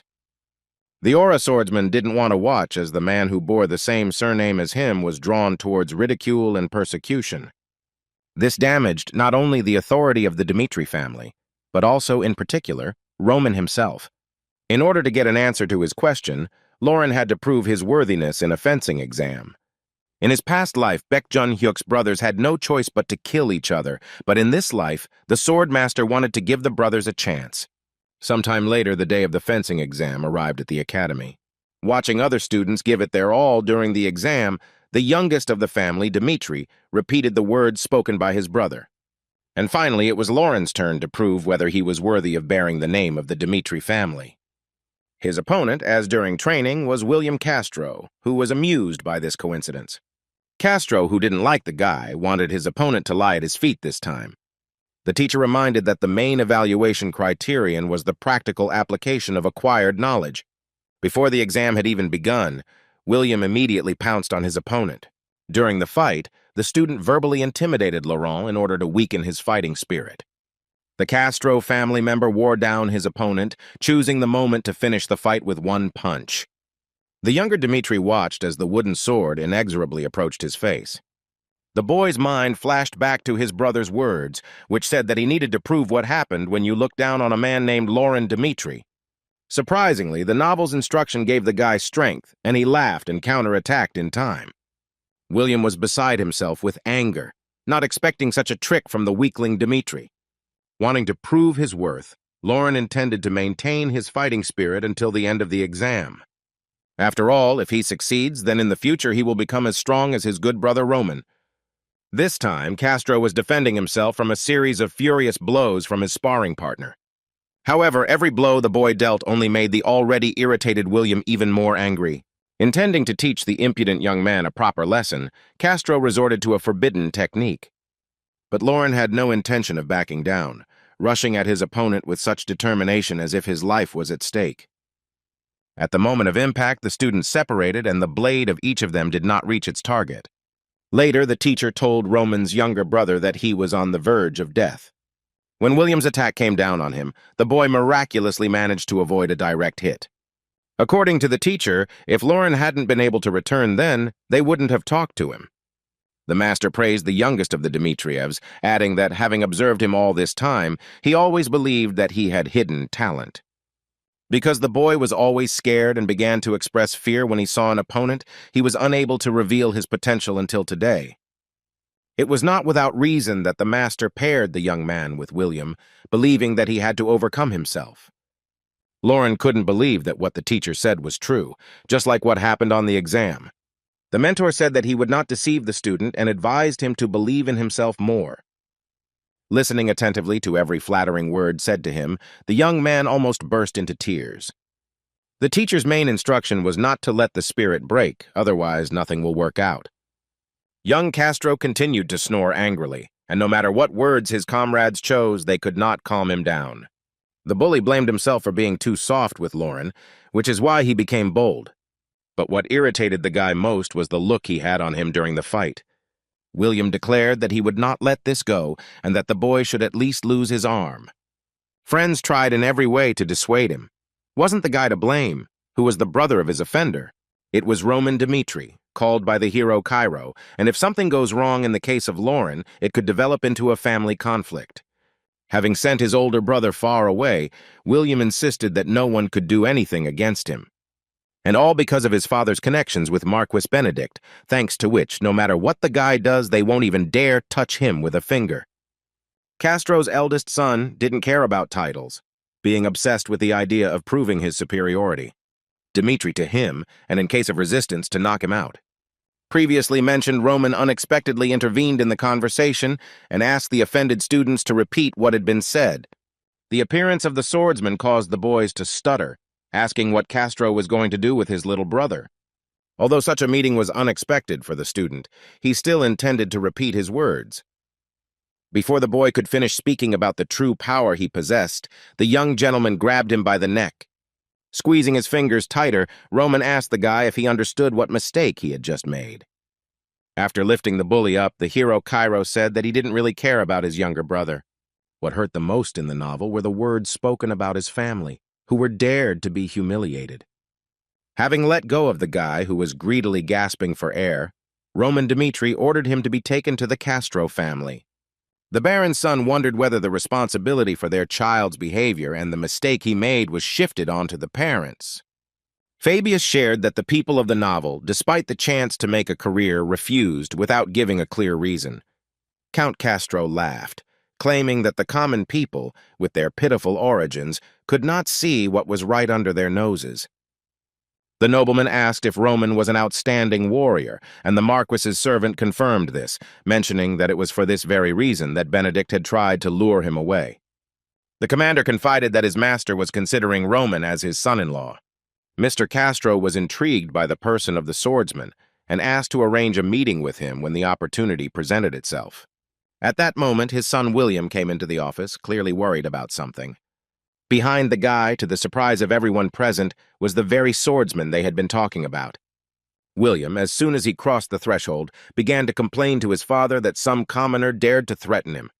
The Count was worried that his hot-tempered son might ruin his relationship with a very useful man. The boy didn't have time to demand punishment from his father before Mr. Castro ordered him to shut his mouth. Grabbing his son by the lapels, the man asked him if he had any idea that he had touched the very hero who had saved their kingdom.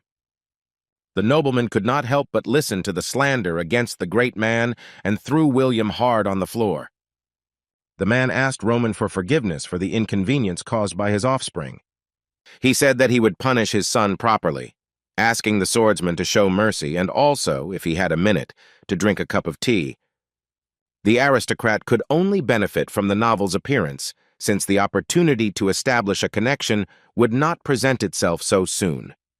The guy said that William had created a problem that affected the Dmitri family by bullying Lauren and said in front of witnesses that he would break his arm. But the Baron's eldest son was outraged that whether he would accept the apology or not was decided for him. Mr. Castro did not know what to do, assuming that one of the 100 best warriors was trying to break his son's arm. The man suggested thinking carefully ahead and trying to find a rational solution together. Roman couldn't close his eyes to the current situation, because the words that came out of his mouth immediately gained power. Roman demanded that William find his younger brother and, kneeling down, ask for his forgiveness in front of everyone. But besides this, the bully had to leave the Royal Academy so that Lauren would not breathe the same air as such trash. As an alternative, the young gentleman offered to go to war with his family, otherwise agree to his proposal. An offended Castro decided to show the power of an aristocrat belonging to the central government. The aristocrat asked to convey that Roman was now all in the dark, and he had no choice but to deliver the appropriate punishment. Among the aristocratic nobility, Count Fabius was nicknamed Kairos's raccoon. The nobleman believed that the commoner felt his value as soon as the Marquis paid attention to him. Castro came from a distinguished clan and from a young age established friendly relations with the Marquis Benedict. His eyes were able to read the situation from all sides, thanks to which the family line was able to infiltrate the central government. Turning to Fabius, the Count ordered the Marquis to bear witness to everything that had happened. The problem was that his opponent was Roman Dmitri, and for the sake of victory, the Marquis could abandon even a close friend. Count Fabius suggested that Castro not hide his son's shame, but rather assign him an appropriate punishment. The commander said absolutely calmly that William was obviously to blame in this situation. Raccoon Cairo had once again calculated everything, confident that he would benefit by staying on Dimitri's side. Mr. Castro, bowing before Roman, admitted that he had made a mistake so as not to aggravate the situation because of his pride.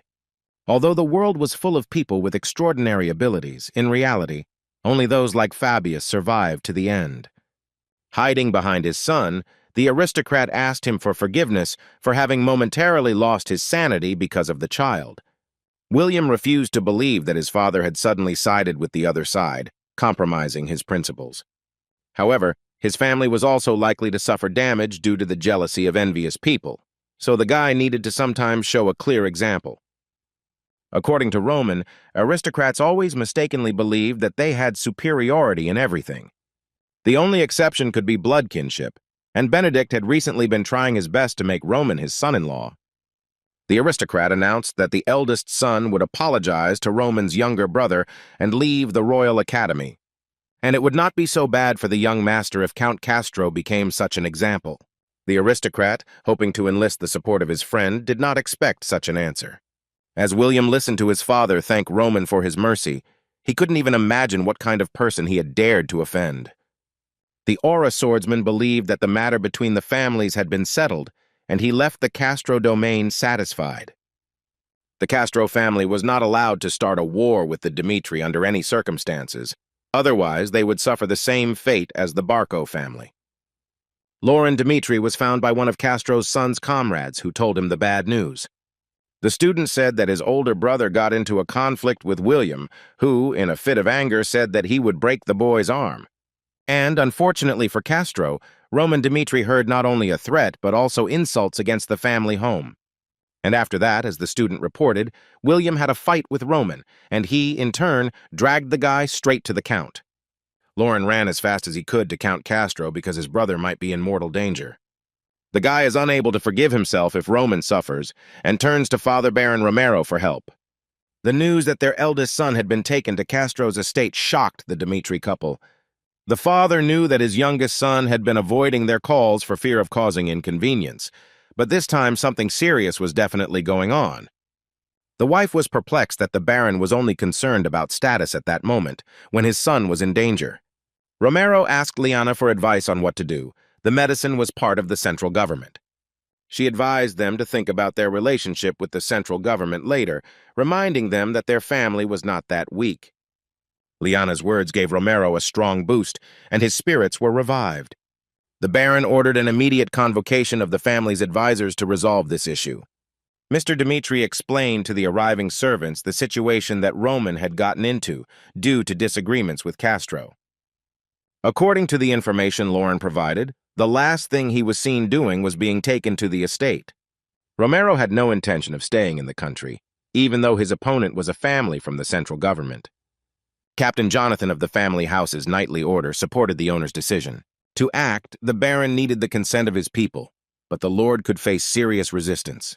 The captain explained his consent by the fact that it was about the family's firstborn Dmitri. Despite the fact that the enemy was a member of the central government, the soldiers were ready to give their lives for Roman. Master Hendrik was ready to immediately launch all the forges to produce the necessary weapons and armor. Regardless of titles and merits, the blacksmith will not forgive Castro for touching the young master. The rest of the workers, as well as ordinary residents, will not oppose Baron Dimitri's choice. Romero was touched by how determined everyone was to save Roman Dmitri. Word quickly spread to Iron Mountain, and Jacob, on behalf of all the miners, volunteered to help prepare for war. Morkan supported his colleague and was willing to give up sleep to increase production. The forge masters are working tirelessly to forge iron so that the young master can return home as soon as possible. Hendrik ordered his men to forget about rest until weapons and protection for the soldiers were ready. Everyone living under the Dmitri family threw all their strength into saving one but significant person. No one from the capital could even imagine what the Dmitri family had in store for them. He had to be sure that after talking with his father, people would definitely arrive in the capital to help. Having cast aside bad thoughts, the young man first of all had to find his older brother.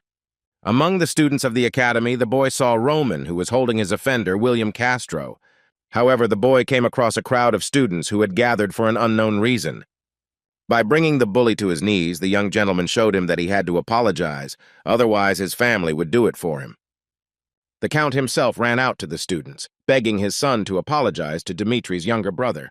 Overcoming himself, William asked Lauren for forgiveness for all the bullying he had done to him. The boy asked to accept his apology and promised that he would leave the academy and never meet him again. The young man was so shocked by the behavior of Castro's eldest son that he immediately understood what they wanted from him. The aristocrat joined his son, promising that such a thing would never happen again. Bowing before the Lord, William insisted that he accept his sincere apologies. That same evening, the younger Dmitri wanted to know how Roman managed to pull this off. The brother replied that he had intervened not only for Lauren's sake, but also to defend the family's honor, feeling the need to put the upstarts in their place. As the swordsman explained, if Castro had continued to mock the young man, people would have begun to belittle Dimitri's authority. The young master said that he did not want his younger brother to experience something like this in the future. The boy asked for forgiveness with a guilty look, feeling guilty for what had happened. If Castro had known how powerful the Dmitri family was, he would not have been able to treat him so frivolously. Lauren promised to remember his older brother's words, promising never to let anyone hurt him again. Roman was pleased that the younger Dmitri remembered the lesson, since he did not want to take the rap in the fight between the brothers. Suddenly, the young man remembered that he had never contacted his family, because his father had already begun to prepare something for revenge. Count Castro scolded his wayward son for the fatal mistake he had made today. Roman Dmitri was a valuable ally, and the strongest in the kingdom fought among themselves to lure him to their side. William allowed himself to harm the hero's younger brother, Cairo, without thinking about the consequences.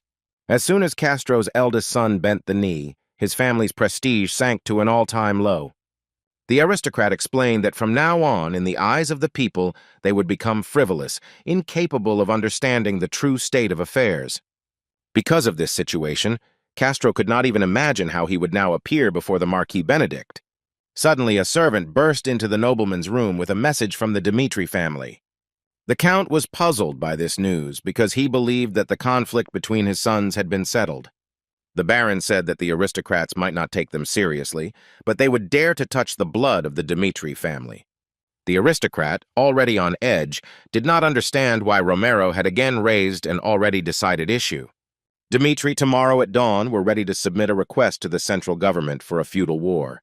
And at the same time, the Trade Guild will freeze all shipments related to Castro, thereby obtaining the bonds remaining in the Golden Bank. Romero gave the go-ahead to use any means to destroy the Castro family. The Baron also contacted all the forces hostile to the clan, securing financial assistance from them. Mr. Dmitri was ready to pay any price to punish and destroy the Castro family. Father Roman's words sent a chill down the Count's spine as he thought hard about how to prevent war. With undisguised hatred and disgust, Romero demanded that the aristocrat release his son. The man immediately rushed to explain that no one from the Dmitri family was kept in their possessions. The Count did not understand what war they were talking about, because his son William had already asked for forgiveness on his knees before Laurent. The Baron felt awkward, but he tried not to show it, even after learning that Roman had already decided the issue. The father became convinced that his eldest son was a natural leader, capable of solving any problem single-handedly. Romero didn't even notice at what moment Roman managed to completely capture the hearts of people Dmitri. The workers were told to eat until they were full and drink as if it were their last day. The gentleman announced the cancellation of the war and ordered everyone to immediately prepare for the banquet. Over a mug of lager, the city's residents have already begun to discuss the conflict between Castro and Dmitri. Even if it was only for a few hours, all the merchants allied with Dmitri's guild broke off their deals with the Castro family.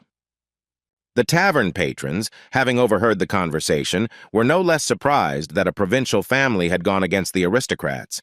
One of Roman's men deliberately spread rumors that Dmitri was planning to start a war with Castro. Lucas also said that investments poured into Dmitri's family because the traders believed that the provincials had a better chance of winning. Roman was pleasantly surprised that for his sake, Dmitri's family, who denied the war, decided to take such an action. But this was not the Baron's sole choice, since such a decision was only possible with the consent of key figures. A small society called Dmitri, which settled on the outskirts, was ready to start a war to save the firstborn. In a world where everything was permitted, Baek Jun-hyuk lived by the rule that only the strongest survived. Having participated in many battles and witnessed many deaths, the character of the heavenly demon had changed radically. However, Chun-hyuk's current life was different from the one that was prepared for him in Murim. Replaying the events of the past in his head, Edwin wondered if he would have been able to completely crush Roman Dmitri. The prince was forced to admit that this was beyond his power, because with his actions he had led the kingdom into the abyss of despair. If he had not started the war, he would have been able to gain more time, thereby wasting Hector's existence. Edwin reproached himself for what had happened, ready at all costs to find a way to save the kingdom. The king's son could not simply give up while there were people whose eyes were turned only on him. Commanders Jackson and swordsman Battler finally waited for the prince to awaken. Edwin Hector, waking up in a cold sweat, asked how long he had been unconscious. Although all those involved in the war bit their tongues, the betrayed from Heir about the news plunged the entire kingdom of Hector into despair. The people lamented their hard fate and that beyond the walls of the kingdom there was a world they knew nothing about. The king, having met his son, inquired about his health, but then called him a stupid boy. The king stated that having handed over royal affairs to his son, he did not want to solve the problem at the cost of his life. Edwin asked his father for forgiveness and then decided to find out if he had heard Jackson's report. In a village where crop failure began due to a strange anomaly, the earth turned black and all living things died out. Prince Hector suspected that a necromancer's curse was involved in this matter. It could not be ruled out that the harvest that was ravaging the kingdom had been sent to Hector's lands deliberately. And since the entire territory came under the influence, black magic could not be avoided, which spread over several years. The king summed up his son's words by saying that whatever force was responsible for the curse placed on Hector was waiting for his people to attack Cairo. Confirming the king's suspicions, the prince added that this force scientifically ignited a war between the two kingdoms for its own benefit. Hector's ruler was sad because only a great priest could dispel the curse. Edwin reminded his father how, as a child, the master of the Sky Tower offered to give him anything he wanted. But in return, the prince had to renounce his title and devote his life to the magic tower. Firmly and decisively declared his intention to sell his time to the heavenly magic tower. It took Edwin only a year to solve the problem. At this time, in the local diner, McBurney kept thinking about dying on the battlefield. But to his great regret, it was unlikely that anyone would have room for a one-armed swordsman. As if he had been nearby all the time and eavesdropping on the instructor's speech, Roman Dmitri approached him. He asked McBurney if he had ever considered joining his men in the troop. The teacher bowed, thanking the young master for the offer, but declined due to the lack of his right hand. The man did not know how he could be of use to the master, insisting that he was completely useless as a swordsman.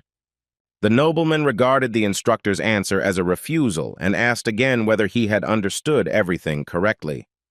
Roman asked if McBurney had ever heard of a left-handed sword. Swordsman Sun Baek served the imperial family and dedicated himself entirely to the country, losing his right arm in the war. Although the palace recognized the warrior's merits, rewarding him with wealth and glory, he was still unable to come to terms with a peaceful life. Sun Baek made the decision to leave the path of a soldier, even if it led to a miserable end. The warrior devoted years of sword training until his left hand adapted to the new living conditions. The swordsman began to challenge other warriors to duels using the left-handed sword he had created. Although his last opponent was Baek Chun-hyuk himself, he did not die at his hands. The young master was willing to teach him the technique of the left-handed sword if McBurney decided to follow him. And on top of everything else, Roman promised that the cripple would be able to bring him more benefit than anyone else. The veteran couldn't help but imagine that in the current situation he could benefit someone. If McBurney is to live his life as a warrior rather than a cripple, he will do whatever it takes. The man knelt before Roman, declaring that the young master's words were enough for him. Wanting to be useful, the warrior decided to dedicate his life to Mr. Roman. The war managed to change the lives of many, even such a slob of the Elbert family as Henry. The aristocrat noted the cruelty of the commander of the reserve detachment with whom he went through the war. But the guy was upset that even this fact meant nothing to Roman, who did not take him along with the others. Elbert came to the conclusion that it was better to live among people who treated him with respect. It was not time to dismiss him from service, but upon entering the capital, he discovered something. At the entrance to the city, posters were posted praising Henry as a war hero. The locals who were on the wall greeted the guy with joyful cries. The mere fact that the guy was with Roman on the battlefield was enough to radically change his status. Soon after, Albert was approached by the Royal Academy with a request to give a lecture on the war that had broken out in the South. The boy's eyes lit up as he had a chance to increase his value by telling how great a man Roman was. Henry gave a lecture in praise of Roman, acting as a mouthpiece to spread the fame of the Dmitri family member throughout the world. This moment became a turning point in the life of the idle aristocrat, who wanted to gain Roman's favor. A few days later, Roman and his people left the capital, and its residents saw off the war hero, wishing him a safe journey. The king was present at the young master's departure, looking forward to their next meeting. Besides His Majesty, there were people who were also waiting for the arrival of Roman Dmitri, which could become fateful for them. When the boy returns to the capital, he must be able to stand up to the central government. Returning to their native lands, the soldiers could not help but notice what was left of the harvest in the fields. The soldiers complained that they would not be able to feed their families because of the bad workers. Chris said that the idlers in the fields were the landowners of the Dmitri family. Because Dmitri did not have a large territory, the residents were quickly borrowed land from other cities to run their farms. Roman ordered the landowners to be transferred to him, as he wanted to personally hear about the state of affairs from the workers themselves. Residents of Dmitri said that they signed a contract with the Conrad family, leasing the land for 10 years. The man explained that the harvest would be collected in a week, but Conrad demanded that the land be vacated during this time. The people of Dmitri firmly declared that they could not leave, and then Conrad sent people away, turning the bare field into dirt. Somewhere the owners shed tears of injustice, asking how they should have lived on. Chris warned Roman that despite the sadness of the situation, they had no right to interfere in this matter. The land that was borrowed belonged entirely to Conrad, and if anything happened, this could lead to a conflict between the families. Also, the Conrad family and other aristocrats formed their so-called alliance. A small alliance was created for their own benefit, where influential families covered for each other. Roman Dmitri believed that inaction only worsened the problem. The war hero said the roots of the problem needed to be addressed before those involved felt they could do anything. So that the soldiers would not think about the decisions made by the young master, the duty of the subordinate was to follow the will of the master. At home, Roman and his men were greeted no worse than in the capital, rejoicing at the swordsman's success as if it were their own. Commander. The reserve detachment happily accepted all the thanks addressed to them. Before the boy had time to jump off his horse, his parents were already waiting for him at the door of the estate. The father hugged his son tightly, praising him for the excellent work he had done on the southern front. The son asked how his relatives were doing, to which the Baron laughed, claiming that nothing special was happening on their lands. Mr. Dmitri prepared a grand banquet in honor of Roman, hoping that he would have a great time. As it turned out, the young gentleman was in no hurry to celebrate his achievements and asked the Baron to give him a minute of his time. After listening to his eldest son, Romero explained that they had no way to stop the Conrad family from reclaiming the lands. By intervening once, Dmitri made it so that it would be difficult for Christian to reclaim lands in Conrad's territory in the future. However, this answer did not suit Roman, so he decided to set an example for his father. He wondered if they were people of the Benedict family. Would Conrad start taking away the lands of their peasants as they were doing now? The Marquis was the living embodiment of power, so no one would dare touch either the Marquis himself or his people. This raised a natural question. What place, in the Baron's opinion, did the Dmitri family occupy in this case? The young gentleman was convinced that after the destruction of Barco, there was not a single family in their region stronger than Dmitri. While supporting his son in most cases, now not denying his words, Romero still saw no need to interfere. By blowing up an insignificant issue, it was possible to turn the local union against Dmitri. But the guy disagreed, believing that there was a need, since the real power was in their hands. While the aristocracy, including the Conrad family, flaunted their idleness. Dmitri, unlike Barco, did not patronize the central government, so the nobility did not see them as a threat. The Conrad family made a rash decision, daring to touch the residents of Dmitri, leaving them without a piece of bread. This meant that for the aristocrats, the Dmitri family was the strongest only in words. With a mad gleam in his eyes, Roman was determined to sort out the hierarchy and show who was on top and who was on the bottom. The young master had no intention of silently watching his people being corrected, when he had the reason and power to help his people. Roman demanded that his father transfer his powers to him, and then he himself would atone for the blood on his hands. Romero tried to ignore the fact that his son was growing up too fast, which was sometimes even frightening. From an early age, the boy had to experience the hardships of common people's lives together with his parents. People called Roman a half-breed because of his heritage, and Braun suggested that perhaps the pain he had experienced had made him that way. The Dmitri family, although having fighting power, was currently lacking in determination and its owner. Looking back on his past, Romero was ready to take matters into his own hands, ushering in a new era of governance. A few days later, a grand banquet was held in Dmitri to celebrate Roman's return, at which all the nobility of the local lands gathered. Many aristocrats introduced themselves, bowed to the hero Cairo, and showered him with congratulations. Although the nobility did not recognize Dmitri's family, they nevertheless did not deny its influence. One of the guests was Mrs. Sophia from the Grisel family, suggesting that Roman might have forgotten her. However, Roman Dmitri remembered Sophia, with whom he had spoken at the last banquet. The young lady was convinced that the guy was not what he used to be, and would gladly marry such a man. Viscount Conrad also came to the reception, and it was a great joy for him to greet the hero Cairo. Roman Dmitri greeted the guest with a cold look but offered his services. The Viscount was greatly shocked by the news that Roman had defeated the 5-star swordsman Butler. The man was surprised not only by the victory over the warrior, but also by the skills of his eldest son Dmitri at such a young age. Mr. Conrad emphasized that during all this time, no one from the neighboring lands had ever made it into the ranking of the best warriors. The guest's speech did not impress Roman, who had a personal question for him. The man noted that the conversation had a good tone, and his interlocutor, although he seemed to be a commoner, was quite savvy. Roman reported that he was aware that Conrad had broken the contract with Dmitri's tenants, taking away their arable land. The young gentleman was interested in the reason for the contract being broken, which created tension in the banquet hall. The Viscount explained that another merchant guild had offered a higher price for the land and immediately suggested that they stop talking pointlessly.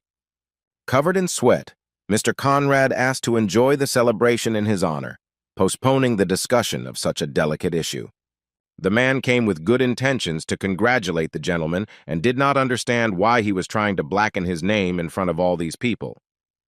The Viscount said that he could no longer keep a smile on his face and turned away from Roman. after which the aristocrat bowed and hurried to leave the event. But the owner of the house stopped him. The young gentleman stated that if Conrad left now, the boy would regard it as hostility towards his family. Roman Dmitri repeated his request to the Viscount once more insistently.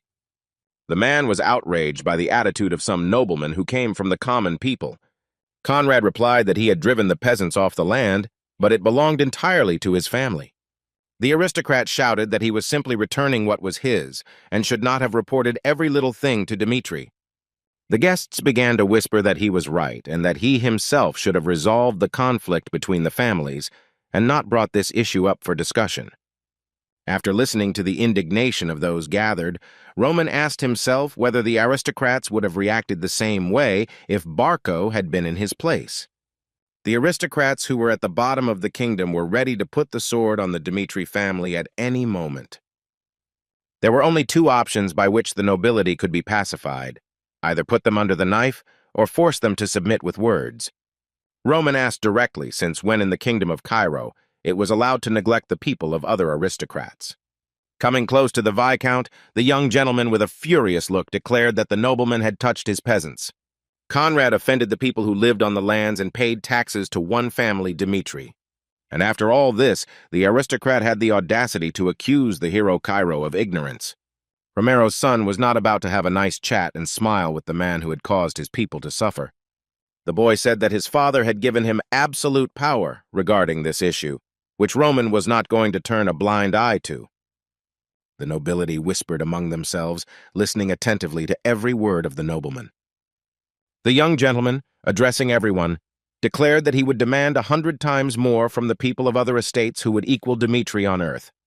The guy decided to check who of those gathered, criticizing him, could say that it was an insignificant problem.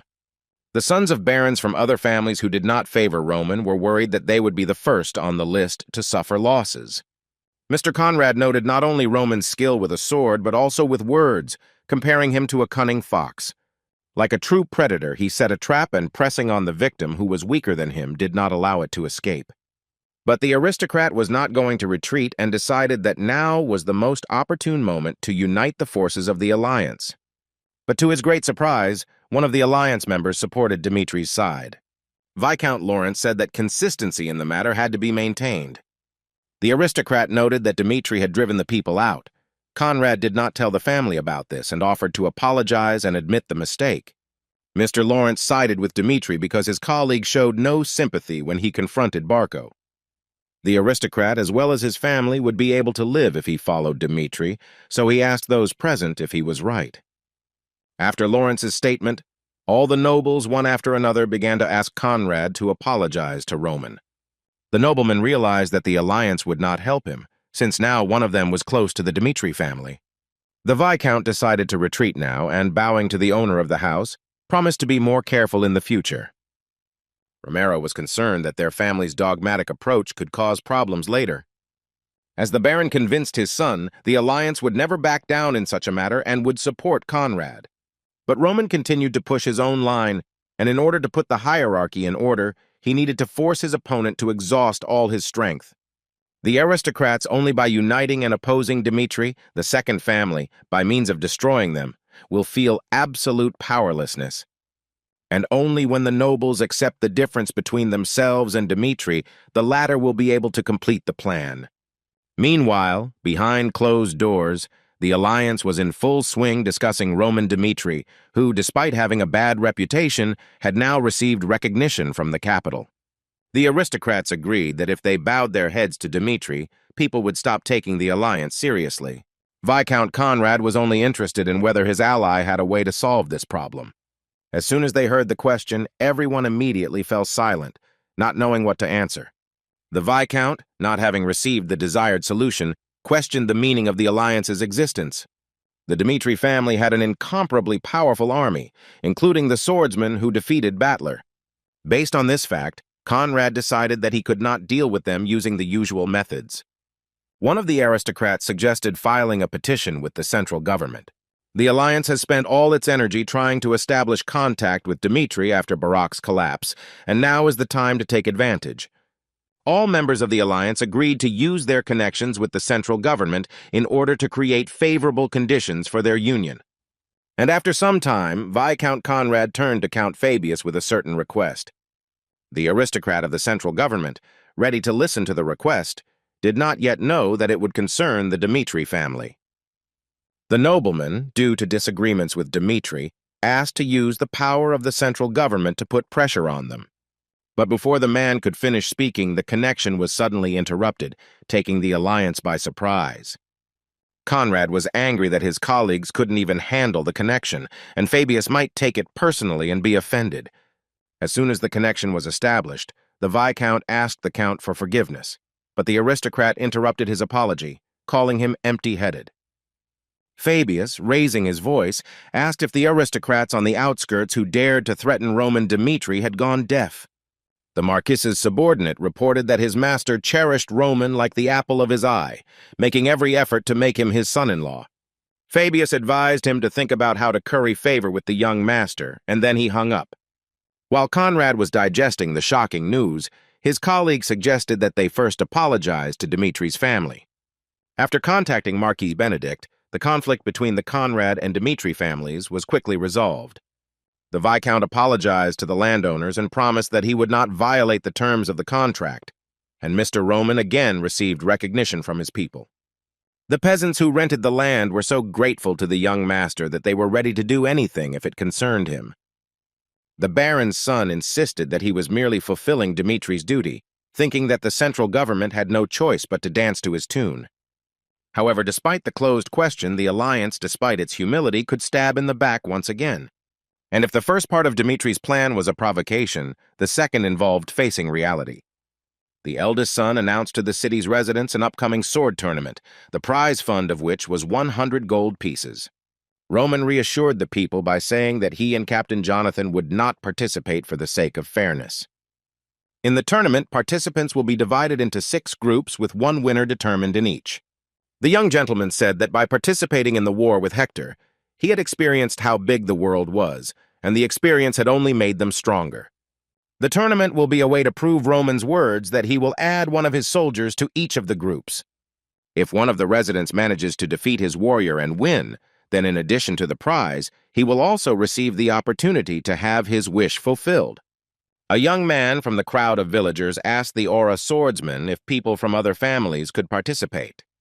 The only condition for participation was confirmation that the swordsman was a representative of the district that included Dmitri's lands. The nobleman said that the tournament would take place in a month, hoping that this would be enough time for everyone who wanted to be able to prepare properly. Such big news could not but reach the alliance, for whom the sword tournament was an excellent opportunity to prove themselves. The members of the union only needed one of their swordsmen to win in order to gain the right to make a wish. The aristocrats, instead of fishing for apologies, could have suggested burying the hatchet and joining forces. One of the options considered the idea dubious, as he was sure that they would be able to eliminate all competitors. Among all of Roman's soldiers, 2 stood out, Chris and Kevin, who showed themselves quite well in the fight with Barco. Mr. Conrad insisted that there would be 6 groups taking part in the tournament, and they just needed to select one winner from each. If the nobles mobilize the forces of each family and put forward trial participants, then one of them will definitely win on his team. The members of the alliance supported the Viscount's idea because, unfortunately, they did not have a better plan. They were given a month to prepare, and the aristocrats could not miss this chance. Otherwise, they would be absorbed into the power of the Dmitri family. Mr. Conrad was ready to snatch victory by any means necessary, even by presenting a master from other lands as his own. Roman also had a conversation with his soldiers regarding the upcoming tournament. For a month, the warriors will compete with each other, and the young master will personally select 6 of them to represent the Dmitri family. All the soldiers' past achievements will not be taken into account, and only this month's ratings will report on the current skill of each of them. Roman Dmitri believed that having returned, even though they returned from the battlefield, but their war was not over yet. The baron's son believed that in order for subordinates to strive to surpass themselves, it was necessary to provide them with an appropriate reason. Therefore, the squad leader prepared a worthy reward for the participant, which would raise the prestige of the Dmitri family. If any of the 6 selected swordsmen were to win, Mr. Roman promised to teach the winner a technique of the highest rank. Regardless of whether it was spiritual practice or sword technique, the young master was committed to helping the warrior rise to a higher level. The soldier's eyes lit up as even a small portion of the Baron's son's knowledge was able to ensure rapid progress in each of them. Every single person in Roman, without exception, was ready to take advantage of the chance to master the highest rank technique. With this tournament, the guy did not want to make the aristocrats understand their value and properly train their subordinates. From that moment on, the soldiers of the young master's personal detachment began their endless competition. Roman also decided to use the month allotted for training usefully to equip himself. The embodiment of his past life, Baek Chun-hyuk was born on the border between life and death, and in this world, he did not want to bring trouble upon himself. A guy accustomed to living in danger had to, like his people, move forward in mastering new knowledge. The heir of the family, Dmitri, informed the head of the Information Guild that he was going to go into closed training. Lucas was ordered not to disturb the master and to take care of selling the sword during his absence. The renewed Roman will require a corresponding blade, and this one, which will find a new owner, was given the name Flame. One of the conditions was not to reveal the previous owner of the weapon, and the subordinate could invest the money in the capital of the guild. Having appreciated the sword, the boy still did not understand why the master had to sell it. The head of the Information Guild had an idea to put the sword up for auction anonymously. Ultimately, Lucas decided to do just that, since people who knew the value of swords would definitely pay a pretty penny for it. Roman's man chose the city of Adelina, which, due to the teleport gates located on its territory, had the most developed trade. Before an item was accepted for auction, it was carefully checked with a magical artifact to determine its authenticity. The inspector was surprised because the artifact indicated that it was of the highest class and, in addition, emitted extraordinary energy. Without any hesitation, the sword was put up for sale, and Lucas himself chose to hold a free auction, hiding the seller's anonymity. The auction employee asked whether the guy was willing to pay a commission on the sale, to which he agreed without hesitation. The gentleman invited Lucas to come with him for a more detailed assessment of his goods. The guild leader was met by Maris, the auction house manager, who was happy to welcome the new client. The appraiser was delighted with the work on the blade, as he had rarely seen such masterpieces. The man noted that, having an optimal weight, it was forged by a master of his craft, and therefore the minimum price for it was 30 gold. Once the value was determined, the appraiser had to experience resonance with mana in order for the blade to receive the title of a true signature sword. During the resonance check, the auction employee could not believe his eyes. Maris was intrigued by what had surprised the master so much, and as it turned out, the sword's resonance level eventually reached its highest level. The administrators couldn't believe that the sword could not only accept the flow of mana, but also enhance its power. In the auction room, the host strongly recommended taking part because in the entire history of the auction, nothing like this had ever appeared. Everyone, regardless of title or origin, was lured by rumors of an incredible product. The man proudly presented to the public the lot, which included the personalized flame sword. The mid-range weapon would not be exhibited as the main lot of the evening, confirming its authenticity. The true value of the flame was in the responsive mana, which made this blade unique. The presenter said that the rapier in the 7th level of resonance was sold at auction for 300 gold pieces. However, the resonance with the flame mana was as much as 10 levels, but that was not all the surprises. As soon as the auction participants learned that the sword was capable of expanding the power of the aura infused into it, a whisper of excited spectators rang out throughout the hall. While raising the price of the product, the host stated that he had never seen a personalized sword like Flame. Having finished his speech, the man announced the opening of the auction, setting the starting bid at 10 gold pieces. Even though the next step was 50 gold, the auctioneer was unable to take bids, 150 gold pieces for it. But they managed to beat this bet, offering a whole 300 gold pieces for the personalized sword. The next step to raise the bid was 100 gold pieces, and gentleman number 12 was ready to give 600 coins for the lot. The auctioneer went crazy when one of the visitors doubled the bid to 1,200 gold.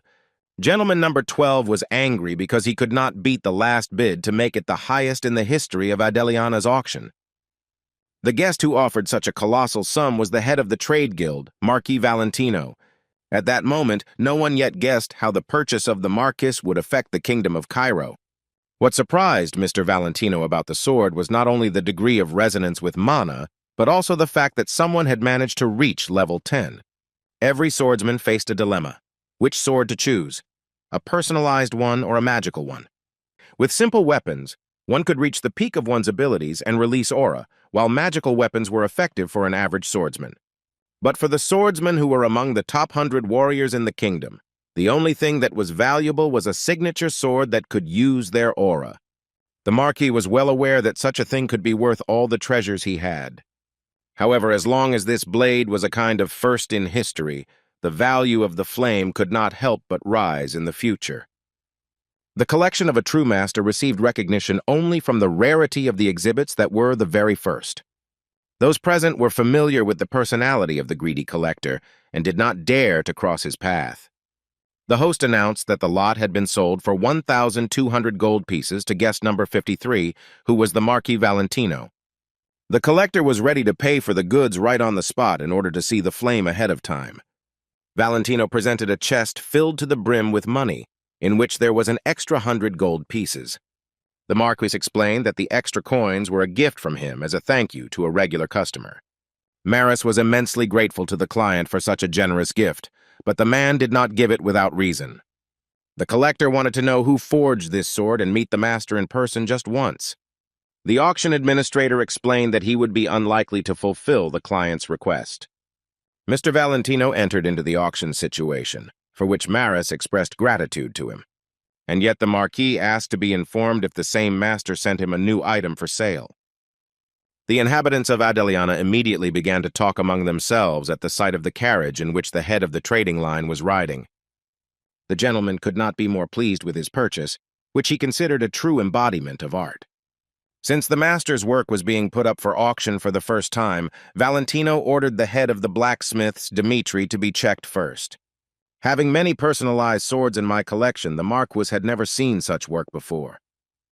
While the young gentleman was busy with closed training and selecting his people for the tournament, Chris himself was doing this.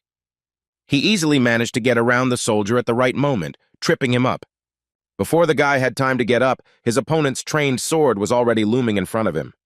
The Aura Knight appreciated the boy's efforts, but noted that his attacks always lacked insight. The swordsman called for the next candidate. He believed that he and Kevin were worthy of taking their places in the tournament. Vulcan and Fuki could also join them, but the remaining 2 spots were in question.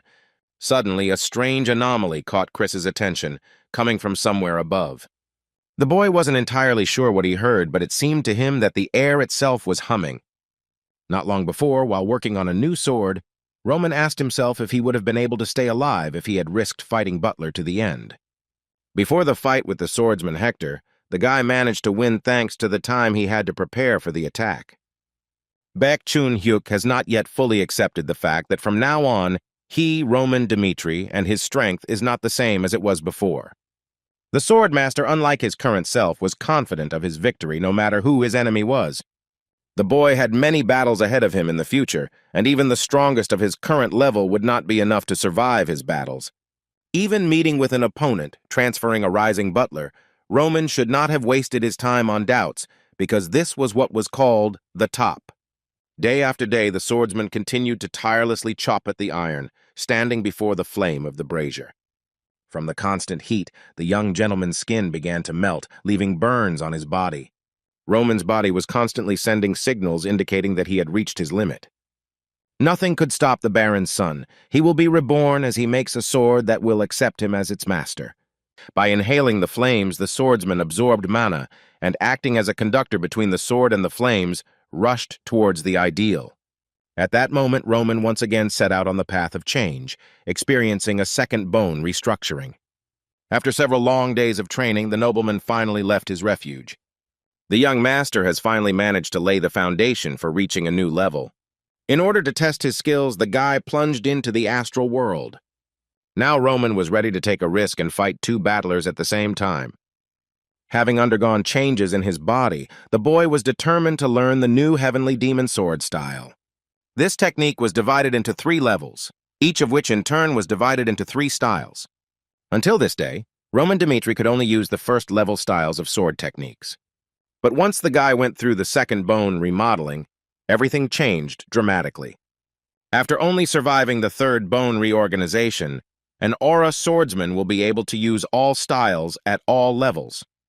Having held the title of undefeated master in the past, Roman promised himself that there would be no opponents left who could stop him. Using the second-level styles, a warrior could easily defeat two battlers in a duel. However, Roman continued to be tormented by thoughts about whether he had made mistakes using methods from his past life. The control of the aura, which was similar to an explosion, released by swordsmen depended on the situation and the enemy. In order to defeat new enemies, it was necessary to adopt the methods of this world. All that Roman needed was to destroy the stereotypes about the uselessness of aura and find a golden mean between the techniques of this and past worlds. Having recreated the third style of the second level in the ghost world, the warrior activated the destructive power of the heavenly warrior sword. After such a powerful blow, not only the opponents, but also all living things around received fatal injuries. The Baron's son, returning to the real world, thought that nothing special could happen. As Roman could judge, the sword technique, having acquired a new look, had a completely new direction. The proof of this was the crater left behind by his impact during training. As the young master had expected, this technique had a lot of room for development. He realized that there were many variables in this world that he didn't yet know about. Each of them constantly appeared and tested him, threatening his life every now and then. Trials will become the driving force for Roman, thanks to which he will rise from the very bottom to the top. And while the eldest son, Dmitri, was first channeled to new skills, his people were already rushing to help. But as soon as they arrived at the owner's place, they discovered traces of the blow inflicted on him. The boy convinced the soldiers that he was fine, and that the sound they heard was from an attack. The Lord's warriors could not believe that he had managed to transform a piece of land into something outwardly similar without the use of magic. Having made sure that their commander was okay, the soldiers left him without asking any unnecessary questions. People like Chris were weak, and when faced with an unbreakable wall, they did not dare to overcome it. The swordsman couldn't believe that while Roman Dmitri had risen another level, he still hadn't advanced, even though he had been training for a whole month. The boy couldn't accept the fact that his master was constantly abusing his body for the sake of developing his skills. Chris believed that winning the competition alone would not be enough and intended to defeat his enemies with overwhelming odds. Seeing Lord Roman's achievements, the swordsman should have become even stronger. After a month of preparation, the eldest son, Dmitri, finished work on the new sword. Admiring his filigree work, the guy was thinking about a name for the new weapon. The blade of the heavenly demon that makes its opponents despair should be called Darkness. In the young master's chambers, Chris reported that he had held matches at intervals of every 3 days. As a result, he selected fencers with high scores and handed over the list of candidates to Roman. As Romero's son studied the list, he was surprised to see both McBurney and Henderson among the obvious warriors. The soldier asked if the selected fencers could continue their training, and received an affirmative answer. Roman also insisted on the opinion that there was no significant defeat in the world, and since the competition was held under the name of Roman Dmitri, his people had to prove that they were worthy subordinates. The day before the competition, the streets of Dmitri were teeming with warriors who would not mind receiving 100 gold pieces. Among them were mercenaries who boasted of their swords, sharpened on the front lines. His comrade was afraid of the possibility of ending up in the same group with Kevin, who was a real devil in battle. He clarified that of all Roman's people, only 4 took part in the competition, which gave hope of winning the duel. The mercenary, although he hoped to get into a group without soldiers from the Dmitri family, was ready to fight for a generous prize of 100 gold. Soon after the candidates had gathered at the walls of the estate, 6 competition groups were announced. Baron Rollo, who was part of the alliance, fell into despair when he saw the published list of participants. His fellow aristocrats tried to cheer up the Baron, whose warrior was fighting on the same team as Chris. The overconfident Conrad believed that there was no need to give up and lose motivation so early. The Viscount stated that the survival of the alliance depended on this competition, but he was confident that his family would win the tournament. The aristocrat's word inspired his colleagues, who intended to destroy the Dmitri family. Rollo couldn't help but watch the competition, as he was very worried about his fighter. The Baron asked the warrior not to violate himself, but the soldier took part in the competition in order to win. Max was a 2-star swordsman like Chris, so he had no reason to retreat in fear. The knight's determination touched the master, who, fully understanding his position, ordered the duel to be fought without regrets. The Baron stated that if necessary, he would be ready to come to the aid of his subordinate. For Max, the competition was first and foremost an opportunity to leave a deep impression on both the gentleman and the crowd of spectators. As soon as the knight met his opponent, he felt a strong aura emanating from him. The Rollo family warrior's determination quickly weakened as he faced the prospect of defeating such a force. A guy in the stands waving a flag suddenly announced the start of the first round of the competition. In order to gain an advantage in a difficult fight, Max was the first to rush into the attack. The warrior's blade was already at the enemy's face, but he still stood motionless. In an instant, Roman's man managed to knock the sword out of the hands of the Rollo family's star knight. Max was shocked by Chris's movement so fast that he was able to change the balance of power in a second. The next moment, without a weapon, the rival of the family representative Dmitri delivered an encircling blow. After just 3 seconds of the duel, Knight Max was lying on the ground, unable to rise. It was announced that at the end of the fight, the winner was Chris from the Dmitri family, who advanced to the next round. Baron Rollo's face was blank as he saw his man defeated by such a vast difference in strength. The next winner was Kevin, the same Dmitri who joined his colleague in going further. The remaining Fuki and Vulcan also passed the next stage without any problems, making the other participants tense up. The only hope of victory was the remaining of Roman's men, McBurney and Henderson. Even when the list of candidates was announced, people were surprised that Henderson from Lawrence, who did not particularly stand out from the rest, was included. An acquaintance of the boy said that the farmer did not even know how to swing a sword properly, let alone participate in a fencing tournament. Each of the 6 members of the Dmitri family had their own special reputation. The loyal warriors who were by Roman's side from the very beginning were nicknamed the Flash and the Ghost of Cairo. Since many of the contestants had seen the guy's strength in real life, they wanted to avoid competing with them. While Vulcan and Fuki were distinguished by their large physiques, which made the mercenaries surpass the other participants. Compared to these 4, the one-armed swordsman and the farmer looked much more modest. And Henderson, of all the people in the Dmitri family, had the reputation of being the weakest warrior. While the crowd was booing the next representative from Dmitri, the father decided to have a serious talk with his son. Romar wanted to know if there was any point in establishing himself by holding the competition in order to rise in the rankings among the families of the region. The Baron argued that the aristocrats would not follow them anyway, but Roman insisted that this process was necessary. The alliance was confident that it could deal with the Dmitri family on its own. The guy noted that if the nobles could not defeat each of the groups, then Dmitri would be able to subjugate them in one fell swoop. Roman stated that the takeover of the region that included their lands began from that moment. Henderson and Taylor were announced as the participants in the first round of Group 5. The spectators did not believe in the victory of the former farmer, believing that he would never be able to defeat his opponent, that he was a knight from the very beginning. The knight-errant from Lawrence greeted Henderson, whom he had not seen for a long time. He was pleasantly surprised that the guy he knew had traded his tools for a sword. The last time they met, the boy was working hard during the agricultural season. Due to their good relationship in the past, Taylor decided to give some advice to his rival. The Wanderer, who had received 2 Aura Stars, wanted to give Henderson a chance so that one side would not bleed in a meaningless battle. The knight suggested that the boy refuse to participate in the competition, which was a surprise for him. The guy asked to erase his past from his memory, because if the enemy shows mercy to him, he will not miss the opportunity to destroy him. The knight did not take the soldier's statement seriously, hoping that he would not regret his decision later. Before the round had even begun, Henderson was already at the wandering swordsman's side. Having blocked the attack with difficulty, Taylor noted that this was not an imitation and resembled a real fight. The former farmer used the Asura sword technique against his opponent, not giving him a chance to relax for a second. By any means necessary, the boy wanted to prove that he was worthy of his master. While everyone around him quickly began using aura, Henderson was having trouble manifesting it. Compared to the other warriors, he was the one who always followed someone, resembling a turtle. However, despite all the difficulties on his way, slowly but surely, Henderson will move forward.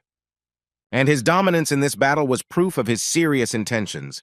The wandering knight could not lose to such an opponent, so he released his aura. Roman's man jumped away from the enemy at the right moment, but the strength he showed did not bother the guy at all.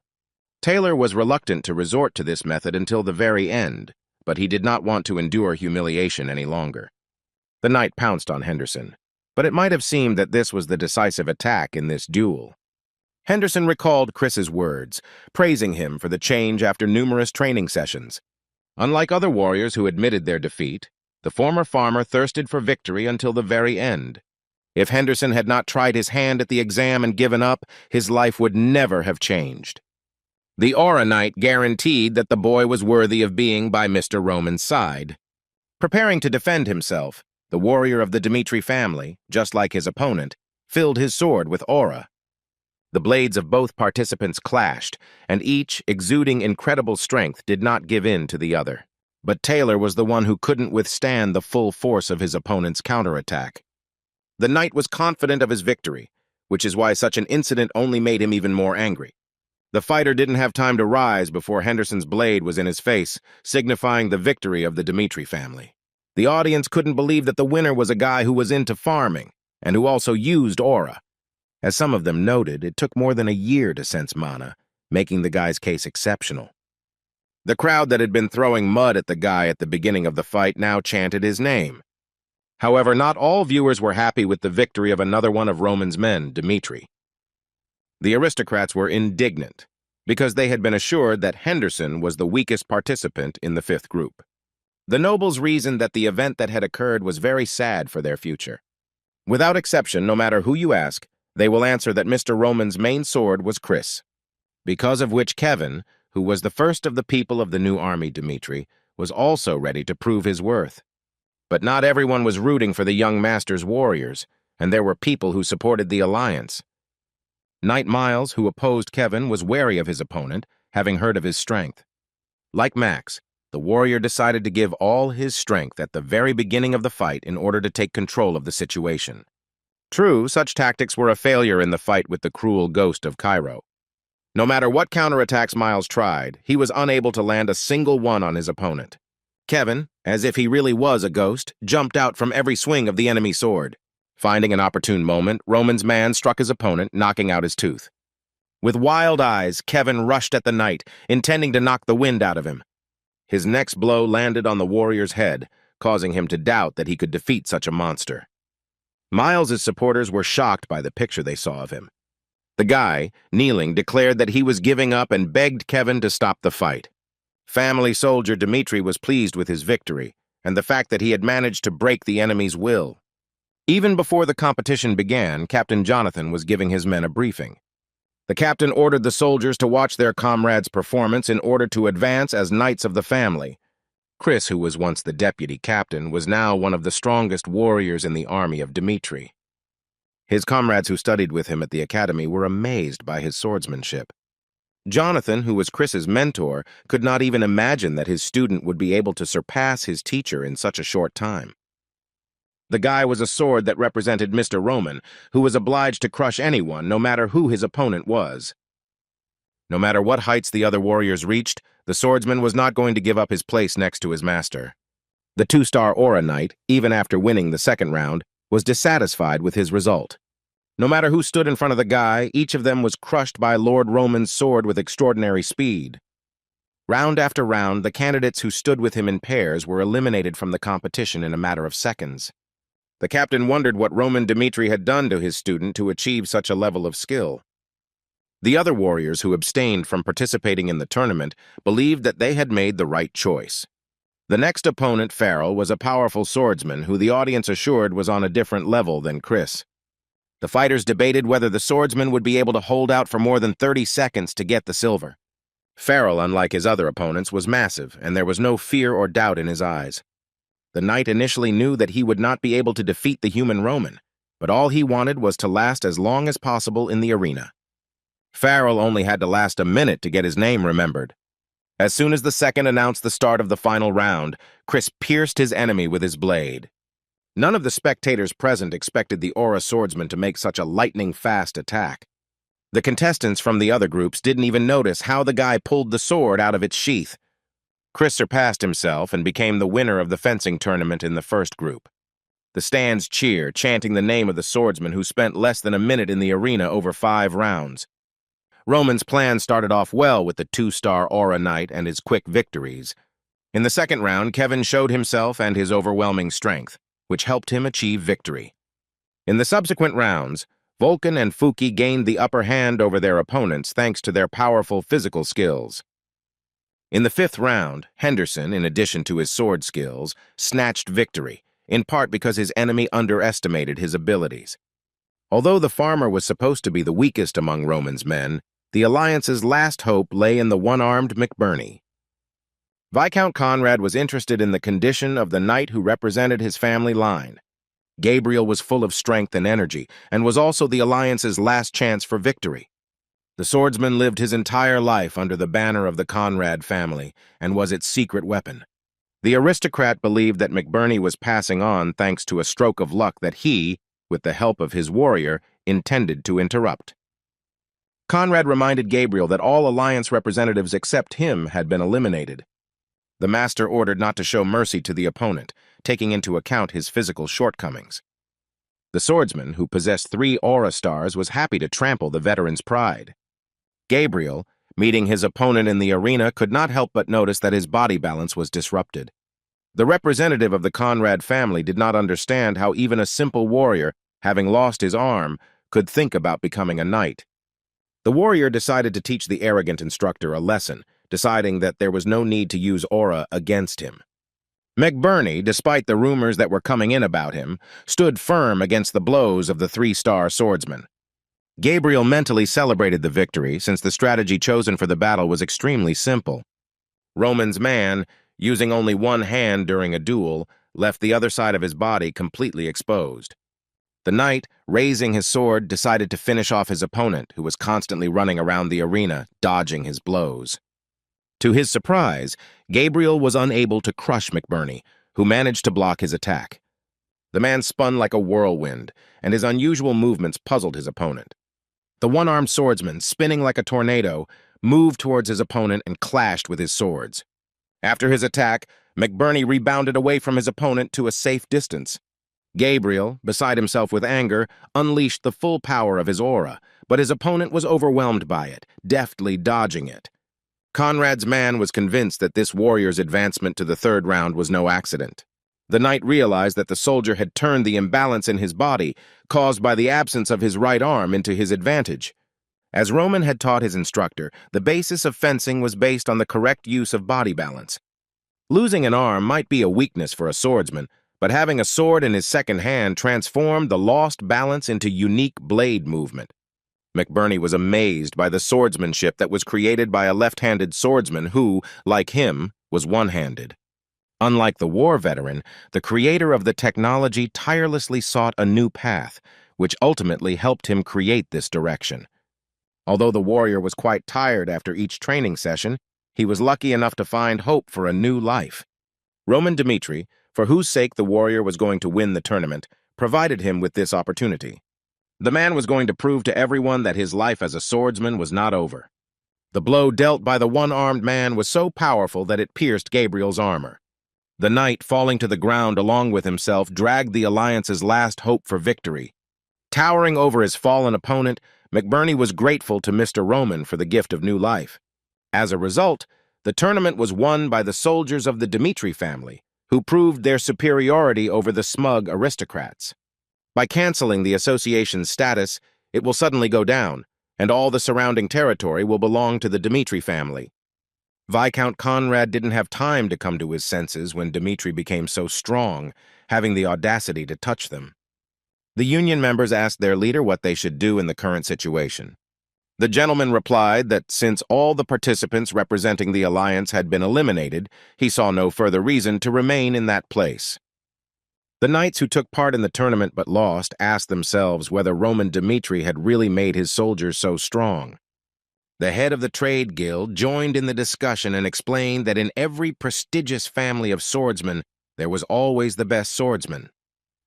The man agreed that it took a truly incredible person to have sufficient strength and leadership ability. Mr. Valentino explained that Roman Dmitri received the title of the best of 100 warriors solely through his own efforts. And this meant that Roman was the first and strongest swordsman, which would make Dmitri a prestigious family. The collector also clarified that from now on, anyone who wants to succeed as a swordsman will have to swear allegiance to Dmitri. The young master was pleased with how his men performed during the sword competition. Some of them needed strength, some admired his talent, and a few had no other options at all. That is why all the young gentlemen who had gathered swore allegiance to Roman Dmitri. The guy believed that strong relationships could be built on emotions, but he himself preferred those in which people had something to offer each other. Baron Romero's son was confident that his relationship with the soldiers would remain unchanged, even over time. The Veronans valued their men's passion and reminded them not to doubt themselves, and all because Mr. Roman himself never once doubted the escape of any of them. The guy was so generous that he rewarded all the soldiers with 10 gold coins and 3 days of leave. Lucas reported that the aristocrats had abandoned their confrontation with the Dmitri family. This decision could be due to the fact that the alliance will wait for the right opportunity. Roman was not at all embarrassed by this news, since ideal governance in this world could not be achieved, because there would always be someone dissatisfied with the authorities. It was extremely difficult to predict when conflicts with the central government might arise. In this confrontation, casualties had to be kept to a minimum, which the alliance of nobles could prevent. The Aura swordsman revealed that he had forced the alliance to face reality, thereby defeating them. Meanwhile, Earl Douglas was raging in 2 parts of the kingdom, dissatisfied with the results of the search. The master's subject apologized that they were unable to locate the ingots, despite the fact that they had destroyed all the bandits in the area. On the eve of the war with Lawrence, Barco, in addition to the gold bank, used his connections to collect as much money as possible. The Baron borrowed money from the Earl of Douglas and against friendly forces to bring Homer. But in the end, Barco was defeated by Roman Dmitri during the warriors' duel. That same night, the Viscount died while escaping, taking with him information about the whereabouts of the money. In despair, Count Douglas remembered that the Barco family had never revealed their secret fund to the outside world. During a drinking bout with Barco, Mr. Douglas was able to find the secret fund, but during its transportation he was robbed by a group of bandits. The aristocrat claimed that a bunch of thieves could not have stolen such a quantity of gold, so he demanded that his men find the scrolls. Blushing with anger, the man was adamant that Barco had paid a fair price and that no one but Douglas could take them. Another servant burst into the master's office, announcing that the Black Moon Guild had learned the location of the ingots. The aristocrat did not believe it at first when he heard about the discovery, but immediately ordered the guild members to be called. Donovan, the guild leader, told how he hid in the black market and discovered the identity of the criminal. To the Count's great surprise, the bandits who stole the ingots turned out to be the alliance of aristocrats. In truth, the bandits were the first to attack the Count's army, but the alliance soldiers they encountered on their way took the ingots from the bandits. The soldiers, having stolen the carriage with the ingots, must have known that the gold belonged to the Count. To back up his claims, Donovan produced a bar that had been sold on the black market, bearing the same serial number as the Barco Foundation. The guild discovered that the man who was trading the ingots was an employee of Alliance member Viscount Conrad. The spy thought that if he didn't tell what he had learned, the Alliance would be able to pull off the perfect crime. But the guild leader did not want to turn the master into an enemy, incurring his wrath. The Black Lagoon was actually an intelligence guild that had already been absorbed by the lower district sect led by Lucas. The Count ordered to contact the alliance of his district so that the traitors who dared to steal his money would pay for their vile act. At this time, the members of the Cairo Noble Alliance were worried that they might ruin their relationship with Count Douglas. All the members of the union, except for Conrad, knew the Count's personality well enough and therefore were afraid of him. The Viscount assured that they, in addition to Douglas, also lent money to Barco and had the right to take back their share. The nobleman added that since the Count was going to secretly steal the money, it was not worth going to him with his head down. Conrad, asking whether the nobles could exchange the money they had earned back for ingots, tried to make them listen to him. The man declared that from now on, the alliance must unanimously declare that Count Douglas was his first sovereign, which created a big problem. As often happened, the aristocrats did not insist too much on their position and agreed to follow the Viscount's idea. Bursting into the meeting, the servant reported that Count Douglas had sent a magical appeal. The aristocrat demanded that the alliance members explain why they stole his money. Conrad understood the Count perfectly well, but decided to clarify by explaining that they had also lent money to the Barco family. The Viscount insisted that the money belonged to no one, and that Mr. Douglas himself had stolen it first. The alliance representative decided to hide the essence of the matter and point out the Count's mistake in order to justify his actions. But Earl Douglas would listen to no excuses, insisting that from the moment he discovered the Barco Fund, the bars belonged to his family. Conrad tried to bring the distraught aristocrat to his senses, for whom there was no justification for what he had done. The angry nobleman was eager to contact the central government to inform them of the start of the war with the alliance. Douglas wanted to show how pathetic the alliance was without the protection of the Barco family. The Viscount turned to his colleagues and stated that they were in big trouble. Lucas reported that, as Mr. Roman expected, Count Douglas had declared war on the alliance. The Baron's eldest son, confident that Douglas would not go back on his word, was pleased with the state of affairs, since everything was going according to plan.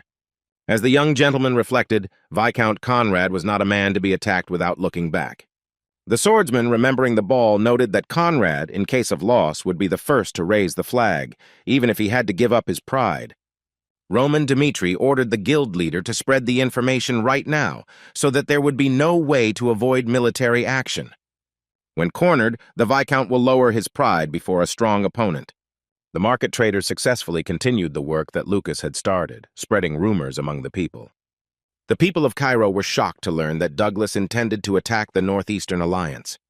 Because of this, the merchant was forced to close his business for a while, and the words he spoke had already spread throughout the city. Even the tramps in the alleys were discussing the upcoming war between the Count and the Viscount. As one of his interlocutors recounted, Conrad was so mad that he was ready to crush the Count. The merchants and servants who spread the rumors and all those who lived at the very bottom of the food chain belonged to the lower district sect. Earl Douglas demanded that an order for conscription for military service be issued immediately. The Viscount continued to try to persuade the aristocrat not to start a war, considering the possibility of financial compensation for this incident. Conrad explained that the rumors that were spreading were in no way the alliance's intentions. Not trusting a single word of the alliance, the Count did not contact them in order to compromise. The Lord declared war to crush the people driven only by profit. The alliance members were confident that gravity would attract the northern aristocrats to this cause. The nobles asked Conrad to contact the central government, since the alliance could not win alone. I appealed to Fabius. The Viscount was refused, since the government could not interfere in such matters. Marcus Benedict's servant insisted that what happened was the alliance's own fault, which they could resolve themselves. The members of the Union, having received no support from anyone, were in complete despair that they would not be able to avoid war. Unexpectedly, Roman Dmitri himself contacted the Baron, which worried the aristocrats. Romero's son was aware of the alliance's problems, and they considered the young master's appeal a mockery of their position. As it turned out, the guy contacted the alliance in order to find out about the situation directly, avoiding various speculations. After listening to the aristocrat in Hero Cairo, Roman asked how they planned to act in this situation. Roman couldn't just watch as the northern forces advanced northeast, giving the alliance hope for strong allies in the form of Dmitri. The young master, despite the relationship between him and the alliance, had no intention of remaining idle when it came to the northeast. Conrad suggested that if they fell out with Douglas, it would be Dmitri who would benefit the most. The nobleman was unable to read Roman's intentions but decided not to be reckless. Acting on his pride, the Viscount, despite disagreements in the past, asked for help from the Dmitri family. Conrad is ready to do anything in the future for Dmitri's family, if he can now enlist support to minimize the damage from the war. However, the young gentleman stated that he had no desire to help the alliance and simply did not want to lose sight of the big picture. As Roman explained, they all had to work together, given Cairo's situation, since they existed within a single region.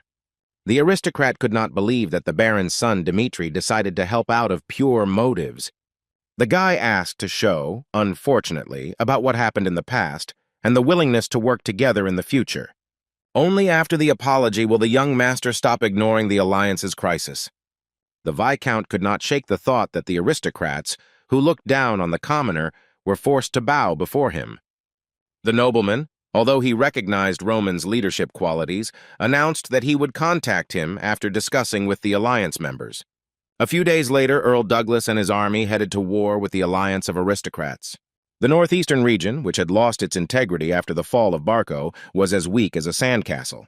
Mr. Douglas believed that someone, even if it was not him, still had to seize this rich land. Douglas was like a beast of prey that did not attack his opponents blindly. The only way to survive when facing him in battle was to maximize your chances of winning.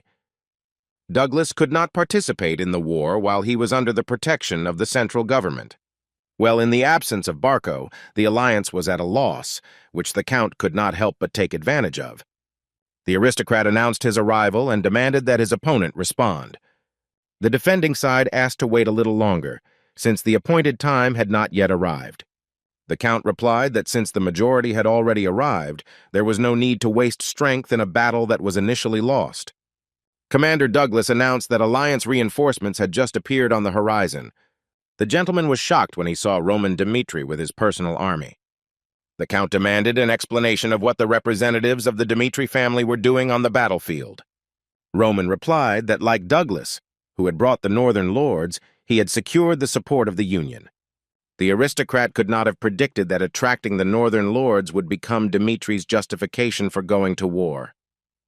Upon learning of such a strong ally of the enemy, the lords began to protest, stating that they would not have helped in the war if they had known of Dmitri's participation.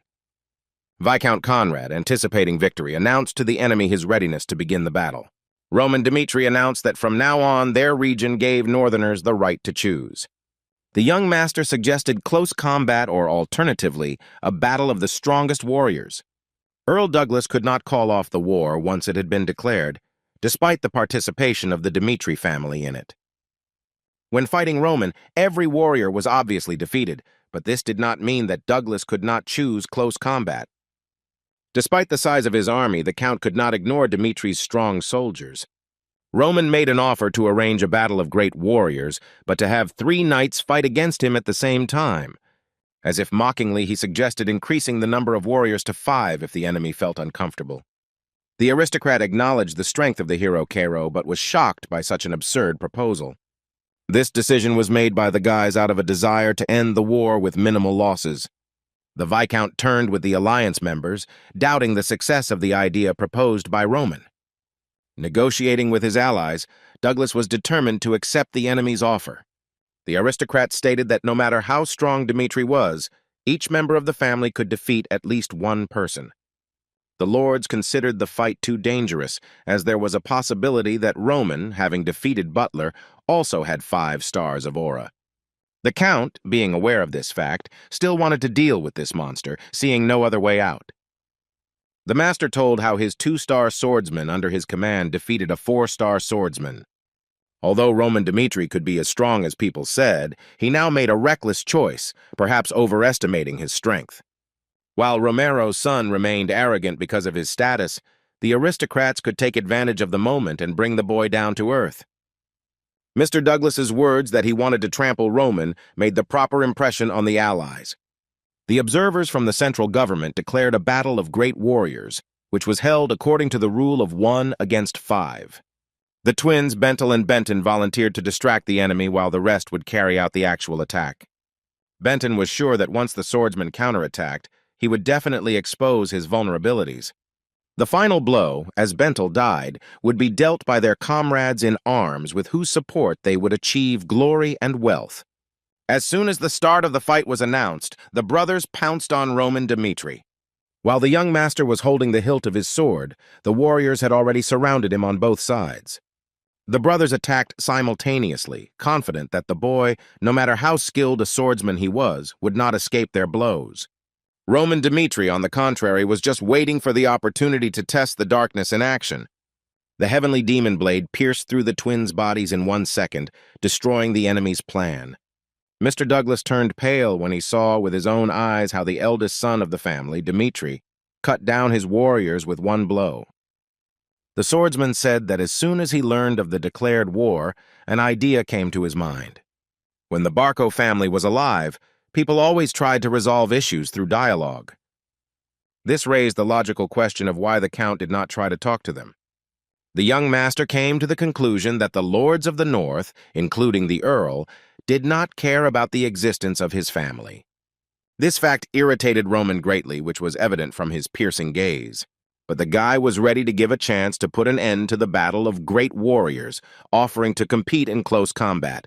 As a rule, many soldiers die in close combat, which is not beneficial to either side. The Count believed that it would have been better to sacrifice 5 men instead of a huge number during close combat. Douglas refused Roman's offer, stating that rules were made to be followed. Since it was decided to fight in the battle of great warriors, the decision had to be made on this decision. The young gentleman agreed with the enemy's decision and was pleased that the battle was going strictly according to plan. The soldiers announced that the match was already over and made efforts to stop the battle of the great warriors. The swordsman with aura made the northern soldiers laugh as they raised the white flag like cowards. The boy thrust his blade into the ground and declared that from now on he would not use the sword in battle. The warrior asked his opponents if they liked fighting this way. The soldiers showed a fighting spirit, although in reality they wanted to retreat, but in such conditions it was very humiliating. One of the 3 allied soldiers also did not want to go into battle. However, the lack of a sword gave Roman added confidence.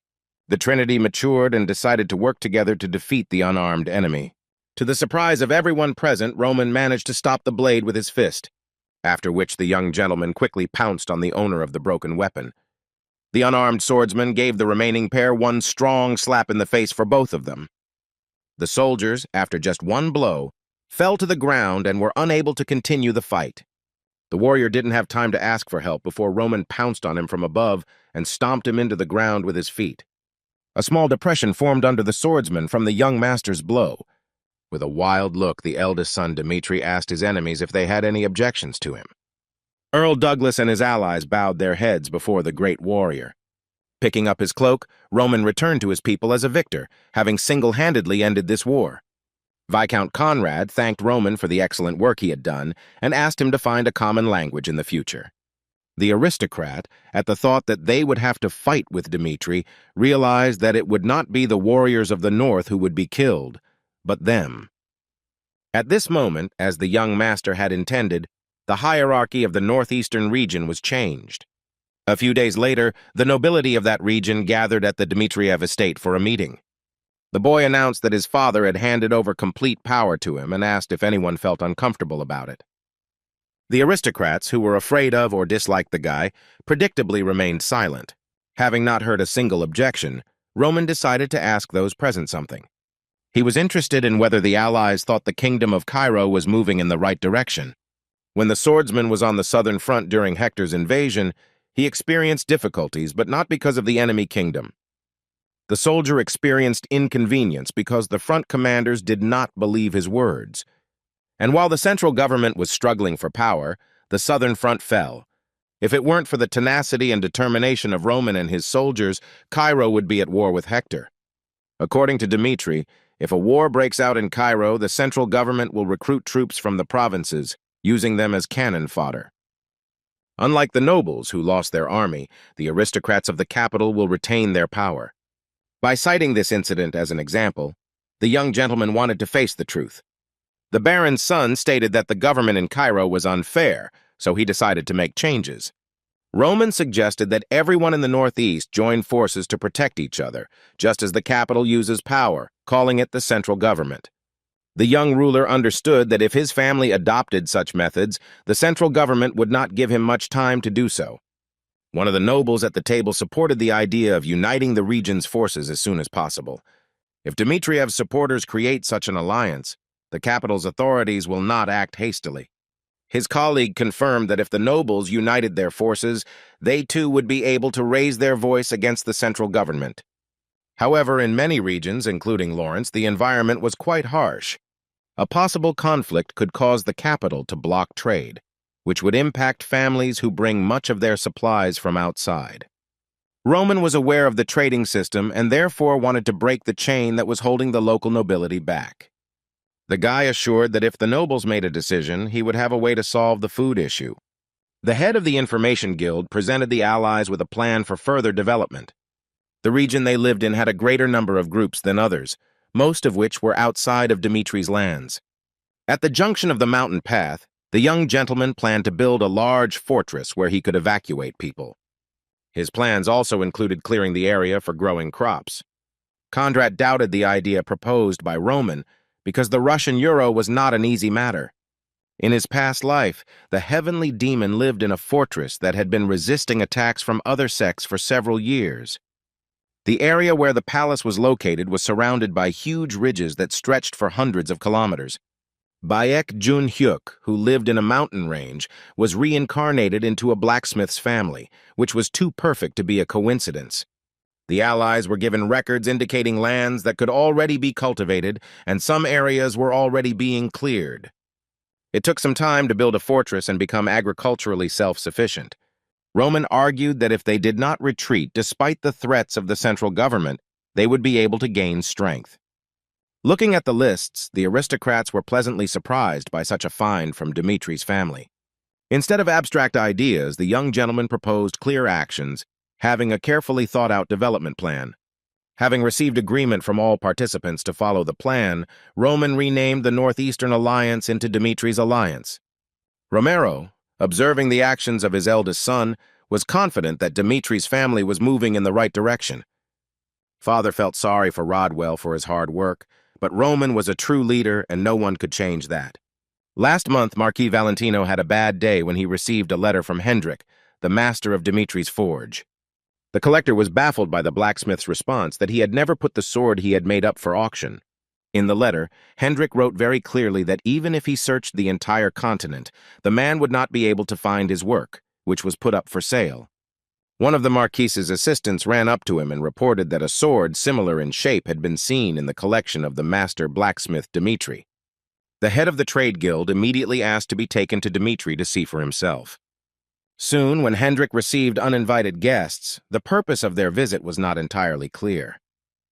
Mr. Valentino explained that he had won the bid for the flaming sword at auction a month ago.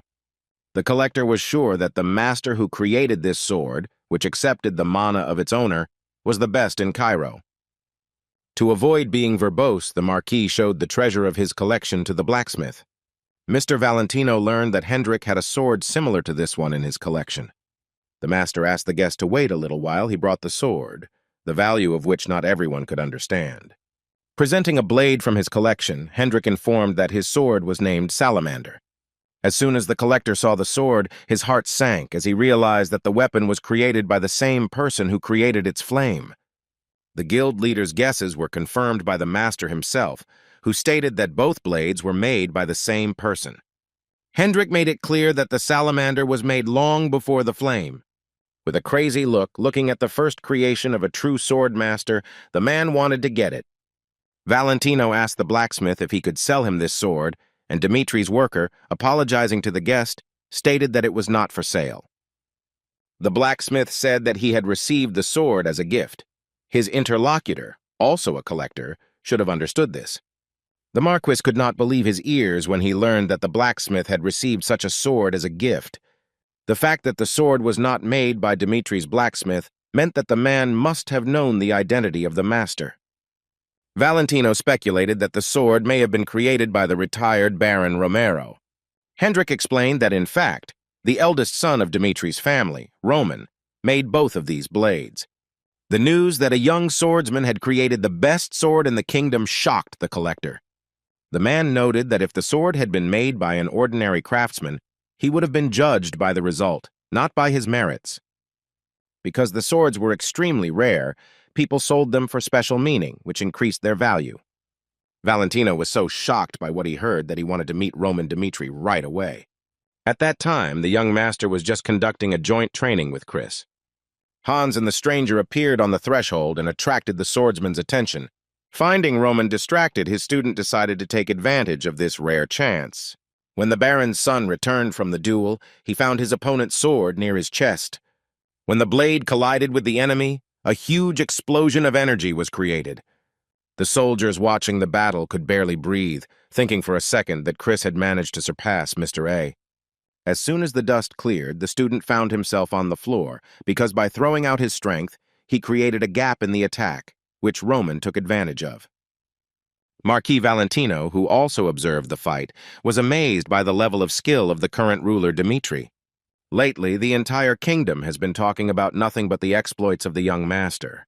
The collector was curious what place in the Cairo rating Roman Dmitri would be awarded when he defeated the swordsman Butler from Hector.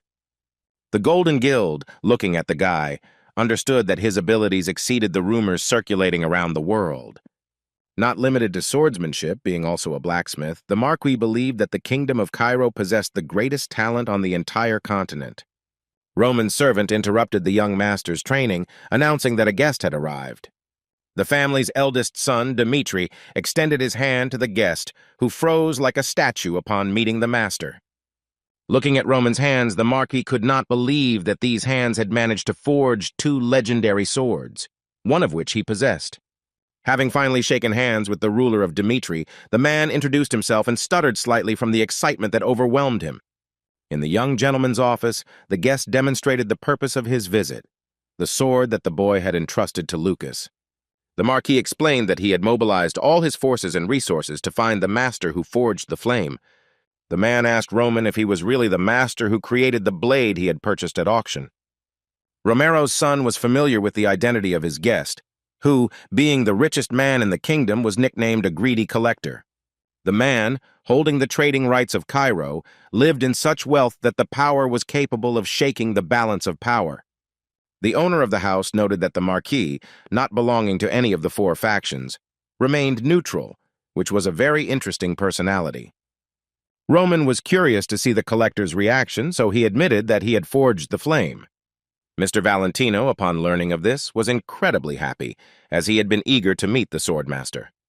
I remember the auction where the man first saw the flame, and the sight of the weapon struck him like lightning. The collector suggested that Roman inherited his talent for forging from his father, Baron Romero.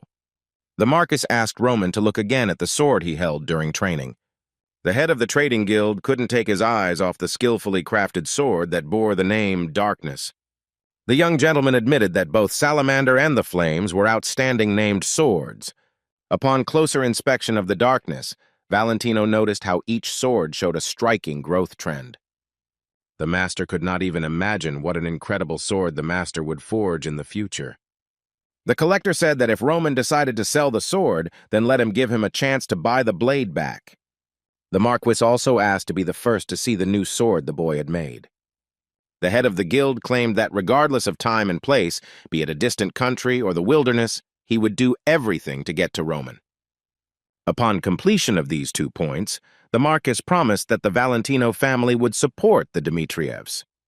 The young gentleman was surprised that the collector was ready to abandon neutrality and take his side. The man voiced his interlocutor's thoughts that his family would abandon the neutrality they had maintained until that time. Since such a decision was very serious, the ruler of the Dmitri family wanted to hear a specific reason. As it turns out, all 4 factions have been putting a lot of pressure on Valentino lately. Because of this state of affairs, the Marquis thought for a long time about which of the authorities he should support. Just then, the news about the alliance approved by Roman and Dmitri reached the collector. And once the Marquis learned that the flame was forged by the young gentleman, the rich man had no reason not to feel sympathy for the guy. The head of the trade guild was well aware that Dmitri had no shortage of money.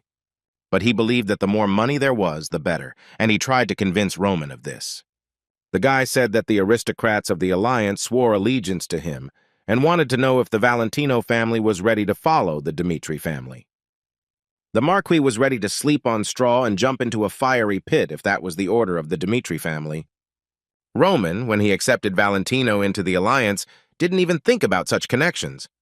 The collector wanted to clarify whether he could reveal the truth that it was the family's eldest son, Dmitri, who forged the flame. Bratis said that he couldn't stand it if he couldn't boast to his friend that such a magnificent sword had fallen into his hands. Dmitri, who initially wanted to hide his identity, nevertheless agreed, considering what he would receive in return from the Valentino family. At the first opportunity, the Marquis presented the sword to his acquaintances and told them that the weapon would allow a one-star swordsman to repel an attack from an enemy of a higher rank. Valentino's friends doubted the weapon's capabilities, but the owner of the house asked if he had ever lied about the items in his collection. The gentleman proudly announced that the flame was forged by the hero Cairo and Roman Dmitri, who comes from a family of blacksmiths. The aristocrats could not believe that the sword belonged to Romero's eldest son, who had used this sword to kill Battler himself from Hector's kingdom. The Marquis continued his story and said that in his entire life Roman forged 3 swords, and flame was the second one. Due to the spread of rumors, the business of Dimitri's forge went uphill so much that it became difficult for the workers to withstand such a volume of work. While walking through the palace late in the evening, the young gentleman was called out by an unfamiliar voice. The man who had entered the estate listed the boy's accomplishments, including attacking Hector and defeating his swordsman. McKean from the Valhalla Information Bureau reported that they underestimated Roman Dimitri's abilities. More precisely, the master united the region into an alliance, creating a possible threat to Valhalla. And the hero Cairo was given a choice. Either he had to submit or become an enemy of the clan. Roman did not understand why he had to follow the choice, which Mackin took as a willingness to go against Valhalla.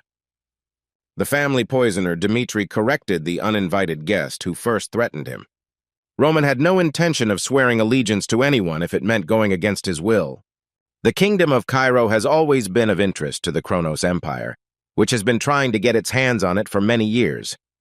The young master asked the Valhalla representative to wait unless they were planning to be hostile to him.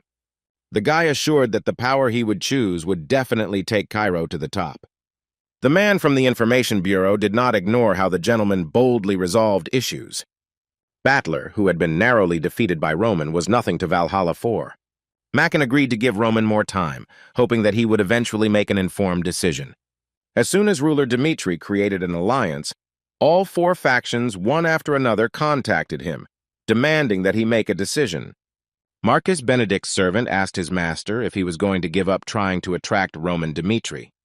The aristocrat replied that he would not make a big deal out of what happened if the guy went over to his side. But if Dmitri chooses another direction, he will make him pay for his choice. Under the current conditions, Roman could no longer use the balance of power in the system. The young master needed to make good use of the last year to avoid casualties in the coming war. The task for him was to find a way to resist magic. 13 magic towers on the continent, and the very first one hosted a scientific conference. Demonstrating personal achievements, the Phoenix Magic Tower provided powerful fifth circle magic. However, the gazes of the magicians who watched the demonstration of such power received this spell coldly. This attitude towards Phoenix was due to the problem that had been plaguing the tower lately. Many have asked whether the Phoenix Tower has truly lost the magical teachings accumulated over generations. Felix, who had agreed to temporarily replace the head of the tower 3 years ago, was in a depressing state. He was tormented by the thought that he had failed to inherit the teachings that were the tower's secret weapon, but had disappeared along with the previous mentor. Because the Frank Kingdom had stopped sponsoring the mage, he could be expelled at any moment, which made his head spin. Among the pile of documents and letters, Felix noticed one that was sent by Roman Dmitri. After reviewing its contents, the head of the magic tower noted that the terms of the deal were simple. The magician needed to become the master's sparring partner for the next 6 months in order to receive 1,000 gold pieces every month. The young master was far from Felix, but the magician was in no position to sort through. Sometime later, Felix was already joining the carriage to the shrine of the blacksmiths of the kingdom of Cairo.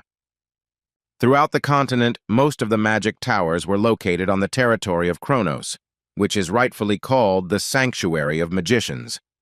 In contrast, Dmitri settled on the very edge, having land unsuitable for magic Cairo. The main goal for the head of the Phoenix Tower was to obtain 6,000 gold to extend the existence of the tower for exactly half a year. Soon the magician was already at the gates of Dmitri, ready to spend a long 6 months in the city. The guard at the entrance did not immediately let the tourist through, demanding that he state the purpose of his visit. Felix introduced himself and said that he was from the magical Phoenix Tower and had come at the invitation of Mr. Roman. While the knights were checking the carriage and interrogating the guest, he noted the well-established security system. The guy was surprised that magical devices were installed on the fortress walls in case of war. Felix expected to see something different from a provincial town, but not the grandeur comparable to that of the famous families. Roman was overjoyed to welcome the guest who had arrived from the Kronos Empire. After exchanging pleasantries, the head of the Phoenix Tower went straight to the point and wanted to hear confirmation of the conditions stated in the letter. Having received an affirmative answer, Felix wondered why he chose him out of so many magicians. The reason was the rumor that the Phoenix Magic Tower's fire magic was the strongest due to its attack magic. Since things weren't going well for the fable, Roman decided that he could buy the time of such a magician for a reasonable fee. The unexpected news was that if the young master were to die or be killed during sparring, Felix would not have to answer for it. The only requirement was to pack in everything, which worried the head of the magic tower. As soon as the guys got down to the fight, Roman gave up the right to choose to his opponent. Felix decided that from the very beginning, in the very first fight, he wanted to wipe Roman Dimitri's nose. The mage's choice fell on the fire spear spell, which created many copies of this weapon from the sphere. As soon as the spears hit their target, they created a powerful, colossal-sized, fiery explosion. To his surprise, Felix found that his opponent had dodged the attack, ending up behind him. Having resorted to the release of the fourth circle, the head of the magic tower turned to Inferno, which was already familiar to his opponent. But unlike one big column of fire as Daniel did, Hector's flames spread out to the sides. Suddenly she began to rise up, forming two walls of fire between Roman. Felix finally decided to finish off the nobleman by using the flash rune against him. In addition to the fiery walls between which the swordsman was located, the magician fired a fiery beam at him. The spell was weak in power, but it should have stopped the opponent from moving. Finding himself behind his sparring partner again, the boy asked if he was planning to use fifth circle magic. Felix couldn't believe that after the pillar of fire there wasn't a single burn on the young gentleman. The magician, which was supposed to cloud the enemy's vision, delayed him for a while. Rushing as fast as he could, Roman was already near the head of the magic tower, who did not expect such a reaction. Felix turned to a restraining spell to at least somehow limit the nimble opponent. Ruler Dimitri was bound hand and foot, which should have given his opponent a few seconds of advantage. Suddenly the boy bent in half, despite being under the influence of the spell. The next second he straightened up and threw off the restraint imposed by Felix. The head of the Phoenix Tower, after a series of unsuccessful attacks, decided to prove that such people are worth 1,000 gold. The guy affected Roman with unfinished combustion, one of the most powerful spells. Tongues of flame began to envelop the young master's hands, swirling into a whirlwind. Jumping back, Roman Dimitri freed himself from the tongues of fire without much effort. Felix couldn't believe his eyes that the swordsman managed to escape even from such an attack. Finding themselves face to face, the nobleman announced that at this point he had decided to end today's sparring. Left alone in the training arena, the magician kept thinking about how Roman had predicted every spell he cast. There was no technology in the world that could retell the spell, so the boy wondered how he managed to do it. The Kronos native wondered if he could defeat the nobleman if he faced him in battle again. So, without the speed and using the usual spells, Felix believed that he would not be able to defeat Romero's son. With the disappearance of the head of the Phoenix Tower, the burning that was passed down through generations was also lost. And then everyone thought that the tower was finished. Felix, throwing himself into research, restored part of the spell. Because of the mage's tenacity, people called him a possessed man who proved his title by returning to the training arena the next day. In order for the opponent not to be able to predict the trajectory of the magic, it had to be made so absurd as to make it impossible to calculate. The new spell was known as Stone Edge, causing the paving stones of the area beneath their feet to collapse. The next moment, Felix towered over his opponent, standing on a huge rock. The main advantage of magic was that it was not necessary to aim at the opponent. Moving away from Roman, the magician, to be sure, sent a wave of fire around himself. As I expected, the representative of the magic tower, Roman, jumped up to avoid being hit by the wave. As soon as the nobleman was on the same level as Felix, he used a fire cannon. But even this was not enough, as the spell collided with a shield created from aura. While the magician was wondering whether the shield was created with the help of aura or with his own hands, the enemy reached him. With one powerful blow, Roman knocked his sparring partner out of his hiding place. The opponent came to his senses from the words of the young gentleman, who was dissatisfied with the duel. Roman Dmitri allowed Felix to use any effective means in the fight with him. The guy didn't mind if the magician brought his colleagues with him and fought against him as a crowd. Romero's son also changed the condition, and if his opponent managed to defeat him at least once, he would immediately pay 10,000 gold as a reward. As the head of the Phoenix Tower noted, this amount would be enough to provide food for the residents of a small town for a whole year. The boy realized that the nobleman did not initially consider him an equal rival. Clenching his fists, Felix promised himself that he would certainly empty the Dmitriev's treasury. During the first week, the mage studied Roman's combat strategy and began using immobilizing spells. However, the master of magic could not understand how the aristocrat managed to decipher all of his attacks. After his 30th defeat, Felix decided to admit that he shouldn't have been obsessing over his self-esteem. Since the guy couldn't defeat Roman on his own, he turned to his colleagues. But the magicians did not support the idea, advising that the tower's chief's confidant stop doing stupid things. The owner of the Fifth Circle, Knox, insisted that if Dimitri's eldest son was harmed, they would not be able to cope with the consequences. The guy understood his colleagues' concerns, but in contrast, he voiced what was at stake in the fight. Felix pledged to give half of the winnings to his allies who would help him in this matter. Knox, being a strong master, asked again if it was really necessary to defeat Roman only once. Felix called the young master the worst enemy of the magicians and suggested developing a strategy. Confident in himself, the owner of the Fifth Circle of Magic declared that he would solve this issue in no time. A few days later, the overconfident mages arrived to duel the hero Cairo. Two of the squad used the now familiar fire wave along with a fire explosion. Felix, looking at his colleagues, needed a month to erase the traces of his failure. The exhausted magicians who arrived to deal with Roman Dmitri lay near him, having been defeated in battle. The second bone remodeling helped the armor achieve a level of dominance over cold and heat. Knox, who had been so confident of his victory, was now lying on the ground drooling. The arriving masters regretted that they did not listen to their comrade, who warned them about the strength of the young master. Felix asked his brothers to stay for a while and recuperate after the fight, while the deputy head of the tower himself went to talk with the owner of this house. The magician admitted that he was not confident in his victory over Roman, but he could not contain his curiosity. The guy wanted to know how the nobleman managed to predict and neutralize all spells. Felix wanted to offer something in exchange for the knowledge he received from Roman, but he agreed to tell how he prepared for the duel for free. Finding himself in the library, the magician asked himself whether the nobleman had really read all the books that were on the shelves. Mana, originating from the magic cycle, was able to resonate with nature. At the moment of casting magic, a kind of signal and an approximate attack pattern appeared. Roman relied on the amount of mana used by the opponent to calculate what magic he would use. The young gentleman combined 3 conditions for a quick and high-quality determination of an attack, which left Felix speechless. Returning to his place, the head of the magic tower believed that it was not enough to call Roman a genius. While the magician took the disappearance of his mentor as an excuse to escape from reality, the eldest son, Dmitri, on the contrary, worked tirelessly on himself. Felix swore that he had put all his time and energy into preparing for a sparring match with the talented swordsman. Despite the fact that Dmitri's lands were located on the outskirts, their soldiers were much stronger than the others.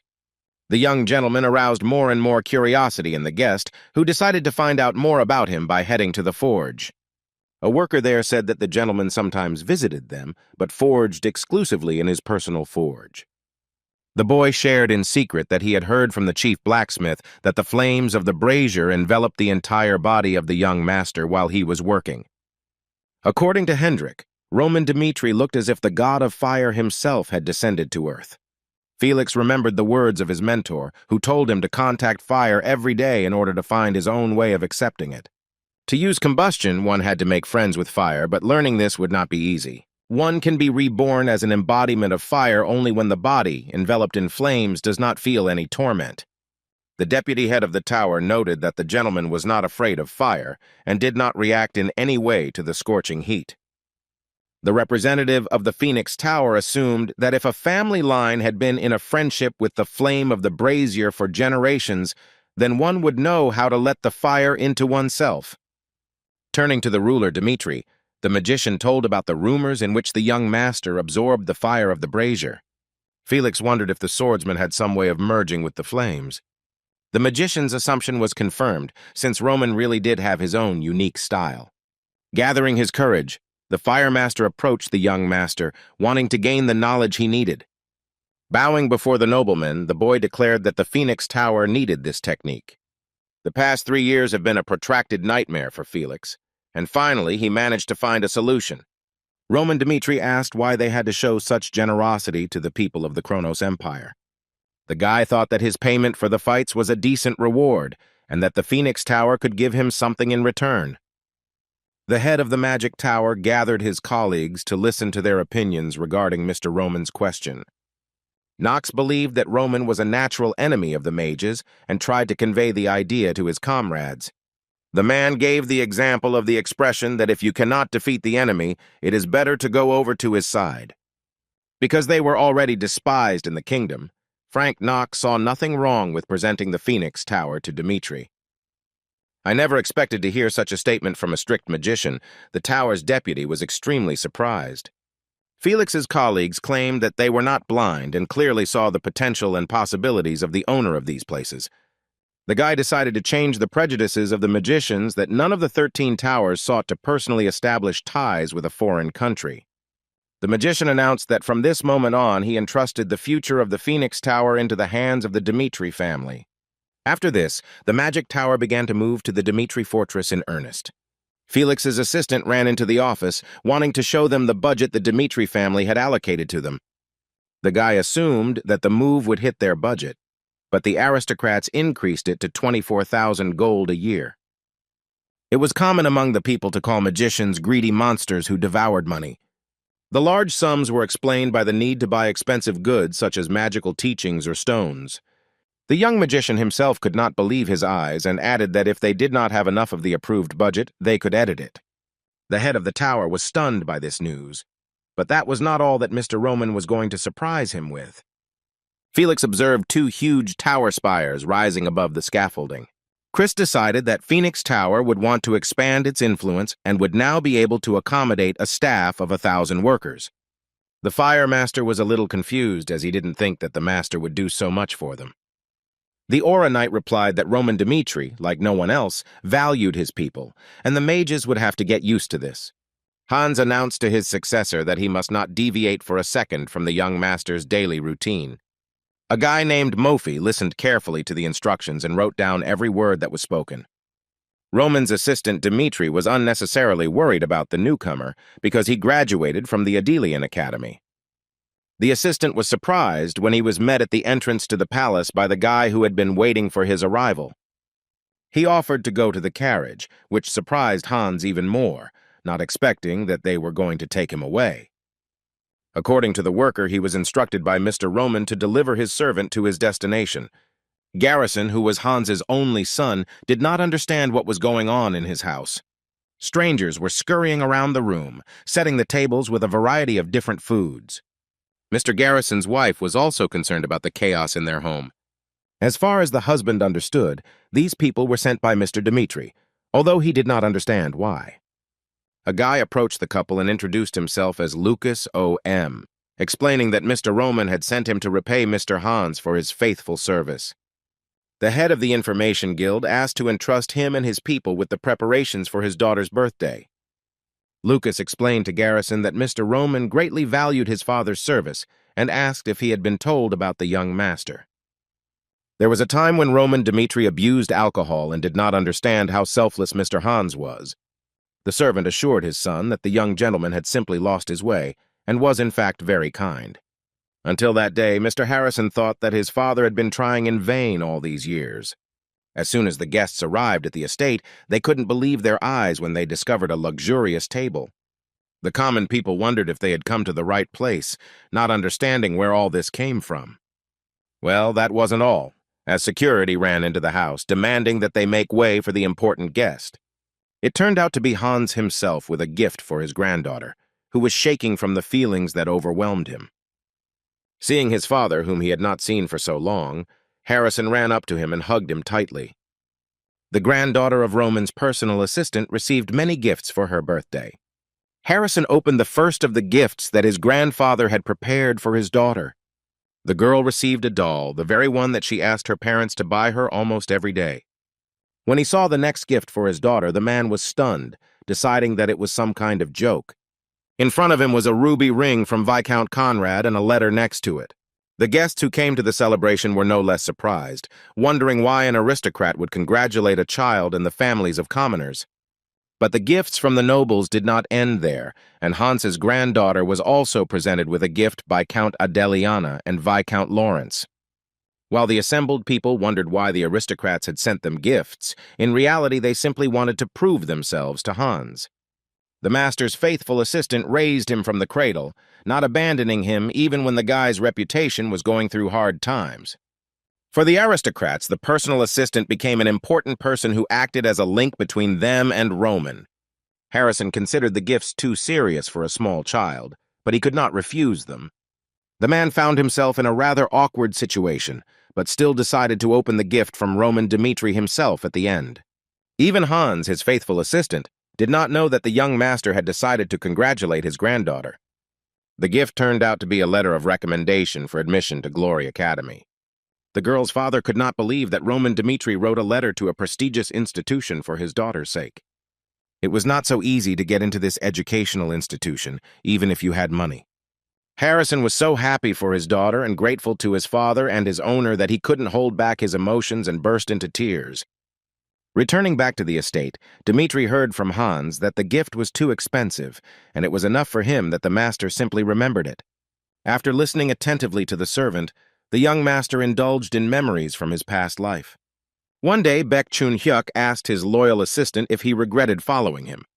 The bloody demon, always being by his master's side, never regretted anything.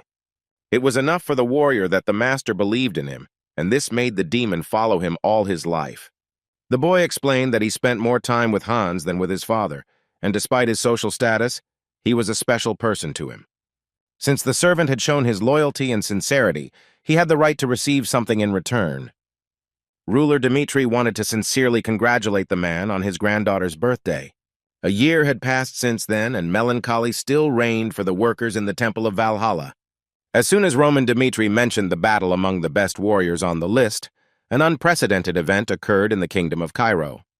The greatest warriors stopped competing with each other and spent a year preparing for a duel with the swordsmen of the Dmitri family. After the fight with Homer, the guy was awarded the 100th place in the Cairo rating. However, after the swordsman defeated Butler, the second-ranked, he showed his true abilities. Therefore, every participant on the list, from first to second to last place, could become Roman's prey. No matter what choice the warriors made, once the young master took action, huge changes would occur in Cairo's ranking. The Reverend's thoughts were interrupted by his assistant, who told him about the message he had received from Mr. Roman. The man couldn't believe that Dmitri was about to start an official battle between the best warriors. While reading a letter from Governor Dmitri, Benedict noticed that something strange had been happening on the border of Cairo lately. The strange things started with the head of the Phoenix Magic Tower, after which important figures of the magic towers located in Kronos disappeared. The empire that suffered the most damage was sure that other states were behind it. In connection with this, she issued a statement that spoke of the conquest of the continent. Small states like Cairo, which bordered Kronos, suffered, and war was simply unavoidable. The Marquis was convinced that to confront such an empire, a firm system of separation of powers was required. But in order to settle it, the aristocratic factions needed to recruit Roman Dmitri to their side. However, the mere thought that the great swordsman would refuse them made Benedict furious, which affected his dishes. To calm himself and his disturbing thoughts, the nobleman ordered to find out where Roman was at the moment. The aristocrat's assistant said that the ruler Dmitri was now in the north. Benedict assumed that the guy wanted to rise from the bottom since he went to the northerners. At that time, an official battle was declared in the Temple of Valhalla between the best warriors of Cairo's list. Swordsman Jaden, who was ranked second to last, didn't understand why Roman challenged him. He believed that if Dmitri was the incredible master everyone said he was, he would have immediately aimed for the very top of the list. The second to last on the list did not see his opponent as a serious adversary who looked like a simple soldier. The swordsman also heard rumors that the hero Cairo had already scheduled a fight with his next opponent. To protect himself, the warrior decided to fight at full strength from the very beginning of the duel. Before Jaden could come to his senses, the next second he received a blow from the hilt of a sword to the back of his neck. The fight ended so quickly, as if there was no point in holding it. The Reverend asked the candidate whether it was necessary to go from the very bottom instead of starting straight from the 30th place. The swordsman reported that the people who called him a hero never stopped questioning his abilities. The guy wanted to prove that he had achieved victories over many great warriors solely thanks to his strength. Having heard the speech of the young gentleman, the temple member immediately wanted to get Roman Dmitri. There was a popular belief that Roman would not be able to rise to first place in the rankings with a series of victories, since it would take about 99 days. However, the talented swordsman decided to dispel the opinion of skeptical people. The priest announced Roman's victory and his move from 99th place in the ranking to 98th. Having dealt with the warrior named Dali, the guy ordered the next one on the list to be invited to the arena. The holder of 97th place needed only one hit from his eldest son, Dmitri. The spectators watching the fight could not believe that someone had managed to defeat 3 warriors from the ranking in one day. But besides this, it was also surprising that Roman spent no more than 10 seconds on all the owners of 3 Aura Stars. In just 2 days, the young master defeated all the warriors up to the 91st place. Wandering through a dark place, the swordsman did not notice how he fell into the trap of a predatory beast. As soon as the sharp fangs closed and swallowed the guy, he immediately woke up with a wild scream. But after a few seconds, the warrior realized that it was just a nightmare he had imagined. When the healer heard Jaden scream, he was glad that he had finally come to his senses. The doctor explained that the guy threw himself at an opponent who was stronger than himself and went flat with one blow. A whole day had passed since the warrior lost consciousness, and the doctor believed that he would not wake up. According to him, the knight was the only one of all who came to his senses after the duel with Roman. Jaden wanted to know how many swordsmen Dmitri had fought, and it turned out that the young master had defeated 5 warriors in one day. The witch doctor said this meant that none of the opponents were ready to face Romero's eldest son. Suddenly, the defeated warrior felt severe pain throughout his body as soon as he moved. The doctor said that he would not be able to move fully for a whole month. The man didn't know what kind of magic Roman had used, but the warrior's muscles had turned into a complete mess. The swordsman sent out a warning to the rest of the Cairo rankings not to mess with Roman Dmitri. Reading the letter, the swordsmen on the list were shocked by Jaden's physical condition. The defeated warrior tried to convince his colleagues that after the duel, the young master would leave behind only fear. No matter what words the knight chose, Roman continued to crush the swordsmen on the list one after another. A week later, feeling an insurmountable difference in abilities, a dozen warriors from 30th to 40th place surrendered without a fight. It seemed as if everyone on the list had united in their defeat, but not the swordsman ranked 30th. Warriors who were an order of magnitude higher than Fernando tried to dissuade the knight from fighting Roman. The comrades tried to bring the warrior to his senses, assuring him that only those starting from 10th place in the rankings were their opponents worthy of Dmitri. After listening to his colleagues, Fernando still decided to fight, stating that it was his choice. The knights tried to dissuade the warrior, saying that he would ruin their reputation, but the interlocutor objected, clarifying that their reputation would be tarnished, but not his. The guy considered the list members to be cowards for surrendering without a fight, and asked not to force him to join them. After leaving the warrior, his comrades never knew that for Fernando, reputation had no meaning. The knight wanted to gain experience with a strong opponent that would compensate for his lack of ability. Spectators wondered if Fernando would last even a minute, despite his solid foundation in fencing. The knight reached 30th place thanks to his efforts, but that was his limit in the ranking due to his 3 Aura Stars. The warrior wanted his mighty opponent to show him his style so that he could move at least one step forward. Fernando had no original technique, and like many swordsmen before him, he went straight ahead. Roman Dmitri seemed to have never moved from his place, but his opponent's blade still passed him by. The 30th place holder spun around, swinging his sword in front of him, but also missed his opponent. The young gentleman ducked during a series of blows from Fernando, who flew above him in a matter of seconds. The blade of the 30th ranked swordsman suddenly pierced the hero Cairo's head. Romero's eldest son rose to his feet with lightning speed, seemingly without any effort. Fernando decided that he seemed weak in Roman's eyes since he kept dodging. Suddenly, the swordsman heard his opponent's voice in his head, telling him to direct the flow of mana as he said. Through telepathy, the young master explained that even with 4 stars, the knight's weakness was revealed to be an unstable mana emission.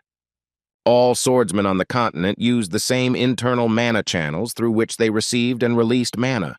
In fact, as the opponent stated, there was more than one such mana channel. Fernando considered the words that sounded in his head about several mana channels to be the ravings of a madman. The nobleman explained that it was difficult to remaster an already formed channel, but the risk was worth it. The 30th person on the list decided to play along with his rival in the hope of gaining new knowledge. Having attacked, Roman advised suppressing the mana energy and holding it back so that it would itself show the exit path. The guy needed to feel the new path and then push the mana out. Fernando, following his opponent's instructions, was suddenly surprised to feel mana. Roman Dmitri decided that it was time to end this already protracted fight. The spectators began to boo the fighter, which only further confirmed their opinion of how incredible a swordsman Roman was. As soon as the knight recovered from the deafening blow, he was immediately let down. Upon learning of such a technique, Fernando called out to Roman, trying to stop him, but the swordsman had practically left the battlefield. Having caught up with his opponent, the warrior asked him how he managed to find out about his dilemma with the aura. Roman Dmitri explained that using the 4-star aura, he realized that the knight had already reached a high level. The guy's mana emission strength was very weak, and based on this, it could be assumed that the problem was in the aura channels. He admitted that he saw hope in Roman's words, but he believed that it would be difficult for him to achieve progress on his own. Fernando asked the young master to teach him how to break through the aura channels. For the ruler Dmitri, teaching this technique was not a problem, but he did not like to make deals without benefit. Without ceremony, the knight ordered to say what Roman wanted to receive from him in return. The answer was the same as for everyone else. Romero's son only asked to follow him. Fernando had no doubt that Mr. Roman would guide him on the right path, so he swore allegiance to him. The aristocratic faction discussed Roman Dmitri, who had been acting unpredictably lately. Benedict's colleagues claimed that at this rate, the native of Dmitri would be able to defeat Count Nicholas, who occupied the 80th place in the Cairo rating. Nicholas was a royal knight and Cairo's first sword, which no one could even come close to. But Roman's actions revealed his potential, which no one could have previously imagined. One of the nobles wondered what would happen if Roman did defeat Nicholas. The Marquis claimed that the strength of the royal faction existed solely due to the presence of this swordsman. If Roman manages to defeat Nicholas, it will create a stage for a new power in Cairo, and Benedict will be forced to eliminate him by any means necessary. Nargis ordered to secretly call up an army of every family in the capital to prevent Dmitri from escaping from his hands. Still in the same arena, the swordsman of the Dmitri family reached the 10th place in the ranking of Geron from the Kronos Empire faction. Looking at the fans in the stands, Roman said he was genuinely disappointed. The guy said that a year ago he declared the official start of the battle among the best warriors on the list, and he hoped that after this time the warriors would be properly prepared for battle with him, which puzzled those present. It took the young master defeating the 10th place competitor to realize one thing. There was no rival in the kingdom who was capable of receiving his sword except Count Nicholas. Roman announced that in 3 days, in the same arena, he would fight in turn with the warriors from 9th to 2nd place. The statement of the talented swordsman raised the whole kingdom of Cairo and the warriors of his ranking to their ears. Bruno, in 9th place, insisted that he was on par with Jaron, but Roman managed to beat him by a stunning margin. Oscar, who was second in line from the aristocratic faction, was not willing to back down.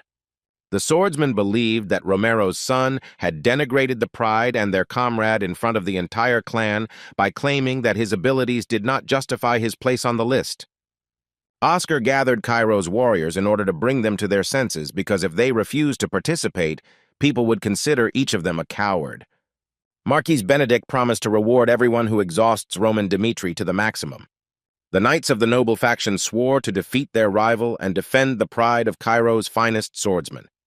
The warrior's speech had an effect on his comrades, who were ready to punish the maddened heir of the Dmitri family. 3 days later, as agreed, all the warriors from 9th to 2nd place in Cairo's rankings appeared in the arena. The people finally saw the knights who responded to the provocation of the invincible swordsman. Roman confirmed his suspicions that aristocrats, sensing a threat, always joined forces, becoming one whole. The kingdom of Cairo did not allow him to delay the fateful moment, leaving him with the option to absorb everyone or let others do it. From the very beginning, ruler Dmitri was aiming for a quick fight with each of the participants. Literally a second later, the swordsman found himself on the opposite side, behind his opponent. The blow dealt by the hero Cairo was fatal for Bruno, and that was the end of the fight. The guy, with an icy, goosebump-inducing look, demanded that the next opponent be released into the arena. The knight, who was in 8th place in the ranking, suffered the same fate as his comrade Bruno. Thus, by dealing only one blow to each of the warriors, Roman Dmitri reached number 2 on the list of the Knight Oscar. The aristocrat faction representative couldn't believe his eyes that the swordsman was actually that strong. Looking at the warrior with a mad look, the young master did not notice how the last of the crowd of applicants remained. The knights reported to King Cairo about the official battle, in which Roman Dmitri rose to 2nd place in the ranking in one day. Daniel realized with regret that there was nothing else stopping the swordsman from fighting for 1st place. His Majesty asked the first sword, Cairo, if there was a way to avoid the duel with Roman. The king feared that if Nicholas fell in battle, his influence would make him easy prey for the aristocratic faction. But the knight assured that this would not happen, asking the king to believe in his strength. The warrior wanted to prove once again why he was called the first sword of the kingdom of Cairo. After his statement, the royal knight quickly left His Highness's chambers. At the door, Ventnor from the king's faction was waiting for the man, who decided to check if everything would be okay with him. Nicholas stated that there was no reason to worry, wanting to know what kind of person Roman Dmitri was. From personal experience, the king's advisor could judge that the boy was confident in the path he had chosen even before he had achieved fame. Ventnor asked the royal knight to be careful because if he lost, the Cairo dynasty would come to an end. Nicholas ended his conversation with the king's advisor by declaring that he would defend the royal family to the end. The very next day, the final duel for the title of Best Swordsman of Cairo took place in Kairos. Drawing his sword, the royal knight wished to show the full power of the kingdom's first sword. There was not a drop of fear or doubt in Roman Dmitri's eyes, and he gladly accepted the challenge of his opponent. As soon as the second announced the start of the duel, the two warriors instantly flew towards each other, crossing their blades. The spectators who watched the battle, even while sitting in their seats, felt the strong energy of both participants. At the moment of the clash of swords, a powerful stream emanated from them, which spread throughout the entire arena. The Reverend, watching the fight, marveled at how the air shook every time the opponent's swords clashed. The representative of the Temple of Valhalla finally had the opportunity to see all the strength and power that Roman Dmitri was capable of. Nicholas was pleasantly impressed by the swordsman's abilities, calling him an interesting opponent. The young master also exchanged pleasantries, confirming that the knight did not bear the title of Cairo's first sword for nothing. The top-ranked player in the kingdom decided to strike his opponent down with a sword strike from above. The force of the impact was so great that spectators had to make an effort to stay in their seats. Roman was unable to break such blows, but for the first time in a long time, he felt that his opponent was equal to him. The young master put in a lot of effort in counterattacking the royal knight. The attack was powerful enough to send Nicholas flying back. Because the warrior had moved from his place, he wondered for a moment whether he had really become so weak over the past time. Roman's blood began to boil in his veins as he felt alive again. Having jumped from his place, the guy, thanks to a continuous series of blows, forced his opponent to suppress his confidence. Nicholas, feeling that he was starting to lose, decided that this could not go on any longer. The knight found the strength to counterattack, but Roman dodged the blow intended for him with extraordinary ease. The swordsman understood that in case of victory, there was no guarantee that Roman would side with the royal family. It was for this reason that the first sword of the Cairo kingdom could never be lost. The young gentleman was surprised by the technique used by his opponent as he saw it for the first time. Having released the aura outward, the swordsman, preparing to strike, filled the entire space around him with it. The royal knight used devastating destruction to finally defeat Roman Dmitri. The heir of the family, Dmitri, although he was amazed by Nicholas's strength, he found something to respond with. The boy counterattacked with a medium instant technique that managed to absorb the explosion from the knight Cairo's strike. Once the dust settled, the #1 ranked swordsman in the kingdom appeared before the audience's eyes, kneeling. The warrior, shaking, leaned on his sword and intended to continue the duel. His opponent didn't understand why he had to go that far, which only made Nicholas laugh. The man stated that he was Cairo's first sword, and even if his body was broken, his will could not be broken. With the last of his strength, the knight, in a desperate attempt to wound Roman, attacked him. The next second, the strongest of the warriors lost both his sword and his rank. Nicholas's lifeless body, struck down by Roman, collapsed onto the ruined arena floor. The people of Kairos witnessed the end of an era when the royal knight took his place in the ranking of the strongest. A representative of Valhalla emerged from behind the birthstones, miraculously remaining alive while in the arena at the time of the battle. The man announced that Roman Dmitri officially becomes the first in the ranking of the Royal Cairo. Leaving the winner to bask in the rays of glory, the Reverend noted that they had underestimated Roman in vain. The man made sure that the swordsman could not be accepted into the ranks of Valhalla, and under no circumstances should he be saved. When Roman and his men walked around the capital, people whispered about him every now and then. The heir of the family line, Dmitri, was the first in a long time to defeat Count Nicholas, officially becoming the Sword of Cairo. The winner of the tournament was unexpectedly stopped by his old acquaintance from the central government. Marquis Benedict expressed his admiration for the young gentleman and congratulated him on his rise to first place in the rankings. Suddenly, Roman Dmitri and his men were surrounded by a crowd of soldiers from the aristocratic faction. The Marquis began to wonder why it took Dmitri a whole year to make such a move. As the aristocrat assumed, this time was needed to reorganize and expand his power. But now Mr. Benedict insisted the time had come to make his choice.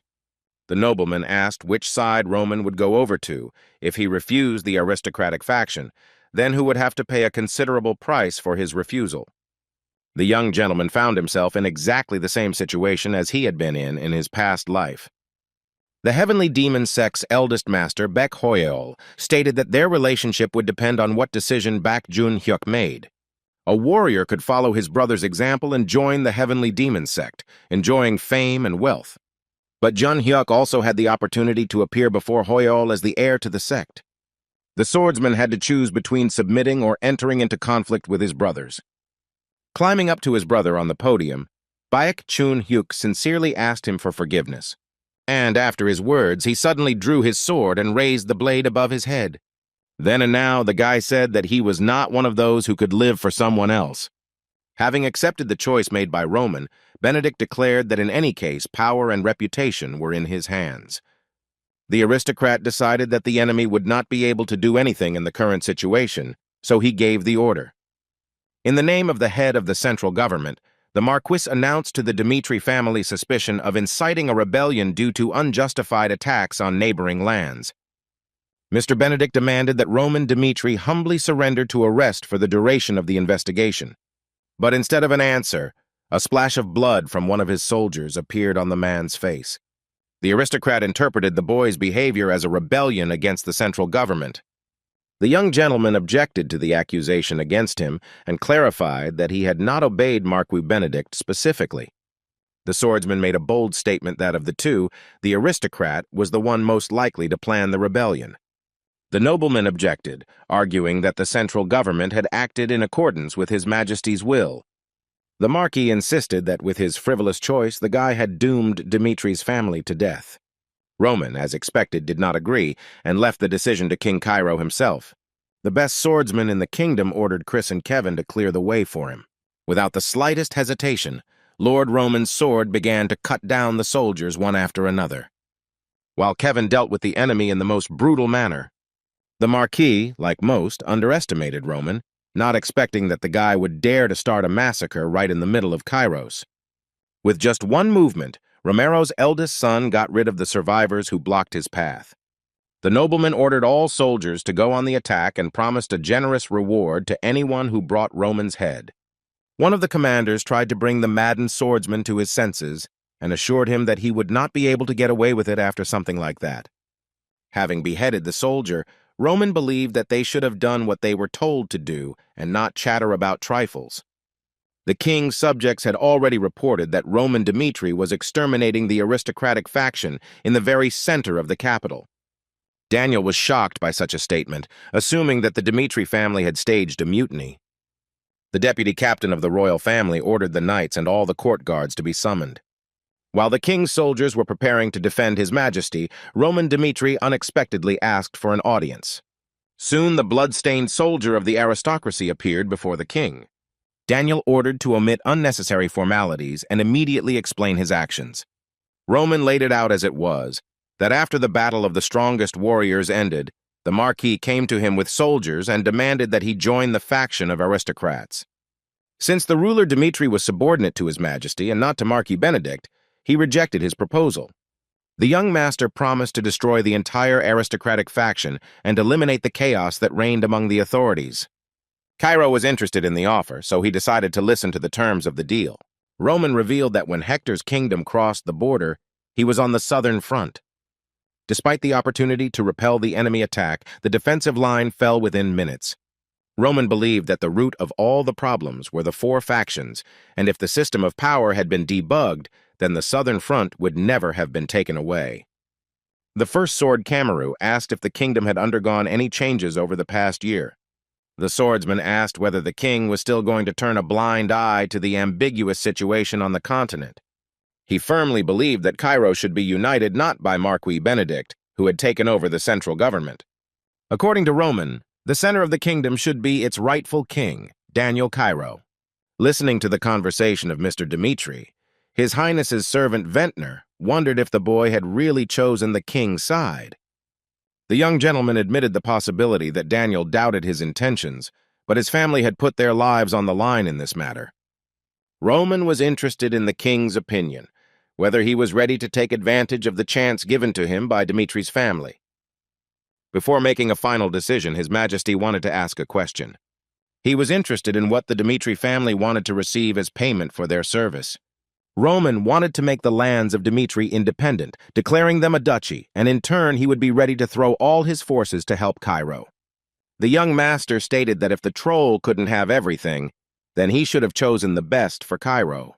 Yes, I didn't ask if the guy had any idea how the Empire would react after the arrest of Count Denver and Gregory. Roman informed the king that Valhalla was too far away and that Kronos was busy with a conflict with an alliance of kingdoms in the south. His Highness emphasized that the ruler Dmitri wanted to fight off a large number of enemies in a short time. Their destruction was necessary for the kingdom of Cairo, but the empty spaces could create new problems. Roman didn't worry about this because he needed to eliminate the enemy, thereby reducing the risks. Daniel noted that the swordsman did not rely on luck, but fired a strategy, having thoroughly studied the situation on the continent. The heir of the family, Dmitri, in the opinion of King Cairo, was truly worthy of respect. The deputy captain tried to dissuade Daniel from the deal, insisting that Dmitri was using the aristocrats as a pretext for his own benefit. The royal knight was shocked to hear Roman's statement that they had no other choice. The boy continued that when everyone around him turned a blind eye to the faction's atrocities, he decided to draw his sword against them.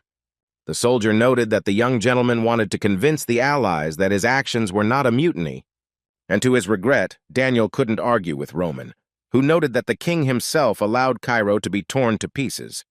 He understood that the royal family was no longer able to restrain Dmitri, thinking about what choice he should make. But he couldn't decide whether to live contentedly with what he had, or to take a risk and create a new kingdom of Cairo. Daniel decided that it was better to join forces with Roman, who made no secret of his ambitions, rather than obey people who perceived him as a scarecrow. With a wave of his hand, His Highness stopped Roman's story, making a final decision. The king declared the northeastern region, including Dmitri, a duchy, and granted Dmitri the title of duke, after which Daniel allowed the swordsman to crush the rebel Benedict, who was sowing chaos and unrest in the country. Count Denver, having received the latest news from the kingdom of Cairo, never ceased to be amazed by Roman Dmitri. The Valhallan representative was confident that neither Dmitri nor the aristocratic faction would rest until one of them was destroyed. The count believed that Roman, by choosing the palace, decided to lend the king strength to resist the faction of aristocrats. Denver was pleased with the state of affairs, for when the two forces clashed, the Valhallans would be able to take advantage of it. The gentleman's thoughts were interrupted by an employee who brought him bad news. The guy reported that Roman Dmitri and his army broke into the estate. Before the employee could finish speaking, Roman grabbed him by the neck with a steel grip. The newly minted duke threw the boy with all his might, smashing his head onto the floor of the office. Stained with the blood of his enemies, Roman Dmitri demanded that Count Denver bow his head before the royal command. The master of the house was surprised why the young gentleman came to him, who was not involved with the aristocratic faction. Pulling himself together, the man demanded an explanation of what Roman meant by the royal decree. His Majesty has ordered the Count to be taken into custody for passing classified information to Cairo Valhalla. Duke Dmitri was ready to execute Denver on the spot for any move, considering his master's actions as the beginning of an uprising. The nobleman decided to hide behind a connection with Valhalla, declaring that it would not remain unanswered after the act committed by Roman. Revealing the darkness, the young gentleman advised the Count to watch what he said. As soon as Denver uttered another word, Duke Dmitri jumped onto the table with a sword in his hand. Pressing the blade to the nobleman's throat, the boy stated that he still did not understand the whole situation. Roman was ordered to root out all rebels who obeyed Valhalla and Kronos. The hour of reckoning has come for Count Gregory, who was under the control of the Kronos Empire. The guy tried to reason with the deputy commander, intimidating him with the possibility of leading Kronos' troops into the kingdom of Cairo. Knight Simon agreed with the Count, since Kronos was indeed trying to take over the entire continent. His Majesty had made his decision, and once Cairo had set out on this path, there was no turning back. Gregory decided that the royal knight had finally realized his situation and decided to apologize. But instead, Simon grabbed the Count by the head, declaring that he had no other choice. The deputy commander informed that if Kronos crossed the border of Cairo, he would cut off the nobleman's head. The only one Roman Dmitri had not yet managed to reach was Marquis Benedict. The aristocrat knew that Dmitri would one day join forces with the king, but he did not think that this moment would come so suddenly. He believed that if he gathered all the military power of the aristocratic faction, it would not be so difficult to suppress Cairo. A member of the central government believed that Roman, having become the strongest warrior, would not be able to subjugate everything in this world to his desires. Benedict ordered all the aristocrats to be gathered together so that they would send all their soldiers to the capital, but Fabius conveyed that he would not be able to come. Upon learning that his subject refused to attend the meeting and did not send soldiers, the Marquis was beside himself with rage. Fabius decided to be honest with his master and was of the opinion that Dmitri would win this fight. Because of this, the servant refused to obey the aristocrat, who was already beginning to shake with anger. When asked if Fabius had made a mistake, he replied that if he had made the wrong choice, then only death would await him. The gentleman decided to take the enemy's side, and from that moment on would do anything for him. One of the factors of betrayal was rumors about how the young master valued his people. The man told the former owner that the aristocratic factions had now practically fallen. At this time, Valentino swore allegiance to Dmitri's family, preparing to support her in everything. Using his power, the head of the merchant guild bribed all the mercenaries in Cairo. At the meeting, Duke Dmitri reported that several families subordinate to Count Paulos from the aristocrats had gone over to his side. At that moment, Daniel was thinking that the aristocrats would have successfully carried out the coup on their own. Roman explained that the aristocrats had failed to gather an army, and instead of moving on the capital, they had taken up defensive positions. The young master pointed out that only if the faction mobilized all their forces would they have the opportunity to deal with all the rebels at once. The king, supporting Roman, gave him the authority to lead the military operation. Daniel appointed Governor Dmitri as the commander-in-chief in the war between the factions. At the meeting, it was decided to prepare the castle for defense due to the imminent advance of the royal troops. One of the nobles mentioned the Marquis Valentino, who also began to support Roman, having previously remained neutral. Because of this factor, the aristocrats were worried about whether they would be able to win this war. Another faction member suggested turning to the supporters of Kronos and Valhalla for military assistance. Benedict noted that their leaders were under arrest, but could take their side if the aristocracy offered favorable terms. According to colleagues' calculations, it would take half a month to convince the faction leaders and gather an army. Despite the fact that the war came suddenly, the Marquis insisted that they had been preparing for it for a long time and did not really try to seize power in Cairo. At this time, Count Nicholas, who was believed to have died on the battlefield, woke up in the hospital. When the warrior got up, he discovered that only the external damage looked serious. As it turned out, Roman Dmitri had no intention of killing the first sword of Cairo in order to take his place. Even during the duel, after delivering the final blow, the guy said that he had no intention of selling the kingdom. To fully understand Roman's plan, the swordsman first needed to scout out the situation. Arriving at the chamber, Simon was pleased to find that the captain had survived the battle in the arena. The warrior demanded to know what happened while he was unconscious. His deputy said that soon the royal troops would go to the front under the command of Roman Dmitri. The soldiers planned to attack the aristocratic faction of Marquis Benedict. Nicholas, asking to be taken to the place where the troops were gathering, stated that he was obliged to be there. Roman Dmitri walked along the red carpet to the commanders-in-chief of the royal army, surrounded by soldiers. In front of the Duke stood Ventnor, Simon's second in command, and Nicholas held a sword in his hands. The young gentleman noted that despite the chaos in the system of power, neither the king nor Count Nicholas had lost their sincerity. Taking up the sword, Roman turned to the soldiers and announced that the time had come to punish the rebels. He then added that the pain of the murder of his compatriots would be impossible to erase from memory. But after this war is over, Cairo will be able to regain peace and tranquility. Roman Dmitri asked the soldiers to trust him, since in this war he would always be on the front lines. The army of the Kingdom of Cairo chanted Roman's name, placing their lives in his hands.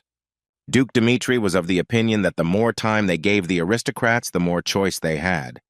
Therefore, the young gentleman did not intend to build fortifications and decided to attack immediately. Enemy faction Captain Cameron expected the enemy to use flares.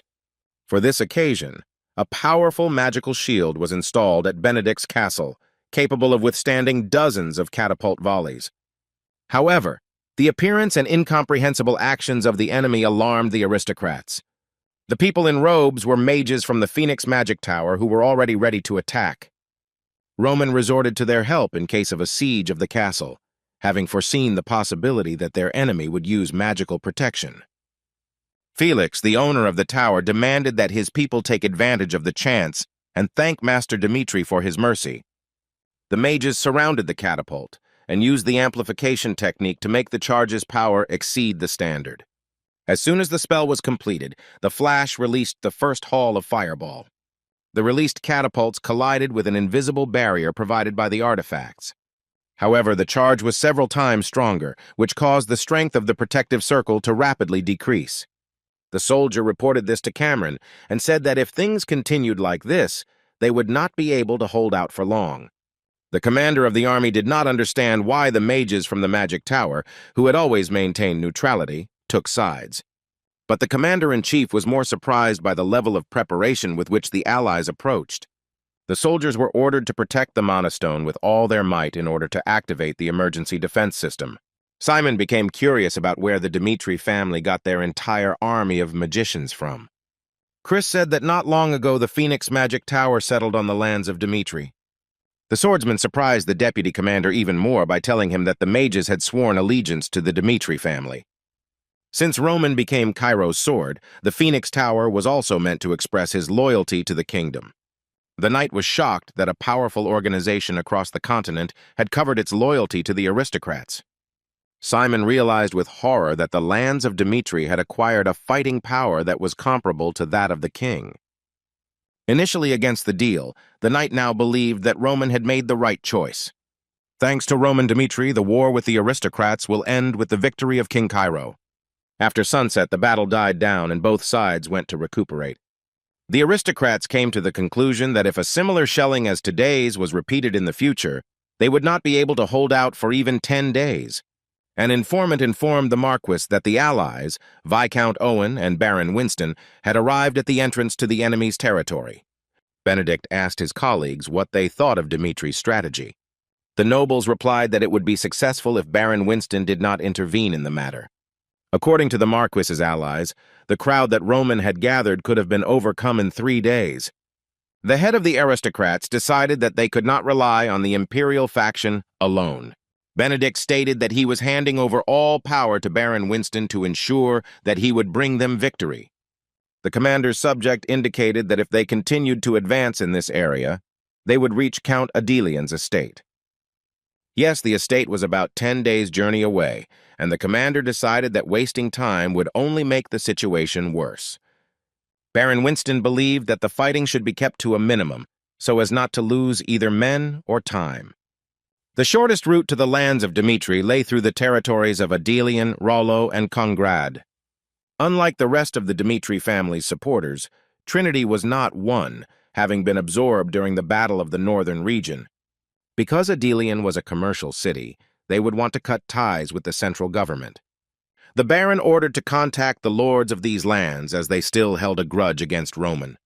Winston ordered to tell them that if they help open the way to the lands of Dmitri, they will receive a corresponding reward. Within an hour, the army of aristocrats arrived at the lands of Dmitri, since all 3 territories accepted their offer. The assistant commander feared that the lords had deliberately let them onto their lands, setting a trap. The commander-in-chief had foreseen such a scenario, and since the entire elite of Dmitri was besieging the castle, only ragamuffins remained on their lands. The Baron asked if these warriors would be able to defeat the elite troops of the aristocratic faction. Winston foresaw that in open terrain the enemy could be suppressed, thereby surprising his subject. But suddenly, a line of torches flared up on the horizon in front of the soldiers. Commander Jonathan asked the Baron if they would surrender, otherwise they and the army would be accused of mutiny. The commander of the aristocratic faction was outraged, declaring that Marquis Benedict was not a traitor. Winston made a counteroffer, asking the enemy soldiers to let them pass in exchange for the Marquis's willingness to receive them. Otherwise, the commander-in-chief was forced to kill anyone who showed hostility. However, Dmitri's people were not limited to the abilities of swordsmen and were ready for unexpected visits. Along with the ordinary soldiers, the 5th Circle mage, Nox, was also present on the battlefield. Using the fire cannon spell, the old man shot a fireball at the enemy. A flash of bright light illuminated the enemy army, after which the ball released by the magician exploded. Jonathan ordered all warriors to attack and finish off the surviving enemy. The soldiers of the Dmitri family rushed to cut the army of the aristocratic faction into pieces. William had never faced such a strong army on the Western Front. Commander Jonathan rode his horse straight towards the confused Baron. Having come to his senses, the commander-in-chief saw the knight Dmitri approaching him. He couldn't believe that he was being removed by some soldier from the outskirts after feeling the aura sword technique on himself. It took a week for the walls of Benedict's castle to finally collapse. The Marquis was furious, demanding to know what had happened to Baron Winston, who had still not made contact. The aristocrat's subject reported that the commander's officer had managed to contact them. The guy reported that the faction's army was destroyed, and the Baron died at the scene of the battle. At the next meeting, the nobles admitted their imminent defeat and that the castle could fall at any moment. One of the nobles suggested opening the gates and surrendering right now, so as not to delay the inevitable. His comrade did not agree with this decision, because by this time Roman had completely defeated the forces opposing him. The boy asked the Marquis if perhaps it would be worthwhile to unite with the Empire itself rather than its faction. Benedict didn't understand what his colleague was getting at, and the guy explained that the battle was already lost anyway. The aristocrat suggested that instead of a stupid death, they should kneel down and still remain alive. The head of the faction ordered to contact Kronos, notifying that he would personally conduct negotiations. Baron Charlton, who contacted us, explained that he was cooperating with Count Gregory and not with Marquis Benedict. The nobleman reported that the royal family had imprisoned Counts Gregory and Denver, who had followed the Empire. The aristocrat tried to convince that it made no difference to Kronos, who took action. The Baron became interested in the words and wanted to know what the Empire could do for him. Benedict asked for an attack on Cairo's western front, and within half a day, 2 of the lines of defense had been breached. After receiving help from his allies, the Marquis contacted the king to find out his reaction to the gift presented by the aristocrats. Daniel was unhappy that the Empire was being drawn into the kingdom's internal problems. The enemy replied that he could do nothing about the blue desire to survive in this war. The aristocrat gave the king a choice: to overthrow him and leave Cairo to be torn apart by the enemy, or to transfer all forces to the Western Front. The Marquis insisted that His Highness think carefully and make the right decision. The leader of the hostile faction left the king alone, giving him time to think. Daniel was angry that with all his power and strength, he managed to get into a situation where the kingdom was on the brink of collapse. Cairo could have been saved if the attack on Benedict's castle had been stopped immediately and the West had been protected. However, the aristocratic faction, under the cover of Kronos, will become even more of a nuisance to the kingdom. Having summoned Simon, His Highness ordered that he immediately contact Roman Dmitri. The king decided that he would not be recorded in history as a traitor, even if he remained a weak ruler in the eyes of the people. Daniel informed the Duke that the Marquis and the Kronos Empire had united, and that the second line of defense on the Western Front had been broken through. Although the primary objective was to destroy the aristocratic party, the imperial army could not be ignored either. The young gentleman was inclined to believe that if the civil war was not resolved, it would have enormous consequences. Cairo's first sword stated that it was ready from the moment the purge was carried out, until which point it did not matter who Yu's opponent was, be it Gregory or Benedict. The guy kept saying that if they left behind internal enemies who were in cahoots with external ones, the kingdom could take a step back. Roman explained that in order to regain the initiative later, they would need to make countless sacrifices. In order to survive difficult times, the king had to face the danger. Unlike the first two, a large number of troops were deployed on the third line of the Western Front. It is also unlikely that the empire was able to mobilize all its forces for its offensive. Roman asked the king to have faith in his commanders, and that after they destroyed the aristocratic faction, he would personally go to the Western Front. Duke Dmitri declared that it would take him 3 days to crush Marquis Benedict. The young gentleman advanced his troops at night to cut off the escape routes from the Marquis's castle. The soldiers waited in hiding until the magical protection of the walls was completely exhausted. Having waited for this moment, the commander-in-chief announced that he would begin the final attack tomorrow. Unexpectedly, Count Fabius offered his candidacy Roman to put himself in the vanguard. The aristocrat had heard that Mr. Roman used the carrot-and-stick method. Fabius, previously in the warring faction, decided to refuse to participate in the coming war, and Dmitri joined the family. The master asked to give him a chance to prove his loyalty. The novel was parallel to the madman and bloody demon that were similar to the people around him in this world. The old demon changed owners 3 times before rising to the position of the 4 heavenly kings. He was an extremely unusual old man, and he remained with Bak Jong-hyuk, the only winner, until the end of his days. The heavenly demon firmly said that there was no need to pretend to smile in front of him. Duke Dmitri paid no attention to the past of his men as long as they were able to prove their usefulness. The vanguard in this war. The count was very grateful and promised to sacrifice his life for the young master. The aristocratic soldiers, due to the fact that they were protected by the Kronos Empire, were even more confident than before. Felix, meanwhile, intended to repay the master's trust by destroying the castle gates. The magician deployed the light cavalry that was in the arsenal of the Phoenix Magic Tower. The soldiers were surprised when they saw one of Dmitri's magicians create a huge stream of fire around himself. A sudden rain of fire poured down from the sky onto the guards on the wall. The fiery hail falling from the sky hit the castle's protective barrier, whose power was running out. Suddenly, a deafening explosion was heard, indicating that the protective magic had been broken through by enemy forces. Surrounded by flames, Felix was pleased with the work he had done. The wall of Benedict's castle finally collapsed, allowing the assault to continue inside the estate. Count Fabius headed towards the castle with his soldiers to punish the traitors. The defector was met by soldiers of the faction who were armed with sophisticated weapons. The knight, using a magical artifact, killed the horse Fabius was riding with one blow. The count took a risk by taking on a task that everyone avoided in order to prove his worth. Despite his age, the man fought against the enemy no worse than the young warriors. He would not have been criticized if he, like other aristocrats, had remained in the rear. But Fabius decided to do what he had to do, even if his own life was on the line. Having given all his strength during the battle, the man fulfilled his role, and from now on, her new owner will act. Thanks to the efforts of the raccoon Cairo, a path was cut for Commander Dmitri, who was already on the castle grounds. The boy enjoyed hearing how the army of aristocrats ran away in horror just from the sight of him. Cameron, watching Roman deal with his people, could not find the strength in himself to somehow prevent this. But even the captain could not stop such a monster that left behind only corpses. The aristocrats were informed that the magical protection had been broken through and that Dmitri himself was relentlessly destroying each soldier one by one. It came as a surprise to everyone when the soldier advised the nobles to run away as quickly as possible, after which the connection was lost. Quinn resumed the broadcast, reporting that they were no longer knights of their faction, but commanders-in-chief of the enemy army. The guy assured the enemy that the chances of salvation were zero, but ordered him to fight to the end. He gave his word that even if the aristocrats kneeled and bowed their heads before him, their 3 generations would still be punished for treason.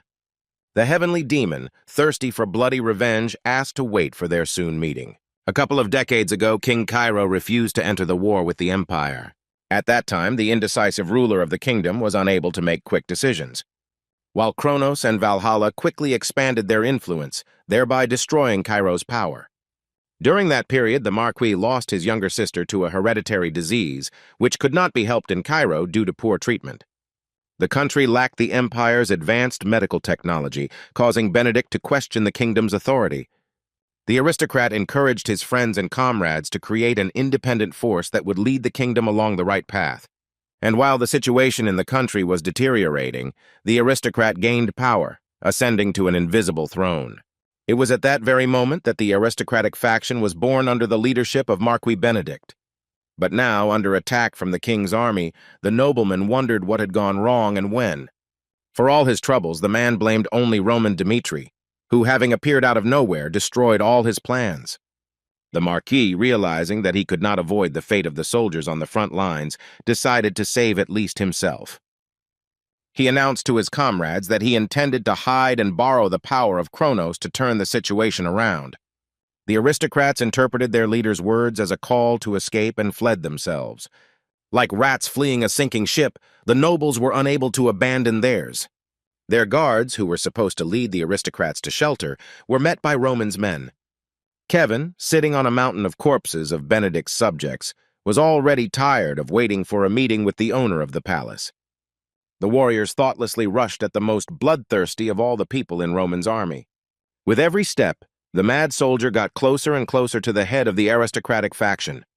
The corridors of Benedict's palace, thanks to Kevin's efforts, were flooded with the blood of his people. The Marquis' servants pitifully asked Kevin for mercy, but the boy did not know such a word.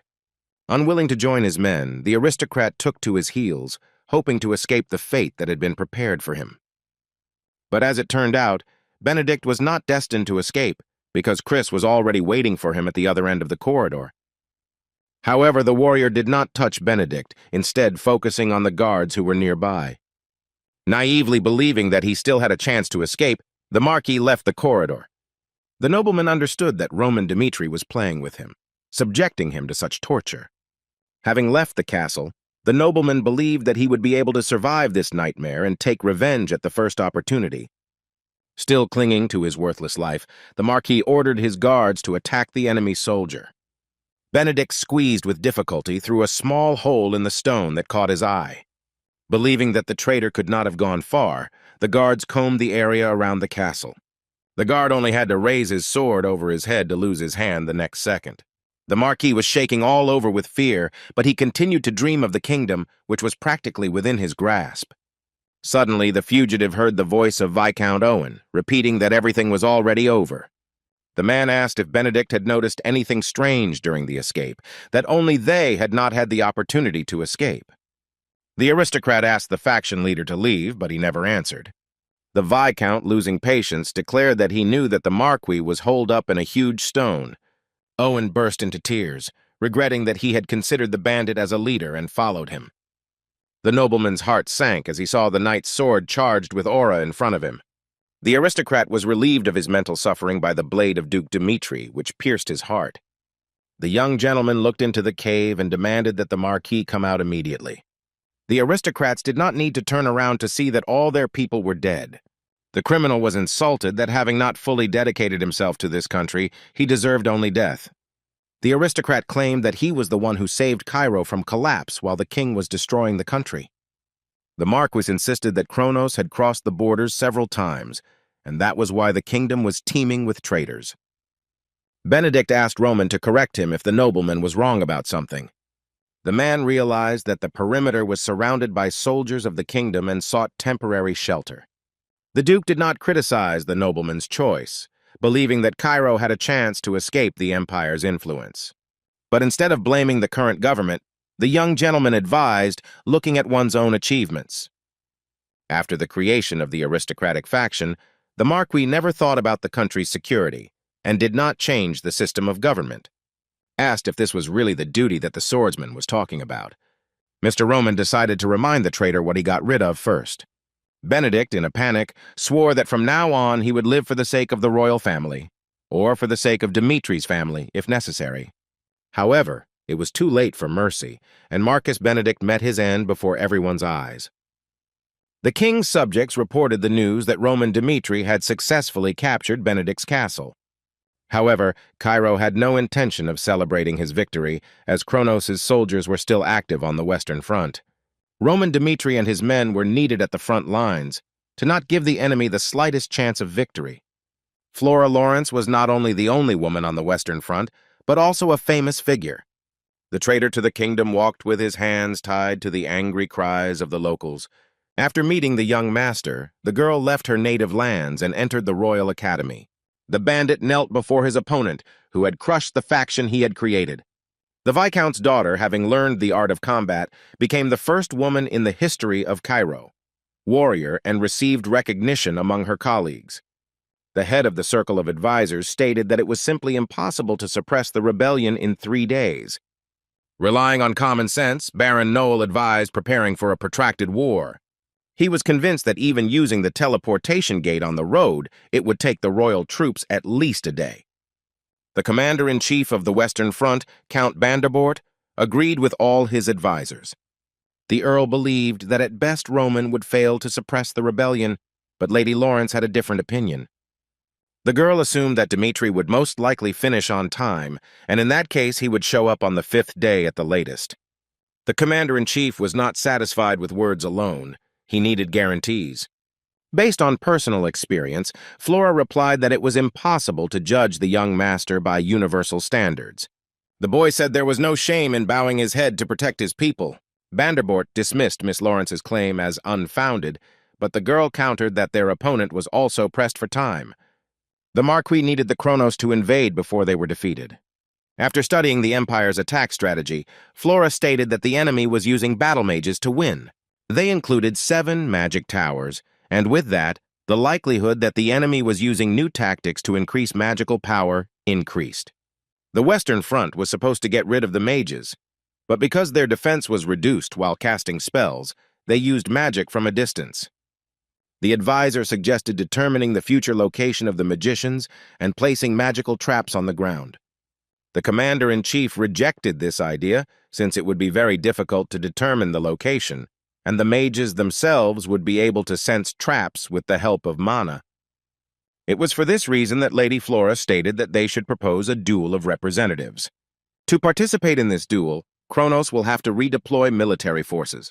At this time, Cairo's soldiers will have the opportunity to determine the location of the mages. To prevent the enemy from tracking mana, a particularly strong swordsman was required to enter the duel. When a warrior reveals his aura, he will thereby increase the concentration of mana in the air. In this position, even a strong magician will not be able to detect hidden traps. The only question was who exactly would take part in the fight. The soldier, who had been standing next to the senior military personnel the entire time, said that the chance of survival would be extremely small. Dimitri Rodvel volunteered to participate in the duel, believing that someone had to do it anyway. An awkward silence fell at the table after hearing this statement from Romero's youngest son. After a short pause, Vanderbort announced that the boy would participate in the duel of representatives. Later that evening, Mrs. Lawrence asked Rodwell why he took on the most dangerous assignments. And on top of everything else, the guy's service had long since ended, but he was still at the front.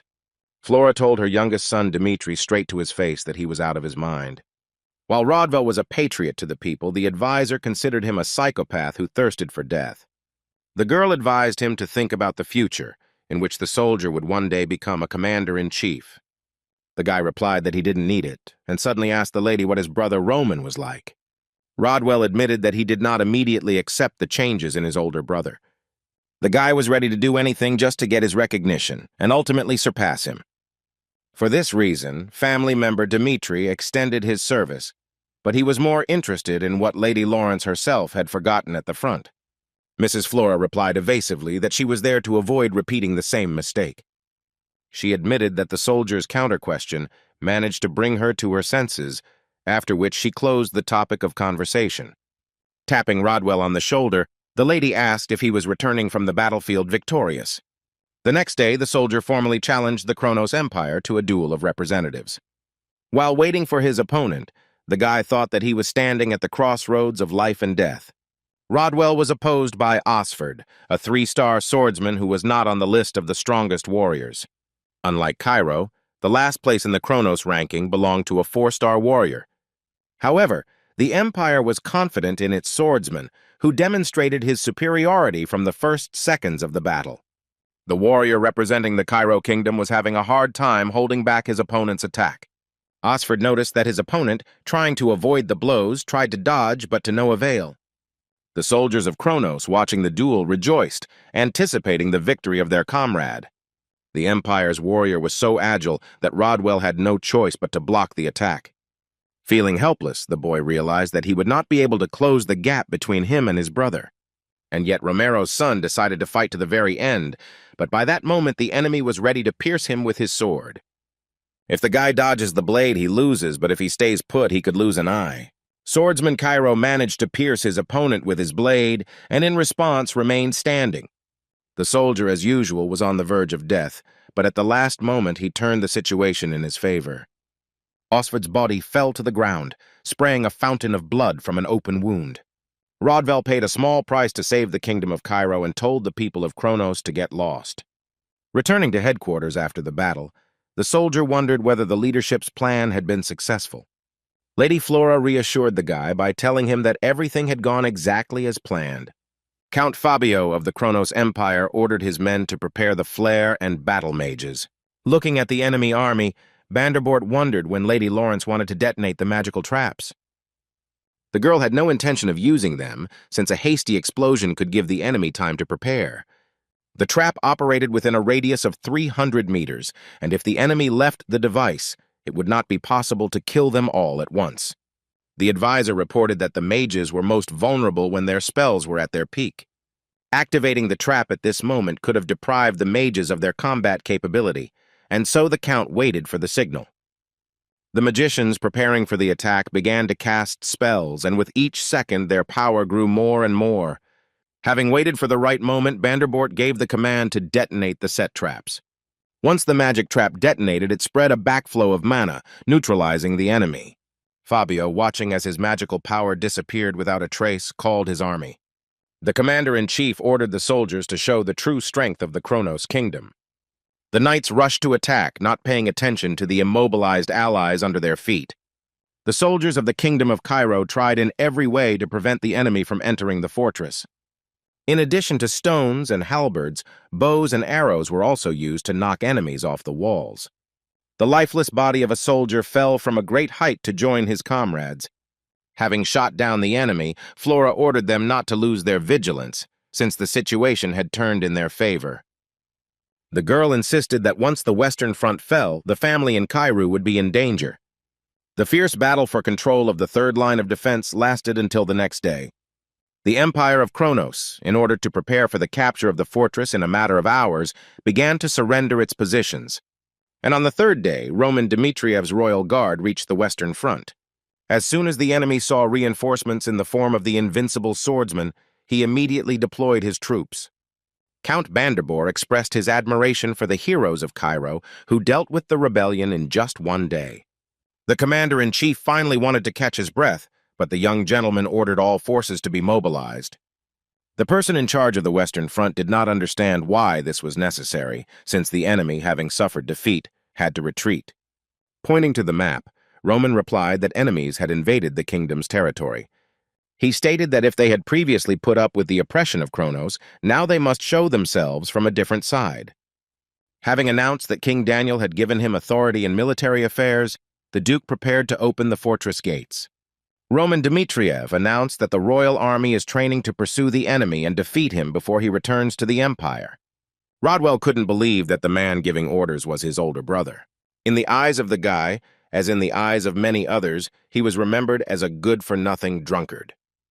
It was common to see Roman being led away dead drunk from a tavern, not to mention his fencing skills.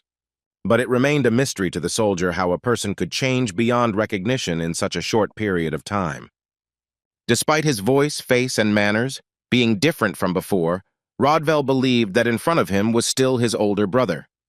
All Romero's son wanted was to raise his family's prestige on the Western Front. Everyone around thought that Rodwell would become the future Dmitri, but in reality, he was just marking time. Noel couldn't understand what benefit there was for Cairo if she caught up with Kronos' army. Lady Flora leaned towards her colleagues because raising the fortress gates was akin to a death sentence. The commander-in-chief of the Western Front stated that their duty was to protect the safety of the kingdom, not to exterminate the imperial army. Roman asked the military leadership if they really thought inaction was the best option. Due to Kronos being in conflict with the Southern Kingdom's alliance at the same time, they were unable to focus all their forces on Cairo. Vanderbort realized that if the kingdom was to no longer tolerate the empire's atrocities, he had to go after Roman. Mrs. Flora thought about Roman, who had not changed at all since the last time they saw each other. The Dmitri brothers discussed the duel of the contenders, during which, at the cost of his eye, Rodwell helped deal with the mages of Kronos. Roman praised his brother because if it weren't for him, the Western Front would not have been able to hold out until the main troops arrived. The boy felt awkward from his brother's words because he finally heard the long-awaited praise from Cairo's first sword. In his new life, Baek Chun-hyuk built relationships with the people around him and intended to get closer to Rodwell in the same way.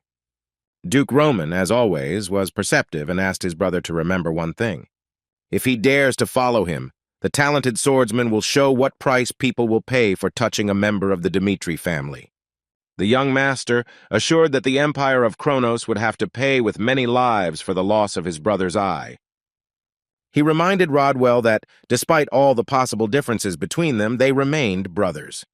Contacting Count Fabio, Baron Charlton reported that Marquis Benedict's rebellion had been a complete failure. The head of the Ministry of Foreign Affairs ordered the troops to turn around and head back to Kronos. However, Roman managed to devalue in the blink of an eye everything that his brother had achieved through hard work. The commander-in-chief was incredibly angry about the situation that had happened, but the Baron tried to calm him down. Chrono representatives stated that the empire was focused on the conflict with the Alliance of Kingdoms, and they could not afford to lose their people so easily. Roman noticed his wounded brother, whom he had heard about from his father more than once, but did not show it. Charlton urged them to think rationally, because if they lost soldiers in the battle with Roman, it would certainly affect the battles in the south. At dawn, Fabio returned with his army back to the kingdom. The assistant commander-in-chief decided to leave the soldiers for reconnaissance, but the commander believed that there was no need for this. All the count wanted was for the royal detachment to go in pursuit so that he could have a chance to crush them and the Western Front. Before Fabio could say this, the sound of hooves suddenly came from behind them. The detachment led by Miss Lawrence and Commander-in-Chief Vanderbort was racing at full speed towards the enemy army. One of the Knights of Kronos reported to the commander that an enemy was approaching them at speed. The warlord's face broke into a smile, deciding that Cairo had made a stupid mistake. Mrs. Lawrence felt that she could never become like the young master. The count got the chance he had asked for and ordered his soldiers to prepare for battle. The man demanded that the warriors kill every soldier so that the enemy would know his place. The commander-in-chief led his army towards the approaching royal guard. A few hours earlier, Roman had suggested that the empire would deploy its army. Because the enemy was spread out in a long column, they had to attack it simultaneously in the center and from the rear. Although Bronze praised the plan, he noted that dividing the forces was too risky. The young master prepared to send soldiers, including Chris, to the rear as soon as they attacked the center of the enemy column. As Duke Dmitri had predicted, the break in the column wreaked havoc among the enemy. easily gaining the upper hand on the battlefield. The commander's assistants tried to reason with their subordinates so that they would pull themselves together. The boy encouraged the Empire's soldiers so that their fighting spirit would not be broken by the unexpected attacking enemies. The Empire's warriors successfully repelled the soldiers defending the western front line. As Vanderboort had expected, the Imperial soldiers, accustomed to war, were an order of magnitude more skilled in combat. The commander-in-chief ordered the knights not to retreat, demanding that they show the enemy Cairo's will. The army of the Western Front had difficulty holding back the enemy's onslaught, which was overwhelming in its numbers. In contrast to the battle in the rear, in the center of the column, a one-sided massacre unfolded in the first part of Roman's men. The soldiers of Kronos could not believe that ordinary soldiers were using the spiritual practice of the Asura. The wars of the Dmitri family did not stand on ceremony with the enemy, leaving only a bloody trail. Rodvel, together with the squad leader, watched from the sidelines as skilled swordsmen worked. The one-eyed soldier could not believe that anyone could fight Kronos on equal terms. The guy noted to himself that Dmitri's soldiers were suppressing the army of the Empire, which was famous for its strength. Each of the young master's men only needed one swing of their sword to deal with the enemy. Rodvel also noticed that all the soldiers who had turned into real monsters were special. But what was even more terrible was that it was Roman Dmitri, his older brother, who made these people like this. His words from yesterday, which the wounded soldier did not understand, now made sense. Young Master William divided the remaining detachment in half for Rice, as was intended. The Aura Knight was ordered to immediately head to the rear with the soldiers. The ruler Dmitri will personally deal with the soldiers of Kronos who move in his direction. Following their master's order, the second group rushed into battle to even the odds. Vanderboort's warriors, having come to the enemy from behind, began to gradually give up their positions. Lady Flora asked for the commander's support, feeling that the enemy was beginning to push them back. The commander-in-chief ordered his army to slowly build a wall of shields. The soldiers of Kronos did not understand why the royal guard went on the defensive if they themselves had attacked. The soldiers holding the line had to lean their entire bodies against the shields so that there was not a single gap in the wall. Fortunately, this very moment appeared to the detachment sent by Roman Dmitri as assistants. Noticing the rushing reinforcements, the Count ordered the shields to be removed and they to go on the attack. The knight who embodied the sword of Lord Roman was preparing to radically change the course of the battle. Like lightning, Chris ran between the soldiers, cutting down each of them with his blade. Watching the knight at work from the sidelines, Lady Lawrence expected nothing less from the Duke's men. The girl knew that only Roman's people were capable of pushing back the Kronos Empire with a small force. A 3-star swordsman of the Empire appeared on the battlefield and decided to test his strength against the Knight of Aura. The knight didn't have time to introduce himself before his head, separated from his body, rolled across the ground. It was at this moment that the swordsman showed the entire empire what Roman Dmitri's men were capable of. And while the family's squad of Dmitri scattered throughout the column, in its center the first sword of Cairo raged. None of the enemy soldiers posed even the slightest threat to Roman. Count Fabio was shocked by the cruelty and incredible strength of Roman Dmitri. The commander was informed that things were not going well at that time and that they could soon be defeated. The imperial commander-in-chief naively believed that the first priority was to defeat Duke Dmitri. Like a shot arrow, Roman streaked past the enemy soldiers, heading straight for their commander. Raff was terrified by the mere thought that the young master intended to kill him. Another knight of the Order of Kronos, Captain Gustavo, appeared on the battlefield. The warrior was the only one among all who managed to stop the mad swordsman even for a moment. Roman noted that the 35th in the Kronos ranking was much stronger than Nicholas. The soldier separated his swords from his opponent and jumped back to prepare for an attack. Gustavo tried to hit the Count with multiple blows but failed. Of Aura came to his aid. But Roman Dmitri sensed the enemy and, with a circular motion, got rid of the enemy assistants. The Knight of Kronos was amazed that Roman didn't even move when the soldiers attacked him. The warrior was sure that if such a dangerous enemy was left, the outcome of this war could become unpredictable. Risking his own life, Gustavo removed his limitations to defeat the enemy. The young master couldn't help but notice that the power of energy that the soldier released was many times more powerful than that of Cairo's swordsman. The knight used innate energy, the life force that a person received from birth. While studying materials on the continent, Count Dmitri did not find a way to use this energy.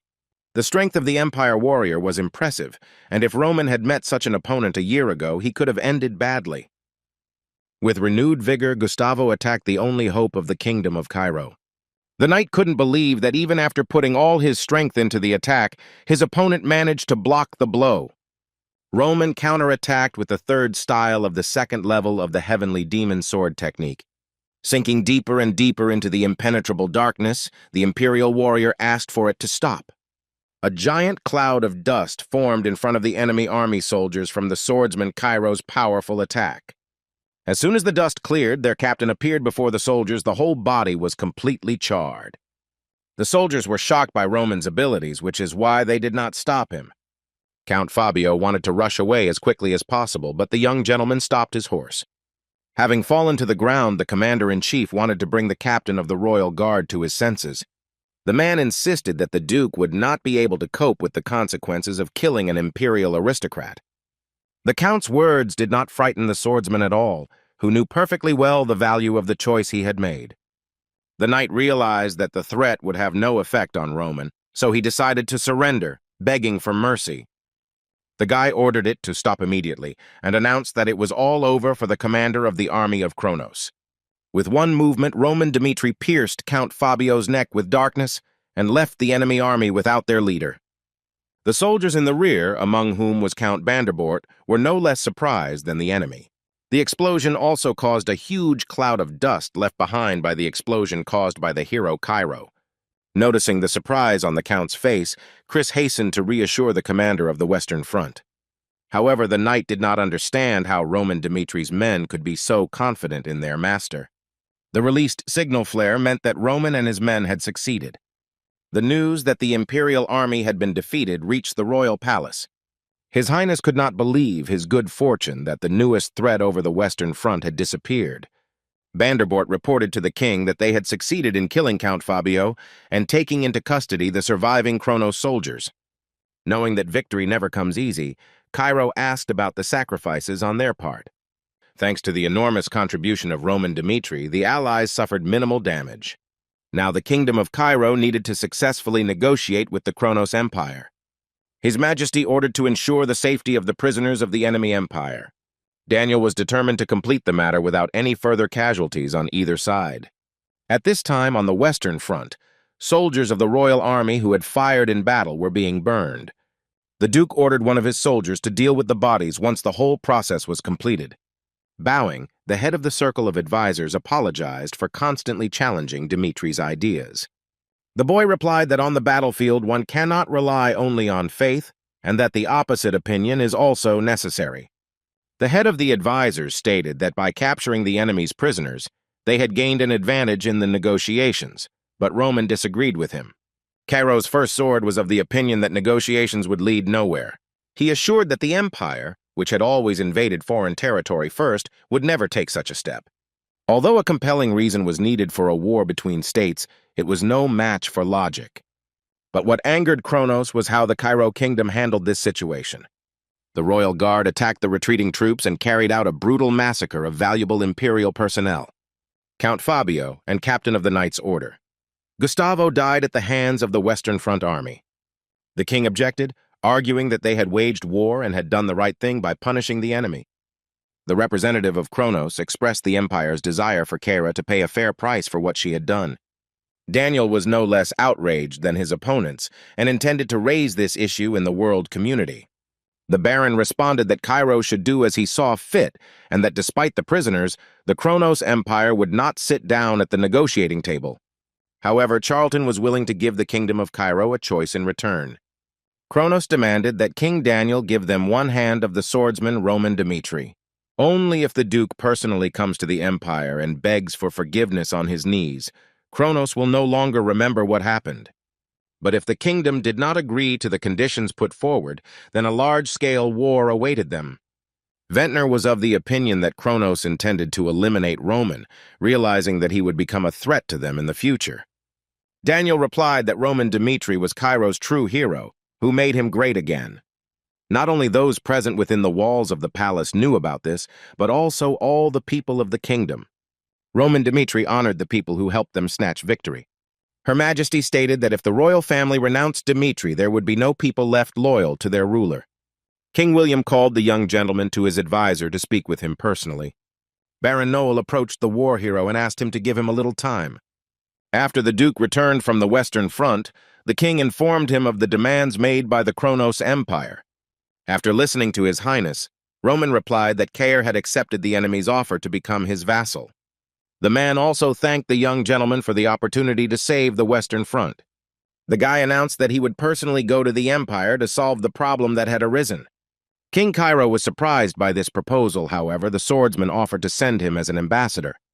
The swordsman managed to console the Baron by saying that Noel was only doing his duty. Daniel was categorically against sending the best warrior in the country into a trap prepared by the enemy. The ruler of the kingdom assured that if the swordsman came to the Empire, he would lose his life. None of the aristocrats spoke out because they believed that the life of one man was worth saving the country. The only one who wished to speak was Count Fabius, who asked the king to speak. And if there is an attack against Kronos in response, they will certainly resist it using brute force. The nobleman stated that Mr. Roman had a way to solve the problem with the Empire. The nobleman shared the king's concerns, believing that the risk was too great to send the swordsman to the Empire. According to the swordsman, all the Empire cared about was losing the war to the small kingdom, which only made the Baron wary. The aristocrat suggested sending a person there instead of Roman who could express Cairo's opinion. Dimitri's team insisted that Cairo would have to survive the war one day anyway in order to prosper. As you might have guessed, Fabius was considering his own candidacy for this role. They will have to go through another war in the form of negotiations, and the country that takes a step back will bear the brunt of the damage.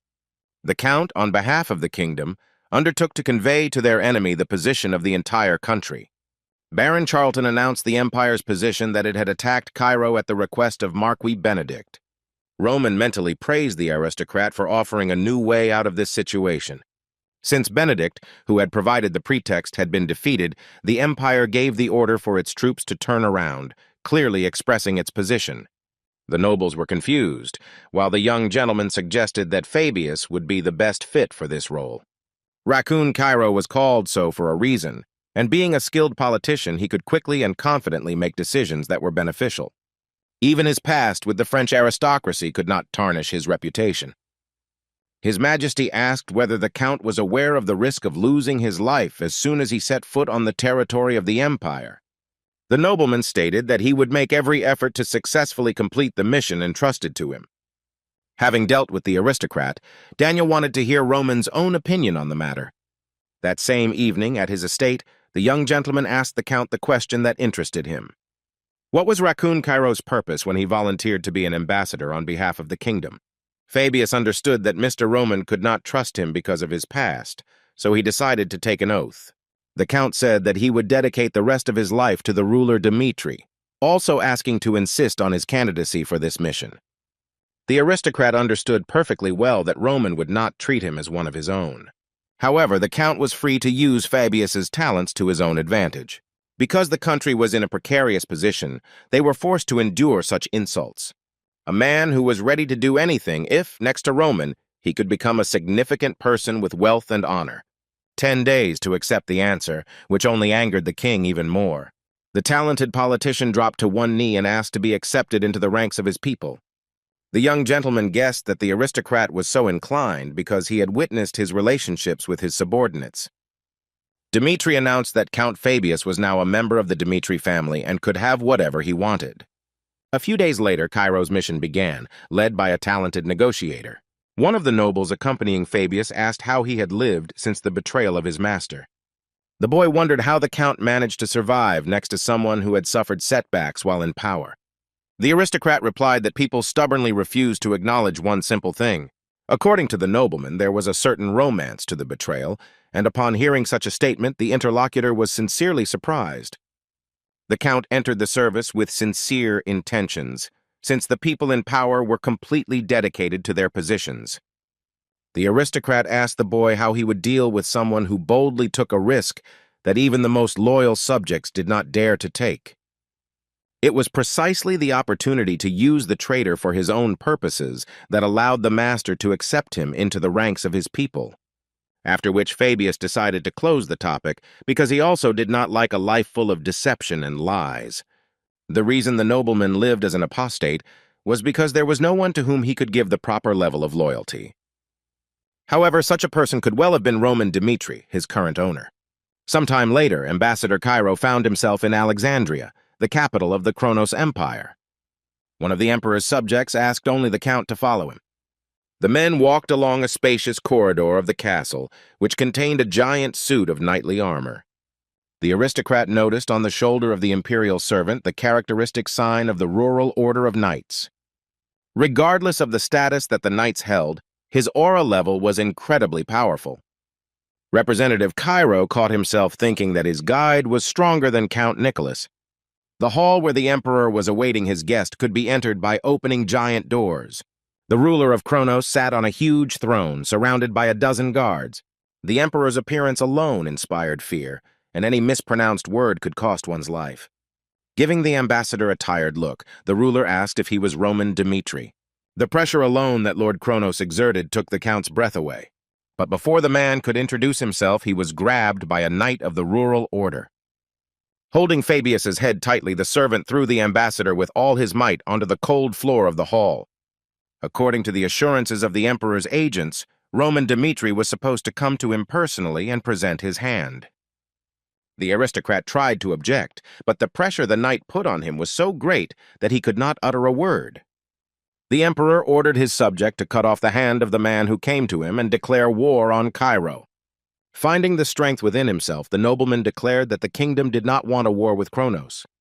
The ambassador begged to be given the opportunity to speak, after which the emperor could take not only his hand, but even his head, if he so desired. The lord declared that if Fabius's words sounded unconvincing, then he would say goodbye to his life in this hall. The count needed to show that the empire was not in a position to act rashly. Under the watchful eye of the guards, the nobleman emphasized that the empire did not have sufficient grounds to intervene in the war. The 5 kingdoms, excluding Valhalla, expressed their agreement with Cairo's position.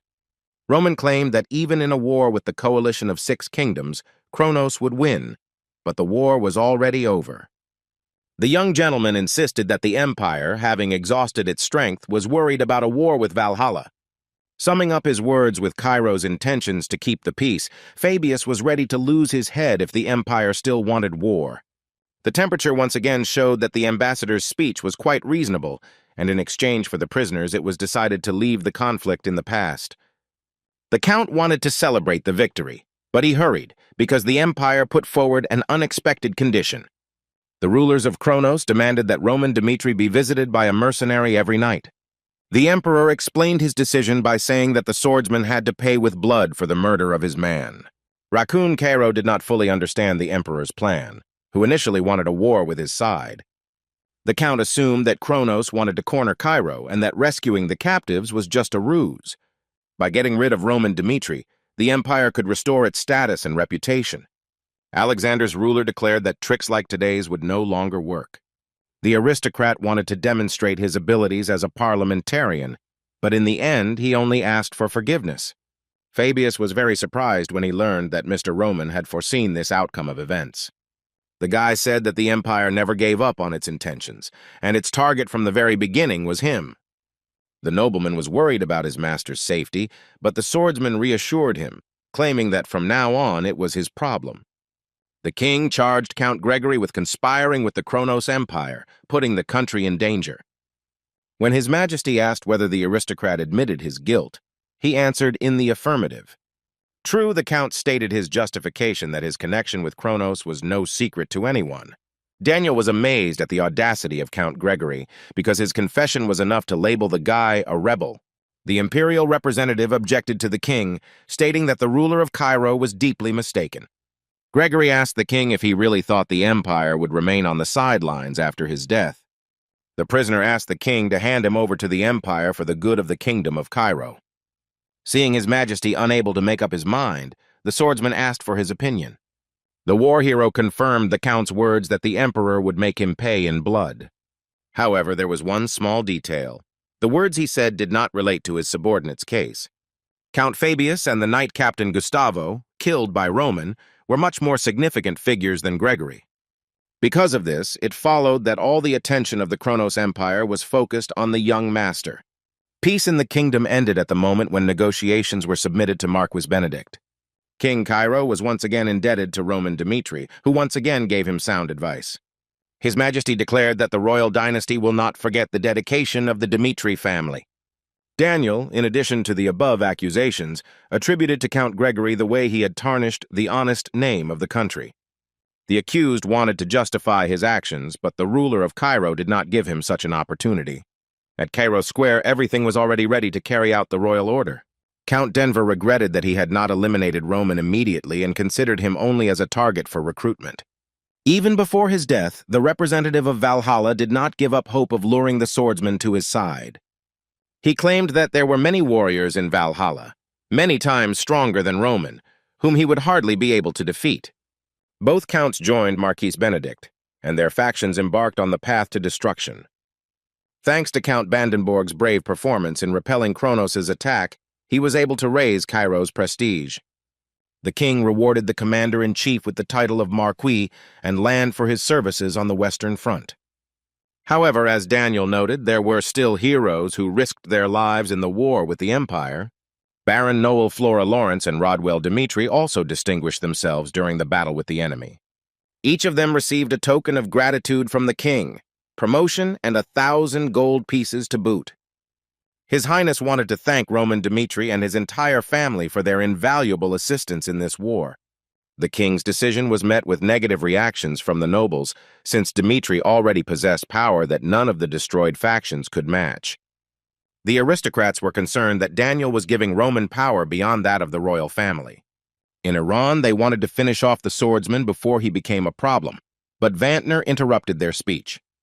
The royal advisor reminded that their country had already once caved in to traitors when the government acted for its own benefit. Whether those around him liked it or not, His Highness supported the opinion of his servant.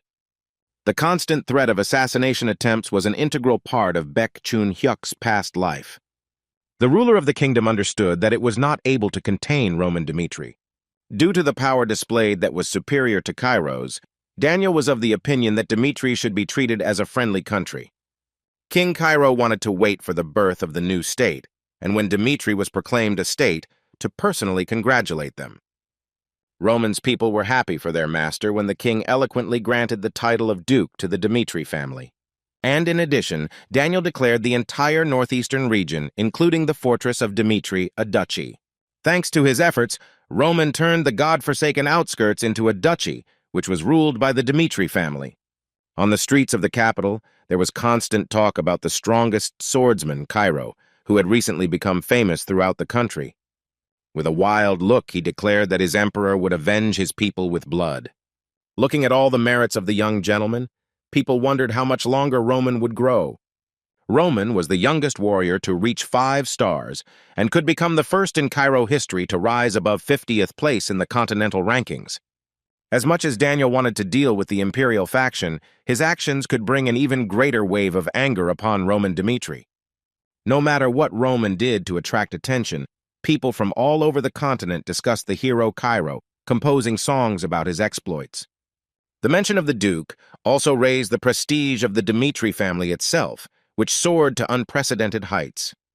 However, it was worth thanking the owner of one estate in the kingdom for the rumors that spread across the continent. The master's servant reported that outside the country, people, if they had not heard of Cairo, knew absolutely everything about Mr. Roman. The assistant assured that the plan was perfect, but it was not enough to achieve the goal. It took 2 years for the baron's humble family to become a duchy, but the rumor mill's target was the entire continent. Duke Dimitri stated that even if Daniel Cairo executed the count, he would not change anything. The master intended to make people across the continent idolize Roman Dimitri. Henry Elbert, who wanted the swordsman to become a hero of the continent, believed that their meeting was destined for him by fate. The guy, by sparking interest in Roman's achievements in people, also raised his own authority. After attending the Royal Academy, Henry was given the chance to teach children from distinguished families. Just one lecture by the guy created an unprecedented sensation within the walls of the educational institution. The relatives were proud of their family member and recently stopped worrying about the financial situation. The king sentenced the rebel who had endangered the kingdom to death. Professors from Cairo Academy expressed their admiration for the way Elbert conducted his latest lecture. The story told by the boy made the teacher cry and look at the world in a new way. Listening to how valiant soldiers gave their lives on the Southern Front, the professor wondered why they did not think about gratitude. It was at this moment that Henry Elbert had an epiphany that changed the course of his life. The guy emphasized that Gustavo was only in 78th place in the continental ranking. The aristocrat realized that people honored them because they had the opportunity to observe Roman Dmitri through him. All he had to do was contact the king instead of the legendary swordsman, and people began to consider him a great man. With one foot in the grave, Denver tried to reach the Duke, assuring him that the conversation with Valhalla was not yet over. The Elbert's son believed that this was not due to stupidity but because it was human instinct. Even the threat that relations with Valhalla would be disrupted did not frighten Roman at all, because he was just waiting for this moment. Almost everyone, looking back at history, wondered how exactly the heroes whose names were known throughout the world were able to earn such fame. Before the noose around Denver's neck tightened, he called the swordsman a fool for turning two giants of the continent against him. It was all because of people like Henry who spread the word about the heroic deeds of living legends. From then on, Elbert found his calling in reporting to the world about the young master's achievements. Despite the fact that the guy was not at all close to Roman, for the sake of his comfort, he decided to spread the word about him to the masses. After several long years spent at the academy and in service, Rodvel finally arrived in his native lands of Dmitri. Walking along the streets of his hometown, the guy first of all looked into the nearest tavern. As always, the place was filled with a buzz of conversation, with a variety of stories to be heard. Miners Dmitri expressed gratitude to Roman for equipping the mines with magical artifacts. Almost every second person raised a glass to the young gentleman who cared about his people. Clearly hearing everyone around him praising his brother, Rodvel realized that there was no longer any room for him here. Because Roman took away his intended place in society, the guy strayed from the true path. He had to make a choice, either stay or go back to the West. Romero summoned his sons to him, not just like that, but on the issue of inheriting the family line. Father reminded that in a couple of days a new beginning awaits Dmitri in the form of the duchy. This meant that their sons would have a great responsibility and duty. In connection with this, Baron Dmitri wanted to choose an heir for the future duchy. Rodwell, before his father wanted to continue his speech, expressed a desire to say something.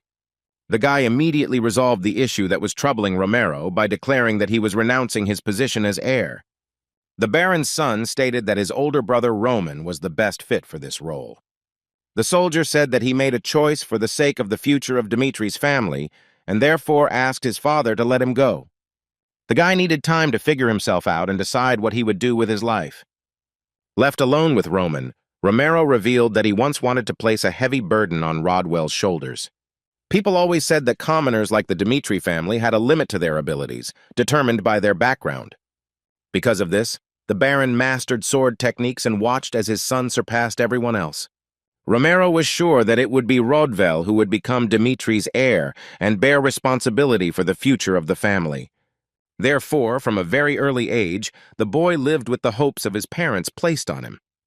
However, today the father wanted to tell his son that he had dedicated his whole life to his family and that he would not be able to take the place of the heir. The Baron felt guilty towards Rodwell, but at the same time he did not think that he had made the wrong choice. Romero was sure that for the sake of the future of Dmitri's people, Roman had to become the heir. The father, despite the decision he had made, wanted to ask his eldest son for one favor. He asked the future governor of the county to take good care of the marriage, which had lost a lot. This was Romero's last request before Roman officially took over the family.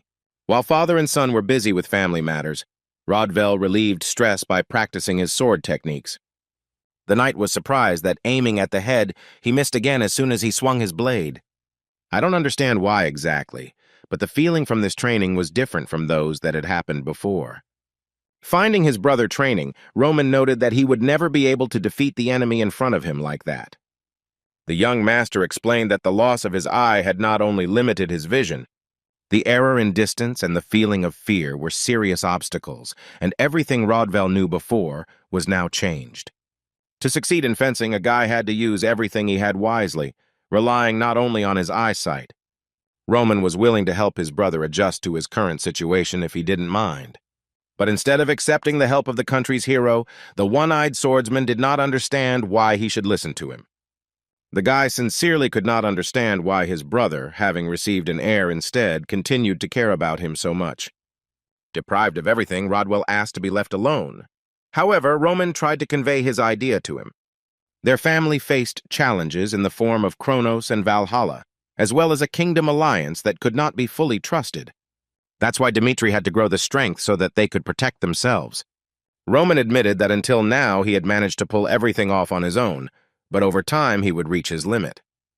If the Empire tries to attack Dmitri again, the young master will be forced to go to the battlefield.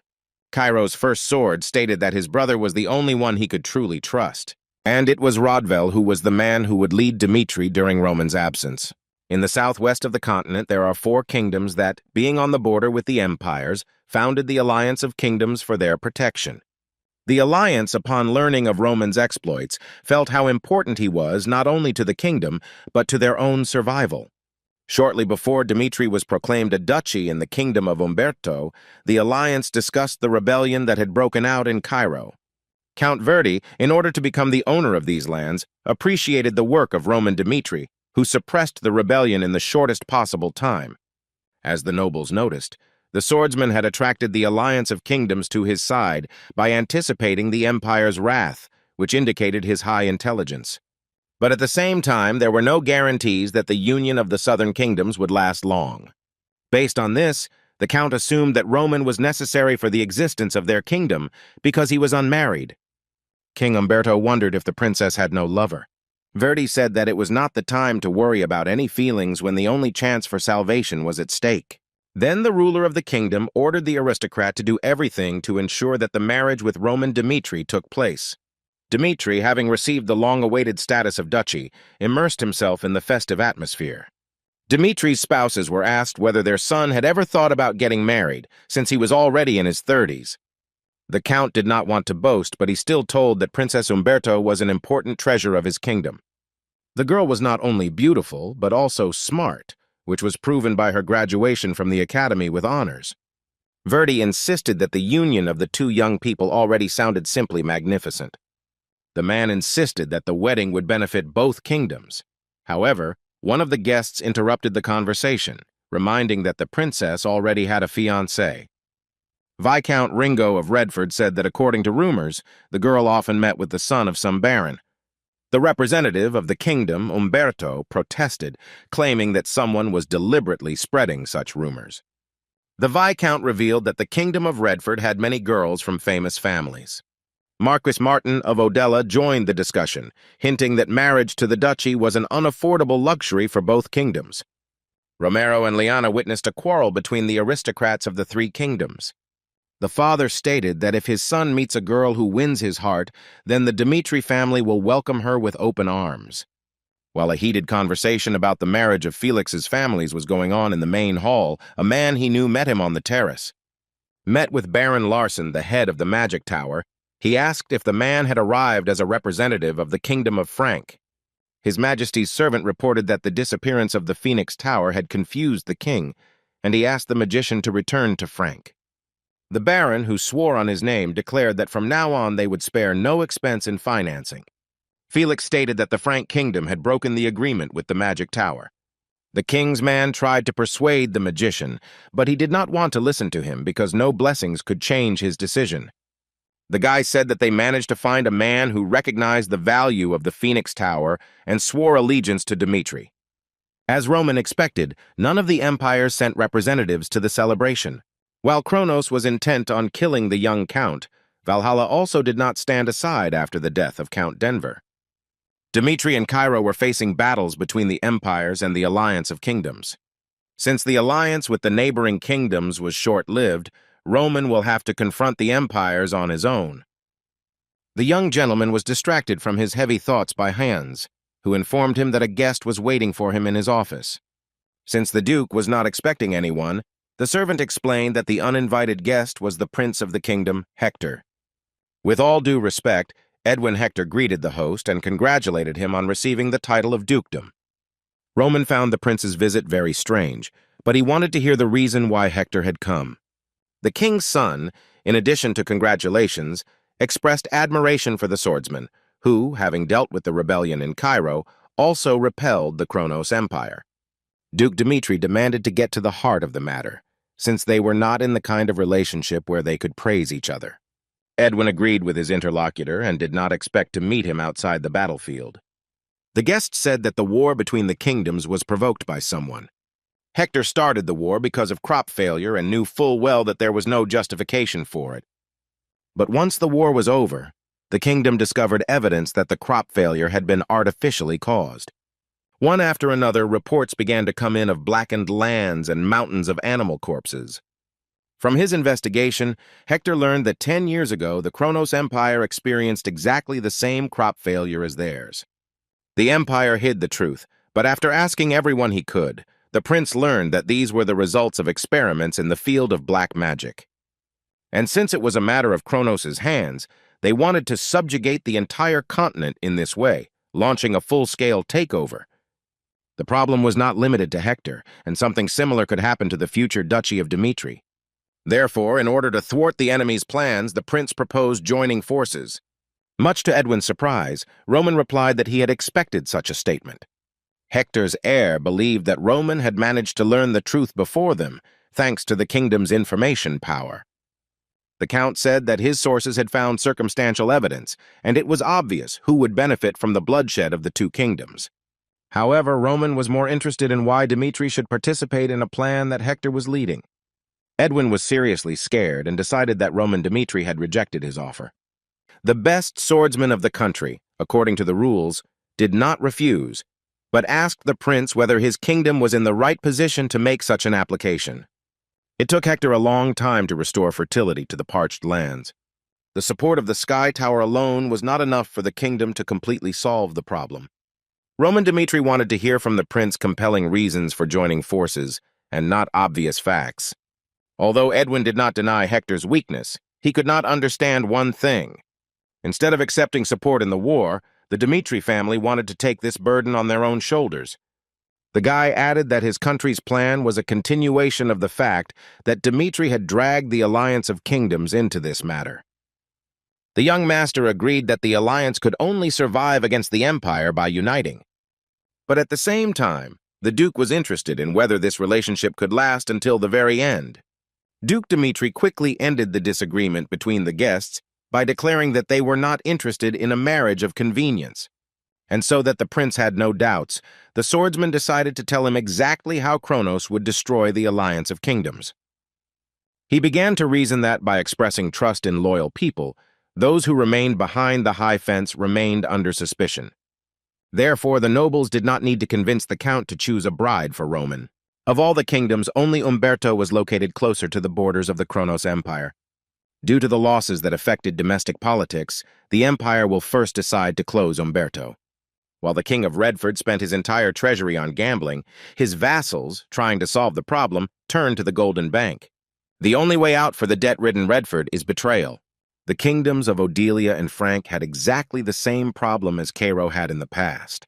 Cairo has restored stability by rooting out the aristocratic and imperial factions, but it is unlikely that the Alliance kingdoms will do the same. All 4 kingdoms of the Alliance had enough weaknesses to bend to the empire. The same was true of Hector, and the king's son could not help but admit that this was the very truth. Roman saw the sincerity of Hector, who, unlike others, wanted to take revenge on the Kronos Empire, and this was a good enough reason. Roman was interested in the question of whether the current kingdom with its surroundings had any value. When asked why Dmitri should join forces with Hector, the prince himself did not know. The guy said that the kingdom would begin to collapse from within, following the inevitable path of collapse. The king's son agreed with the opinion that the kingdom did not deserve to be led by the plan, but even taking this into account, he did not give up on revenge. Edwin stated that the war was a battle of attrition, and that even an army like Dmitri's would need cannon fodder. The boy promised that Hector would always be at the forefront to pave the way for the Allies' army. and in his opinion, an alliance with Hector, who had a clear goal, suited the Dmitri family better than an alliance with the hypocritical alliance. Duke Roman asked Edwin to remember his words, as it was a promise he had to keep. As he was leaving, the prince said that he had met the swordsman on the battlefield, and for the first time realized that there are situations in life that cannot be influenced. Locked in the Sky Tower, he worked tirelessly to become like the hero Cairo. As the young gentleman watched his guest leave, he noticed that he had become much stronger since their last meeting. An explosive magical force was bursting out from the prince, the presence of which could be easily felt by those nearby. It was only through Edwin Hector that his kingdom deserved to take its place in Romanus's future plan. A few days earlier, over a game of chess, Lady Flora had told of the battle that had unfolded in Cairo. Edwin stated that this was due to the necromancer's superglue, a black magic that was not supposed to touch humans. The girl told how Roman Dmitri went to Benedict's castle to deal with the rebels. The swordsman's decision was risky because if the battle dragged on, the imperial faction would join the rebellion. The man countered that the Duke's decision was backed up by the magical Phoenix Tower. Lady Lawrence's chess partner asked her what she thought of the decision to open the castle gates. Mrs. Flora believed that there was no need to endanger the Western Front, with which her interlocutor agreed. However, he was interested in Roman's confidence that the son could defeat Captain Gustavo. The teacher explained that war was an experience that could not be acquired from books, and that even risky decisions could turn out to be brilliant moves. The girl was surprised at the statement that this war was played out by Roman's personal forces. The old man insisted that there was a fine line between courage and recklessness, and put his opponent in checkmate. The lady was walking in the garden when her father called out to her and started a conversation about education. The Viscount admitted that although he supported the teaching of strategy, he did not understand the reason for it until an incident on the Western Front. Mr. Lawrence could not go a day without the trilogy, fearing that something might change with his daughter. He insisted that Flora return to Lawrence for her own good. Having been at the front, the girl could no longer watch as the Kronos Empire destroyed homes and families on Lawrence's lands every time it crossed the border. The advisor was ready to gain as much experience as possible by the time the war came. That's why the girl said that she was going to join Roman Dimitri's army. Knight Chris, Lord Roman's loyal sword, was curious about what he would do with Lady Lawrence. The young master did not deny Lawrence's importance, but whether or not to accept her into the army was a completely different matter. Count Dmitri gave the girl a week in which she had to prove that she was fit for the army. If Flora proves herself during the training, Roman will officially accept her into service. Early in the morning, the young master's soldiers began their day with an hour-long jog. Lady Flora, who had already had time to assess the loads during training, also ran after the warriors. For Miss Lawrence, who is not used to physical activity, the end of this workout was a dream come true. The entire squad, except for the new girl, stubbornly followed the teacher, who was Chris. The warriors left the forest, but the training did not end there, as the Aura Knight ordered them to climb to the top 10 times. Roman's men, gathering their will into a fist, rushed after the coach, leaving Mrs. Lawrence behind. The girl, catching her breath, understood that she had no other choice but to run. Chris was adamant that when fighting the enemy, you couldn't be in better shape, so you had to push yourself to the limit every day. Regardless of the position held, physical training was required by everyone without exception. Regardless of any landscape that appeared before him, the warrior had to stand to the last on his own 2 feet. Lady Flora understood that the words spoken by the swordsman were a stone in her garden, even though she had honestly completed the training. The basic training took 2 hours, one for warm-up running and the other for climbing the mountain. Aura Knight announced was sword sparring. On the battlefield, efficiency in reaching the physical limit was very important. According to the trainer, the real war began when fatigue gripped the soldier's entire body. During the breaks between battles, Mrs. Lawrence lay in the shade of the trees, trying to recover. The girl wondered if it was really for Roman soldiers this was a daily training session. Despite the high standards set by the training, the soldiers did not show even the slightest bit of dissatisfaction. Looking at the students who were overcoming their strength, the new girl felt the enthusiasm burning within them. However, Flora did not panic and decided that she could get used to the training gradually. The lady, looking at Roman's people, also had no intention of giving up so easily and intended to achieve her goal. A few days later, Chris reported to Count Dmitri that despite her lack of stamina, the girl was serious about continuing her training. The knight said that Flora was a good bowman but weak in hand-to-hand combat, which she should pay special attention to. During tactical training that began on the third day, Lawrence's team won 9 out of 10 times. The trainer, Roman's personal army, handed him a scroll with the soldiers' achievements. While studying him, Duke Roman asked his subordinate whether, in his opinion, Dmitri needed a girl. Chris answered without hesitation that the duchy needed a valuable asset like Flora. Half a month has passed since Roman suppressed the rebellion and Dmitri became the duchy. The innkeeper rushed headlong down the street in the hope that there were at least some food left. Thomas ran so fast that he crashed into a man passing by, not noticing him on his way. The woman with a cigar in her mouth asked the innkeeper to watch where he was rushing from now on. Thomas saw the stranger's stern gaze and immediately asked for forgiveness for his actions. Hidden from prying eyes, the commander of Kronos announced that he would put the plan into action that night.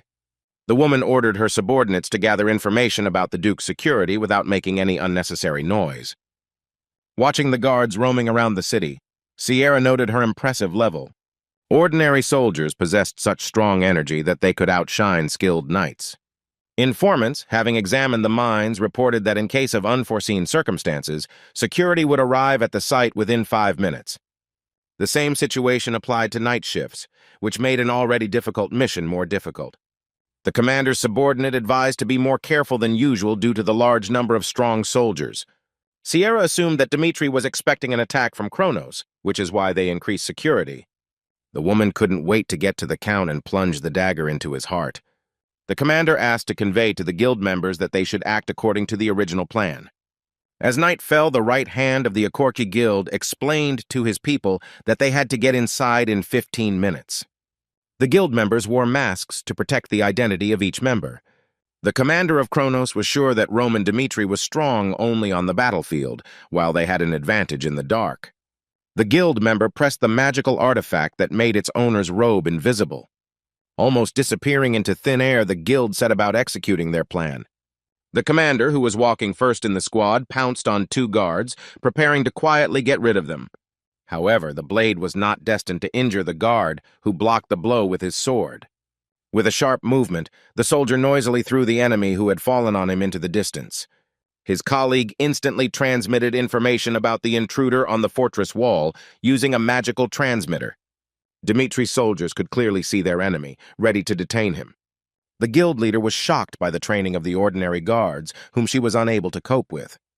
The guards, announcing the appearance of an enemy within the walls of the fortress, took Sierra's charges by surprise. Turning to the guild members, the woman ordered them to deal with the guards as quickly as possible and retreat. A stranger suddenly came out to the criminal, who knew her by name, but the Akorki participant saw him for the first time. Tearing off the mask from his face, the guy introduced himself as Lucas, the head of the Hao clan. Sierra had heard about the information guild that operated in Cairo.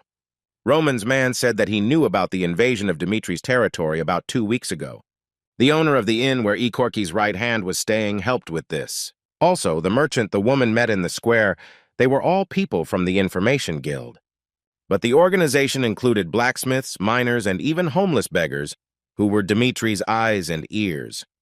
Listening to Lucas's story, the captain came to the conclusion that if she stayed here a little longer, she might lose her life. The captain was helped by members of the guild, whom she had not ordered to clear the way.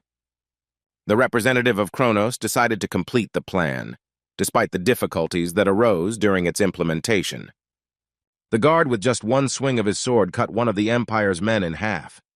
Captain Sierra was stunned to see one of her subjects killed right in front of her. Having gotten rid of one of the opponents, the head of the Information Guild gave the remaining enemies 10 seconds. In the time allotted by Lucas, the people of Kronos had to explain why they should be left alive. The woman stated that victory would still be theirs, since Ekorsh contained another true sword. The squad leader claimed that he had already penetrated the fortress and killed Roman Dmitri. Grabbing the criminal by the face, Lucas forcefully pushed her to the ground, causing the back of her head to break through the stone floor. With a look that was so scary that it was creepy, the mercenary asked if Sierra had any newer information that they didn't know. The guy said that if the captain had nothing to add, then all she could do was die. Having dealt with the members of the Akorchi Guild, Lucas ordered the surrounding area to be cleared and the courtyard to be surrounded. When the guard asked if he should visit the estate, the guild leader asked the guards to give the master the opportunity to have some fun. At this time, a special class assassin known as the Assassin Guild Sword Ilya had already infiltrated the Dmitri family palace. Despite her appearance, the girl, having completed all 9 orders, the targets of which were big shots, had the ability to rip the skin off her fat. Ilya was looking forward to her 10th order, which became a hero who became famous throughout the continent. The girl used a familiar in her work to scout out the situation. Using the mouse as a guide, the mercenary, having penetrated the Duke's chambers, determined from his breathing that he had fallen asleep about an hour ago. The sword of the Akorchi Guild considered Roman stupid, who, having given himself over to sleep, did not even suspect what awaited him. Once in Roman's bedroom, the girl used a holding spell to immobilize her victim. With her blade drawn, Ilya naively believed that her mission was almost complete. The young master opened his eyes and asked the mercenary if she had analyzed his breathing. However, the girl quickly came to her senses and, ready to finish what she started, attacked Roman. And all the young master did at that moment was simply flick the tip of the dagger. Surprisingly, just one slight movement was enough to spin the killer. After struggling to stop, the assassin was impressed that the Duke had accomplished such a feat using only one finger. As soon as the swordsman was hit, Ilya felt a powerful aura that suppressed everything around her. The guild member froze at the sight, which was an unforgivable mistake for her. The next second, Mr. Dmitri's sharp blade instantly chopped the girl into many pieces. The hired killer, greatly frightened, screamed and, backing away, almost fell. Touching herself, the girl became convinced that she was safe and that everything that had happened was just an illusion. After leaving the bed, Roman stated that, for a murderer, Ilya had made too much noise. The Duke cut off the criminal's hand with the edge of his palm, and she burst into a monstrous scream. Having taken out the flash bomb, the girl prepared to run, resigned to the fact that the mission had failed. As soon as the Akorchi Guild sword activated the bomb, Roman's rooms were filled with bright light. Rushing through the dark streets of the city, Ilya left bloody footprints on the cobblestones. The assassin was convinced that even with the guild members, there was no hope of the mission being successful. Peeking out from around the corner, the girl, having discovered one of Roman's men, suspected something was wrong. In an instant, the knight rushed past the 2 mercenaries, striking them with his blade. According to the guild's plan, they were to avoid meeting Chris, who was nicknamed the Light of Cairo in their favorite ways. Hiding, the girl could not believe that Duke Dmitri and his men had guessed about Akorchi's plan. Having dived back into the alley, the girl had to take a detour, previously scouted by the guild. However, the wounded Ilya could not imagine that she knew about this ward of Mr. Romanov. Kevin, one of the Duke's most dangerous and cruel men, was already waiting for the girl. The swordsman, who had already finished off the girl's colleagues, was afraid that she would escape another way, and they would not meet. The knight looked at Ilya with a mad look, asking if it was Roman who had taken her hand. The assassin had no choice but to fight if she still wanted to survive. The one-armed girl jumped up from her spot and flew into the air and attacked the soldier from above. When she landed, to her surprise, she discovered that she had missed, and the enemy was already on the other side. Moving just as fast as Chris, the mad demon Cairo seriously injured Ilya, cutting off her leg. The guy said he would cut the girl off piece by piece while she was still breathing. He sympathized with her fate, since Mr. Roman had not given the order to leave the killer alive. Looking at her executioner, the guild member realized that they should not have taken on this task. A week had passed since the assassination attempt on Count Dmitri, but some of the enemies were still alive. The names of the high tower, far from prying ears, were heard the heartbreaking cries of Elijah. The girl, who had held out for so long, could no longer bear the torture and said that she was ready to tell everything she knew. Crippled by Lucas, the assassin begged her tormentor to put her out of her misery. However, to the captive's great regret, the guy said that they were not planning to kill her yet. He explained that the marks of torture left on the body were an example of retribution for the crimes they had committed. Grabbing the captive by the head, Lucas ordered her to drink from the bottle, but the girl had no idea what was in it. Left with no choice, she drank the potion, wondering if it was medicine or poison that would end her suffering. Throwing the bottle on the floor, Roman's man reported that his master had left for the Kronos Empire a week ago.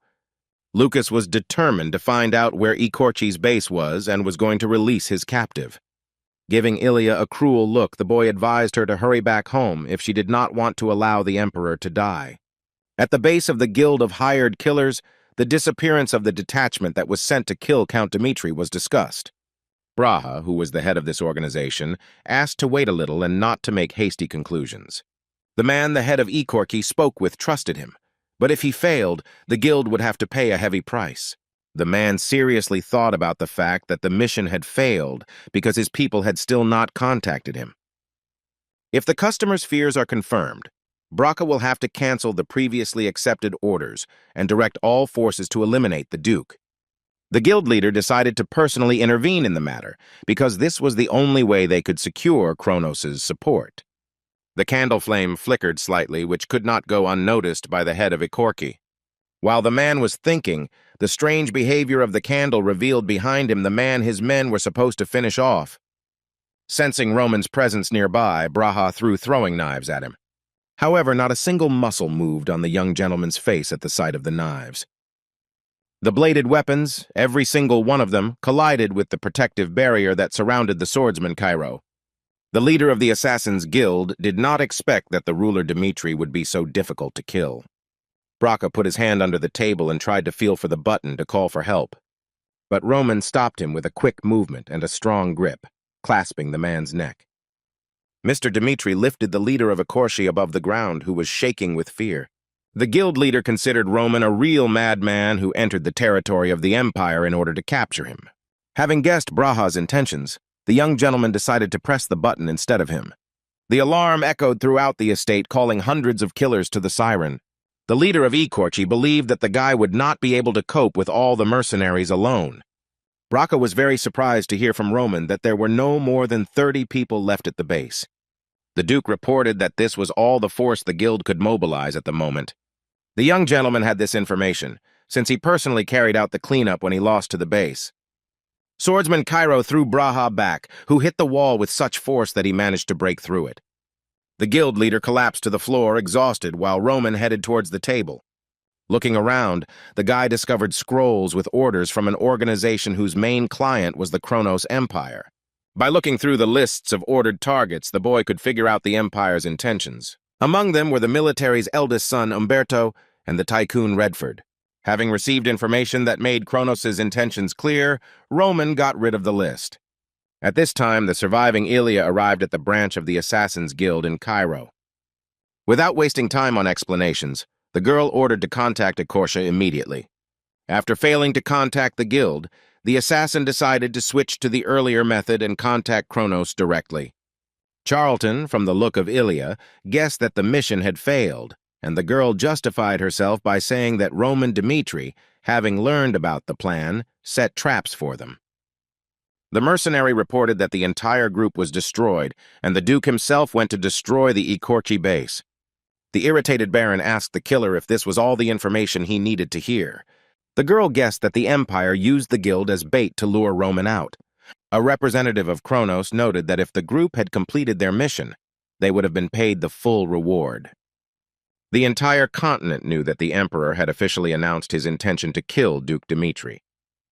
The Empire valued its reputation, decided to play it safe, and was grateful to the mercenaries for the work they had done.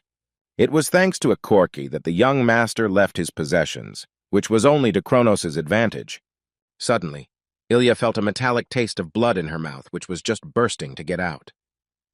The next moment, the girl was already vomiting blood, not understanding what was happening to her. However, later she remembered how Lucas gave her an unknown liquid to drink while keeping her captive. The guy specifically used a slow-acting poison to lure the mercenary into talking to Kronos. One of Ikorchi's best assassins realized that Roman Dmitri was more dangerous than the Empire imagined. But, looking at the Baron's smug face, the girl decided to hide the truth from him. Ilya fell dead in front of Charlton, who showed no sympathy for the mercenary. One of the Empire's finest assassins met her miserable end at the Dmitri family estate. The end also came for the Mercenary Guild, whose Ikorchi base was ablaze with bright flames. Whatever Kronos' plan, Roman Dmitri himself carried out his plan, leaving them with a resounding message. Feeling a whisper in the forest, the young master sensed the presence of strangers and ordered them to show themselves. Hidden in the shadows of the trees, more first-class assassins sent by the Empire were watching. Having fulfilled Roman's request, 3 completely bandaged strangers came out to him. Swordsman Cairo, after assessing their appearance, came to the conclusion that they were shadows that had grown by devouring the darkness of Kronos. As the young master had expected, the Emperor used the most dangerous force to kill him.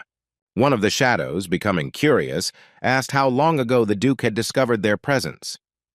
With a smile on his face, Roman replied that he knew about their presence from the very beginning of the surveillance. The very next second, all the shadows of Kronos that had been pursuing him appeared on Duke Dmitri. The strongest swordsman, Cairo, cut his enemy in half with one blow of his darkness. To his surprise, he found that the 2 halves of the shadow had reunited into one whole. The young master, realizing that normal attacks wouldn't work, came up with stronger techniques. Using lightning, Roman used his blade to pierce one of the assassins with a bolt of electricity. The swordsman did not know the nature of this side of the force, which could not be affected by any technique he knew. Once, back in Murim, when he was still Chunhyuk, the boy experienced something similar. Creatures that sucked the power out of the living were considered black magic here in this world. The subjects of Kronos wanted to do the same to Roman, depriving him of his abilities. However, the ruler of Dmitri was not one to like to lose and intended to trample evil, thereby rising to the top of the world. Gathering all his strength into a fist, the Duke began to shower the shadow with powerful blows, fighting it hand to hand. The shadows, considered dangerous killers, disintegrated into small liquid pieces. Raising his foot, the ruler Dmitri trampled the drop left by his enemy. Looking at Roman, whose aura enveloped everything around him, a shadow was created by the question of how he managed to stop the regeneration. The only thing that could resist black magic that used the aura of darkness was divine power. When the shadow bodies gathered together, they could not escape physical attack. Also, when taking on an incorporeal form, the shadows left behind a barely noticeable trace of mana. Dispersing like smoke, they returned along the connecting links of mana. All Roman needed to do was destroy the chain that gave the killers incredible power. In order to destroy a small portion of the mana, the Duke had to use all his strength. The young master used the demon's blood tears technique, easily knocking the enemy to the ground. The martial skills of the demonic sect, which relied solely on strength, were popularly called devilish skills. Even such skilled killers as the Shadows were unable to defeat Roman Dmitri, so they admitted their defeat. The survivor from the Shadows tried to hide from the enemy as quickly as possible, which turned out to be more dangerous than they expected. The hired cold men, having studied Roman's past battles, developed a plan taking into account the possibility of his strength growing. Until the very end, Shadow could not understand how the young master was able to defeat their entire squad. Unexpectedly for himself, the killer stopped, feeling pain in the lower part of his body. Turning around, the mercenary could not understand until the very end what had happened to his legs, which lay severed next to him. With a cold, hard look, Roman Dmitri approached the immobilized enemy. Shadow looked at the swordsman Cairo in horror and came to the conclusion that he had dealt with the rest of his colleagues. Having handed the mercenary a magical item, the guy ordered him to contact the Empire and report what had happened. After contacting Baron Charlton, the Shadow stated that the plan had failed. They were not prepared to fight Roman Dmitri. The killer reported that he had used about 20 demons, but none of them were able to injure him. He also reported that their shadow abilities were ineffective, and the victim was still hiding his true strength. The Kronos man conveyed his admiration for Romero's son, who destroyed the Akorchi base and also eliminated all the shadows. The Baron agreed that their plan had failed, but stated that the Kronos Empire had no intention of surrendering. Charlton was not concerned about failures and was determined to send assassins after Roman until he breathed his last. The man wondered how much longer a mere mortal could withstand the onslaught of the Empire alone. The swordsman, in turn, wanted to warn his interlocutor and grabbed the last surviving demon. Squeezing his neck with force, Roman Dmitri got rid of the last squad of black magic mercenaries. As the boy assured him, somewhere in the estate there was a deadly poison that would be used on the Baron. The young gentleman tried to dissuade Charlton from starting a war, since he was also good at secret assassinations. Roman was eager to see the imperial subject's face when he found the gifts prepared for him. Charlton ordered every subordinate to immediately search every corner of the estate. The baron's servants found no traces of entry, but they did discover a mysterious vial in the warehouse. Charlton, upon seeing the gift left by Roman, assumed that there was a deadly poison inside it. The master, in order to protect himself, ordered the crew to be prepared, intending to visit Behemoth. The Behemoth magic tower specialized in poisons and was considered the best in the art of creating antidotes. The magician Matteo was interested in the specimen brought because the poison had no color or smell. The baron demanded that the idle chatter cease and that they check whether the poison could be neutralized. To do this, the potion master decided to test the liquid on a test subject. As soon as the transparent substance hit the man's face, he screamed, begging for mercy. The magician used the poison healing technique on the test subject, confident that it would work. Matteo was surprised when the antidote didn't work, unable to determine the cause.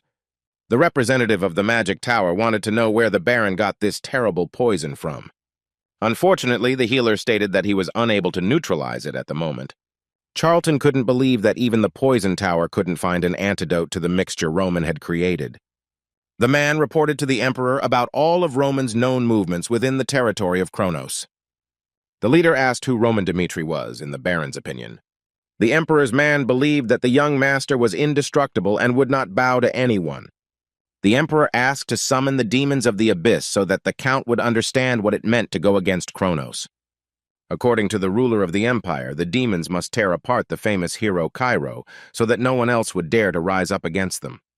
Charlton pledged to carry out his master's orders to finish off the Duke once and for all. Roman knew that even with the help of magical power, it would not be easy to neutralize the poison he had obtained. This poison belonged to the Tom family of Sichuan, who owned thousands of deadly Marima poisons. After the young master's gift, the Kronos Empire will act more cautiously. The Count was confident that his answer to murder with murder would cause the Empire to refrain from action so as not to harm them. But all these were only temporary measures that delayed the inevitable moment of the onset of war. Count Dmitri, after the events that took place the day before in Kronos, received an invitation from Valhalla. The swordsman was invited to the festival, and if 3 months later, the day before the festival, he did not arrive, then Valhalla would regard this as a refusal of the invitation. According to Chris, the 12th sword of the Barbossa continent hinted at official revenge for the murder of Count Denver. Barbossa was a 6-star swordsman and 6th in the Valhalla rankings. Roman Dmitri noted how the approach and methods of the empires were directly opposite. While Kronos was going through mean and vile ways to get rid of the Duke, Valhalla was straightforward and open about her actions. The Knight of Aura was of the opinion that it was not worth responding to the Empire's invitation, since from now on, Dmitri's safety was the most important thing. Your master has agreed that refusing Valhalla's invitation will not cause any problems.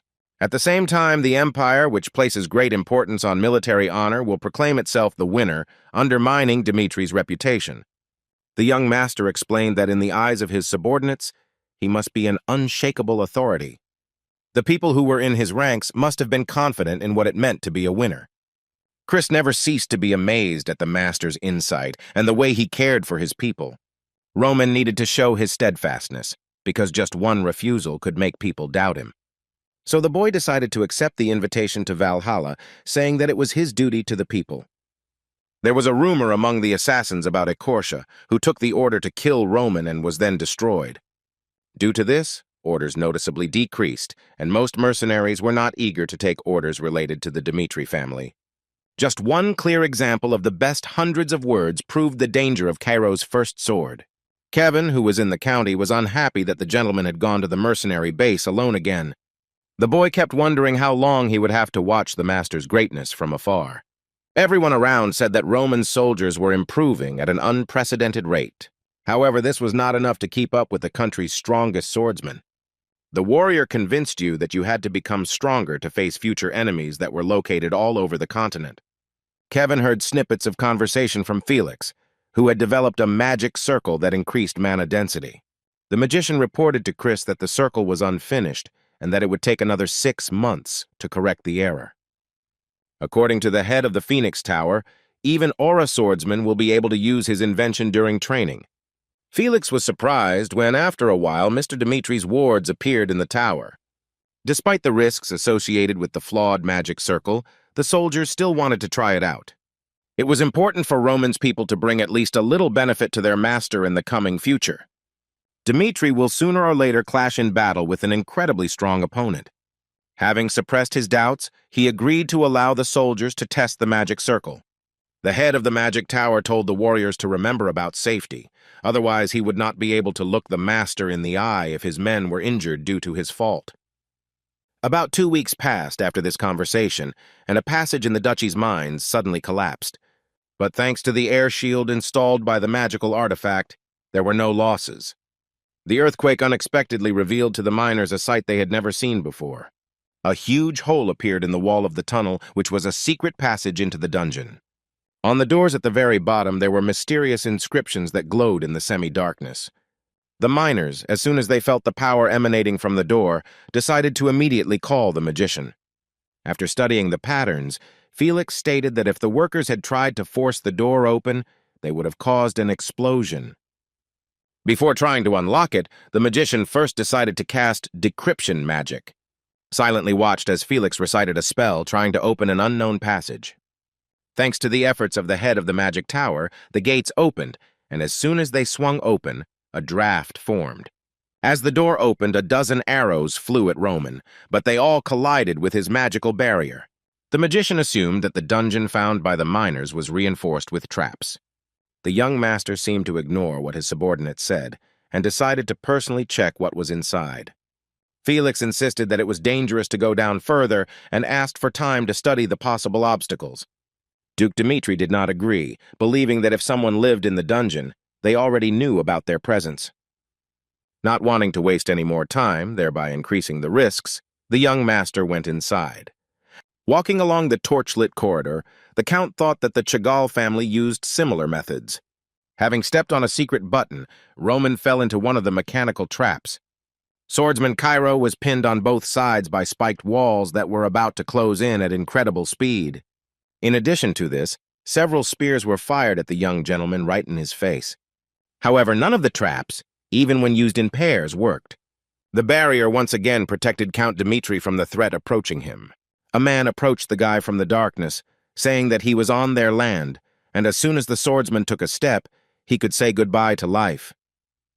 The Count introduced himself and claimed that the mountain range belonged to the Dimitri family, and the stranger was obliged to reveal his status. The man began to argue with the young gentleman again, but he was not there to bargain. Having shown himself and come into the light, the bearded man did not want human laws to be imposed on him. The dwarf firmly stated that they had settled in this dungeon long ago, although his hands were shaking. Count Dimitri could not decide what to do with the race that lived in the endless ridge. The swordsman agreed that the land belonged to the dwarves, but he needed to make sure they would not harm his people. A short man demanded to know why they needed to convince people of anything. The blade in Roman's hand silenced the dungeon dweller, captivating him with its beauty. One of the representatives of the small people asked Roman to look at his weapon, show his sword for just 3 minutes, and then they would seriously consider the issue of an agreement. The dwarves gathered around and admired the skillful work of Lord Roman. The underground people constantly discussed the young master's sword and suggested that it could have been made by one of their own. The leader of the shorties asked the Count directly who had forged this blade for him. When Roman replied that he had made a sword, the dwarves could not believe until the very end that a man had managed to make such a treasure. Touching the blade, the bearded man turned to the memory of the sword to verify the truth of the Duke's words. As soon as the little man looked inside the sword and saw the moment of its birth, he burst into tears. Looking at the master, the dwarf confirmed that the owner of the sword was also the master who created it. The dwarf fell to his knees and asked him to return the lands that once belonged to them. Roman demanded to know what this meant, and the little man explained the reason why they had settled here. This place was dubbed the Endless Ridge by people who actually had an end. The place where the dwarves came from was called Arcadia, where different races existed in harmony. Long ago, when the human world had not yet reached evolution, the lands beyond the ridge became covered with ice for unknown reasons. The disaster began when, among other things, the local peace tree withered away. Due to severe frosts and hunger, many people living in Arcadia died one after another. In order to survive and preserve their race, the ancestors of the dwarves had to leave their home, and thus the people of small people were forced to settle in the endless ridge. A couple of decades ago, the dwarves came across a cluster of devilish flames. It possessed such enormous power that it was capable of burning the entire world to the ground. But if the flame was used correctly, it could be used to melt the world tree. The bearded man saw in the sword's memory how Mr. Roman commanded the flame and decided that their meeting was not accidental. Shorty tearfully asked the Duke to take away the clot of devilish flame. The leader of the dwarves, nicknamed Brown Rock, swore that if the man fulfilled their request, they would reciprocate. Baekchun Hyuk was having fateful encounters that reminded him of his past life, making him wonder if they were all coincidental or not. The fact that Dmitri was a family of blacksmiths and the endless ridge was part of their possessions was very reminiscent of everything connected with the heavenly demon and Mount Shivandashan. Even though Jun Hyuk chose a different path, his past life experiences helped him live his current life.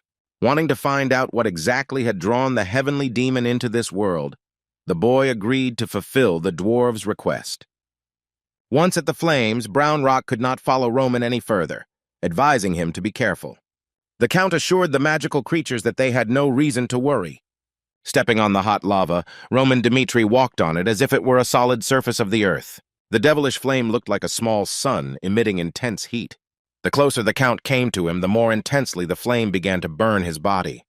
As the skin began to deflate and crack, Roman realized the heat was impossible to ignore. In this case, to resist the devil's flame, one only had to accept it. The young master resorted to the fire god's art in hopes of consuming the flames. The clot of energy was getting closer and closer to its future carrier, sending out tongues of flame in all directions. The Count believed that if the path he followed coincided with the desires of his destiny, it was only because he himself had chosen such a life for himself. As soon as the swordsman touched the flame, he heard its voice asking him to accept it. The mysterious energy claimed that her and the guy's destinies were intertwined with a tight thread. Roman replied that he didn't care what kind of creature the flame was because he was ready to subjugate it. When the swordsman climbed back up the mountain, he had that same ball of devil flame in his hands. The dwarves, who did not believe in man until the end, were surprised that he managed to tame such power. Looking at the incredible power in his hands, Roman Dmitri still kept his promise. Holding out his hand with the sphere, the Count commanded Brown Mountain to take what they so badly needed. From generation to generation, the little people were told how terrible human greed was. But the man standing in front of the bearded man was completely different from what his ancestors had described. Having received the long-awaited devilish flame, the dwarves thanked the master and swore to serve him faithfully and truly. Roman replied that this was quite enough, and that his family would not fight with a small people. It was enough for the swordsman that a particle of the devil's flame's heat penetrated into him. The rabbits knew how they would use this power, and Roman also wanted to know how it could be useful to him. On Count Rondon's desk lay a letter sent by the Golden Bank with an ultimatum inside. Redford was required to pay 100,000 gold pieces within 2 weeks, otherwise the bank would exercise its right of creditor. The aristocrat wondered if there was any way to come to an agreement. Otherwise, it would be the end of Redford. Unfortunately for the kingdom, the Gold Bank refused to compromise with the debtor. For the last few years, Count Rondon has been bending over backwards to preserve the integrity of the country. The aristocrat wanted to know the king's opinion regarding the bank's ultimatum. But His Majesty, as before, drowned himself every day in drink in the company of women. And at the slightest opportunity, he would sit down at the gaming table, emptying the royal treasury. There were fears that someone behind the scenes was involved in the king's downfall. Rondon faced a difficult task. He had to save the kingdom and its ruler. The Count regretted that his father was not there, who would have definitely helped him in a difficult situation. The people of the Kingdom of Redford criticized the new heir of the Rondon Count family. Unlike the respected father of the family, his son was considered a man obsessed with money. To begin with, the aristocrat wanted to deal with the bank, so he asked to prepare a list of influential people who could help him. Mr. Rondon held 10 meetings, all of which ended with each family refusing. When he approached his close people, the man received a cold reception, and most of them did not even want to meet. The Kingdom of Redford was in such dire straits that the Earl came to the newly formed duchy for help. But for Mr. Rondon, any help was important now, regardless of the status of the ally. Hans ran so fast towards his master that he had to stop to catch his breath. The servant informed Mr. Roman about a man who had arrived to visit several days ago and who was still waiting to meet him. Finally, after a month of confinement, the Duke opened the doors of the workshop, announcing that he was just about to leave. Hans couldn't help but notice that the aura around the young master had changed again. The assistant was worried about how his master's training had gone, to which he replied that thanks to the efforts of his faithful servant he was able to concentrate. Formalities aside, the Duke was interested in the guest who so strongly desired to meet him. After several tedious days, Count Rondon of Redford managed to introduce himself to the builder Dmitri. Sitting at the same table with the gentleman, Roman tried to remember where he could have heard this man's name.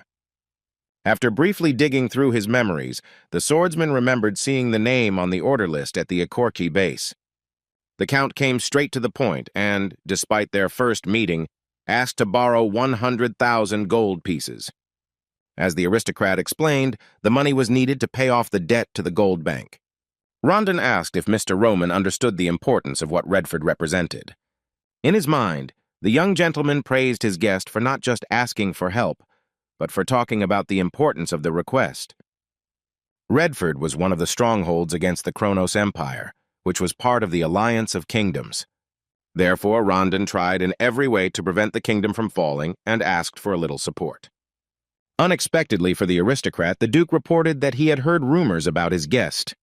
The man was considered a rich man who had amassed a huge fortune through brutal business methods. However, to the swordsman Cairo, Rondon seemed like a completely different person, which was different from what was described in the rumors. Dmitri wanted to know the real reason why Raff tried so hard for Redford. Rondon didn't want to be a patriot and a rich man like his father, so he created the opposite reputation for himself. But all the property that the man allegedly took and destroyed belonged to traitors to the homeland. The aristocrat did not want to see people suffer and his dear country destroyed. He was almost certain that the Kronos Empire was behind Redford's decline. The Count stated that he was ready to offer the lands of the kingdom and the family heirloom of the house as collateral for the deal. If Redford can restore the former greatness, they will never forget the favor shown by the house of Dmitri. Mr. Roman agreed to the deal and asked Mr. Rondon to try his best. Just like Cairo once did, the Redford kingdom had to endure at any cost. And only then will the allies of the duchy definitely have such a chance. The aristocrat froze for a moment because the words spoken by the Duke reminded him of his father's speech. When the man was still a child, his father insisted that if you don't give up until the very end, then a chance will definitely appear. Not wanting to miss such an opportunity, Rondon vowed to repay the Duchy of Dmitri for his favor.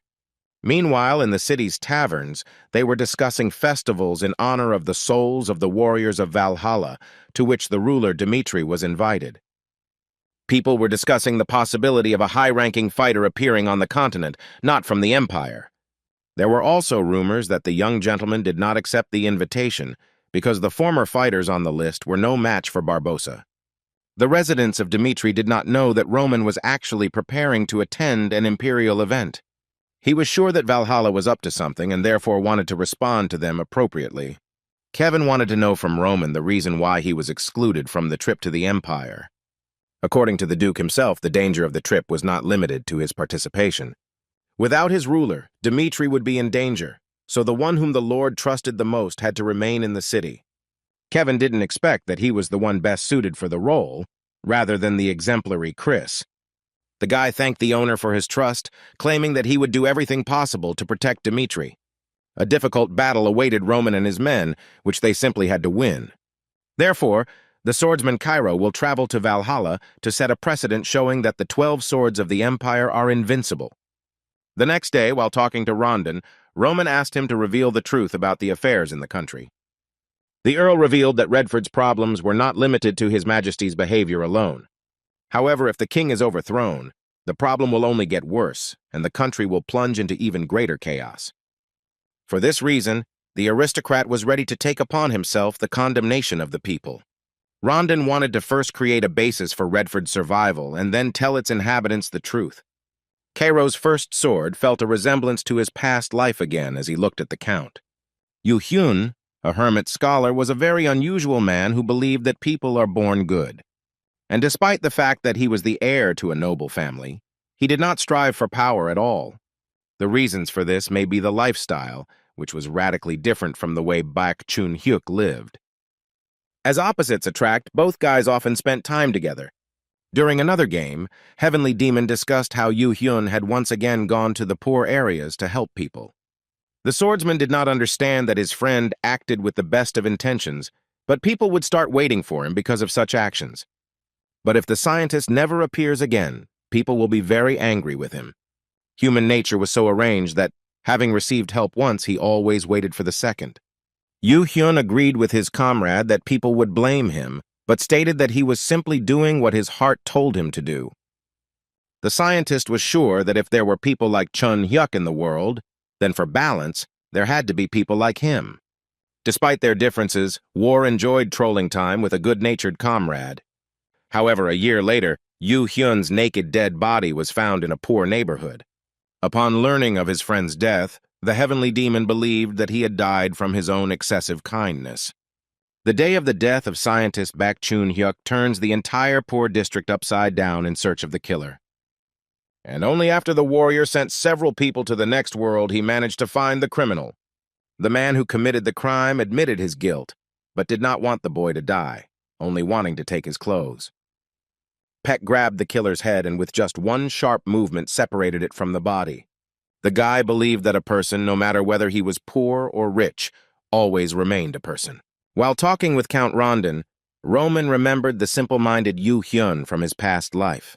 Having thanked the sender Dmitri once again, the aristocrat was ready to return to Redford to ask for the debt. The young master watched as another new ally of his returned to his land. It was only late in the evening that Count Rondon appeared in the kingdom. The aristocrat, looking at the money he received from the Duke, recalled his words, that he had to be careful. The young master insisted that anything could happen if the people realized that there was no high wall between Rondon and the kingdom. But he did not believe that self-sacrifice was not the only way to serve his people. Rondon was not at all against it if Roman Dmitri was Redford's man, replacing the king in his place. The man wanted to take advantage of this opportunity to change the balance of power in the country, and the gold bank debt was just the beginning. The angry residents were armed with tools used in their households. The guard, as best he could, drove the angry people away from the carriage transporting the count. The knight was surprised when he saw a child among the crowd holding a knife in front of him. Taking advantage of the moment, one of those gathered threw sand right in his face. The rebels surrounded the soldier who had fallen to the ground, not taking their eerie gaze off him. Before his companion's eyes, the knight was stabbed to death, from which the guard concluded that the protesting people were far from ordinary. Before the guy could do anything, a dart suddenly stuck into his neck. He was released by a man hiding behind an obtuse corner, his face hidden under a hood. The guard's coordination was disrupted, and he slowly began to lose consciousness. One of the rebels had already raised a rake over his head to punish the royal servant. The aristocrat left the carriage and revealed that the valuables being transported were money to pay off the national debt. The man was sure that if the angry crowd were citizens of Redford, then they should not have attacked them. Count Rondon begged him to become one, because without this money the country would have no future. The rebels were so disillusioned with the government that they no longer believed a single word from the king's representative. The aristocrat fell to the ground from the blow of the club, but continued to beg for the money. The last thing the man saw was poor people admiring gold coins. The residents who saw Roman off told their ruler to wipe the nose of the upstarts from Valhalla. The young master and a small detachment were heading to the Empire for a festival. Kevin, watching his master leave, was determined to keep his word. At the same time, Luca is at full speed rushed to Dmitri to tell the gentleman the urgent news. The tavern's bartender shared rumors that the Rondon family was trying to steal government money.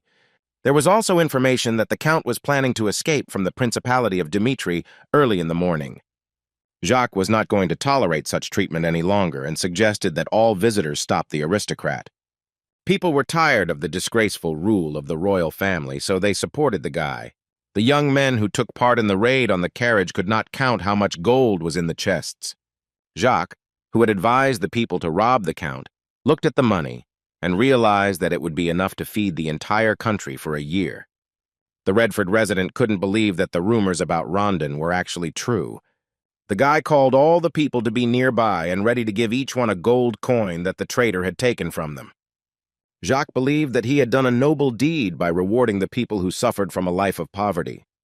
He was confident that there was nothing illegal in his actions, returning the stolen goods to their rightful place. The bailiff expressed understanding on the part of the bank regarding the situation that occurred in the kingdom. However, the man was worried that Redford had not only not paid off the principal debt, but had not even paid a drop of interest. The treasurer apologized as best he could for Count Rondon, declaring that he was not one to break time agreements. The guy claimed that most likely something happened to the gentleman on the way. The gold bank clerk did not believe it, but considered it an accident, blaming the kingdom for constantly delaying the payment of the debt. But what upset the bailiff most was the fact that Mr. Rondon did not show up on the day of the appointed meeting. The man decided that the Count had simply abandoned Redford and decided to save his own skin by taking the remaining money with him.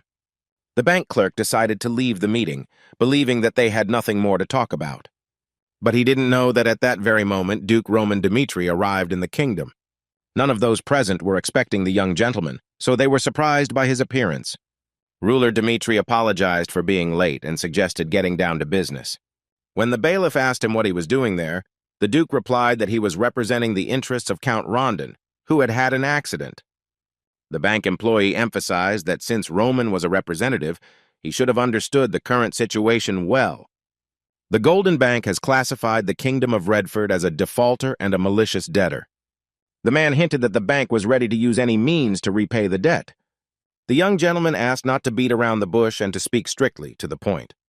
The bailiff calculated the interest for the delay and was ready to forget about the troubles with the kingdom if he received 110,000 gold immediately. The treasurer was taken aback by this statement because Count Rondon had had an accident on the way to the meeting. A bank spokesman said they were not required to take the debtor's circumstances into account. All that was important to them was the promised repayment date and the interest for the delay that arose. Roman Dmitri wanted to know for sure whether the bank used the debt as a pretext for conflict. The bailiff was outraged to hear such a bold suggestion from Rondon's representative. The young gentleman replied that no creditor in the world would start a war to repay a debt. The bank clerk stated that they were different from ordinary creditors and that the debt relationship was based solely on trust. Those who borrowed from the bank were sure to repay their debts, since the bank clearly showed what happened to the debtors.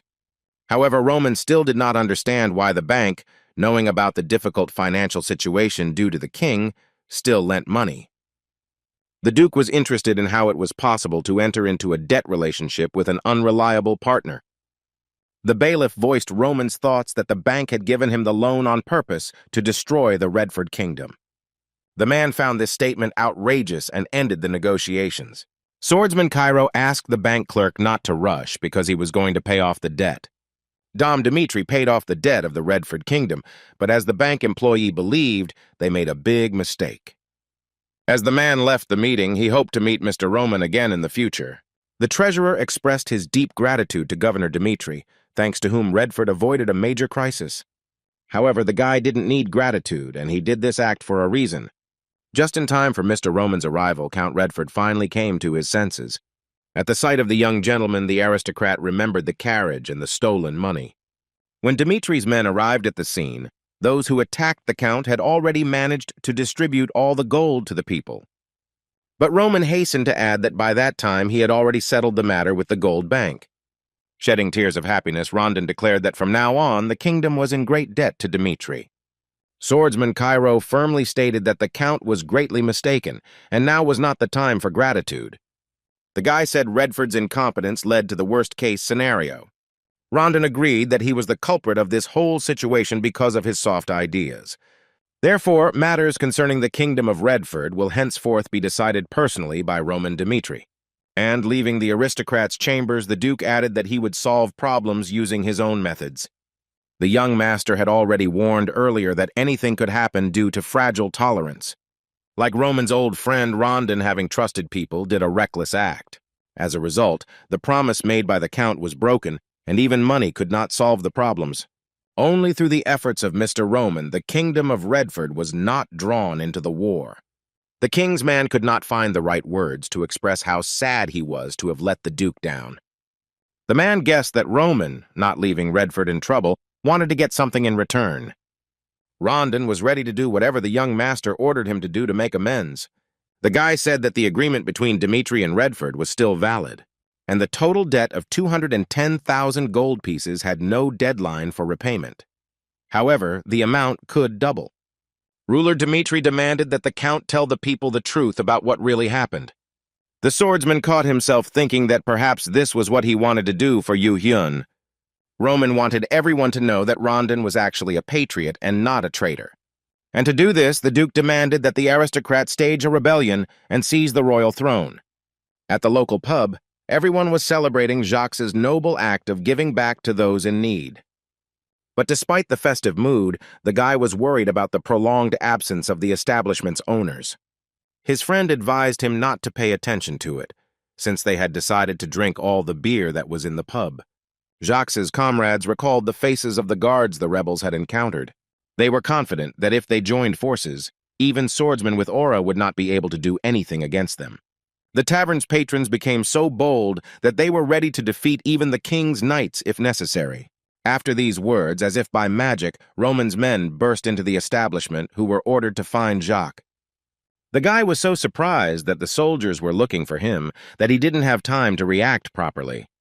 The robbers' tipsy comrades immediately took up their blades, ready to defend themselves. One of them attacked Chris, no wanting someone to touch Redford's character. Remaining standing in place, the aura swordsman got rid of the attacker in one move. The establishment's employee burst into screams when she saw the severed head on the floor. Taking a closer look at the soldiers, the locals realized that they were not the king's soldiers. The commander of the detachment addressed those present with a statement that anyone who decided to stand in their way would be executed. Chris quickly identified the robber, and the guy himself confessed to the crime. With extraordinary ease, the Knight of Aura grabbed Jacques by the head and threw him to the floor.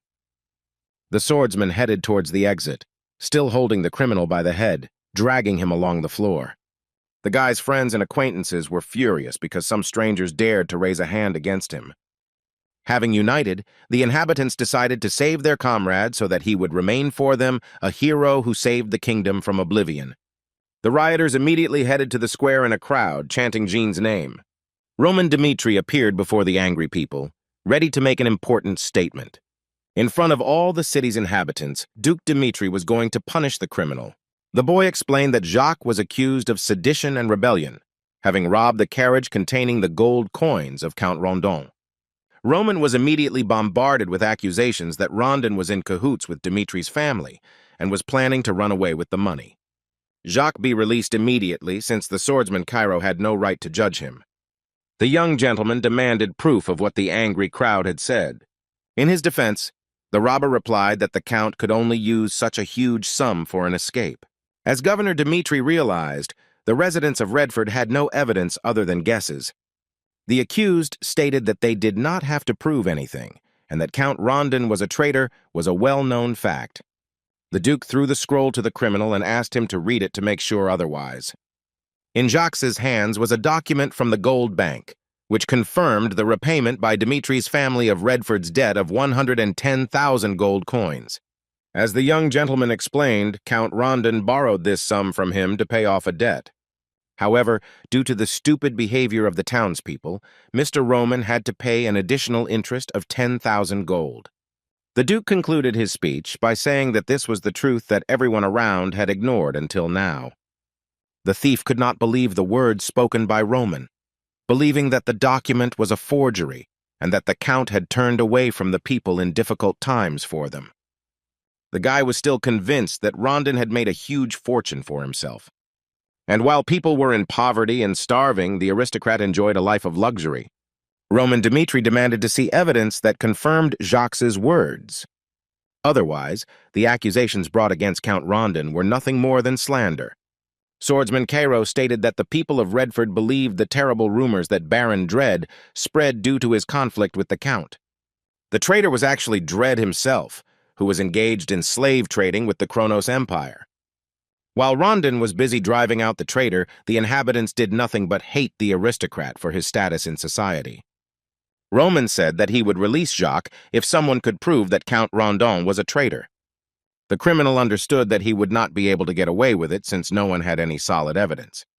Duke Dimitri's words made the townspeople remember how their acquaintances who were looking for work began to disappear. The young gentleman asked why the Count did not reveal the truth to his people, ready to try on the mask of a traitor. The aristocrat replied that in an age of hatred, the one who deserved criticism would eventually become king. Rondon knew that a rebellion was coming, and to confirm his words, Roman asked Jacques whose idea it was to rob and steal the money. The information that the gold coins would be transported in a carriage was kept a closely guarded secret. Jacques' people, like himself, knew everything, which led Mr. Roman to think that someone had passed this information on to them. It came as a surprise to everyone that the informant turned out to be the owner of the pub, who was not among those present. The Duke made the criminal wonder if it seemed strange to them that they were able to defeat the swordsman with aura. Roman stated that the people had the opportunity to see the truth, but they did not take advantage of this opportunity. Having succumbed to imperial agitators, the townspeople crossed a river that could not be crossed back. Count Rondon was the only one who cared about the kingdom, but because of the stupid inhabitants, innocent soldiers died. The young master proved that Jacques was not really the hero who saved Radford. The crowd suddenly threw down their weapons with which they wanted to save Jacques. The guy realized that he had fallen for a provocation, and as a result, he had done terrible things. The criminal remembered how he once sat down in a bar next to the treasurer, who worked for the Count. However, the guy who worked for Rondon said that his boss was not as bad as everyone thought. The worker could not tell everything, but he insisted that there was no reason to hate the Count. At that time, Jacques thought the guy was crazy and thought that he held such an opinion about the aristocracy only because he worked for them.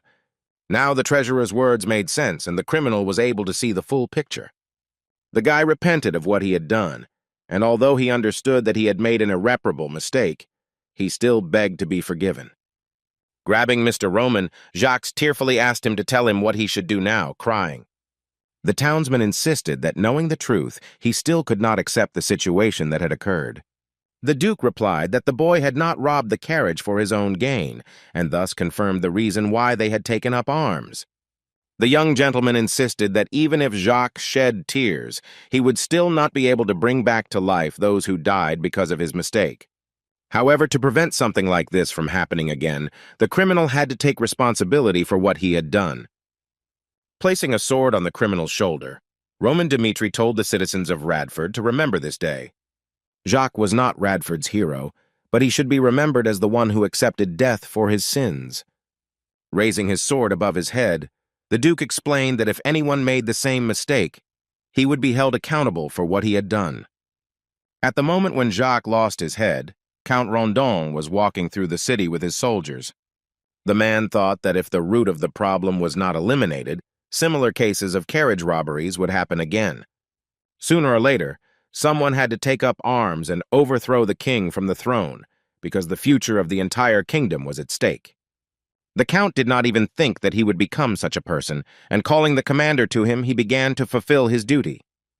The aristocrat demanded that the commander of the Imperial Knights be neutralized without hesitation, and that control be taken over his subordinates. Rondon reminded that if they could not take the throne, the kingdom would cease to exist. Soon the man found himself in front of His Majesty's estate, gathering all his will into a fist. A detachment of Imperial Knights came out to meet the Count, and they were not at all friendly. London knew he had no choice but to fight the Knights. The squad leader stated that Radford's guards were protecting the royal family. The Knights were aware that rebellion against the king was considered treason. But the soldiers decided to rectify the situation and this time close their eyes and cover their ears. Suddenly the Knights parted, making way for the man who could fix the situation in the country. The man was pleasantly surprised that he was not the only one who wanted Radford to change for the better. Having thrown open the doors leading to the royal hall, the aristocrat demanded an audience with the ruler of the country. To his surprise, Rondon found the king lying on the floor near his throne. Rushing to the king, his subject discovered that he was covered in blood, and there was a letter nearby. The suicide note was addressed to Rondon, in which the king asked for forgiveness for his disregard for him and the country. His Highness also received a letter threatening that the lives of his children would be in danger if he did not indulge in fornication every day. The king ignored the threat but ultimately paid dearly, after which he unsuccessfully tried to drown his sorrows in alcohol. The count wondered who could be so powerful as to threaten members of the imperial family. The people who threatened the king took away not only his eldest son, but also his little daughter. While His Majesty's second son, the only one who survived, was poisoned. The king received an antidote for his son in exchange for leading a dissolute lifestyle. No matter how hard he tried, the man could not protect either the kingdom or his own children. The desire of the ruler of Radford to save his children could have resulted in a huge number of residents suffering. Therefore, His Majesty committed suicide so that his subjects would not have to stain their hands with royal blood. The last thing the king bequeathed was to take care of the country which he had so successfully destroyed. Having visited the only son of King Charlotte, the count reported his sudden death. The aristocrat asked Radford's successor if he knew the whole truth that his father had hidden. The guy was sure that there was some kind of conspiracy behind all the events happening in the country. The nobleman asked why Charlotte had not told him anything from the very beginning as soon as he found out. The prince believed that empty talk would not change anything, and he also did not want to die from poison. The aristocrat asked directly whether the king's son wanted him to inherit Radford. The boy stated that it was not enough for him and his father to simply renounce the throne in order to preserve the kingdom. In order for all power to pass into the hands of one person, it was necessary to destroy absolutely everyone through whose veins royal blood flowed. Charlotte knew that Rondon, who had dedicated himself to service for many years, was a worthy man. The guy added that since his father made his choice first, now he could make the same decision. The count believed that if it were not for the time of troubles, the king's son would have become a wonderful ruler. But before leaving, the heir to the throne asked Count Rondon for one favor. Charlotte wanted his and his father's deaths not to be in vain, and for the kingdom to return to life again. After these words, the guy closed his eyes, and from that moment on, the royal family ceased to exist. Count Rondon and the inhabitants of the kingdom bid farewell to the royal family with all honors. The new ruler of Radford promised to create a kingdom that would listen to the voice of the people, and that the kingdom will not fall victim to empires like Kronos, and more importantly, Rondon will take revenge on those responsible for the king's death. The aristocrat decided that it would be appropriate to hold the coronation in a few days. Soon the king's subject took his place, watching the townspeople chanting the name of the new ruler. During his last meeting with the count, Roman reminded him that from now on, people who respected him or considered him a traitor were just residents, and that they will behave towards the new king depending on his reign. Rondon was determined to change the country and avoid the mistakes of the past. Roman Dmitri watched the king's performance from afar while he was in the palace at the time. The young gentleman was confident that if the kingdom got back on its feet, Dmitri would have a strong ally. Having finished his business in Radford, the Duke ordered Chris to prepare for the trip to the Valhalla Empire. Mr. Roman and his men arrived at the border town of the empire, Paolo. The guards, having met the guests from the duchy, were forced to conduct an inspection. The young gentleman was a little surprised by this reception, despite the invitation he had. Mr. Roman ordered his people not to make a fuss in the city because its inhabitants did not complain about strangers. The Valhalla Empire was a rather closed country, surrounded by jungle. While taking in the local sights, Chris noted that the city looked exactly as rumored. First Sword, Cairo heard that the most difficult opponent on the continent were the people of Valhalla. Each of them was hostile to the newcomer and did not offer a warm welcome. Chris couldn't understand how it was possible to send an invitation and not send anyone as an escort. Mr. Roman believed that despite the invitation, the empire did not recognize his existence. The young gentleman decided to have a drink at the inn with the knight who accompanied him. One of the customers behind the bar angrily declared that the out-of-towners had spoiled the taste of the alcohol. Approaching the Duke, the man advised the strangers to quietly go upstairs and go to bed.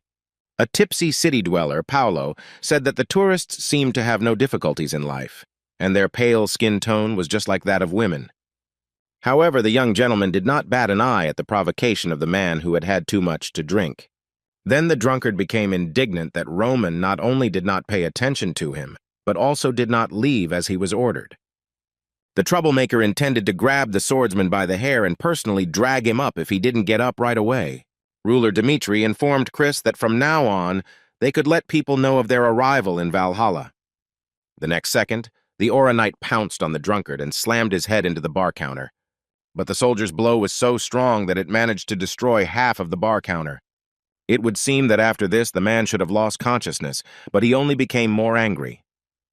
The drunkard assured that the knight was not helped by the fact that he struck first, and wanted to show him the true power of Valhalla. Mr. Roman's subject began to lose patience with the upstart's empty chatter. Then Chris struck again, so powerfully that it knocked all the air out of the villain's lungs.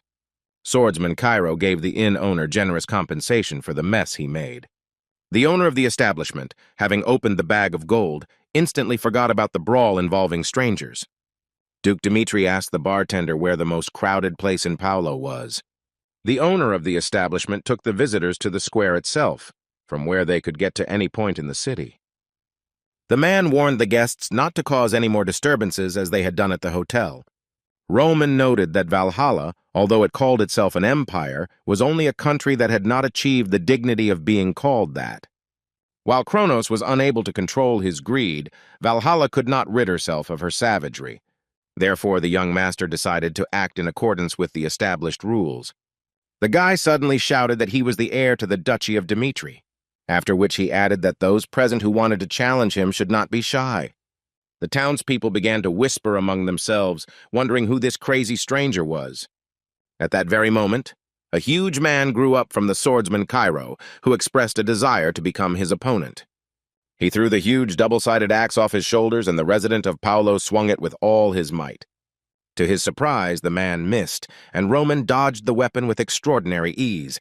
In the same position, the young master gave his opponent a cold look. The next moment, the swordsman, finding himself right in front of the thug's nose, did not take his gaze off him. The visitor gave the townsman a strong slap in the face, which had a deafening effect on his opponent. Such an action was the most humiliating towards any warrior. However, the blow from the ruler Dmitri angered the man even more, causing him to burst into curses. In response to this, Roman slapped him again, forcing his opponent to drop his weapon. The guy started hitting the man on the cheek over and over again, so hard that the resident of Paolo started bleeding. Shaking from the pain that pierced him, the warrior begged to stop, admitting his defeat. People watching the fight began to boo their fellow countryman, who was disgracing their homeland. The man, having received another blow, was sure that the hand did not belong to a human. Realizing that he would be laughed at if he backed down, the resident of Paolo decided that he had no choice but to resort to cunning. Roman's opponent received a severe slap and fell to the ground, pretending to lose consciousness. Duke Dmitri looked at his opponent with suspicion, not believing that he had passed out. The young gentleman ordered the man to stand up, declaring that he had seen through his cunning plan. Having broken into the Lord's office, his subject reported that Roman Dmitri had fought in the square against the people of Valhalla. But Baron Paolo expected such a reaction from the Duke, which is why he did not send an escort to him. The servant reported that none of Roman's opponents could cope with him, and all of them, as one, shouted that they were surrendering. The Baron was pleasantly surprised that the warriors of Valhalla shamefully begged for mercy from the swordsman Cairo. Mr. Paolo wanted to personally show Roman Dmitri what Valhalla was behind that place. Right on the central square, the guy has already defeated 4 townspeople who decided to challenge him. Baron Paolo arrived to see the enraged guest, demanding an explanation of what he had done there. The city's rulers claimed that Roman was a foreigner and had no right to commit such acts against civilians. The Lord demanded that the Duke give a good reason for the massacre, otherwise he would have to punish the guest. The young gentleman declared that in Valhalla everything was decided by force, and he believed that the city's authorities wanted him to prove it. The Baron did not think that Dmitri would be more warlike than the local population. However, he could not ignore the situation.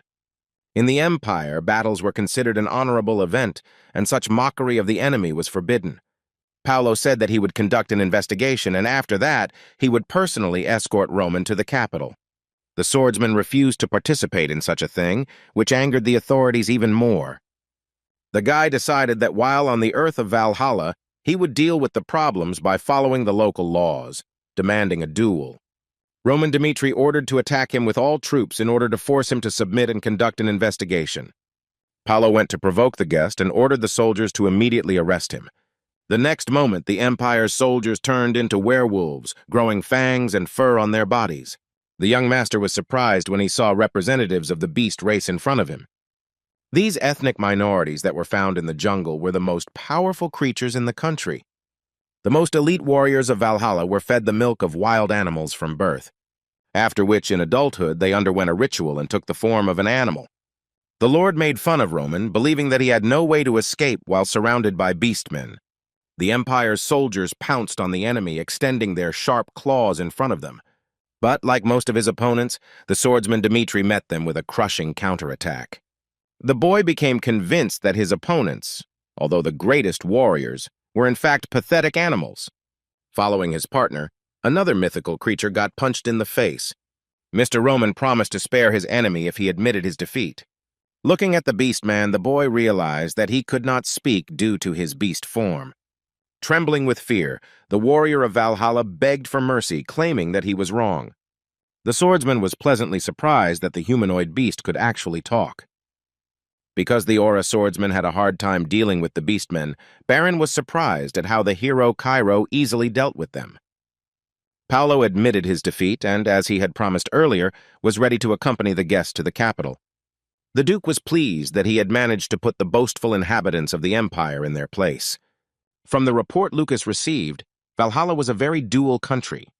Despite its current status as an empire, the country had ambitions to unify territories, which were similar to those of Kronos. Valhalla's decision to provoke Roman before he appeared on stage indicated that the locals could no longer be called barbarians. All that Dimitri's sender had to do was defeat the great warrior Barbossa. Unlike conservatives, the Empire of Power is unlikely to recognize such an outcome. The swordsman understood perfectly well that no matter what the outcome, he could not avoid danger. The next day, one of Paolo's men was sent to Mr. Roman and his men. A boy named Sanchez was obliged to escort important guests to the capital by order of the Baron. The path lay through overgrown jungle, and on top of everything else, the person accompanying us kept telling us something. Sanchez got on the nerves of the young gentleman, who was tired of his endless chatter. As darkness fell, the party stopped to light a fire, and their guide reported that he had heard many rumors about the swordsman Cairo. The guy, admiring Roman Dmitri, claimed that although he was not born in Valhalla, he looked like a warrior from its stories. According to legend, only one swordsman managed to split the earth and cut the sky. Sanchez emphasized that the gentleman who arrived from Dmitri was just a man, and that's why he couldn't believe that the first swordsman Cairo had actually defeated the tired ones alone. Lord Chris's loyal subject advised the guide to watch his words. Roman reassured the knight and stated that everything was fine, wanting to hear what Sanchez wanted from him. Yes, he asked directly what qualities the Duke possessed that he was chosen as Barbossa's rival. Morales was ranked 12th, when Barbossa was ranked 6th in Valhalla. The Empire's warriors were known for their bad blood, constantly being compared since childhood. Although Morales was called a genius for his outstanding skills, he could not compare to Barbossa's talent. 6 months ago, Morales was chosen as a warrior at the festival that everyone had been waiting for a long time. It was said that all those who died during it went to Valhalla, regardless of victory or loss. Morales accepted the invitation because he knew that his opponent would be Barbossa. He believed that the warrior of the gods had created ideal conditions for him to prove his superiority. Sanchez knew about this story because he was a student of the great warrior Morales. The guy said that Roman stole the opportunity that any warrior of Valhalla wanted. However, the guide was of the opinion that the rumors about the swordsman Cairo's strength were exaggerated. He asked the young gentleman if he considered himself worthy of fighting Barbossa instead of Morales. The Duke was curious about the basis for the judgment of the student of one of the Empire's best warriors. Sanchez believed that Roman's reputation was just empty rumors, and he wanted to personally prove the opposite. The swordsman asked the boy to tell everyone that Duke Dmitri was ready to accept anyone's challenge to put his place on the line. The young gentleman added that he would not mind fighting with their personal guide as well. The Valhallan considered Roman's words offensive and was already reaching for his blade. But before he could do anything, the knight standing next to him began to sparkle with anger. And at that moment, Sanchez realized that in front of him was the so-called Cairo Flash.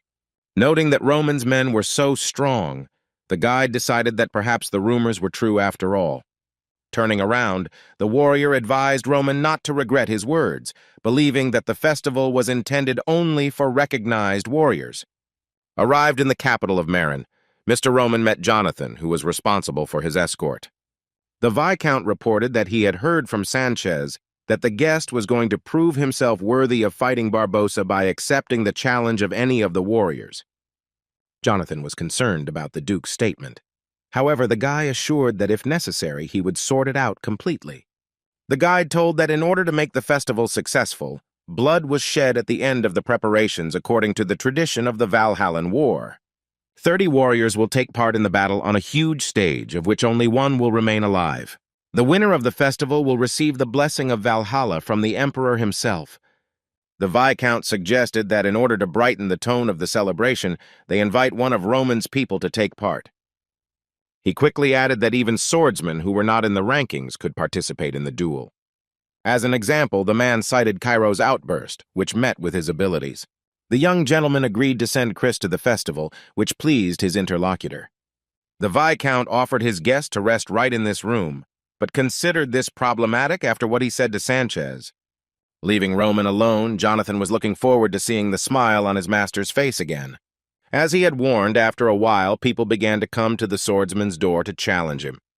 Vitolo, who was ranked 89th, decided to introduce Roman to his knife. A crowd of onlookers gathered around the house where the stranger was staying, wanting to watch the fight with one of the best warriors in the country. We didn't have to wait long, and soon Roman was already standing in front of Vitolo, opening his bro's door to him. Suddenly, the guy walked past the warrior who wanted to fight him, causing him to become confused. The swordsman informed those present that he would accept any challenge thrown at him before sunset, after which he turned directly to the warrior who had come to the duel, inviting him to attack. The man was offended by the stranger's impudence and decided to test how far he could go. Leaving behind a trail of powerful aura, the warrior pounced on the enemy, who stood motionless in place. It didn't take a second for the Valhalla-ranked swordsman to lose his head. The Duke was disappointed that his opponent, who had boasted of his skill, turned out to be a weakling. People were shocked when they saw Vitolo's severed head fall at their feet. The inhabitants of the capital could not believe that their warrior had been defeated by some foreigner. If instead of Roman Vitolu, a man from the Empire had won, they would most likely have retreated. But in this case, everyone was eager to play with the swordsman Cairo. One of the young master's opponents also turned out to be a shuriken master. However, for the guy it didn't matter what weapon the enemy attacked him with. One strike from his sword was enough to simultaneously repel an attack and cut through an opponent. Having dealt with yet another upstart, Duke Dmitri called for the next volunteer. The people of Valhalla were overconfident, causing the warriors to continue their attempts to defeat Roman. But each of them faced the same fate as the previous daredevils, who lost their lives in one moment. Without any difficulties, the ruler Dmitri gradually reduced the population of the empire. The entire street in front of the palace where Roman was staying was strewn with the corpses of brave and stupid opponents. Looking around, the young gentleman came to the conclusion that there were no more people willing to compete with him in strength. The townspeople of Marin, who were watching the duel, did not dare to challenge him to the duel. Returning to his chambers, the Duke declared that there was still a whole day ahead, and if there are any willing participants, they only need to knock on the gate at any time. By evening, everyone in the city was talking about nothing but Roman and the carnage he had carried out at his gates since early morning. Sanchez was surprised to learn that Vitolo, who had challenged Roman, had fallen at his hand. One of the townspeople suggested putting forward the strongest warrior to displace the invited guest from the festival stage. The guy was surprised when people wanted to call Morales, who was originally designated as Barbosa's opponent. The townspeople were sure that no matter how clever Dmitri was, he would not be able to stand up to Morales. That same evening, Sanchez visited his mentor to inform him that they wanted to make him Roman's opponent. While polishing his sword, the warrior asked the boy if he knew why he wanted to fight Barbosa. The student replied that the reason was an evil fate from the past, but the main reason was different. The swordsman stated that Barbosa was one of the 12 blades of the continent that Valhalla prided itself on. However, the 6th in the ranking was not one of those who could boast of military honor. People who obeyed the authorities deliberately poisoned Morales so that he could not take part in the festival. The man was quite tired of the disgusting rulers who were deprived of honor and pride. and yet the main reason was the victory over Barbossa, for which the warrior honed his sword skills. And suddenly some upstart appeared and decided to take his place. The master ordered the disciple to go to the city right now and gather all the people of Valhalla. Morales was determined to prove that the festival stage belonged to him alone. The people who came to watch the duel asked the warrior to restore the honor of the empire. The townspeople insisted that Roman Dmitri was unworthy of taking the place of the great swordsman. Face to face with his enemy, Morales revealed that the empire had only called him to avenge the death of Count Denver. And he wondered why, knowing about her intentions, the guy so easily agreed to come. The townspeople were outraged when they learned the true reason why the stranger had come to their lands. The young master replied that the Valhalla Empire was not able to defeat him. Morales assumed that the boy said this because he believed that he could defeat Barbossa. As soon as Morales' opponent confirmed his suspicions, the man laughed, appreciating the Duke's sense of humor. The Valhallan swordsman liked opponents who still had some warrior pride left, but he was still ready to reclaim his rightful place at the festival. Cairo's first sword was inspired by his opponent's speech, causing the boy's aura to start to surge. He said that everyone who had fought with him so far had never doubted their victory for a second. Roman wondered if the latest representative of the empire really thought that in his case everything would be different. Morales suggested that they stop chatting and finally find out which of them was the strongest warrior at the festival. The swordsman's aura was the strongest of all the opponents that ruler Dmitri had ever met. In an instant, the warrior moved towards his enemy and brought his giant sword down on him. But Mr. Roman was much quicker and dodged the blow, thereby angering Morales. The warrior, having followed the Duke, pointed his sword in his direction, not expecting that Roman would be able to stop him. The 12th on the list of the best could not believe that at such a young age the guy was already at such a high level. The young master's opponent kicked the ground, causing an earthquake, but the swordsman managed to avoid this attack as well. Roman realized that the enemy wanted to take advantage of the situation around him to his advantage. The Duke, using the pieces of stone raised into the air, began to move at lightning speed. The guy moved so quickly that the experienced warrior's eyes couldn't keep up with his movements. Suddenly, Morales' opponent appeared in front of his nose, almost plunging his sword into his head. The young master rained blow after blow on the warrior of Valhalla, steadfastly repelling each one. Then Roman Dmitri decided to change tactics and forcefully kick the man in the face. The spectators of the fight held their breath when they saw a blow so powerful that even their local hero could not withstand it. Putting his foot down on the ground, the Duke smashed his opponent through the wall of a nearby building, thinking he was finished. The guy was genuinely surprised when he heard the warrior's voice, who ordered him not to run away from him. With his eyes flashing in the darkness, Morales declared that he would use all his strength just to defeat Roman. Returning to the battlefield, the warrior was transformed into the true form of a primitive man. Swordsman Cairo noticed that this beastman's claws were different, as they seemed to be engulfed in flames. The huge beast rushed at the stranger, but its agility was still not enough to wound the Duke.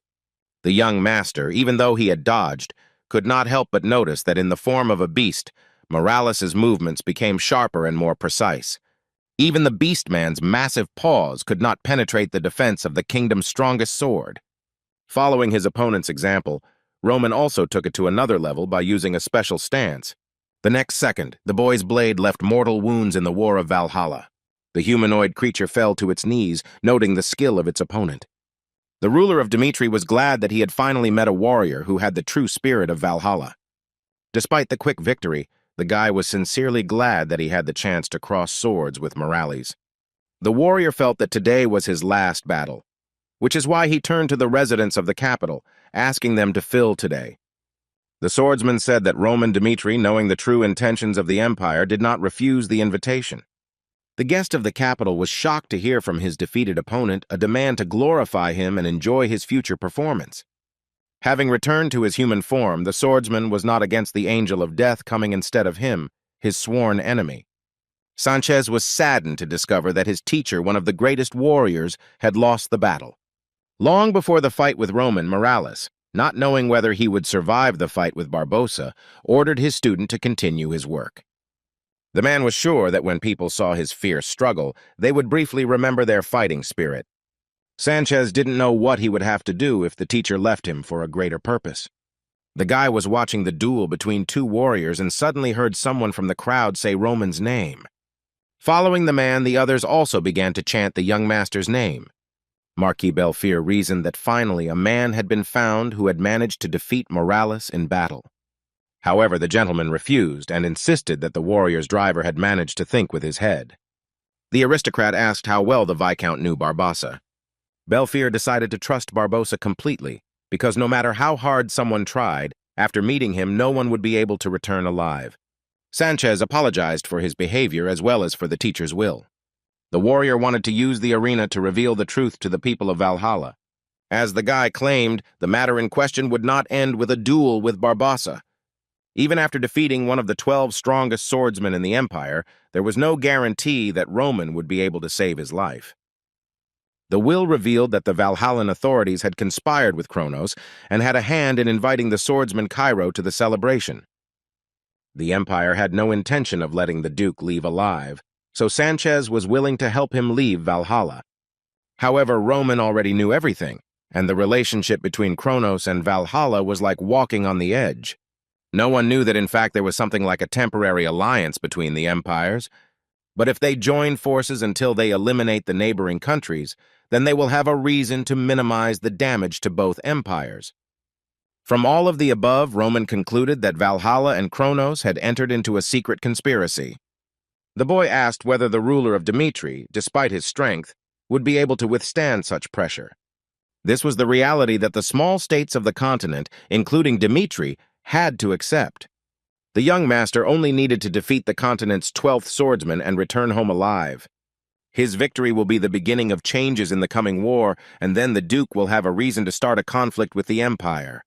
Sanchez considered Roman a real madman, but he could not deny the truth in his words. And even if the student cannot live exactly the same life, it will become an example for him of how and where to move on. Leaving the palace of the ruler Dimitri, the student of Marcellus had a premonition that hard times would soon come. The festival host announced that on the night before the celebration, 30 people would enter the arena at the same time. The man, surrounded by thousands of spectators, insisted that it was impossible to predict the outcome of the fight. The inhabitants of Valhalla discussed the participants who had arrived at the festival from another country. The townspeople compared Mr. Roman and his henchman Chris, whose strength was strikingly different. The first warrior to open the festival was Gonzalez of the Jonathan clan, who entered the arena to thunderous applause from the crowd. Among his opponents were Nervain, Cargain, and Galeha, who were given a warm welcome by the spectators. However, among the rivals of the warrior of Valhalla was also Chris from the Duchy of Dimitri. Mr. Roman initially warned the knight that the journey to Valhalla would only bring danger, and that the swordsman will try to kill him in the arena. However, it was a sword that its owner trusted completely. Therefore, the ruler Dimitri ordered to take the lives of all 29 people and prove his strength. Kneeling before Roman, Chris swore that he would glorify Dimitri's name at any cost. The swordsman who was currently in the arena was announced as the next one to accept the fight. The Aura Knight rushed forward because he had to strike the warriors before the others. One of Chris's opponents claimed that it was unwise to aim at him. Cairo's flash flashed past the Valhallan warrior, depriving him of his head. The two-star knight knew that there was no time to waste in order to get rid of all his competitors. With tears in his eyes, the warrior insisted that his opponent was a real warrior, so he was given a military unit. The guy needed to move so fast that no one could interrupt his flash stream. The spectators were absolutely delighted by the spectacle in the arena, arranged by the foreigner. The warrior also ordered all spectators to watch carefully so that no one would dare to interfere with the battle with Barbossa. The townspeople noted that the Duke's man was incredibly fast, not only for them, but also for the participants in the duel. However, the knight's plans were thwarted by Gonzalez, whose sword technique was not inferior to his skills. Looking at him, Chris wasn't sure that he would be able to deal with everyone in a flash. The gaze of the Jonathan family member fell on the stranger towards whom he had a particular dislike. Aura Knight managed to repel a fairly strong attack from an angry opponent. The blow from the wolf representative was so strong that the swordsman from the Dimitri family was driven back. The warrior of the empire showed his dissatisfaction with people born in small states. Gonzalez believed that they competed against each other and thought they were better than everyone else after a couple of wins. Swordsman Cairo, basking in the glory, was finally recognized by the people of the Valhallan Empire. Chris rushed past the warrior, and the contact of their blades created a small explosion. The flash of the explosion might have prevented viewers from seeing how the Valhalla warrior was fatally wounded. Jonathan waited for the order, reminding them that they could take action before Roman Dmitri took the stage. Roman was pleased with the work of the swordsman, who kept his promise to glorify Dmitri's family line. The audience chanted Chris's name, the future crazy about his mastery of the blade. He was aware that before his death, Morales had changed the people's minds so that no one would interfere in the upcoming battle. The host of the event declared Chris from the Duchy of Dmitri the winner of the battle. The winner was in an arena completely covered in the blood of his opponents. However, he himself was not feeling his best. According to the ward, one of the strongest warriors on the continent was cunning and dangerous, like a poisonous snake. The guy suddenly fell to his knees and grabbed his side, which, in addition to the blood of his opponents, was also covered in his own. The knight held back the searing pain that came from the deep wound that Gonzalez had left behind. That same day, Morales' student met the man who had defeated his mentor. Mr. Roman's voice, which appeared in the guy's head, advised him to bring himself to his senses. Thanks to the aura, Chris managed to stop the bleeding and was brought up to deafening applause from the audience. The master of ceremonies announced that the winner had to pay his respects to the emperor. The swordsman looked to the side where the leader of the Valhalla Empire sat on the throne, after which the two-star knight dropped to one knee, showing his respect. But the residents of the capital were terribly shocked by the actions of the winner of the mass battle. As it turned out, Chris bowed his head to his master Roman Dmitri, also presenting him with his sword. The emperor's subjects were stunned that the warrior ignored the emperor and failed to show respect to Valhalla. The ruler gestured to the crowd to remain silent and asked the winner his name again. Addressing the emperor, the knight confirmed that he was Chris of the Duchy of Dmitri. The ruler of Valhalla was surprised that the fight was won by an unknown fighter from another country. Sanchez did not understand why the young gentleman, knowing about this, still accepted the invitation. His Highness was even able to have fun while watching the fight, but he did not understand why he did what he did at the very end. The emperor insisted that he was not trying to condemn the fighter and also did not want to impose their laws on foreigners. With the duchy's teleporter blocked, Roman will have no way to escape Valhalla's clutches. However, the Lord became curious, because until that moment no one had behaved like that with the ruler of the empire.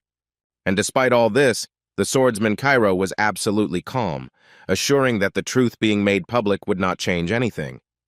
The guy replied that just as the inhabitants of Valhalla sacrificed themselves for their emperor, so he entered the arena for his own. His Majesty appreciated the knight's outstanding talent, as well as his blind devotion to his master. Valhalla was truly a paradise for the young talents it had nurtured since ancient times. Extending his hands to the winner, the emperor asked the warrior to swear allegiance to him. And in return, the ruler of the empire promised a reward greater than what Dmitri had previously offered him. He remembered the words of his teacher, who insisted that if the boy suddenly met a true warrior, he should learn from him about life. The knight understood that if it were not for the help of Mr. Roman, he would never have reached such heights. For this reason, Chris stated that he could not show loyalty to the emperor, since it already belonged to Lord Dmitri. Having thanked the ruler of the empire for the offer, the warrior politely declined it. The ruler of Valhalla was forced to accept the stranger's refusal with annoyance. At this point, the host asked to once again greet the festival winner and announced that the holiday had come to an end. After a celebration at Belfire's estate, the Viscount received a slap in the face from his master. The Marquis declared that his servant's excessive confidence had made him look insignificant in the eyes of the emperor. Jonathan, trying to beg the master's forgiveness, was so nervous that he was shaking with fear. Belfier was so angry at his protégé that he kicked him in the face, refusing to listen to any excuses. Continuing to receive angry blows from the gentleman, the man asked if he would be given one last chance. Catching his breath, the aristocrat reported that Barbossa had already begun to act, and they could only pray for his success. A palace servant brought tea to the young master, who was in his chambers. The servants whispered to the Duke, asking him not to drink anything, since Barbossa had already made his move. The guy was very surprised when Roman's voice sounded in his head, asking who he was. The servant replied that he was on the side of Mr. Morales and hoped that Dmitri would not succumb to the cowardly tricks of the Empire. Swordsman Cairo was pleasantly surprised that Morales's labors in Valhalla were not in vain. The worker was speechless when he saw Roman finally take a sip from the mug with the poisoned drink. The employee began to quietly complain that the gentleman had ignored him and drunk the contents. Through telepathy, the gentleman reported that although Barbossa had mastered the art of poisons, they would not cause any harm. The Duke asked the boy, if he wanted to help, to take the remaining tea to prove that it contained poison. The servant agreed, but assured that problems might arise in the future. After the festive night was over, even with evidence, no one wanted to listen, especially if the words came from someone who was stricken. Roman advised not to worry about it, and if everything worked out as he planned, then the employee would also get what he wanted. The girl, her eyes wide with horror, trembled from the scene unfolding before her. Roman, showering the butler with slaps, ordered that someone be brought in who would take responsibility for what had happened. The young gentleman was interrupted by the Viscount, who came to the cries of the victim and ordered him to immediately stop the bullying. The stranger explained that the servants had just deigned to serve him poisoned tea. The Duke also added that, judging by the bag of gold, someone had paid the owner of the house, wanting him to lose in the arena. Jonathan denied everything, citing the fact that the holiday was a sacred event in Valhalla. The man insisted that if something like this had happened, they would have immediately taken action and punished the culprit. The Viscount suggested that Roman should refuse to participate if he was afraid of someone, and that they would definitely find a replacement for him at the festival. The ruler of Dmitri, as I planned, will enter the arena, but he was not going to let what happened today go unpunished. The guy said that if something was found in the tea, the icon would have to take responsibility for it. Barbossa, while visiting the Marquis, asked him if he knew why the warrior preferred the poison he had used the day before. The poison began to act gradually, and perhaps Roman thought that it had no effect on him. Belfier agreed with his accomplice that such an effect was to be expected. Therefore, Barbossa advised the master not to doubt his abilities in the future. One townsman shared information he had learned from the servants in the house where Roman was staying, that there was a fuss there because of the poison. Residents of the capital suggested that Roman might not have been poisoned on the eve of the fight by accident. They believed that Barbossa might have been involved in this matter, since every time he entered the arena, something similar happened. Lucas continued his activities, but already in Valhalla, spreading rumors about whether it was possible to defeat the famous warrior in a poisoned state. The rumors spread by the head of the Information Guild reached the Emperor himself, which caused a strong resonance among the people. Count Gomez of the conservative faction believed that they had a duty to find out the truth, even if it meant postponing the celebration. His Majesty asked Marquis Belfer's opinion regarding the suspicion of poisoning a stranger. The master replied that these were just rumors and that Barbossa was strong enough to defeat Dmitri. Trusting his advisor, the emperor was in anticipation of the upcoming duel. The Marquis knew that the rumors were the work of the conservative faction, and that it was now up to the warrior to bury the truth. From now on, Barbossa had to prove the overwhelming strength of one of the Empire's best swordsmen. Soon, the Master of Ceremonies asked to greet the main characters of the holiday to a stormy ovation. Barbossa, the renowned warrior of Valhalla and one of the 12 swords of the continent, entered the arena. He was opposed by a foreigner who came from Dmitri, Duke Roman Dmitri. The enemy expressed his concern for the well-being of the young gentleman. The warrior said that the poison that the swordsman Cairo drank needed time to take effect. The guy replied that as soon as he learned about this world, he became interested in the 12 swords that people considered the strongest. And for this reason, when the time came for him to make a decision, he responded to participate in the festival. Roman also added that the effect of the poison that Barbossa was waiting for would not occur. However, the representative of Valhalla considered his opponent's words to be just empty chatter. The ruler of Dmitri decided that if the fight with the vaunted swordsman turned out to be difficult at all, then it would be excellent training for future opponents. The guy was ready to admit that the prophet of the empire was too tall if her fighter could repel all his attacks. Before the host had time to announce the start of the duel, Roman's blade was already in front of Barbossa's face. The young master used the first style of the first stage, but his opponent successfully blocked this attack. As soon as the blades of the opponent's swords collided, both warriors were thrown away from each other. The warrior of Valhalla was surprised because it took him some effort to stop. Swordsman Cairo tried to break through Barbassa's defense with increasing force, but even the second style of the second stage was unable to break through it. The spectators in the stands could hardly contain themselves from the incredible flow of emotions that emanated from each attack of the participants. Despite the fact that the warrior managed to fight back, the Duke did not lose hope of wounding him. For the next blow, Roman gathered his strength to show his true power. Swinging at his opponent, the young master released a stream of dark energy from his blade. The cunning serpent of Valhalla could not believe that the enemy was capable of such power in a poisoned state. After putting in a lot of effort, Barbassa was still able to repel the young master's attack. But the ruler Dmitri was not going to stop there, turning to new technology. Plunged into darkness, Roman resorted to the third stage of the heavenly demon.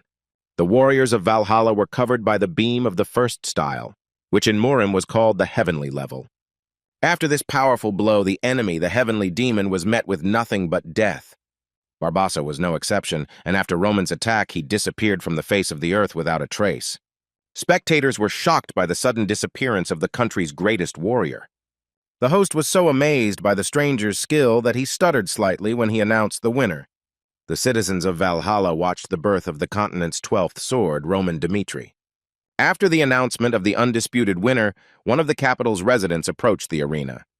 It turned out to be a servant, a supporter of Morales, who entered the arena with the evidence. The guy said he had put his life on the line and was now demanding justice. He handed the winner a cup containing poisoned tea and asked him to help Valhalla get on the right path. The audience couldn't figure out who the guy who came out to Roman was and what was happening between them. Taking the cup, the Duke announced to everyone present that someone had put poison in his tea the previous evening. The ruler of Dmitri claimed to have reported this to Viscount Jonathan, but the man blamed him, claiming that he had insulted Valhalla. The young master was disappointed not by the vile act, but by how the empire itself reacted to it. Addressing the Viscount, the winner of the duel declared that he had in his hands proof of poisoning. Residents of the capital noticed that the cup had turned black and could not believe that someone had decided to do such a thing before the sacred duel. Roman explained that if he had lost the fight to Barbossa, the truth would have disappeared along with him. The boy turned to the emperor himself, asking whether he deserved to be accused because he wanted to reveal the truth. With an empty, vacant look, His Majesty declared that the empire had been made a laughing stock. The emperor turned directly to Jonathan himself, wanting to know the truth from his lips. The Marquise's servant fell to his knees before the emperor and began to repeat that he had dedicated his entire life to Valhalla.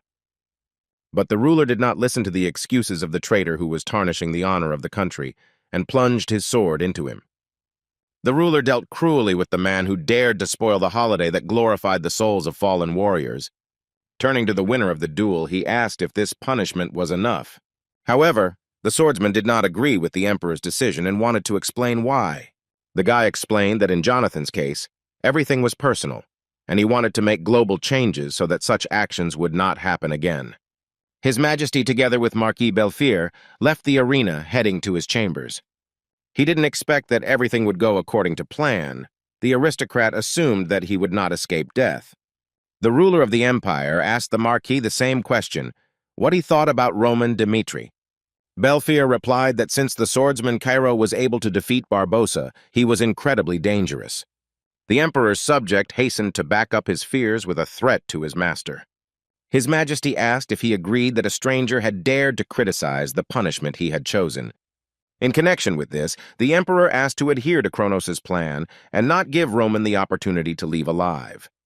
Just before departure, the young master and his men learned that the teleportation gate had failed. Therefore, guests of the capital will not be able to use them for some time. According to one of the specialists, the repairs would take at least half a month, and Roman was offered to stay in Marina. But such an obstacle was not unexpected for the swordsman Cairo, which forced him to take certain actions. The road to the nearest trading city near Marina took about a month. He had no doubt that during the time it took him to get to Valtura, the people of the empire would try to kill him. The young master made his decision and left the gate, ordering his men to follow him. Belfier was informed that Roman had gone to the trade city as they had expected. The Marquis wanted to know how soon they could attack him, but there was a small problem with that.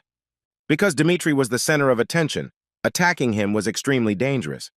The festival instantly gained great fame, and all the inhabitants of Valhalla flocked to it. The death of the winner will not be hidden from the attention of the citizens, which will cause even more problems. The aristocrat told them not to worry about it, since Roman would be eliminated by the Kronos Empire anyway. The Lord ordered to convey to the allies that they should act as they saw fit, as long as they got rid of the Duke. The residents of the capital, accompanying the young gentleman, discovered strangers who dared to attack the winner of the festival. The attackers turned out to be shadows from the Kronos Empire. Fortunately, the swordsman Cairo knew how to deal with them. The Duke had told his men in advance what exactly they had to do to defeat this enemy. To combat the shadow, Chris released a stream of mana to make his attacks as effective as possible.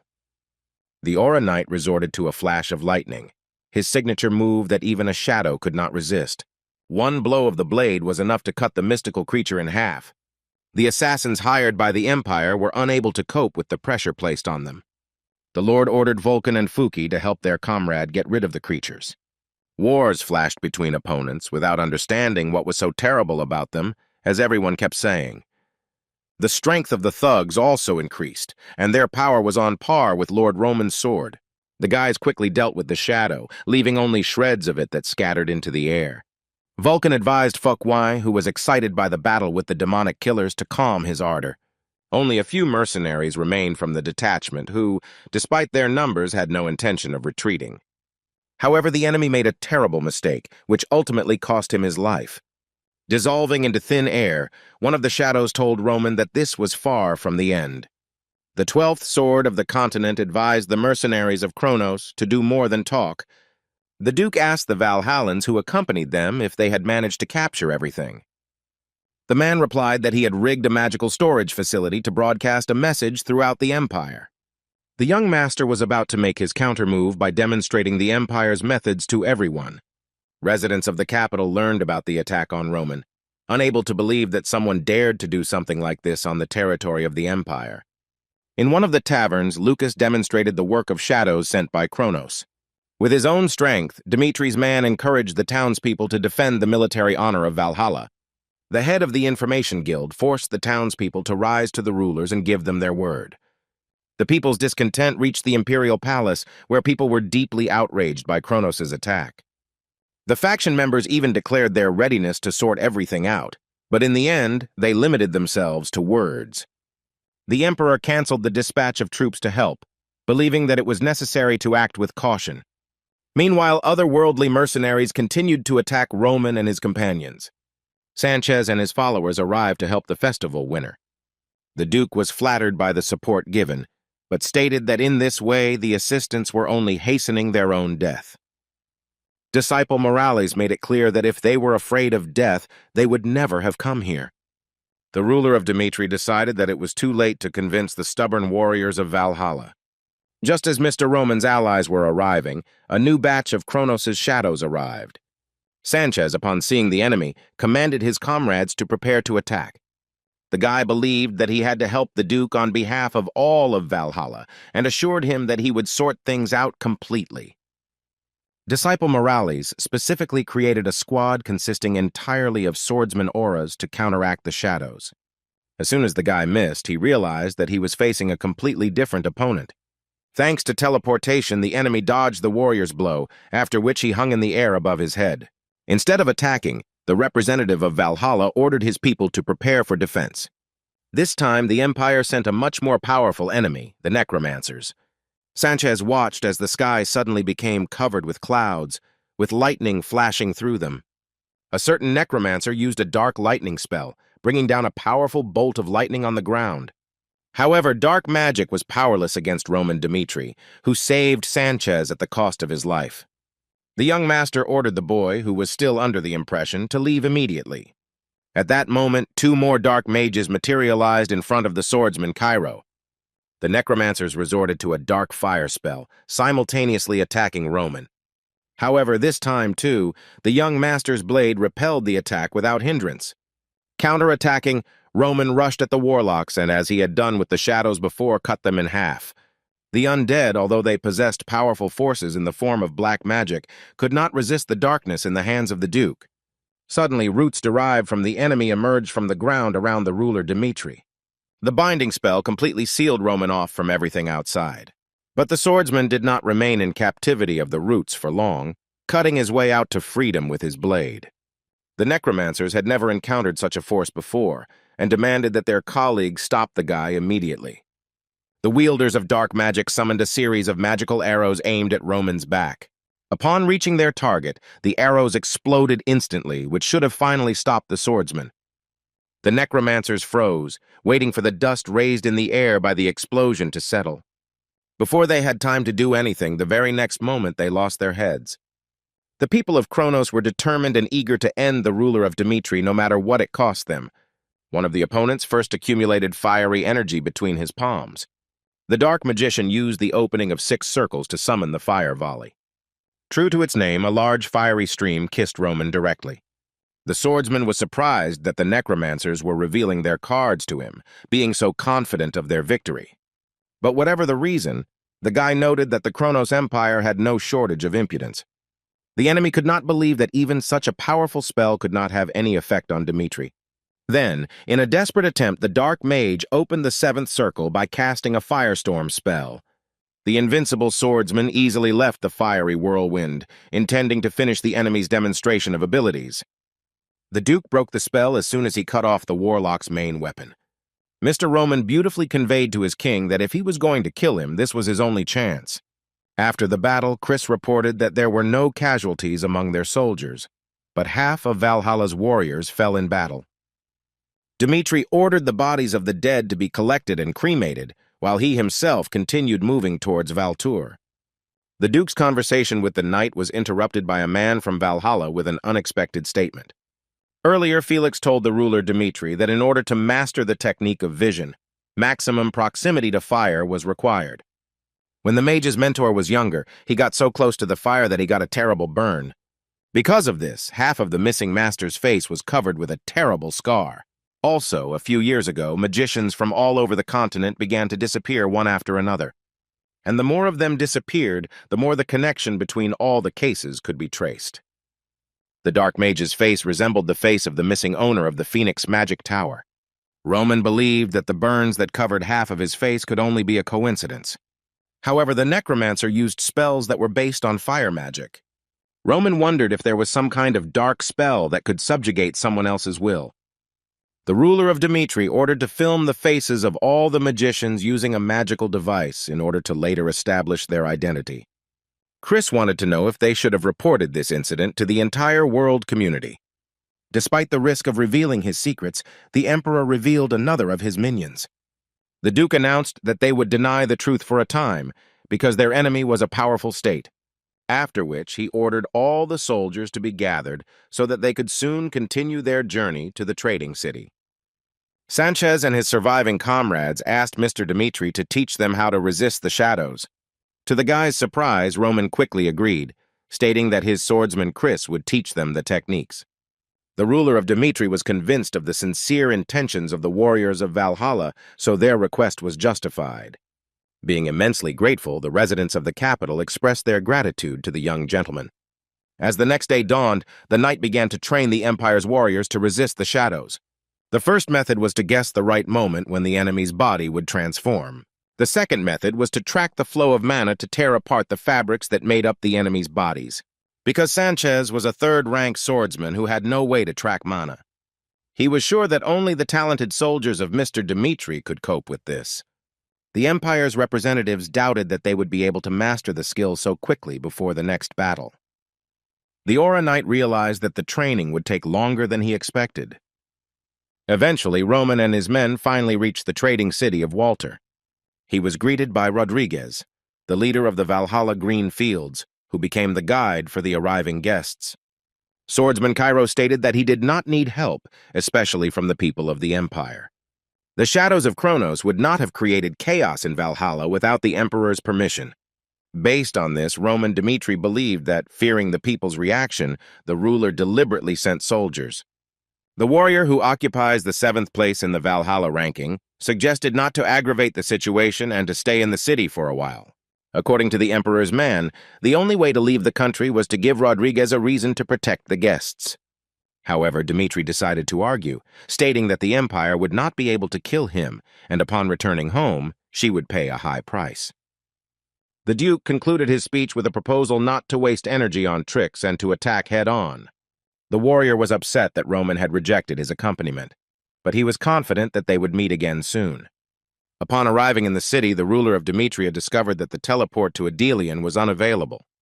Due to the recent invasion of the Chronos Shadows, a state of emergency has been declared in the country and all teleports have been blocked for security purposes. In order to get to Dmitri, outsiders had to walk all the way to the outskirts of Paulo. Sanchez was firmly convinced that this was a trap planned by the Emperor.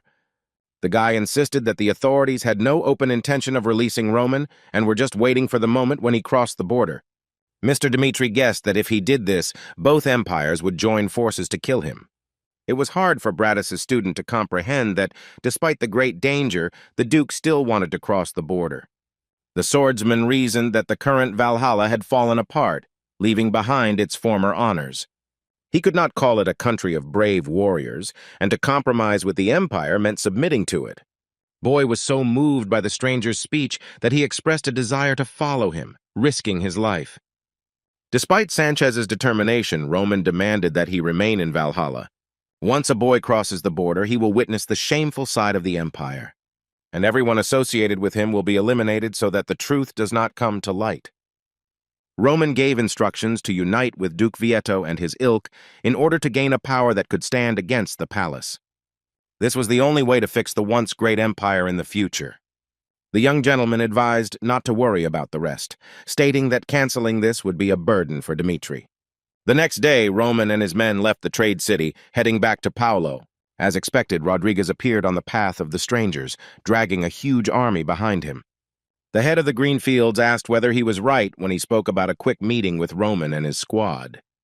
The warrior insisted that if strangers swore allegiance to Valhalla, they would enjoy a rich life. Duke Dmitri replied that those who considered themselves the strongest, remaining at the top for a long time, soon fell into error. Drawing his sword, Roman replied that in fact it was he who was waiting for the warriors who had come to attack the emperor to appear. Rodriguez ordered the soldiers of the Greenfields to attack immediately. The Knights of Walter and the Duchy of Dmitri crossed swords in a fierce battle. As always, Mr. Roman did not stand aside and, together with his subjects, confronted the enemy. Rodriguez couldn't help but smile as he looked forward to taking the life of the warrior the people of Valhalla recognized as a great leader. The seventh in the Valhalla ranking rushed towards the enemy after his subjects. In one leap, the leader of the Greenfields jumped over his subordinates, both his own and his opponents. Without dismounting from his horse, the warrior used the technique of the secret reception of the evergreen truth. But no matter how strong the enemy's attack was, there was no sword in the entire empire that could compete with Roman's darkness. Rodriguez looked at one of the continent's strongest swordsmen with a satisfied grin. Unlike the head, which was still on the body just a moment ago, the smile remained on the warrior's face. Another of Valhalla's swordsmen, who held a place in the ranking of the strongest, fell at the hands of Roman. The emperor found Duke Dmitri amusing, deciding that there was no longer any point in guerrilla tactics. Without the intervention of the country's strongest warriors, who were at the top of the Valhalla list, it would be impossible to stop Roman.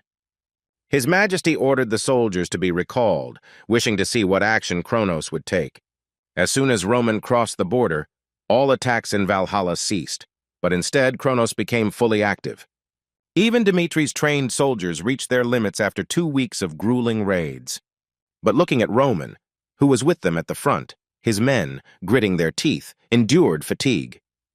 Having successfully fought off another squad of shadows, Dmitri's soldiers discovered the Empire's troops on the horizon. Chris, upon seeing his opponent, was indignant that he didn't even have time to breathe. However, the army belonged to Edwin Hector, who ordered his men to attack the mercenaries sent by the Empire. And while Hector's soldiers were pushing back the enemy, their leader did not stand aside and joined them. Being a mage, the prince cast a force field spell, separating the shadows from Roman's warriors with a wall of fire. The young master did not expect that help would come from a place he could not even imagine. Jumping up to the ruler of Dmitri, Edwin reported that he immediately needed to return home. And the reason for this was the attack of the Kronos Empire, which might have seemed unexpected at first glance, but not for Roman. Before heading to the festival, the guy told his subordinates that the entire continent knew about the invitation he had received. The Duke believed that the Kronos Empire could take advantage of such an opportunity. McBurney supported the owner, because the enemy openly declared his intention to kill him, so there was no point in the enemy holding back. Henderson decided that the soldiers would have even more reason to worry about the master's safety. However, he himself thought differently, because Kronos did not follow the established order. And in addition to killing the ruler Dmitri, Kronos wanted to simultaneously attack the duchy itself. Roman was of the opinion that they could not overtake the fortress with the forces of magicians alone. That is why the young master left some soldiers to protect the city. If the enemy dared to invade Dmitri, the warriors had to make him pay a high price for it. In the vicinity of Dmitri, near the forest, a bright glow of unknown origin flared up. It was caused by the opening of a portal through which the forces of the enemy empire moved. Having met his leader, one of the subordinates reported that he had not yet left the borders of Valhalla. The dark magician mystic was informed that there was no way to return to Dmitri earlier than 3 days. The sorcerer was pleased that everything was going according to plan, ready to begin the offensive. Soon the guards on the fortress wall noticed unusual changes above their heads. The sky was covered with dark clouds, but what was especially strange was how lightning bolts floated across it. The guards had no idea yet that the anomaly was caused by the mystic's witchcraft. The dark magician unleashed a cluster of lightning bolts combined into a huge beam on Dmitri's fortress. The sentries immediately began to sound the alarm, announcing the arrival of the enemy at the gates. Thanks to the activation of the Great Shield, the fortress was not damaged, and the soldiers still had time to prepare. The mystic expected that Dmitri's security would be strengthened, but he could not imagine that it would reach such a level. Despite such a quick and therefore suspicious reaction, the magician ordered them to stand to the last. In front of the enemy, right at the walls of the fortress, there were protective barriers that did not give them the opportunity to climb them. Commander Jonathan quickly and clearly distributed squads of soldiers into defensive positions. In a matter of minutes, the guards had already taken their places on the walls where the guards had just been. The soldiers of Kronos, who were about to take the fortress by storm, suffered from the arrows of archers. The head of the magic tower, Felix, who was casting a burning spell, also joined Dmitri's defense. In addition to the arrows fired, a rain of fire fell directly from the sky onto the enemy. Only the Empire's mage witnessed the 6th circle spell, and everything became clear to him. In the hands of the Duchy of Dmitri was a dangerous force capable of fighting back against the Empire. Kronos should not have missed the chance to destroy the fortress, and then Dmitri would become an example for other states on Salamander. It was for such a case that shadow spies were sent, whose goal was to destroy significant objects. However, the spies were disturbed by the situation in the city, as if all the inhabitants had died out. The detachment commander did not have time to finish speaking so that his men would not pay attention when he was stabbed to death by the enemy's sword. His blade spattered with the blood of the enemy.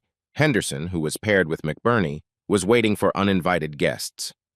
The one-armed knight was convinced that the master had once again been right, and the Empire had indeed been just waiting for a convenient opportunity. Among the soldiers of Roman's standard army was his brother Rodval, who had not yet recovered from the loss of his eye. The Empire's warriors finally found a way to climb the walls, and in addition to the guards, they came across a member of the Dmitri family. The guy's name was on the list, so the soldiers pounced on him first. Despite his injury, Rodwell blocked the enemy soldiers' attack, using the advice given by his brother. The warrior felt a responsibility to his family, which gave him strength and confidence. Determined to fulfill his duty and obligation to Dmitri, Rodwell rushed at the enemy. Roman's men surrounded the spies who had infiltrated the city, not giving them a chance to escape. One of the soldiers demanded that the Imperial warriors surrender voluntarily. The guy ready to tear the enemy apart was none other than Fernando Dmitri, the commander of the personal guard. On the day when the boy bowed his head before Roman, he became a hero, the defender of the Dmitri family line. And now was the best moment to prove his loyalty to the young master. The swordsman destroyed one of the Imperial spy squad with a powerful attack. The enemy did not expect that a second-rate knight would turn out to be such a capable soldier. The shadow leader ordered to follow further and deal with everyone on the list. And he himself decided to stay to fight Fernando and buy time for his people. Dmitri ordered his subordinates to go on the attack and not give the enemy the opportunity to carry out their plans. A squad of Kronos spies encountered trained soldiers of the ducal army. Previously, the knight did not stand out among his comrades and dragged out a miserable existence. But after he entered into the service of Mr. Roman, he became a serious opponent. Fernando ended the duel in a matter of seconds, decapitating the scout commander. From now on, the boy was a real warrior thanks to the young master who helped him move to a new level in growth. The mystic tracked the movements of the shadows, surprised that they too were unable to resist the Duke's men. The dark mage was informed of a dangerous situation in one of the nearby regions. The territories that were under the duchy sent reinforcements, including the Kingdom of Cairo. The enemy army had only half a day, after which Dimitri's allies would retreat from all sides. However, the dark sorcerer intended to take the fortress while Roman was not yet there. The battle also took place inside Dimitri's estate, whose guard discovered the enemy. Another loyal soldier of the Empire easily neutralized the castle guards. Sven was surprised that most of Kronos' warriors had already fallen at the hands of the enemy army. Dimitri's enemy had 3 types of shadows, one of which fueled physical strength with the help of a dark aura. Other representatives were necromancers, magicians who mastered black magic. But there were also Knights of the Abyss, the 3rd subspecies of shadows, to which the warrior who had infiltrated the palace belonged. Sven's path was crossed by Kevin, about whom the Empire's henchman was well aware. Rumor has it that the guy under Roman's command was full of anger and recklessness. The Knight of the Abyss considered it a good chance to deal with Lord Dimitri's subject. The enemy revealed his aura, which was so strong that it suppressed the surrounding environment. That day on the balcony, the Duke placed a great responsibility on Kevin's shoulders. The swordsman understood that the enemy was not an easy one, but he had to prove his loyalty to his master. Therefore, it was not necessary for the armor to defeat Sven in a duel, but only to stall for time until Roman arrived. The soldier didn't even have time to react properly before the enemy, having cut his neck, rushed past him. The Abyss Knight looked back to make sure he had indeed managed to hit Cairo's blood demon. Sven felt superior to his opponent, so he didn't mind if he didn't hold back. Kevin was shocked that he almost lost his head if the enemy's blade had passed a little closer. Without giving him a chance to recover from the shock, when the abyss exploded, he pounced on the warrior Roman. Although the guy managed to repel the enemy attack, he put in a lot of effort to stay standing. To his great regret, Kevin understood that he could not cope with such a strong opponent. In terms of strength, the representative of the shadows could be compared to Count Nicholas, and therefore in a one-on-one fight, the soldier Dmitri had no chance. And yet, the soldier of the master's personal army decided to try to defeat the enemy, even at the cost of his life. With deft and quick movements, the boy walked around Sven, ending up right behind him. For Kevin, this was perhaps his only chance to defeat such a strong opponent. However, the skills of the Empire's henchman turned out to be an order of magnitude higher, and he managed to seize the initiative. With one blow, the shadow of Kronos pacified the blood demon Cairo, almost breaking his body through the floor of the castle. The Abyss Knight stated that if this was all Kevin could do, he wanted to put him out of his misery immediately. Pinned to the floor, Roman's man knew that if he let himself be killed, he would be putting the entire duchy at risk. The shadow representative brought his blade down on his opponent, but he managed to dodge the blow at the last moment. Breathing intermittently, the boy used the rest of his strength to delay the inevitable. The soldier of Mr. Roman's army wondered whether he would still be able to get out of the palace alive. Even at the market, the young man understood that such a chance could not be missed, and he swore allegiance to Dmitri. At that time, the swordsman, who had not yet become famous throughout the continent, claimed that the boy would become one of his faithful warriors. Since then, Kevin believed that neither his life nor his death would be in vain if it was all for the sake of Mr. Dmitri. The voices in the knight's head told him to trust them, and then he would not be able to let his master down. The personalities that lived inside the guy opened a second wind in him, and he declared that he could not give up. Sven was puzzled as to why the boy was screaming so loudly and decided to calm him down. The warrior swung his sword and was sure that he had beheaded one of Dimitri's loyal subjects. But thanks to the multiple personalities inside Kevin, he was able to escape direct attack again.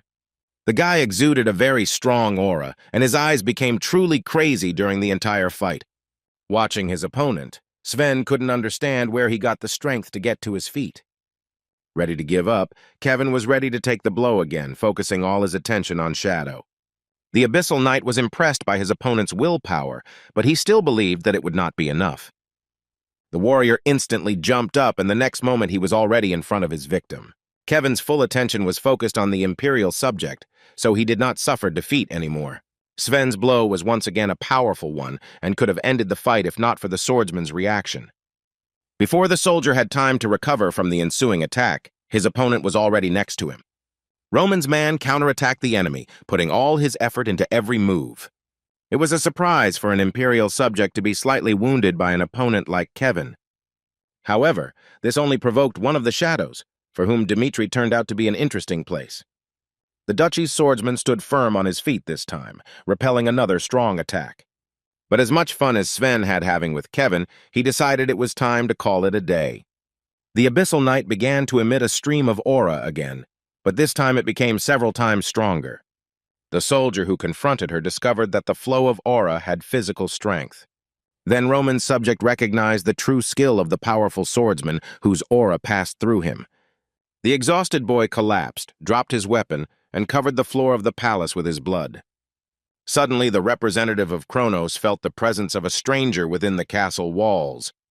The commander of the guard pounced on him, but his skills were not enough to inflict even minor damage on the enemy. Realizing how strong his opponent was, Fernando jumped back to a safe distance. A soldier from Roman's army found his comrade, hoping that he was still alive. While the battle was going on at the gates of the main hall, Romero was not on the throne from the very beginning. Mr. Dmitri and his wife went to a secret shelter as soon as the attack of Kronos began. Dmitri's warrior understood that Kevin stood until the very end, so that the shadows could not detect the absence of Mr. Romero. Having dealt with the enemy, who was significantly weaker, McBurney and Henderson came to the soldiers' aid.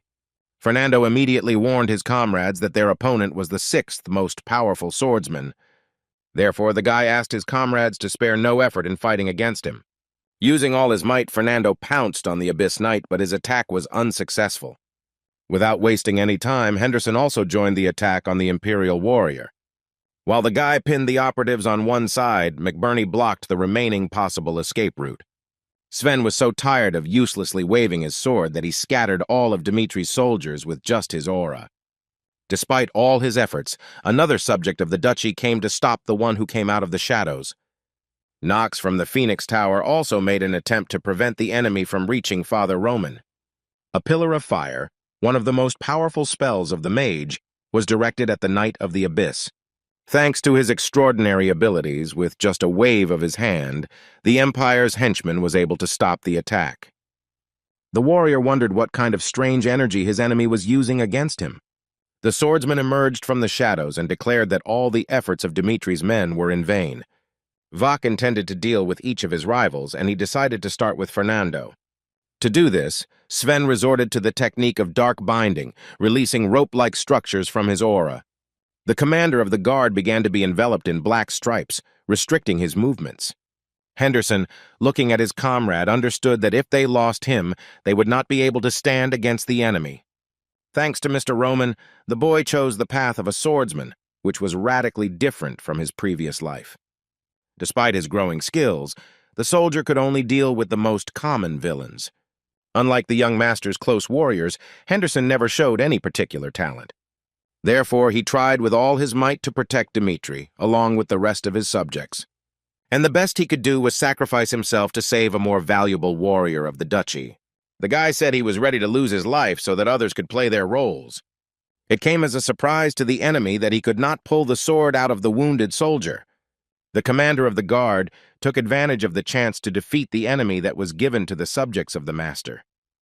While Sven's attention was focused on Fernando, McBurney, who had crept up from behind, delivered a crushing blow. But to be completely sure of his victory, the final touch was added by the attacking soldier from above. The warrior's blade cut through the swordsman's head, and thanks to the combined efforts of his teammates, he finally killed the enemy. Having dealt with the shadow, Roman's men immediately rushed to help the wounded soldier. Fernando poured medicine on Henderson's wound, insisting that he could not die like that. The commander of the guard told the wounded soldier not to lose heart until he woke up with more healing potion. The soldier replied that his comrade should leave him and do what was required, since the battle was not over. The soldier agreed with the words of the wounded man, but took his word that he would wait for him and would not dare to die. As Henderson had said, the battle continued, and outside the palace walls it was fought between the factions of the two mages. Felix attacked the enemy with a powerful fire volley, being on one of the high points of Dmitri. The mystic still could not believe that this force held together the newly founded Duchy of Dmitri. The dark sorcerer, holding back the enemy's magical attacks, claimed that they would not be able to hold their positions for so long. Suddenly, a giant beam of light appeared behind the Empire Mage and his subjects. A female voice came from the middle of the beam declaring that, as promised, he had reached Mystic. After leaving the beam, a woman came out to the army of Kronos, which was intentionally to show the sorcerer where his place was. After her words, an incredibly powerful explosion was heard at the enemy position. The mystic managed to escape, and several days passed after the repelled attack of Kronos. The teleporter could finally function as before, allowing travelers between cities. And very soon Mr. Roman, whom everyone had been waiting for, returned to Dmitri's native lands. The Duke was greeted with joyful applause, and the townspeople could rest assured of their safety. Thanks to the Information Guild, everyone in the area knew about their ruler's rank increase. Arriving at the palace, Roman met his father, who was sitting on the throne in his absence. Romero did not waste time on trifles and immediately got to the heart of the matter, asking how the duchy could deal with its problems. As a result of the Empire's attack, all of Dmitri was overcome with unrest and discontent. The young gentleman assured his father that he was not worried and that he would certainly take care of everything. Lucas reported to Roman that Dmitri had suffered significant damage and that Kronos' army had arrived without the aid of a teleportation gate. Later, Lava will give the guild a more detailed report, adding that Kevin and Henderson were in critical condition. Because the warriors were facing a 6th-level aura swordsman, they were on the brink of life and death. However, of the two charges, Lucas was more worried about Henderson's grave condition. The Duke reacted calmly to this news and stated that since his people were still alive, they should remain calm. The doctor who was introduced to the knights insisted that today would be a decisive day for the wounded soldiers. Thanks to healing potions and the efforts of the priests, the soldiers were still clinging to life. However, the real problem was the mysterious aura inside their bodies that prevented them from recovering. In all the time that Bak Chun-hyuk had spent in this world, this was the first time he had encountered something like this. In his past life, the Heavenly Sword was constantly followed by Quan Ma, who always helped the leader during clashes with other sects. While dealing with many enemies, Chun-hyuk's most loyal companion died, pierced by many blades. Although the greatest warrior, Marima, was angry, he considered the death of his minions to be natural during battles. Living his life in constant struggle, the swordsman could use the lives of others to his own advantage. So the sacrifice of the two soldiers was the best they could do for Roman. However, this time everything was a little different. Without knowing why, the Duke could not contain his anger and allow his people to die in peace. The young master removed the doctors and priests from treating the warriors, as he wanted to deal with them personally. To treat, it was necessary to concentrate on the source of the patient's life and not take your eyes off it. Innate energy was the force that appeared at the moment of birth, and death marked its exhaustion. Due to the serious injuries, the soldiers' innate strength was at its limit, so Roman transferred some of his own to them. The Duke was willing to shorten his own lifespan in order to extend the lives of his subordinates. A whole week has passed since the ruler of Dmitri took over the treatment of the wounded soldiers. During this time, some events occurred that Chris wanted to discuss with the owner personally. But Hans refused the night, citing his master's order not to let anyone in until he had completed his treatment. The knight was informed of this, but the Kingdom of the Continent held an international conference in connection with Dmitri's problems. Chris stated that they needed to punish Kronos together, and so he asked the servant to get out of the way. No matter how loyal Roman's assistant was to his master, he could not stand up to the aura swordsman. Having let the warrior in, Hans asked the young master to convey that Roman should have taken care of himself. As soon as the door opened, the Duke asked in a displeased tone why he had been disturbed. Chris, although he knew he was intruding, could not help but disturb the owner by telling him about the international conference. The knight, having discovered the state Roman was in, asked him to stop wasting so much energy to save the two soldiers. The warrior insisted that there was not another minute to lose, and the empire had to be condemned by law. To ensure that the Union of Kingdoms did not turn a blind eye to the problem of the duchy, Roman needed to attend the conference. One of the continent's strongest swordsmen stated that without unity of opinion within the Union, they would not be able to achieve proper retribution. The knight wanted to object, but the Duke interrupted the guy, saying that Kronos knew about his experiences. Since the enemy had managed to throw Roman off his stride, it was his turn to put in all his efforts. At the international conference, the Union of Kingdoms found Dimitri's case to be very confusing.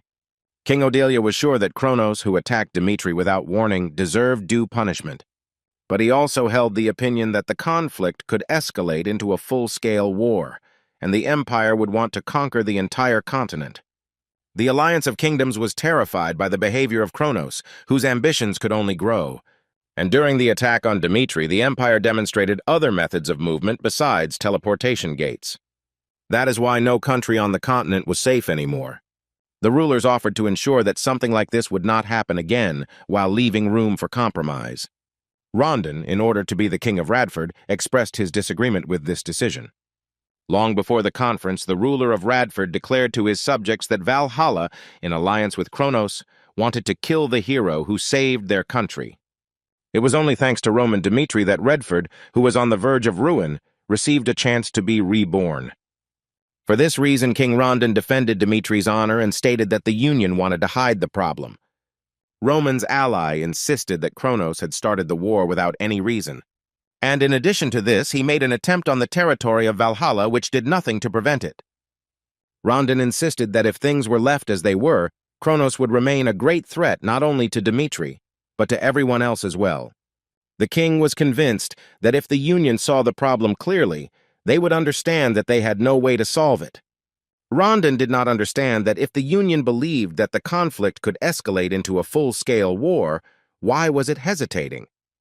The gap between the Empire and the Union may widen, and some of the kingdoms may even join the enemy.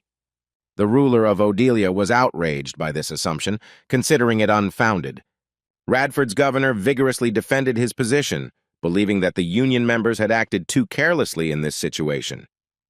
His Highness was interested in how the rulers of Umberto and Adelia would react if their state were attacked. Rondon finished his speech and announced that from that moment on he was leaving the Union of Kingdoms. The king advised those present to say the same words when faced with the might of the empire.